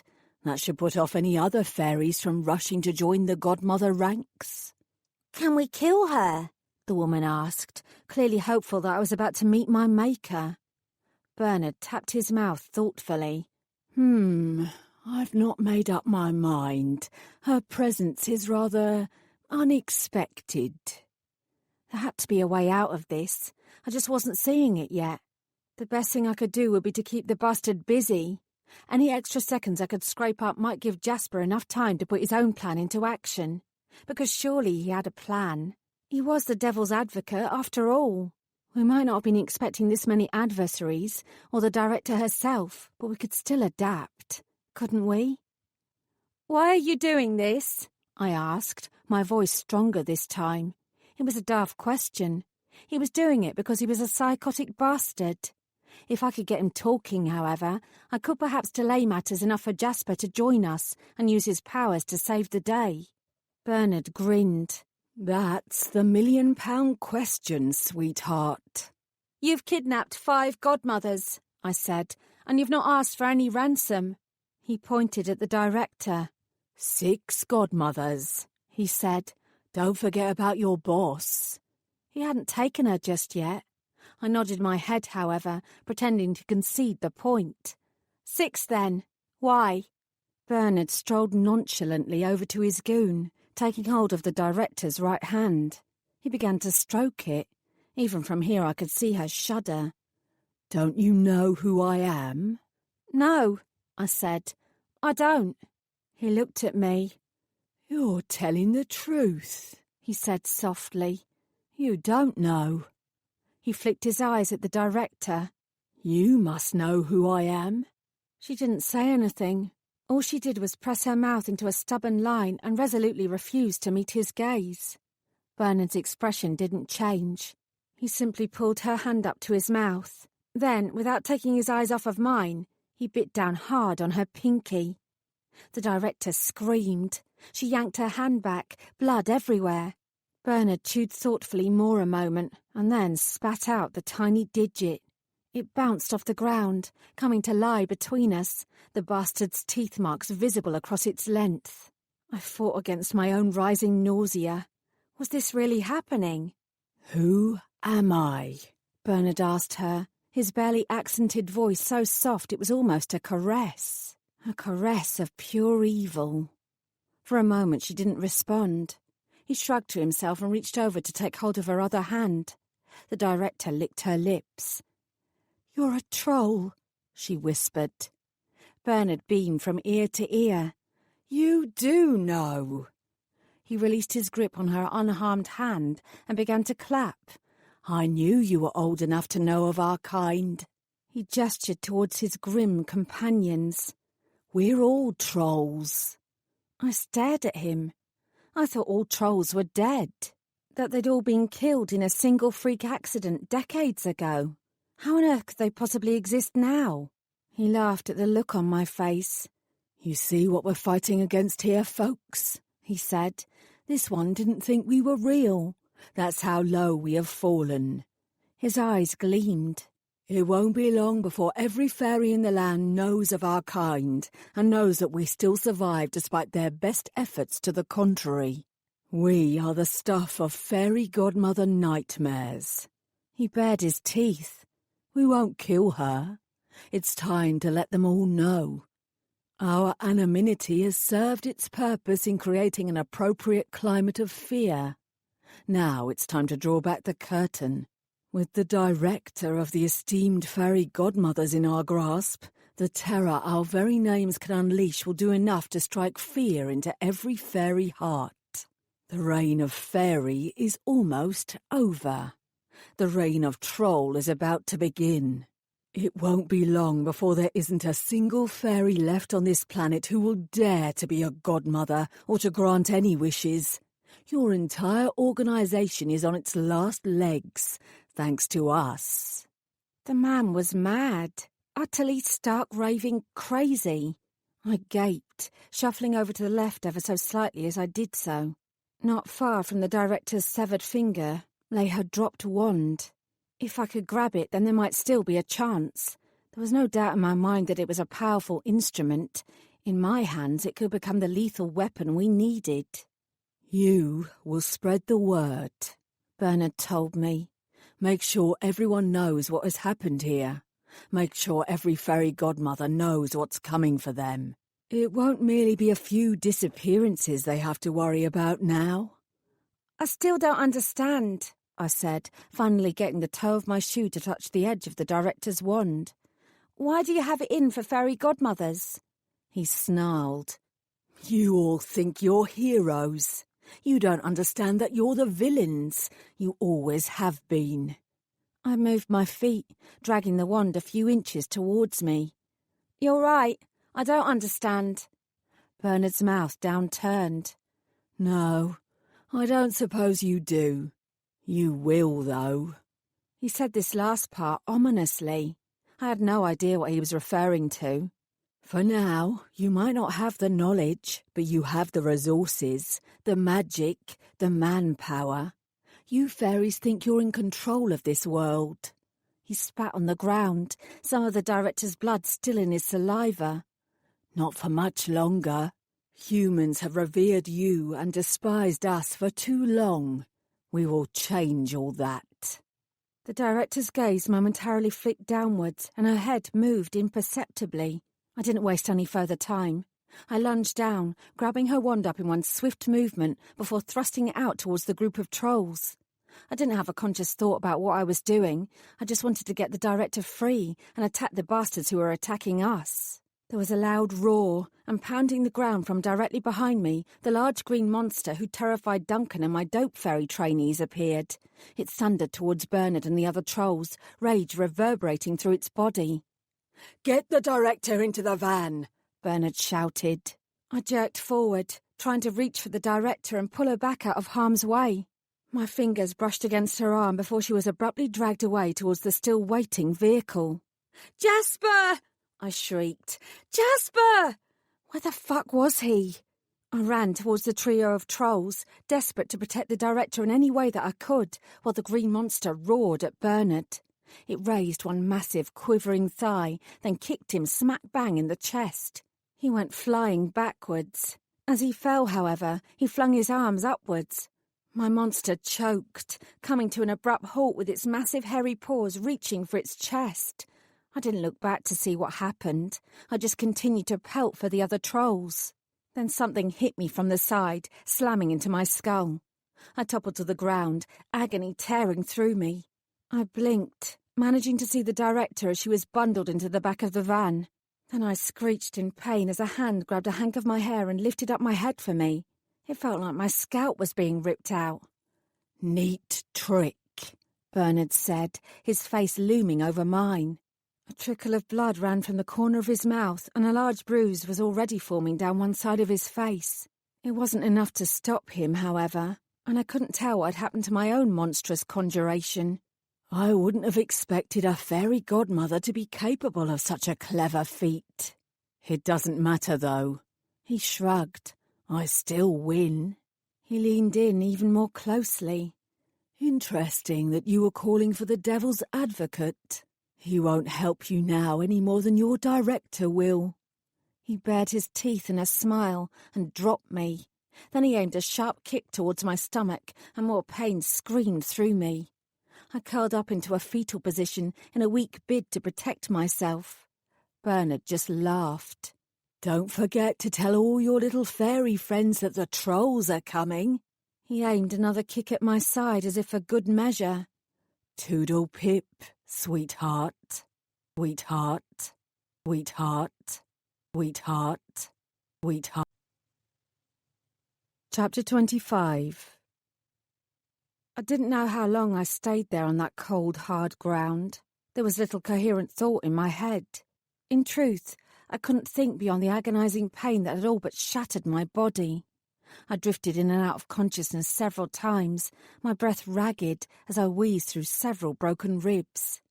For fuck's sake! What's happened to you? A familiar face swam towards mine. I blinked and tried to focus. What? Should get yourself a pair of wings, fairy. Then you can fly a casualty and get yourself fixed up. Vincent, I croaked. Who else? Hang on, I'll call an ambulance. I clutched at his leg. No, No ambulance. You're in a bad way. Unless you want to bleed out right here, you need to get to hospital. No, I repeated. Help me up. He hesitated. Then his hands reached under my armpits and he pulled me up to a sitting position. That's what happens when you go interfering on other people's business, he told me. I could have seen it coming a mile off. Yeah. I raised my head and looked over at the cafe where Jasper had supposedly gone to wait. Help me across the road. I need to see inside that coffee shop. I don't recommend it. Their food is shite and their coffee is worse. Please, I whispered. He sighed as if all this was a great burden to him. He should walk in my shoes. All right, then. He raised me up to my feet. Can you even walk? I nodded. Yes. I took a step and my knees gave way. Fuck a puck. Maybe not then. My gaze snagged on something lying on the ground. The director's wand. I must have dropped it when I'd been struck in the head. Bernard screwed up massively by leaving it with me. Then it occurred to me that it might have been deliberate. He wanted me alive so that I would spread the word about him. After all, he was already long gone now. I couldn't do anything to stop him. I had no idea where he'd gone either, and no way of tracking him. I pointed at the wand. Can you get that for me? Vincent pursed his lips. He did as I asked, though, bending down and retrieving the wand. This is how you do that magic shit, right? He asked. He waved the wand around in the air. Nothing's happening. He sounded disappointed. You're not a fairy, I said, barely managing to get the words out. Give it to me. You're not going to turn me into a frog, are you? I'm trying to help you. And I've not sold any drugs since I spoke to you, he said, as if I should be proud of his accomplishment. He'd only been released yesterday. Just give me the fucking wand. Vincent huffed. He did, however, place it into my outstretched hand. I heaved in a pained breath and squeezed my eyes shut. Then I waved the wand around me. This had better bloody work. The pain eased almost instantly, my bones re-knitting back together again. I'd be sore for a long time yet, and no manner of wand-waving would resolve the ugly bruises which I knew had already formed all down my body. I'd be able to walk now, though, and think. That was something. Thank you, I gasped. Vincent peered at me. You've got some colour in your cheeks. Still don't look great, though. I can still call that ambulance. No. I heaved myself upwards once again. The cafe. Now.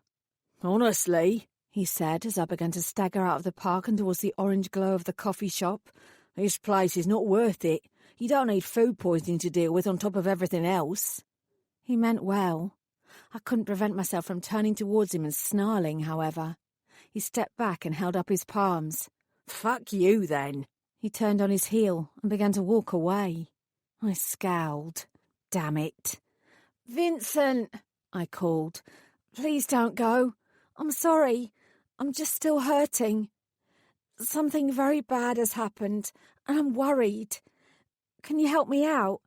Stay with me for a while longer. I couldn't face being on my own on these streets, even if the alternative was a grubby drug dealer with loose morals. He crossed his arms and pouted, actually pouted. Please? What do I get in return? Damn it, this wasn't worth it. Never mind. I'll manage on my own. I turned away and continued shuffling to the cafe. Vincent swore again and caught up to me. Fine, he said. I'll stay with you. Just remember that I helped you out, though, okay? Okay. I was more relieved that he was staying than I'd have thought possible. I swallowed. Thank you. That's more like it. He took my arm and helped me over. Vincent pushed open the cafe door and looked inside. Then he drew back. This is more of a bad idea than I thought it was. The place has been trashed. My heart sank to the bottom of my boots. I have to see. I sidled past him and walked in, barely managing to stop myself from crying out when I saw the devastation inside. The few tables and chairs were overturned and there were shards of glass all over the floor. One of the plaster walls had several holes which appeared to have been punched through it, and the fridge, which contained cans and bottles of drinks, was lying face down. Vincent knelt down, dipping his finger in a pool of liquid. "It's blood," he said unnecessarily. "Yeah." I heaved a sigh and blinked back tears. I figured. I scanned the room. Jasper had put up a hell of a fight, but whatever had happened here had happened quickly. Those trolls were stronger than I'd thought if they could best the devil's advocate. Maybe they'd followed him in here and attacked him before he even knew what was going on. Then I thought about the man who'd served me when I'd come in for lunch before. I briefly closed my eyes. The trolls didn't have to follow him. One of them had already been waiting in here. The entire cafe was probably a setup to keep an eye on the park. No wonder the food was so bad. They didn't want customers. They only wanted an excuse to be here. "How long has this place been open?" I glanced at Vincent. "Couple of months, maybe more." He frowned. "Why?" I passed a hand over my forehead. "It doesn't matter." Not now. I grimaced. Despite the magic I'd performed on myself, I still had a horrific headache. I looked round the cafe once again. I couldn't deal with all this on my own. I'd have to get some more help from somewhere. Vincent bent down and picked something up. He held it up towards the light. "Check this out," he said. "It's some sort of dart." He reached out to touch the tip of it. I hissed at him. "Don't touch that!" He instantly dropped it. "Why not?" Because it seemed almost inconceivable that Jasper could have been taken, but that dart explained it. If he'd had his back turned to the slimy bastard who'd worked here, and he'd been shot with some sort of poisonous projectile, then he could have fallen unconscious, or worse, before he could have defended himself properly. I glanced round the devastation once more. He'd still given it his best shot, though. "Just don't," I said. Vincent shrugged, using his hand to push back a limp hank of hair which was falling into his eyes. I stared at him. Fuck a puck. Why hadn't I paid attention to that before? I was a prize idiot. "I need to get to my office," I said faintly. Vincent blinked at me. "You want to go to work? Now?" "There are people there who can help with this." I waved a hand around. "Whatever this is," he muttered. "Is it far, this office of yours?" I shook my head. "Only a few streets away. Can you help me?" It was hard to believe I still needed his help, but the last thing I wanted was to collapse in the middle of the street before I could raise the alarm. "Then let's go. I don't want to be anywhere near here when the coppers arrive. They'll think I did this." He scratched his head. "Unless I pin the blame on you." He offered me a tiny grin. I tried to smile in return, but I didn't do a very good job of it. Vincent seemed to realise how much I was struggling and put an arm round my shoulder. "Come on then. You've got this, Alicia." I sniffed. "Saffron." "You told me your name was Alicia." "I lied. It's Saffron." I was waiting for some snippy remark in return. He only dipped his head, though, in acknowledgement. "You've got this, Saffron." I swallowed. I really didn't. But I would, if only because failure was not an option. I wasn't sure if anyone would be left in the office, but I was banking on the fairy godmother's propensity to work late. Mrs. Jardine was still at the front desk, and I suspected there were plenty more people upstairs. I hoped so anyway. I was going to need them. She didn't look particularly pleased to see me lurch in with Vincent by my side. Unfortunately, I didn't think anything I said would improve her mood. "You can't come in here, Saffron." She rose to her feet. "Not now, and certainly not after hours. If the director hears about it, there will be hell to pay." Vincent paid her words no attention. He whistled loudly and gazed round at all the shiny marble. "I've walked down this street 1,000 times," he said, "and I've never noticed this building before." He goggled about himself. "It smells so good, and it's so clean." Under any other circumstances, Mrs. Jardine's horror would have been comical. "You brought a human here?" "Is she another one of your fairy types?" Vincent asked me. "She's kinda hot." Mrs. Jardine looked even more shocked. "You told him what we are?" She threw her hands up in dismay. "You're not protected by the memory magic anymore. Saffron, I know you must be upset at being fired, but this kind of behaviour will have serious consequences." Vincent looked at me. "You've been fired?" He gave me a nod of approval. "Kudos." I rolled my eyes. I wasn't quite sure how getting sacked earned me any brownie points whatsoever. "Thank you so much for your help in getting me here, Vincent. I'm not sure I would have made it without you." A flicker of hope lit his eyes. "Does this mean I get another wish?" "It means next time I see you, I might buy you a coffee." He grunted. "I'd rather have a pint." "I can manage that. Now," I added, aware of Mrs. Jardine's pursed lips and bristling disapproval, "you have to remember not to—" "Tell anyone about this. Yeah. No one would believe me anyway." He looked over at Mrs. Jardine, then blew her a kiss. "Hope to see you again, dollface." He jabbed me. "Don't get yourself killed, Fairy." He spun round, his trench coat flapping round his ankles. Then he exited. "Saffron," Mrs. Jardine was still shaking her head. "what have you done?" "That human is the last of our worries," I told her. "I need to speak to every fairy who's still left in this office. It's urgent." Her frown deepened.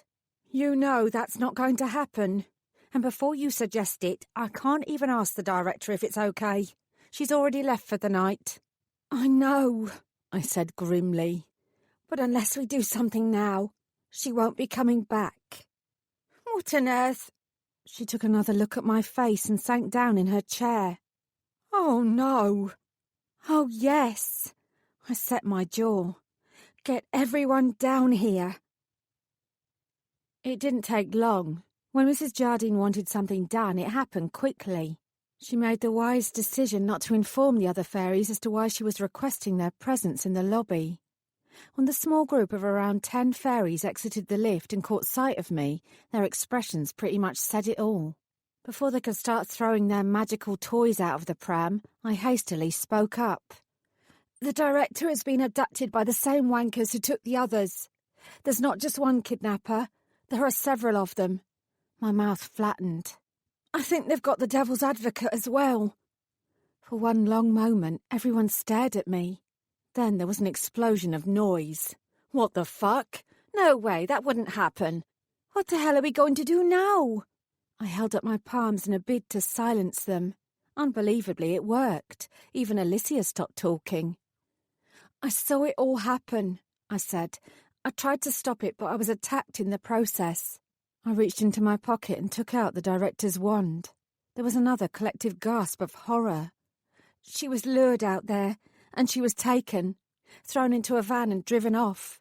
The tosser in charge wanted me to tell everyone what he's done. He's on a mission to spread terror amongst every fairy in the country." I waited for a beat. "His name is Bernard, and he said he was a troll." Almost every single face looked confused. The only 2 fairies who didn't were Mrs. Jardine and Billy. Rupert ran a hand through his hair and stepped forward. "Saffron," he drawled. "As much as I want to believe all this, trolls don't exist." He gave me a kindly look that swept in my entire body. He still seemed to think that he might be in with a shot to get into my knickers, despite my new unemployed status and supposed tall tales. I looked at Mrs. Jardine, raising my eyebrows. "Care to add anything to that?" I inquired. "I thought they were all dead," she said quietly. "I was working here at the time, and we were told they were all dead in the same way that you were told that at school." Every single eye turned towards her. Mrs. Jardine wrung her hands. "There were never very many of them. They tended to keep to themselves and stay out of our way. Most lived in caves and tunnels. They didn't like humans and didn't appreciate that we essentially worked to improve humans' lives. They didn't bother us, though." "But," I prodded. She sighed. "But about 40 years ago, there was a terrible accident. A landslide in the hills in Wales. The trolls had all been gathered there for some sort of meeting to elect a new leader. That's what I heard, anyway. They were all caught in the landslide." Her voice dropped. "They all died." "We know all this," Delilah said. "It was covered in school." "Indeed." Clearly they didn't all die, though. I opened my mouth to ask her more when Billy broke in. That's not the full story. Mrs. Jardine looked away. The full story, Billy continued, is that the landslide occurred because of a wish that went wrong, a wish that the fairy godmothers granted. The reason that you've never heard of it before now is because it was covered up to avoid any taint attaching itself to this office. I shook my head in disgust. Unbelievable. This, I said, is why it's vital for history to be full, transparent, and available to all. Otherwise, no one learns from their mistakes, and sooner or later your past deeds come back to bite you on the arse. It wasn't a deliberate cover-up, Mrs. Jardine said. Not exactly. It just wasn't spoken of again. The truth is that the trolls died in an accident. The fact that it was an inadvertent result of a wish gone wrong doesn't change that fact. Most fairies barely knew that the trolls existed in the first place. The fairy godmothers who knew what had occurred were simply too embarrassed and horrified by what had happened to dwell on it. There was nothing sinister behind the omission. Not intentionally, anyway. Those surviving trolls might beg to disagree, I muttered. It seemed to me that fairy godmothers spent a great deal of time hiding the truth from both themselves and others. I shivered. I felt lightheaded and ill, and it wasn't simply because of the unpleasant revelations. I need a chair. I wavered over to the uncomfortable seats I'd been forced to wait in less than a week ago and slumped down. Regardless of their underlying motives, these trolls want us terrified. Bernard and his buddies want to destroy us, root and stem. They want revenge for what we did to their kind. What do we do? What can we do? Figgy's voice was rising along with her panic. What the fuck can we do? We find the trolls' hideout, I said quietly, with as much haste as possible. I know who we can ask. I just need a bit of help to get there before I pass out again. I raised my head and gazed blearily at them all. I need all your help. Alicia strode out in front of the group. The director needs us, she bellowed. We have to help her. We will help her. We are fairy godmothers. We are fairy godmothers. Everyone else joined in, the chorus of voices growing. We are fairy godmothers. My eyes met Billy's. Given the revelations we'd heard, I wasn't convinced that anyone should be proud to be a fairy godmother.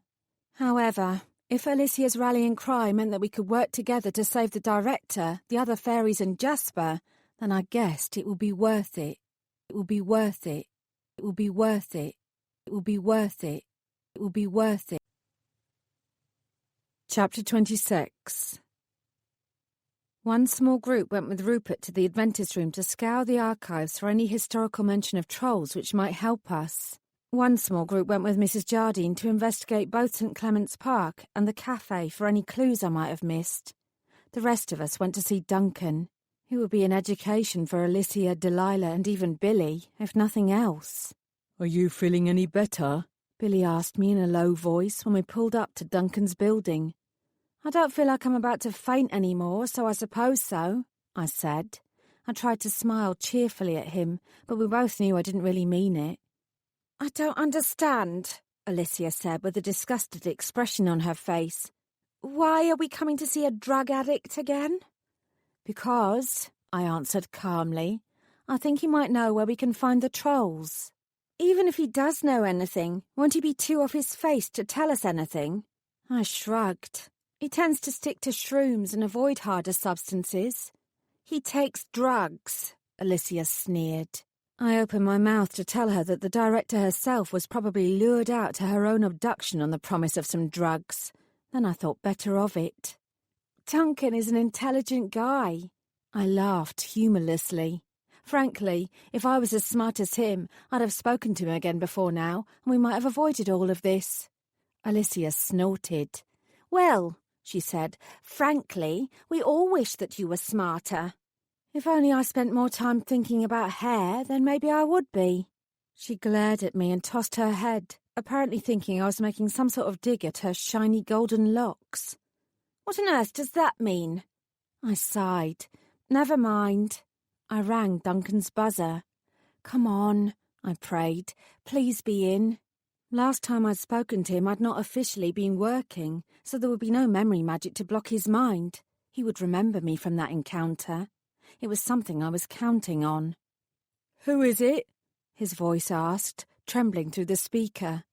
"It's Saffron, your mate. I thought I'd pop by with a few friends." There was a pause. "Those mushrooms you bought last time were shite." I winced. "Sorry." "I don't want to talk to you again." "Wait," I said. "Duncan, I cursed. The lack of static noise told me that he'd already clicked off. "What now?" Delilah asked. I tightened my jaw with resolute determination. I had to speak to Duncan. There was no other choice. "Wait here," I said. "What will you do?" I drew back my shoulders in preparation. "I've still got the director's wand." I smiled grimly. "I will cast some fairy godmother magic." Billy reached into the bag on his shoulder and pulled out a wad of bright pink fabric. "You might need this then." I shook out the cloak and placed it round my shoulders. "Fabulous, thank you." I glanced at the three of them. "Keep an eye out down here for any passers-by." Then I waved the wand and began to rise up through the air, the cloak billowing out behind me. Hey, I was a fairy. I had to fly at some point. Duncan's dirty window was only just ajar. It certainly wasn't a wide enough gap that I could fit through. Rather than attempt to open it further from this side, I leaned over and tapped it with my wand. A moment later, Duncan peered out. When he saw me, he fell backwards. What? "Let me in, Duncan." I smiled at him, noting his dilated pupils. He might not have appreciated the mushrooms I'd given him, but he'd gotten something more potent from somewhere. That was good. It meant this would go easier. "It's Saffron, remember?" Duncan began to violently shake his head from left to right. "I'm not letting you in. You might be evil." Yeah, Duncan was indeed intelligent. "I'm really not, but we can chat while I'm out here if you prefer." I supposed it would waste less time, even if it was a considerable effort to keep myself afloat like this, despite the handy help the director's wand granted me. "I came to see you before," I said, "about the boogeyman." "Yeah?" He edged over on all fours to the window and peered down, as if expecting to see a ladder propping me up. "I made a mistake. I thought the boogeyman you were talking about was a guy called Vincent, but I was wrong. Vincent has shoulder-length grey hair. When I spoke to you before and I mentioned the boogeyman's hair, you threw me out. That's because your boogeyman is bald, isn't he? And his name isn't Vincent, it's Bernard." Duncan swallowed, his Adam's apple bobbing up and down. He seemed reluctant to answer, but something about the bizarreness of this situation must have persuaded him otherwise, because he finally nodded. "Yeah," he said, sitting up on his knees. "Bernard the boogeyman." I breathed out. I'd been on the right lines all along. If I'd had more faith in my own long shot from the start, then I might have found Bernard days ago. I shook myself. I couldn't focus on what had already happened and what I'd already missed. I had to worry about what would happen next. "You told me to avoid St. Clement's Park in order to avoid him," I said urgently. "Is there a lot?" Duncan muttered. "Don't go there. It's a bad place." I wondered if Duncan had witnessed Bernard and his team abducting any of the other fairy godmothers from the park. I decided that I didn't need to know. It wouldn't help. "When he's not at St. Clement's Park, Duncan, where is he?" "I can't tell you." He shook his head with vehement denial. "It's too dangerous." "Duncan," I pressed, "Bernard has kidnapped some friends of mine." Jasper's dark features flashed into my mind, and I felt a sudden pulse of pain ripple through me. "I think he'll hurt them. I have to find him and find them before it's too late." Duncan looked upset. "I don't want anyone to get hurt." "Then tell me where I can find Bernard. Where does he live? Where else does he hang out?" Duncan blinked. He wasn't going to tell me. I could see his continued denial written all over his drawn, haggard face. I clenched my fists. "I'm floating like this, Duncan, because I'm a fairy godmother." I licked my lips. If Jasper could hear me now, he'd throw another fit. I wished he would. "I'm a fairy godmother," I repeated. Tell me where Bernard is, and I will grant you a wish. Any wish. Another off-the-books wish wasn't a great idea, but I had to give him something. This was getting desperate. You'll give me a wish? He asked doubtfully. Anything, I said. Just say the word and I'll give you whatever you want. I don't want anything. There must be something. He seemed puzzled. I've got a roof over my head and food to eat. I've got friends and family. I have fun tripping on some shrooms from time to time, which takes the edge off the problems I've got. Why would I want anything else? Things could be a hell of a lot worse. I'm lucky. There was a lesson in there for all of us. I can give you what your heart desires. A tiny smile lit his mouth. My heart is happy. He looked at me. Actually, there is one thing. That was more like it. Go on. A calculating light came into his eyes. Your cloak. I blinked. Huh? Give me your cloak. I like the colour. Give me it and I'll tell you where the boogeyman is. That's what you want? I asked stupidly. From behind the window, Duncan folded his arms. That's what I want. I all but ripped it off my body. Here! I shoved it through the small gap. Take it. It's yours. He grabbed it before holding it up and stroking the material with his fingers. It's so soft. He wrapped it round his shoulders and grinned. I love it. I watched him for a moment. I wish I knew more people like you, Duncan, I said softly. You ought to get out more, he advised. Saffron, Billy hissed from below. Some people are coming. You have to get down from there. Please, Duncan, I said quickly. Where can I find Bernard? I have to find him. He glanced up, his eyes meeting mine. Bridge to Nowhere, he said. Nightclub on 4th Street. He owns the place. I felt a renewed surge of adrenaline race through my veins. Thank you, I whispered. Duncan just smiled. It was too early for Bridge to Nowhere to be open, even though night was fast approaching. The four of us stood across the street staring at the darkened facade. The other fairy godmothers were on their way. It wouldn't be long now. Maybe we should wait, Delilah whispered. Come up with a proper plan first. Don't be such a coward, Alicia snapped. That's our director they've got in there. Not to mention the devil's advocate and the others. We stormed the place and ripped the guts from those trolls. Her jaw tightened. There's no other choice. Damn. Alicia was braver than I'd realised, especially considering I could see her hands shaking from here. We need to have something in mind. What is the actual plan for now, Saffron? Billy asked. What do we do? I looked round the expectant faces. They seemed to think I had some sort of actual battle blueprint in mind. Perhaps they believed that I was used to storming the citadels of my enemies. I swallowed. If I could act confident and knowledgeable in the office, then I could do it here. Without some sort of self-belief, then we were all already doomed to fail. Clearing my throat, I raised my chin. We have no idea of the trolls' numbers. We have no idea of what's inside that place, or even if our colleagues are still alive. We don't know for sure if they are here at all. I saw everyone's faces fall further. Way to boost morale, Saffron. So, I said hastily, we need to be clever and careful. We don't want to get spotted by anyone. Our goal is to be sneaky and to avoid detection. We can't hope to beat the trolls in a fight without knowing more about them.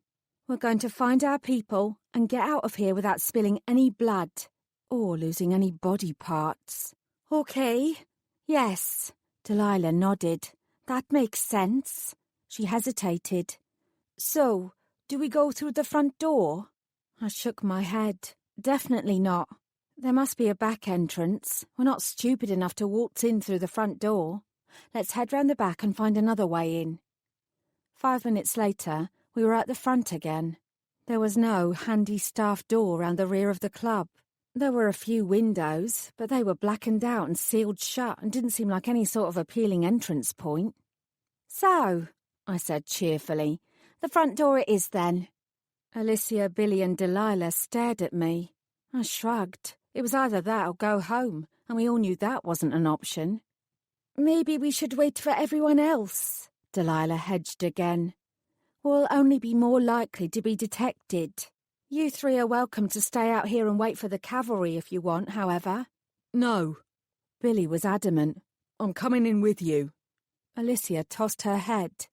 I'm not letting you bag all the heroic glory. Let's do this. She smoothed her still shaking hands down her sides. Delilah sighed. It'll be good to see what's really going on in there firsthand. She was clearly trying to convince herself. Last one in the door is a rotten fairy, I whispered. Come on. We jogged across the road and up to the door. I led the way, like the ninja warrior I was pretending to be. Naturally, the heavy door itself was locked. Surprisingly, it was Billy who stepped forward. I've got this, he said. When I shot him a look, he just shrugged. The amount of times you godmothers lose your keys has made me adept at lock-picking, whether doors are magically sealed or not. I inclined my head in brief admiration and moved to the side. Billy lifted one finger. He didn't have a wand. In his line of work as General Office Dog's Body, I supposed he didn't need one. In any case, it didn't matter. Although beads of sweat broke out on his forehead as he strained to break the door seal while remaining quiet, it was mere seconds before it sprang open. We each exchanged grim glances and then entered. Delilah carefully closed the door behind us, wedging it ajar a fraction with a £10 note she extracted from her pocket and folded up just enough to prevent the lock from returning to its original position. To anyone looking in from the outside, it would appear as if the door were still firmly closed. I nodded approvingly, and her cheeks glowed in the shadowy gloom. Maybe I was better at this management crap than I'd realised. Let's go left, I said decisively. I was on a roll now. Don't be ridiculous, Alicia snapped. The toilets are to the left. If our people are here, they will be that way.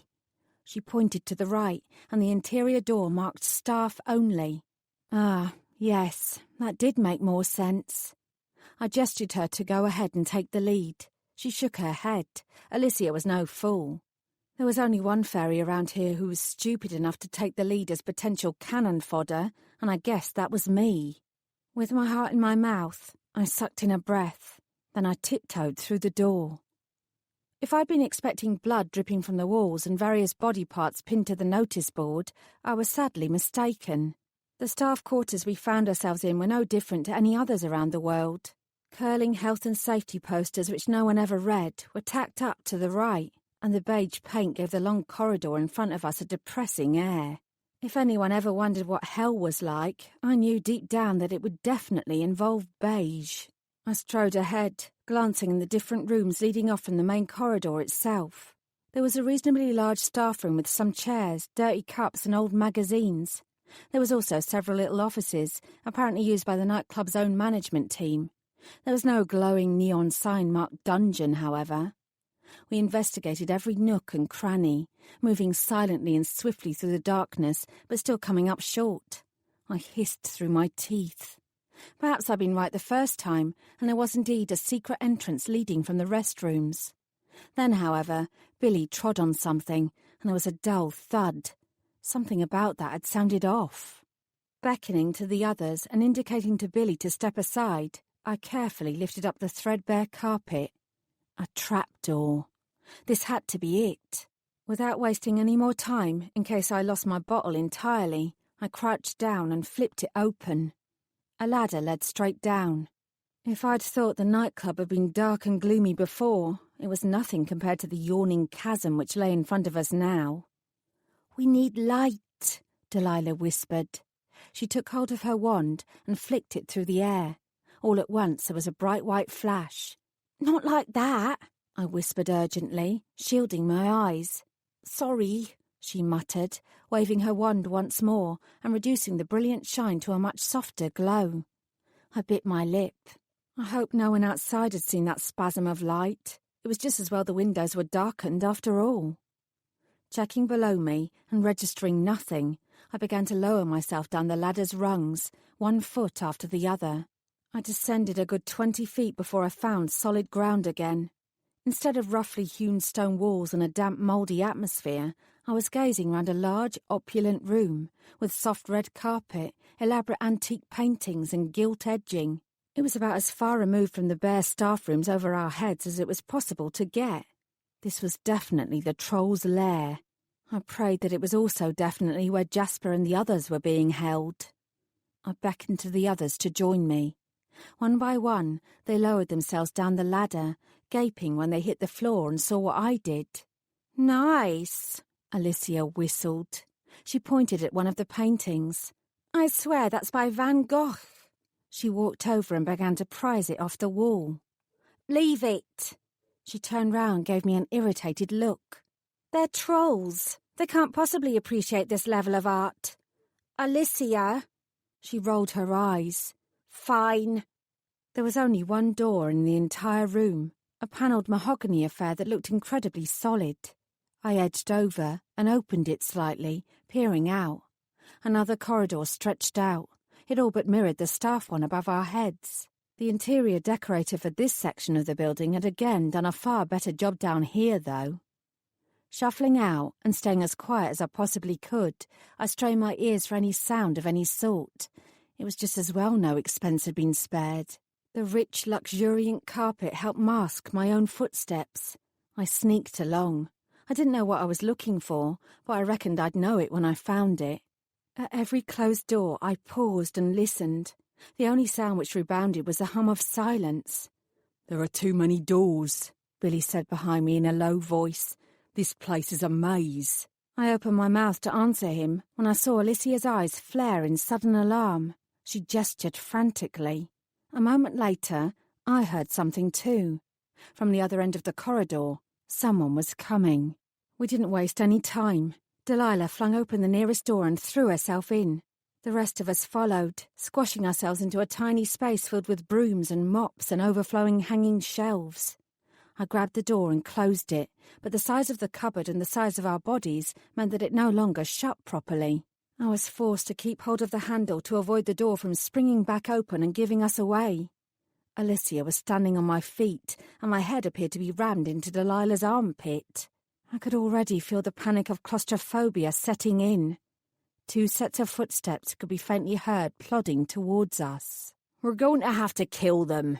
I don't care what Bernard and the others say about their plan. We can't continue holding them all here. If we kill them, then we're as bad as those fucking fairy godmothers themselves. It'd be easier if they were dead. I won't argue with that." Both the voices and the footsteps melted away. I breathed out. They were still alive. They were all still alive. Jasper's face flashed into my mind, and my stomach lurched, or whether through fear or relief, I couldn't have said. "I can't breathe."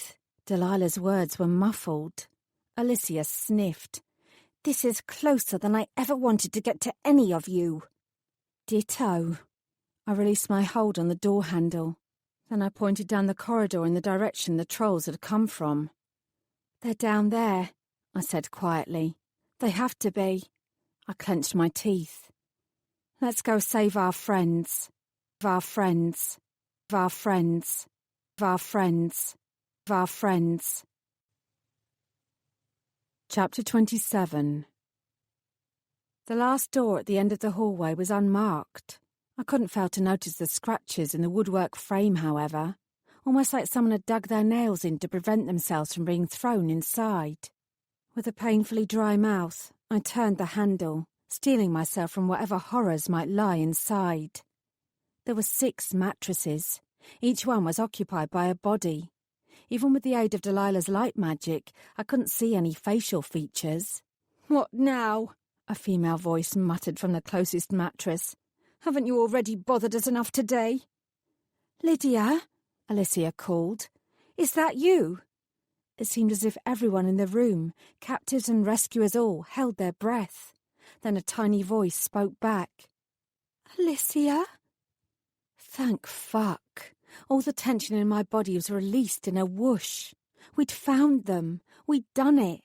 Now all we had to do was get them out. All of the figures turned and sat up, chains jangling. They were each manacled to the wall. That was okay. I had the director's wand with me after all. "Jasper?" I asked, my heart in my mouth. Who's Jasper? Fuck a puck. He wasn't here then. Bernard and the others must be holding Jasper and the director somewhere else. I curled my hands into fists, feeling the bite of my fingernails as they cut into the fleshy part of my hand. Then I released them. First things first. We're here to get you all out, I said. Just hang on, we've got you. I motioned to Billy, Delilah and Alicia. They all nodded and immediately began to work on releasing each fairy godmother's restraints. Who are you? An older male fairy blinked at me, confusion in his face. I recognised him immediately as Boris. Saffron, I told him. I'm a new fairy godmother. There was a faint snort from Alicia's corner. Now that we'd actually found who we'd been looking for, her natural personality was beginning to reassert itself. Actually, she's not. She's already been fired. She was a fairy godmother for about 5 minutes. Now she's not. But, Billy interrupted, she is the reason why we're here rescuing you all now. Tell me, Billy, how many rules have we broken by letting ourselves get kidnapped like this? Lydia asked. He let out a brief laugh. I'll write up all my reports later, he said. For now, let's concentrate on getting you all the hell out of here. How many trolls are there? I asked, fumbling with the last chains on the fairy next to me. We've counted at least a dozen, he answered, but different ones come and go. I flicked my wand one last time and the manacles finally sprang free. He groaned in relief and began to rub his wrists. And the director? I asked urgently. Or the devil's advocate? Have you seen them too? He stared at me through the gloom. His face was pale and drawn, and there were 2 painful-looking stumps on his hands where his little fingers had once been. Other than that, however, he seemed all right, at least physically anyway. They've been captured too, he whispered, patently horrified at the thought. Where might they have been taken? We have to find them as quickly as possible and get out of here before any of the trolls notice what's going on. The nightclub floor. He jerked his head upwards. We were all brought there to start off with, and when they took... He swallowed and held up his hands. And when they took our fingers, they did it up there too. His face twisted. They like to put the music on loud. I'm not sure if it's to drown out our screams or because it makes it all more enjoyable for them. They hate us. They want us to hurt. He shook his head. I don't know why. I didn't even know trolls still existed until they grabbed me in the park. This wasn't the time for half-baked explanations. I only had a few of the facts anyway. It was pointless and too time-consuming to speculate. I turned to Billy. The 3 of you have got to get these guys out of here. Get them as far away as possible. He nodded. What will you do? The director and the devil's advocate are probably upstairs. I'm going to get them. On your own? Get these godmothers out of here, Billy. That's what's important right now. They've been here for long enough. Once you've gotten them away, you can always come back for the rest of us. He gazed at me for a moment. Then he bit out a nod. Come on, people, he said. Let's skedaddle. I helped the godmother beside me up to his feet. You're Boris, right? Yes. He smiled at me. It's nice to meet you. It's a shame it's under these sort of circumstances. I smiled back. Tell me about it. Although actually this was a warmer welcome than the one I'd had in the actual office. I smiled again. Come on, let's get you out of here. I edged over to the door and peered out. The corridor remained thankfully empty. There are a few trolls wandering around. We'll have to be quick and careful. Have you heard, Delilah murmured to Lydia, that Caroline from accounting is doing the dirty with... Delilah! I snapped. She blinked at me.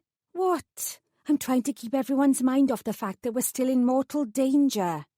A nice thought. I rolled my eyes. But stick to the escape. You can gossip later.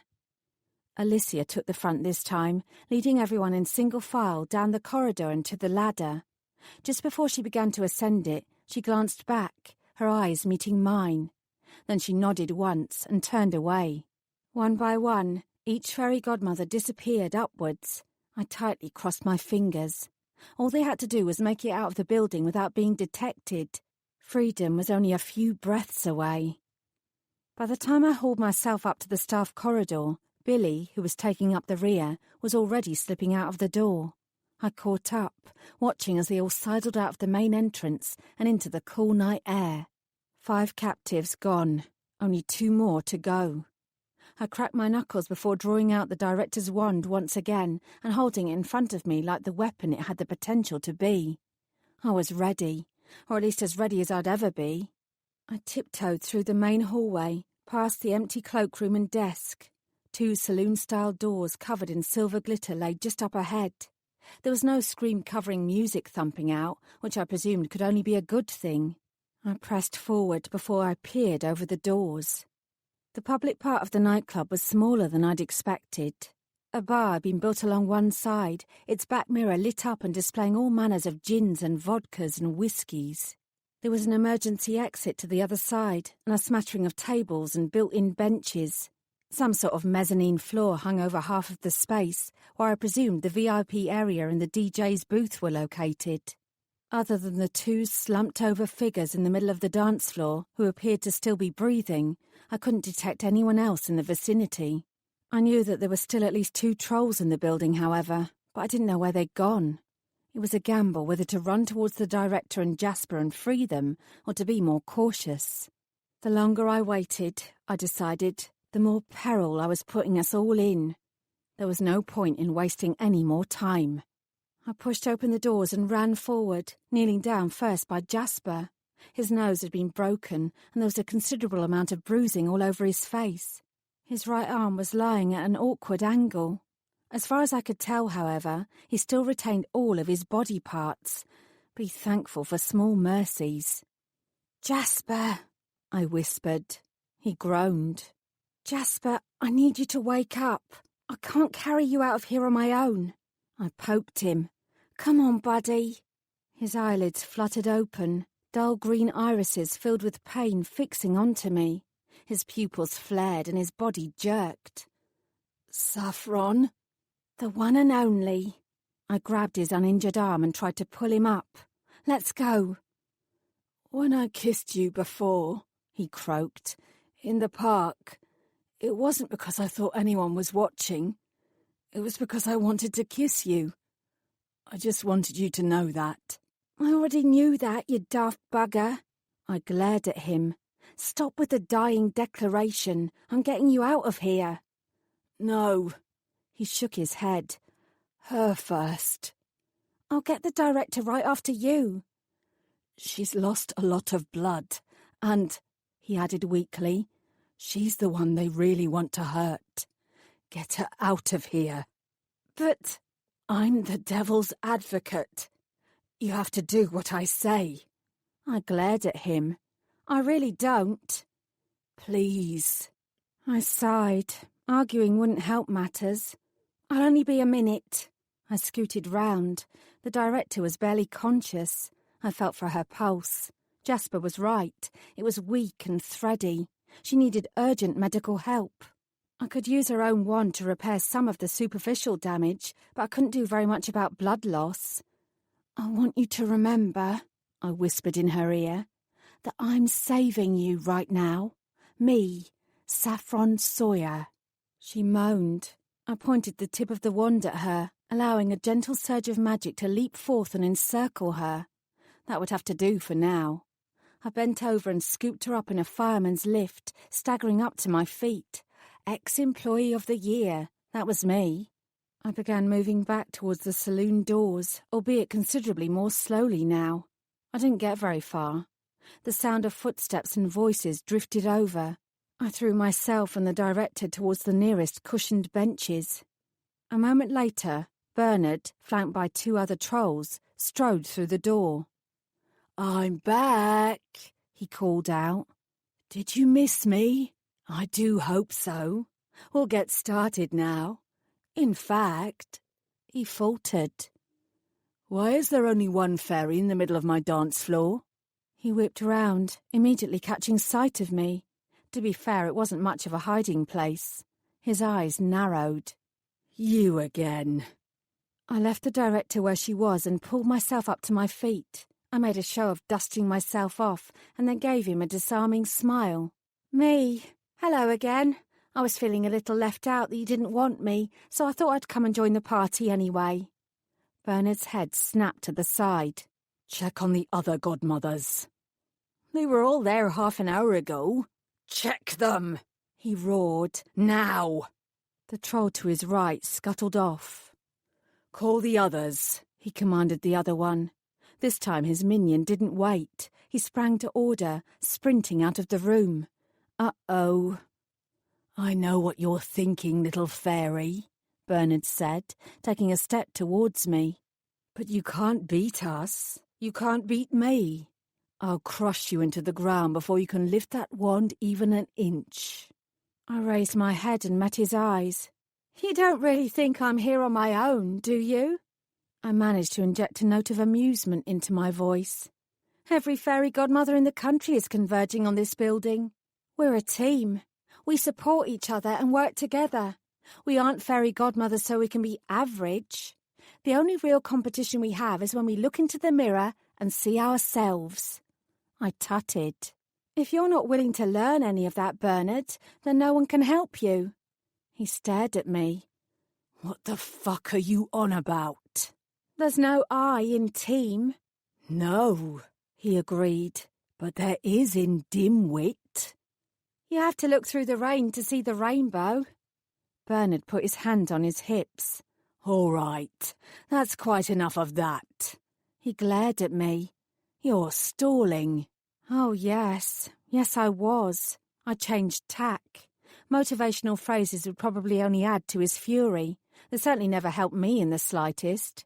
Why didn't you kill any of them? I asked. You could have, but you didn't. Why not? He smiled unpleasantly at me. You noticed that, then? I haven't killed anyone up until now because I'm not a fairy godmother. I don't decimate other races just because I feel like it. I don't think... Shut up, he roared. I've not killed anyone up till now. I'm about to change my mind, though. The saloon doors burst open and the other troll reappeared, panting. They've gone, he said. They've all gone. So be it. Bernard advanced towards me. You've left me with no choice, whoever you really are. Saffron, I said. My name is Saffron. I began to dip into a curtsy. At the same time, I raised my hand, which was still clutching the director's wand. Unfortunately, however, I wasn't fast enough. A stream of magic jetted out from Bernard's hands, smacking into my side and sending me flying through the air. My spine hit the far wall, and I crashed down to the floor. Bernard stalked over to me and knelt down. You know what the best thing about being a troll is? He inquired. He raised his hand once more. We don't need wands to perform powerful spells. He slammed more magic into my body and I doubled over, seizing up with agonizing pain. Then he began to circle round me. Boss, the other troll said nervously, I'm not sure this is a good idea. You know we're not supposed to hurt any of them that badly. We're only supposed to terrorize them into submission. Oh, Bernard snarled. I'll terrorize them. Have no fear on that score. Then he muttered to himself. I always knew it would come to this. You godmothers won't understand anything until we do start killing you. You think you're so superior because you grant wishes for humans. You should realize that makes you little more than slaves. Well, he bared his teeth. Soon you'll all be slaves for us trolls instead. From outside there were several loud shouts. The others had returned, and hopefully with the rest of the fairy godmothers in tow. Bernard turned his head, momentarily distracted. I took full advantage, using every last vestige of energy left in me to throw myself at him. I lifted my hands, aiming my thumbs at his eyeballs. His hands reached up, his fingers encircling round my wrists and squeezing. I yelped. They're here, the other troll said, his eyes darting fearfully from side to side. The other fairy godmothers are here. Then you know what has to happen. Boss. Bernard gripped my wrists even tighter. I could feel my own bones being crushed. I tried to wriggle free, but he was too strong. From behind me, I could see Jasper trying and failing to raise himself up. The director hadn't moved from the bench. "I want you to know," Bernard sneered in my face, "that you brought this upon yourself." He released his grip on me. "But don't worry. Your sacrifice won't be for nothing. Our policy is indeed to cause terror amongst the Godmothers without killing. I will continue with that policy, at least as far as the outside world is concerned. Now, we'll all die here." He grinned. "But you'll be blamed. This will only serve as a catalyst to bring the other surviving trolls round to our way of thinking. We either destroy the fairy godmothers by subverting them to our will, or we all die. For good this time." He lifted his head and raised his hands into the air. At first I didn't think anything was happening. Then he pointed at the giant glittering disco ball perched above our heads. "Devil's advocate," he called. "What did I tell you was packed into that innocuous-looking little sphere?" I looked at Jasper. His eyes flicked to mine. "Explosives," he whispered. Bernard smiled. "Indeed." He seemed to be salivating over the prospect.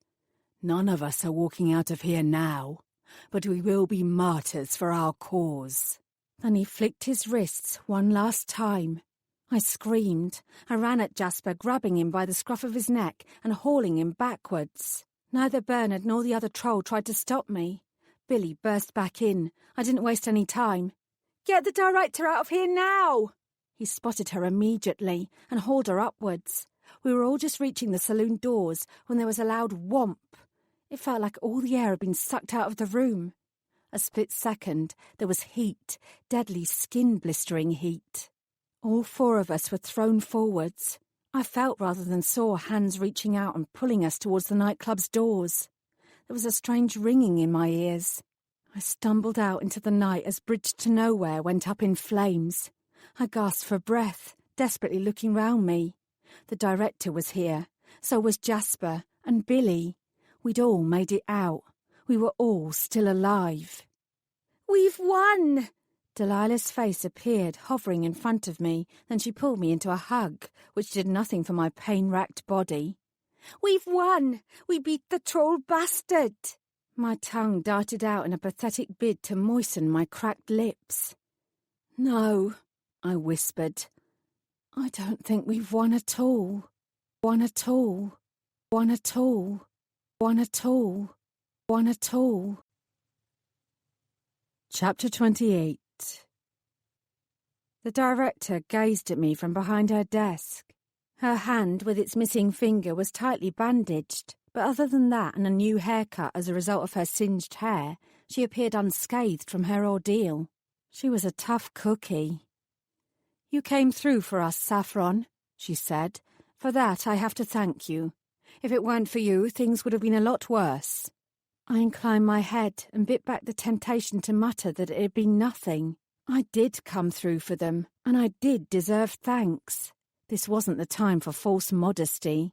I wouldn't allow my deeds to be brushed under the carpet. "You're welcome. I am glad that no one on our side died." A tiny frown marred her smooth forehead. I knew what she was thinking. The fact that not one fairy had died was a big deal, especially given what had happened with Bernard. However many trolls actually remained, his showy martyrdom would only spur them on against us. Plus, it would allow them the opportunity to pretend to themselves that they were still on morally higher ground and that they weren't killers, unlike us. They'd gloss over the actual kidnappings and minor dismemberment issues and use the events at Bridge to Nowhere to solidify their intent to subjugate and destroy the fairy godmothers once and for all. The battle had been won, but the war was only just beginning. I had the uneasy feeling that I wasn't willing to voice that the trolls were going to prove to be far more intelligent than we were. Beside me, Adeline coughed. "Perhaps, Director," she said, awkwardly, "this is an opportunity to reconsider Saffron's position here." I glanced at the office manager with some surprise. Obviously, I'd been hoping for this outcome. I just hadn't expected it to come from Adeline. "The audit is still going ahead," The devil's advocate likes her, she continued. That could be helpful for all of us. The director herself didn't blink. Her lack of discomfort at the suggestion that I return to my original position had me holding my breath. Come on, I prayed. Give me my job back. This place was a horror, and my colleagues were nuts. It had potential, though. And despite everything, I could still see myself sitting in the director's own chair. One day, I could make the fairy godmothers live up to their much exaggerated reputation. I had it in me. I knew I did. Assuming the trolls didn't destroy us first, of course. Leave us, Adeline. She started. But the director's gaze narrowed. Adeline all but sprinted from the room. Honestly, Bernard had been made of stronger stuff than I'd given him credit for. If one look from the director was enough to make Adeline turn tail, then daring to abduct her was an action that only a steel-hearted person could accomplish. Once the door had closed behind her, the director turned to me. You understand why you were initially recruited? It wasn't a question, but I nodded all the same. You also understand that things are not easy within this office. I nodded again. Despite all that has occurred, I still expect the very best from my fairy godmothers. I remain unconvinced that you are capable of delivering that. Unbelievable. What more did I have to do? Still, she murmured, regardless of the mistakes you have made, you do know how to keep your mouth shut. You could have told everyone why I had ventured out to the park in the first place. She eyed me, as if testing to see if I even knew the answer at all. You wanted drugs, I said. You needed to take the edge off whatever it is you're feeling, or to escape. I kept a straight face, or to just get buzzed. The director winced. I went to St. Clement's Park as part of the investigation into the disappearances, she said carefully. Uh-huh. Yes. I wasn't completely daft, not always anyway. You were very brave. She picked up a pen. You will be reinstated. I suppose we owe you that much. I couldn't prevent the giant grin from spreading across my face. She might think she was buying my silence about her attempted venture into the world of trippy drugs. I didn't actually care. Revealing her secret wouldn't be to anyone's best interests, regardless of what happened to me. I wanted this job, though, and if this sort of prevarication was what it took, then so be it. You will remain on your initial probation, she added. Don't think that this means you can do whatever you want and get away with it. Of course not. I lifted up my chin. As long as I am treated fairly and given the same opportunities as everyone else, then I have no complaints. Indeed, she sniffed. What about the trolls? I asked. What's happening with them? We are searching for them. We will find them. They will not put us in that position again. They'd stayed hidden for nigh 40 years. I reckoned they had the upper hand when it came to magical hide-and-seek. There was no point saying that aloud, however. The director knew it as well as I did. You don't have to worry about the trolls, she continued. They will be dealt with sooner or later. You should worry about your own position here and concentrate on being the best fairy godmother that you can be. I inclined my head. I will. There was no doubt in my mind. She pursed her lips. Well, with that in mind, there are a few matters to iron out. You say you want to be treated fairly. Even with the fawning eye of the devil's advocate upon you, that is important. Fawning eye? That wasn't how I'd ever thought of Jasper's feelings towards me. I doubted he'd think much of that phrasing either. Yes, I said aloud. Equality is vital for the future of this office. In more ways than one. Good. She pressed the buzzer on her desk. The door opened and Billy appeared. Miss Sawyer, he said formally to me. We welcome you back into the office. Just a few things to be aware of. He avoided meeting my eyes. Your wages are to be docked at the end of this month. My mouth dropped open. Why? There's the matter of a missing pink cloak. He consulted the clipboard in front of him. I believe you gave it away to a human, a Duncan Smith. I shook my head in faint disbelief. You deny giving the cloak to him? No. Billy shrugged. Well then. He looked at his notes once again. Then there's damage incurred to a magical wand belonging to the director herself. What damage? Some scrapes, a crack along one side. Fuck a puck. Fine, I muttered. Is that it? You are also to attend 6 human sensitivity training sessions. You revealed our existence to the aforementioned Duncan Smith and another human named Vincent Hamilton. That is completely unacceptable and entirely against the rules. Any further fallout from these actions will be on your head. I folded my arms. I had the distinct sensation that if I stood here and argued about any of this, it wouldn't go well for me. All right. Billy passed the clipboard to me. Sign here. I sighed. I did as he asked, however. When I gave it back to him, his hand briefly met mine and squeezed. The director opened a drawer and took out my ID and my wand. Here you go, Saffron. Congratulations. I was no longer feeling quite so delighted. I took both items anyway. Thank you. The director looked at me. Well, what are you waiting for? There are wishes waiting to be granted. Despite her cool manner, a brief thrill ran through me. She was right. I was still going to be the best damn fairy godmother this world had ever seen. I reckoned I was already halfway to proving it. Yes, Mom. I took a deep breath and knocked sharply on Luke Wells' front door. His flatmates had already left the building. I'd made sure of that. It would just be me and my client alone together. I prayed that this would go well. He opened the door and blinked blearily out. Yeah? Hi, Luke. His body stiffened in suspicion. I wondered whether his subconscious was pushing away the memory magic and telling him that I was some sort of madwoman and the best thing he could do right now was to slam the door in my face. Who are you? You don't remember me. I managed a sigh. I don't suppose that's surprising. You were so little the last time I saw you. My comment only served to make him even more distrustful. Eh? I'm Saffron, I told him. You used to call me Auntie Saff. I smiled hopefully to disguise the lie. Does that ring a bell? No. He folded his arms, and I sensed he was on the verge of giving me another brutal brush-off. I'm a friend of your father's, I quickly said. Luke's demeanour changed within a flash. You know my dad? His expression was no longer that of a standoffish, grumpy student. Instead, he actually looked more like an eager puppy dog. I could feel myself softening towards him. My real dad? If biology was what it took in Luke's mind to be real, I was rather of the opinion that his stepdad was the real parent. I wasn't here to judge, however. That wasn't in my job description. Luke sucked in a breath, his hand shooting out to grip the doorframe as if to steady himself.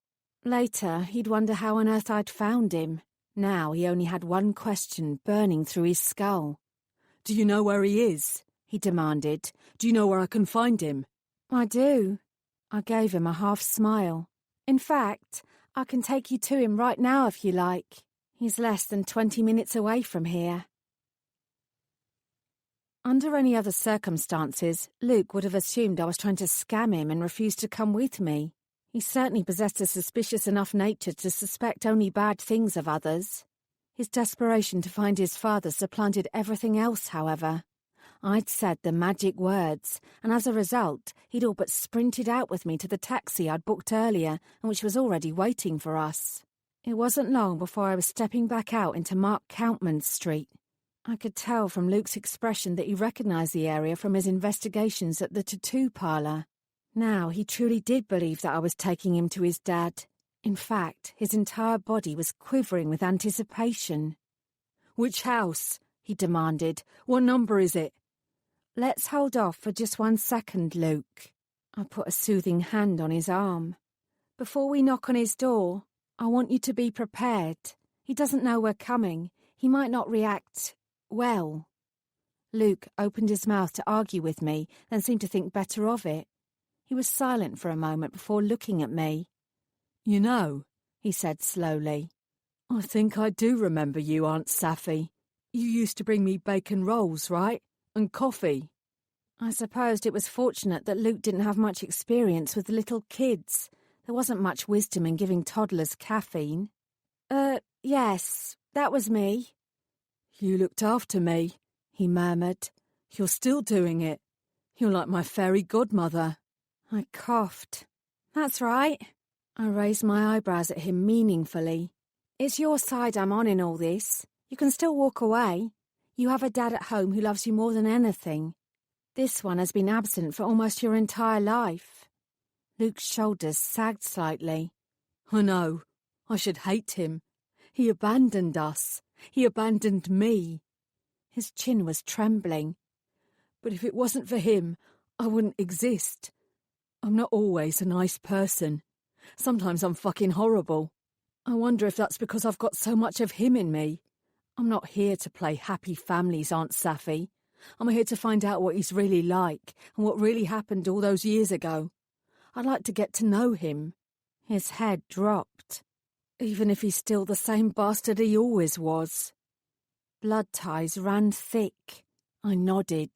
At least I could be assured that Luke was aware his biological father wasn't a hero. He could still get hurt badly here, but he wasn't a babe in the woods either. Either way, meeting his dad was his wish, his real wish. He's at number 23.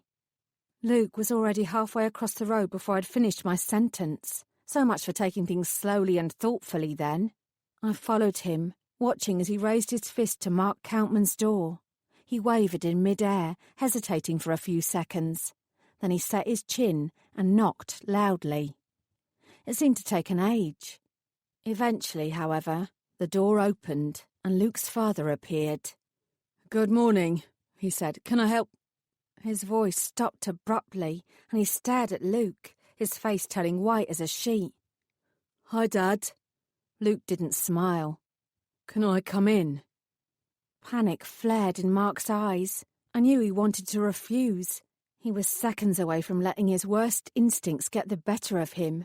I did the only thing that made any sense. I stepped up, pushing past Luke and offering Mark a brilliant smile before striding into his house without waiting to be invited. Mark was so surprised at my actions that he didn't stop me. "I'll make some tea, shall I?" I bustled into the kitchen, immediately filling the kettle from the tap, listening to the awkward silence as both Mark and Luke also shuffled in after me and headed for the little living room. "You shouldn't have come here, Luke." "Fuck a puck." "Why not? I'm your only son. Don't you want to get to know me?" Luke's voice was rising. "Or do you have other kids I don't know about? Do I have any little brothers and sisters?" "You're the only one." Mark sighed. "How's your mother? And Jonathan?" "Mum's fine. Not that you care." I winced. Now that he had his foot in the door, Luke's fear of being rejected again was coming to the fore and presenting as antagonism. That wasn't going to help. "And Jonathan's great," he continued. "He's been a wonderful father to me all these years." Mark's answer was quiet. "I knew he would be. I knew you'd always be all right." Luke growled. "You couldn't have known that." A growing silence filled the air. I peeked round the corner. They were like a pair of nervy street cats, staring at each other and unsure if they should walk away or start scratching each other's eyes out. They were so similar it was uncanny. From what I could tell, they were both terrified. "I don't know why you've come here, son. I don't have any money. I'm not your dad either. Not really." "I don't want your fucking money, and I know you're not my dad. It takes more than a lucky shag to become a real father." "So what do you want?" Luke drew in a ragged breath. "Did you care?" he asked. "Did you ever care about me at all?" Mark looked away. "No," he said. "I never wanted you. I never cared." He was a terrible liar. Luke wasn't in a position to see that, however. "Good," Luke snarled right on cue. "I only came here to tell you that you're shit, and I'm glad I don't know you." I rolled my eyes, abandoned the tea, and marched towards the ridiculous pair. Honestly, some humans just needed a damned good shake. I jabbed Luke's shoulder with my finger. "This boy has been looking for you for months. He's desperate to get to know you as a person, regardless of what's happened in the past. I turned to Mark and jabbed him. You failed as a father 15 years ago. That doesn't mean you have to fail now. If you don't want anything to do with your son, then the kindest thing to do is to say so now, and Luke can move on with the rest of his life. But be damn sure that's how you feel. You won't get another chance at this. Mark stared at me. His hands twisted together, and his jaw worked. He didn't say a single word, though. Well, fuck off then, Luke said. He spun away, as Mark's eyes filled with tears. Wait, I said. I walked past Mark, reaching down past the chair behind him and picking up the small wooden chest that had been lying there. Here, Luke. Mark didn't protest, although his face did spasm with fear when I passed the chest to his son. Luke flipped it open and gazed at the contents. I reached past him and scooped up the scrap of paper with my phone number on it, crumpling in my hand. Luke barely noticed. That's... Mark put his hands in his pockets. A lock of your hair. Luke pulled out a small, worn, stuffed rabbit. Mr. Floppy, I thought he'd gotten lost. I clenched my fists in delight. Without knowing exactly what was inside the chest, I'd been taking a gamble. When Mark Countman hadn't thrown away my phone number, however, and had dropped it into that box, I knew that whatever else was in there, it pertained to Luke, for good or for bad. As it turned out, it was most definitely for good. These are letters, Luke said wonderingly. They're all addressed to me. I wrote them. I didn't post them, Mark said, his voice gruff. You had a new family. You didn't need me. And as your girlfriend here said, I'd already failed you once by walking away. I should never have done that. I was young and selfish, and I thought I didn't want a family. A single tear rolled down his cheek. It was the biggest mistake I ever made. I stepped back, sidling out of the room. Luke didn't need me now, neither did his father. This could have gone very differently. Perhaps it still would in the future. I'd gotten them to this point, though. That would be enough. What happened from here on in would be down to them alone. Besides, as soon as the two stopped hugging and Luke told his father that I wasn't his girlfriend at all, then things would become remarkably problematic. It was definitely time to hotfoot it back to the office. Anyway, the metaphor of magic was already tugging me away, and this time I knew it was because I'd properly succeeded. I was still beaming when I stepped into the bustle of the Fairy Godmother's office. Billy glanced at me from across the room. I winked at him, and he seemed to relax. I didn't hold a grudge against him for all the petty sanctions pushed upon me. My future was looking too bright and rosy for anything like that. Even the prospect of more trouble from the remaining trolls couldn't dampen my joy. I felt like I was becoming a proper fairy godmother. 2 wishes granted, plenty more to go. Alicia glided past me. "There are some weeds on your desk," she sniffed. "You should get rid of them quickly. Some of us get terrible hay fever." I frowned. Weeds? I could feel my good mood evaporating. Despite it all, I still wasn't fully accepted by my work colleagues then. I was still being targeted and put into my place. I gritted my teeth and stomped over to my desk. I'd find out who put weeds on my fucking desk, and I'd make sure they regretted it. No more playing Little Miss Nice. I would show them who was boss. I stopped. There, in a stunning cut crystal vase, was the largest bunch of golden dandelions I'd ever seen. I couldn't see a card. I didn't need one. I leaned across and plucked one out of the vase, holding it up to my nose and inhaling its sweet green scent. Delilah raised her head and glanced at me. "Everything all right, Saffron?" I just smiled at her. "Fabulous. Fabulous. Fabulous. Fabulous. Fabulous." This concludes Wishful Thinking by Helen Harper, narrated by Ruth Urquhart. Copyright 2019 by Helen Harper. This unabridged audiobook is published by arrangement with Helen Harper and was produced in the year 2019 by Tantor Media Incorporated, a division of Recorded Books, which holds the copyright thereto. Please visit tantor.com for more information on our growing library of unabridged audiobooks.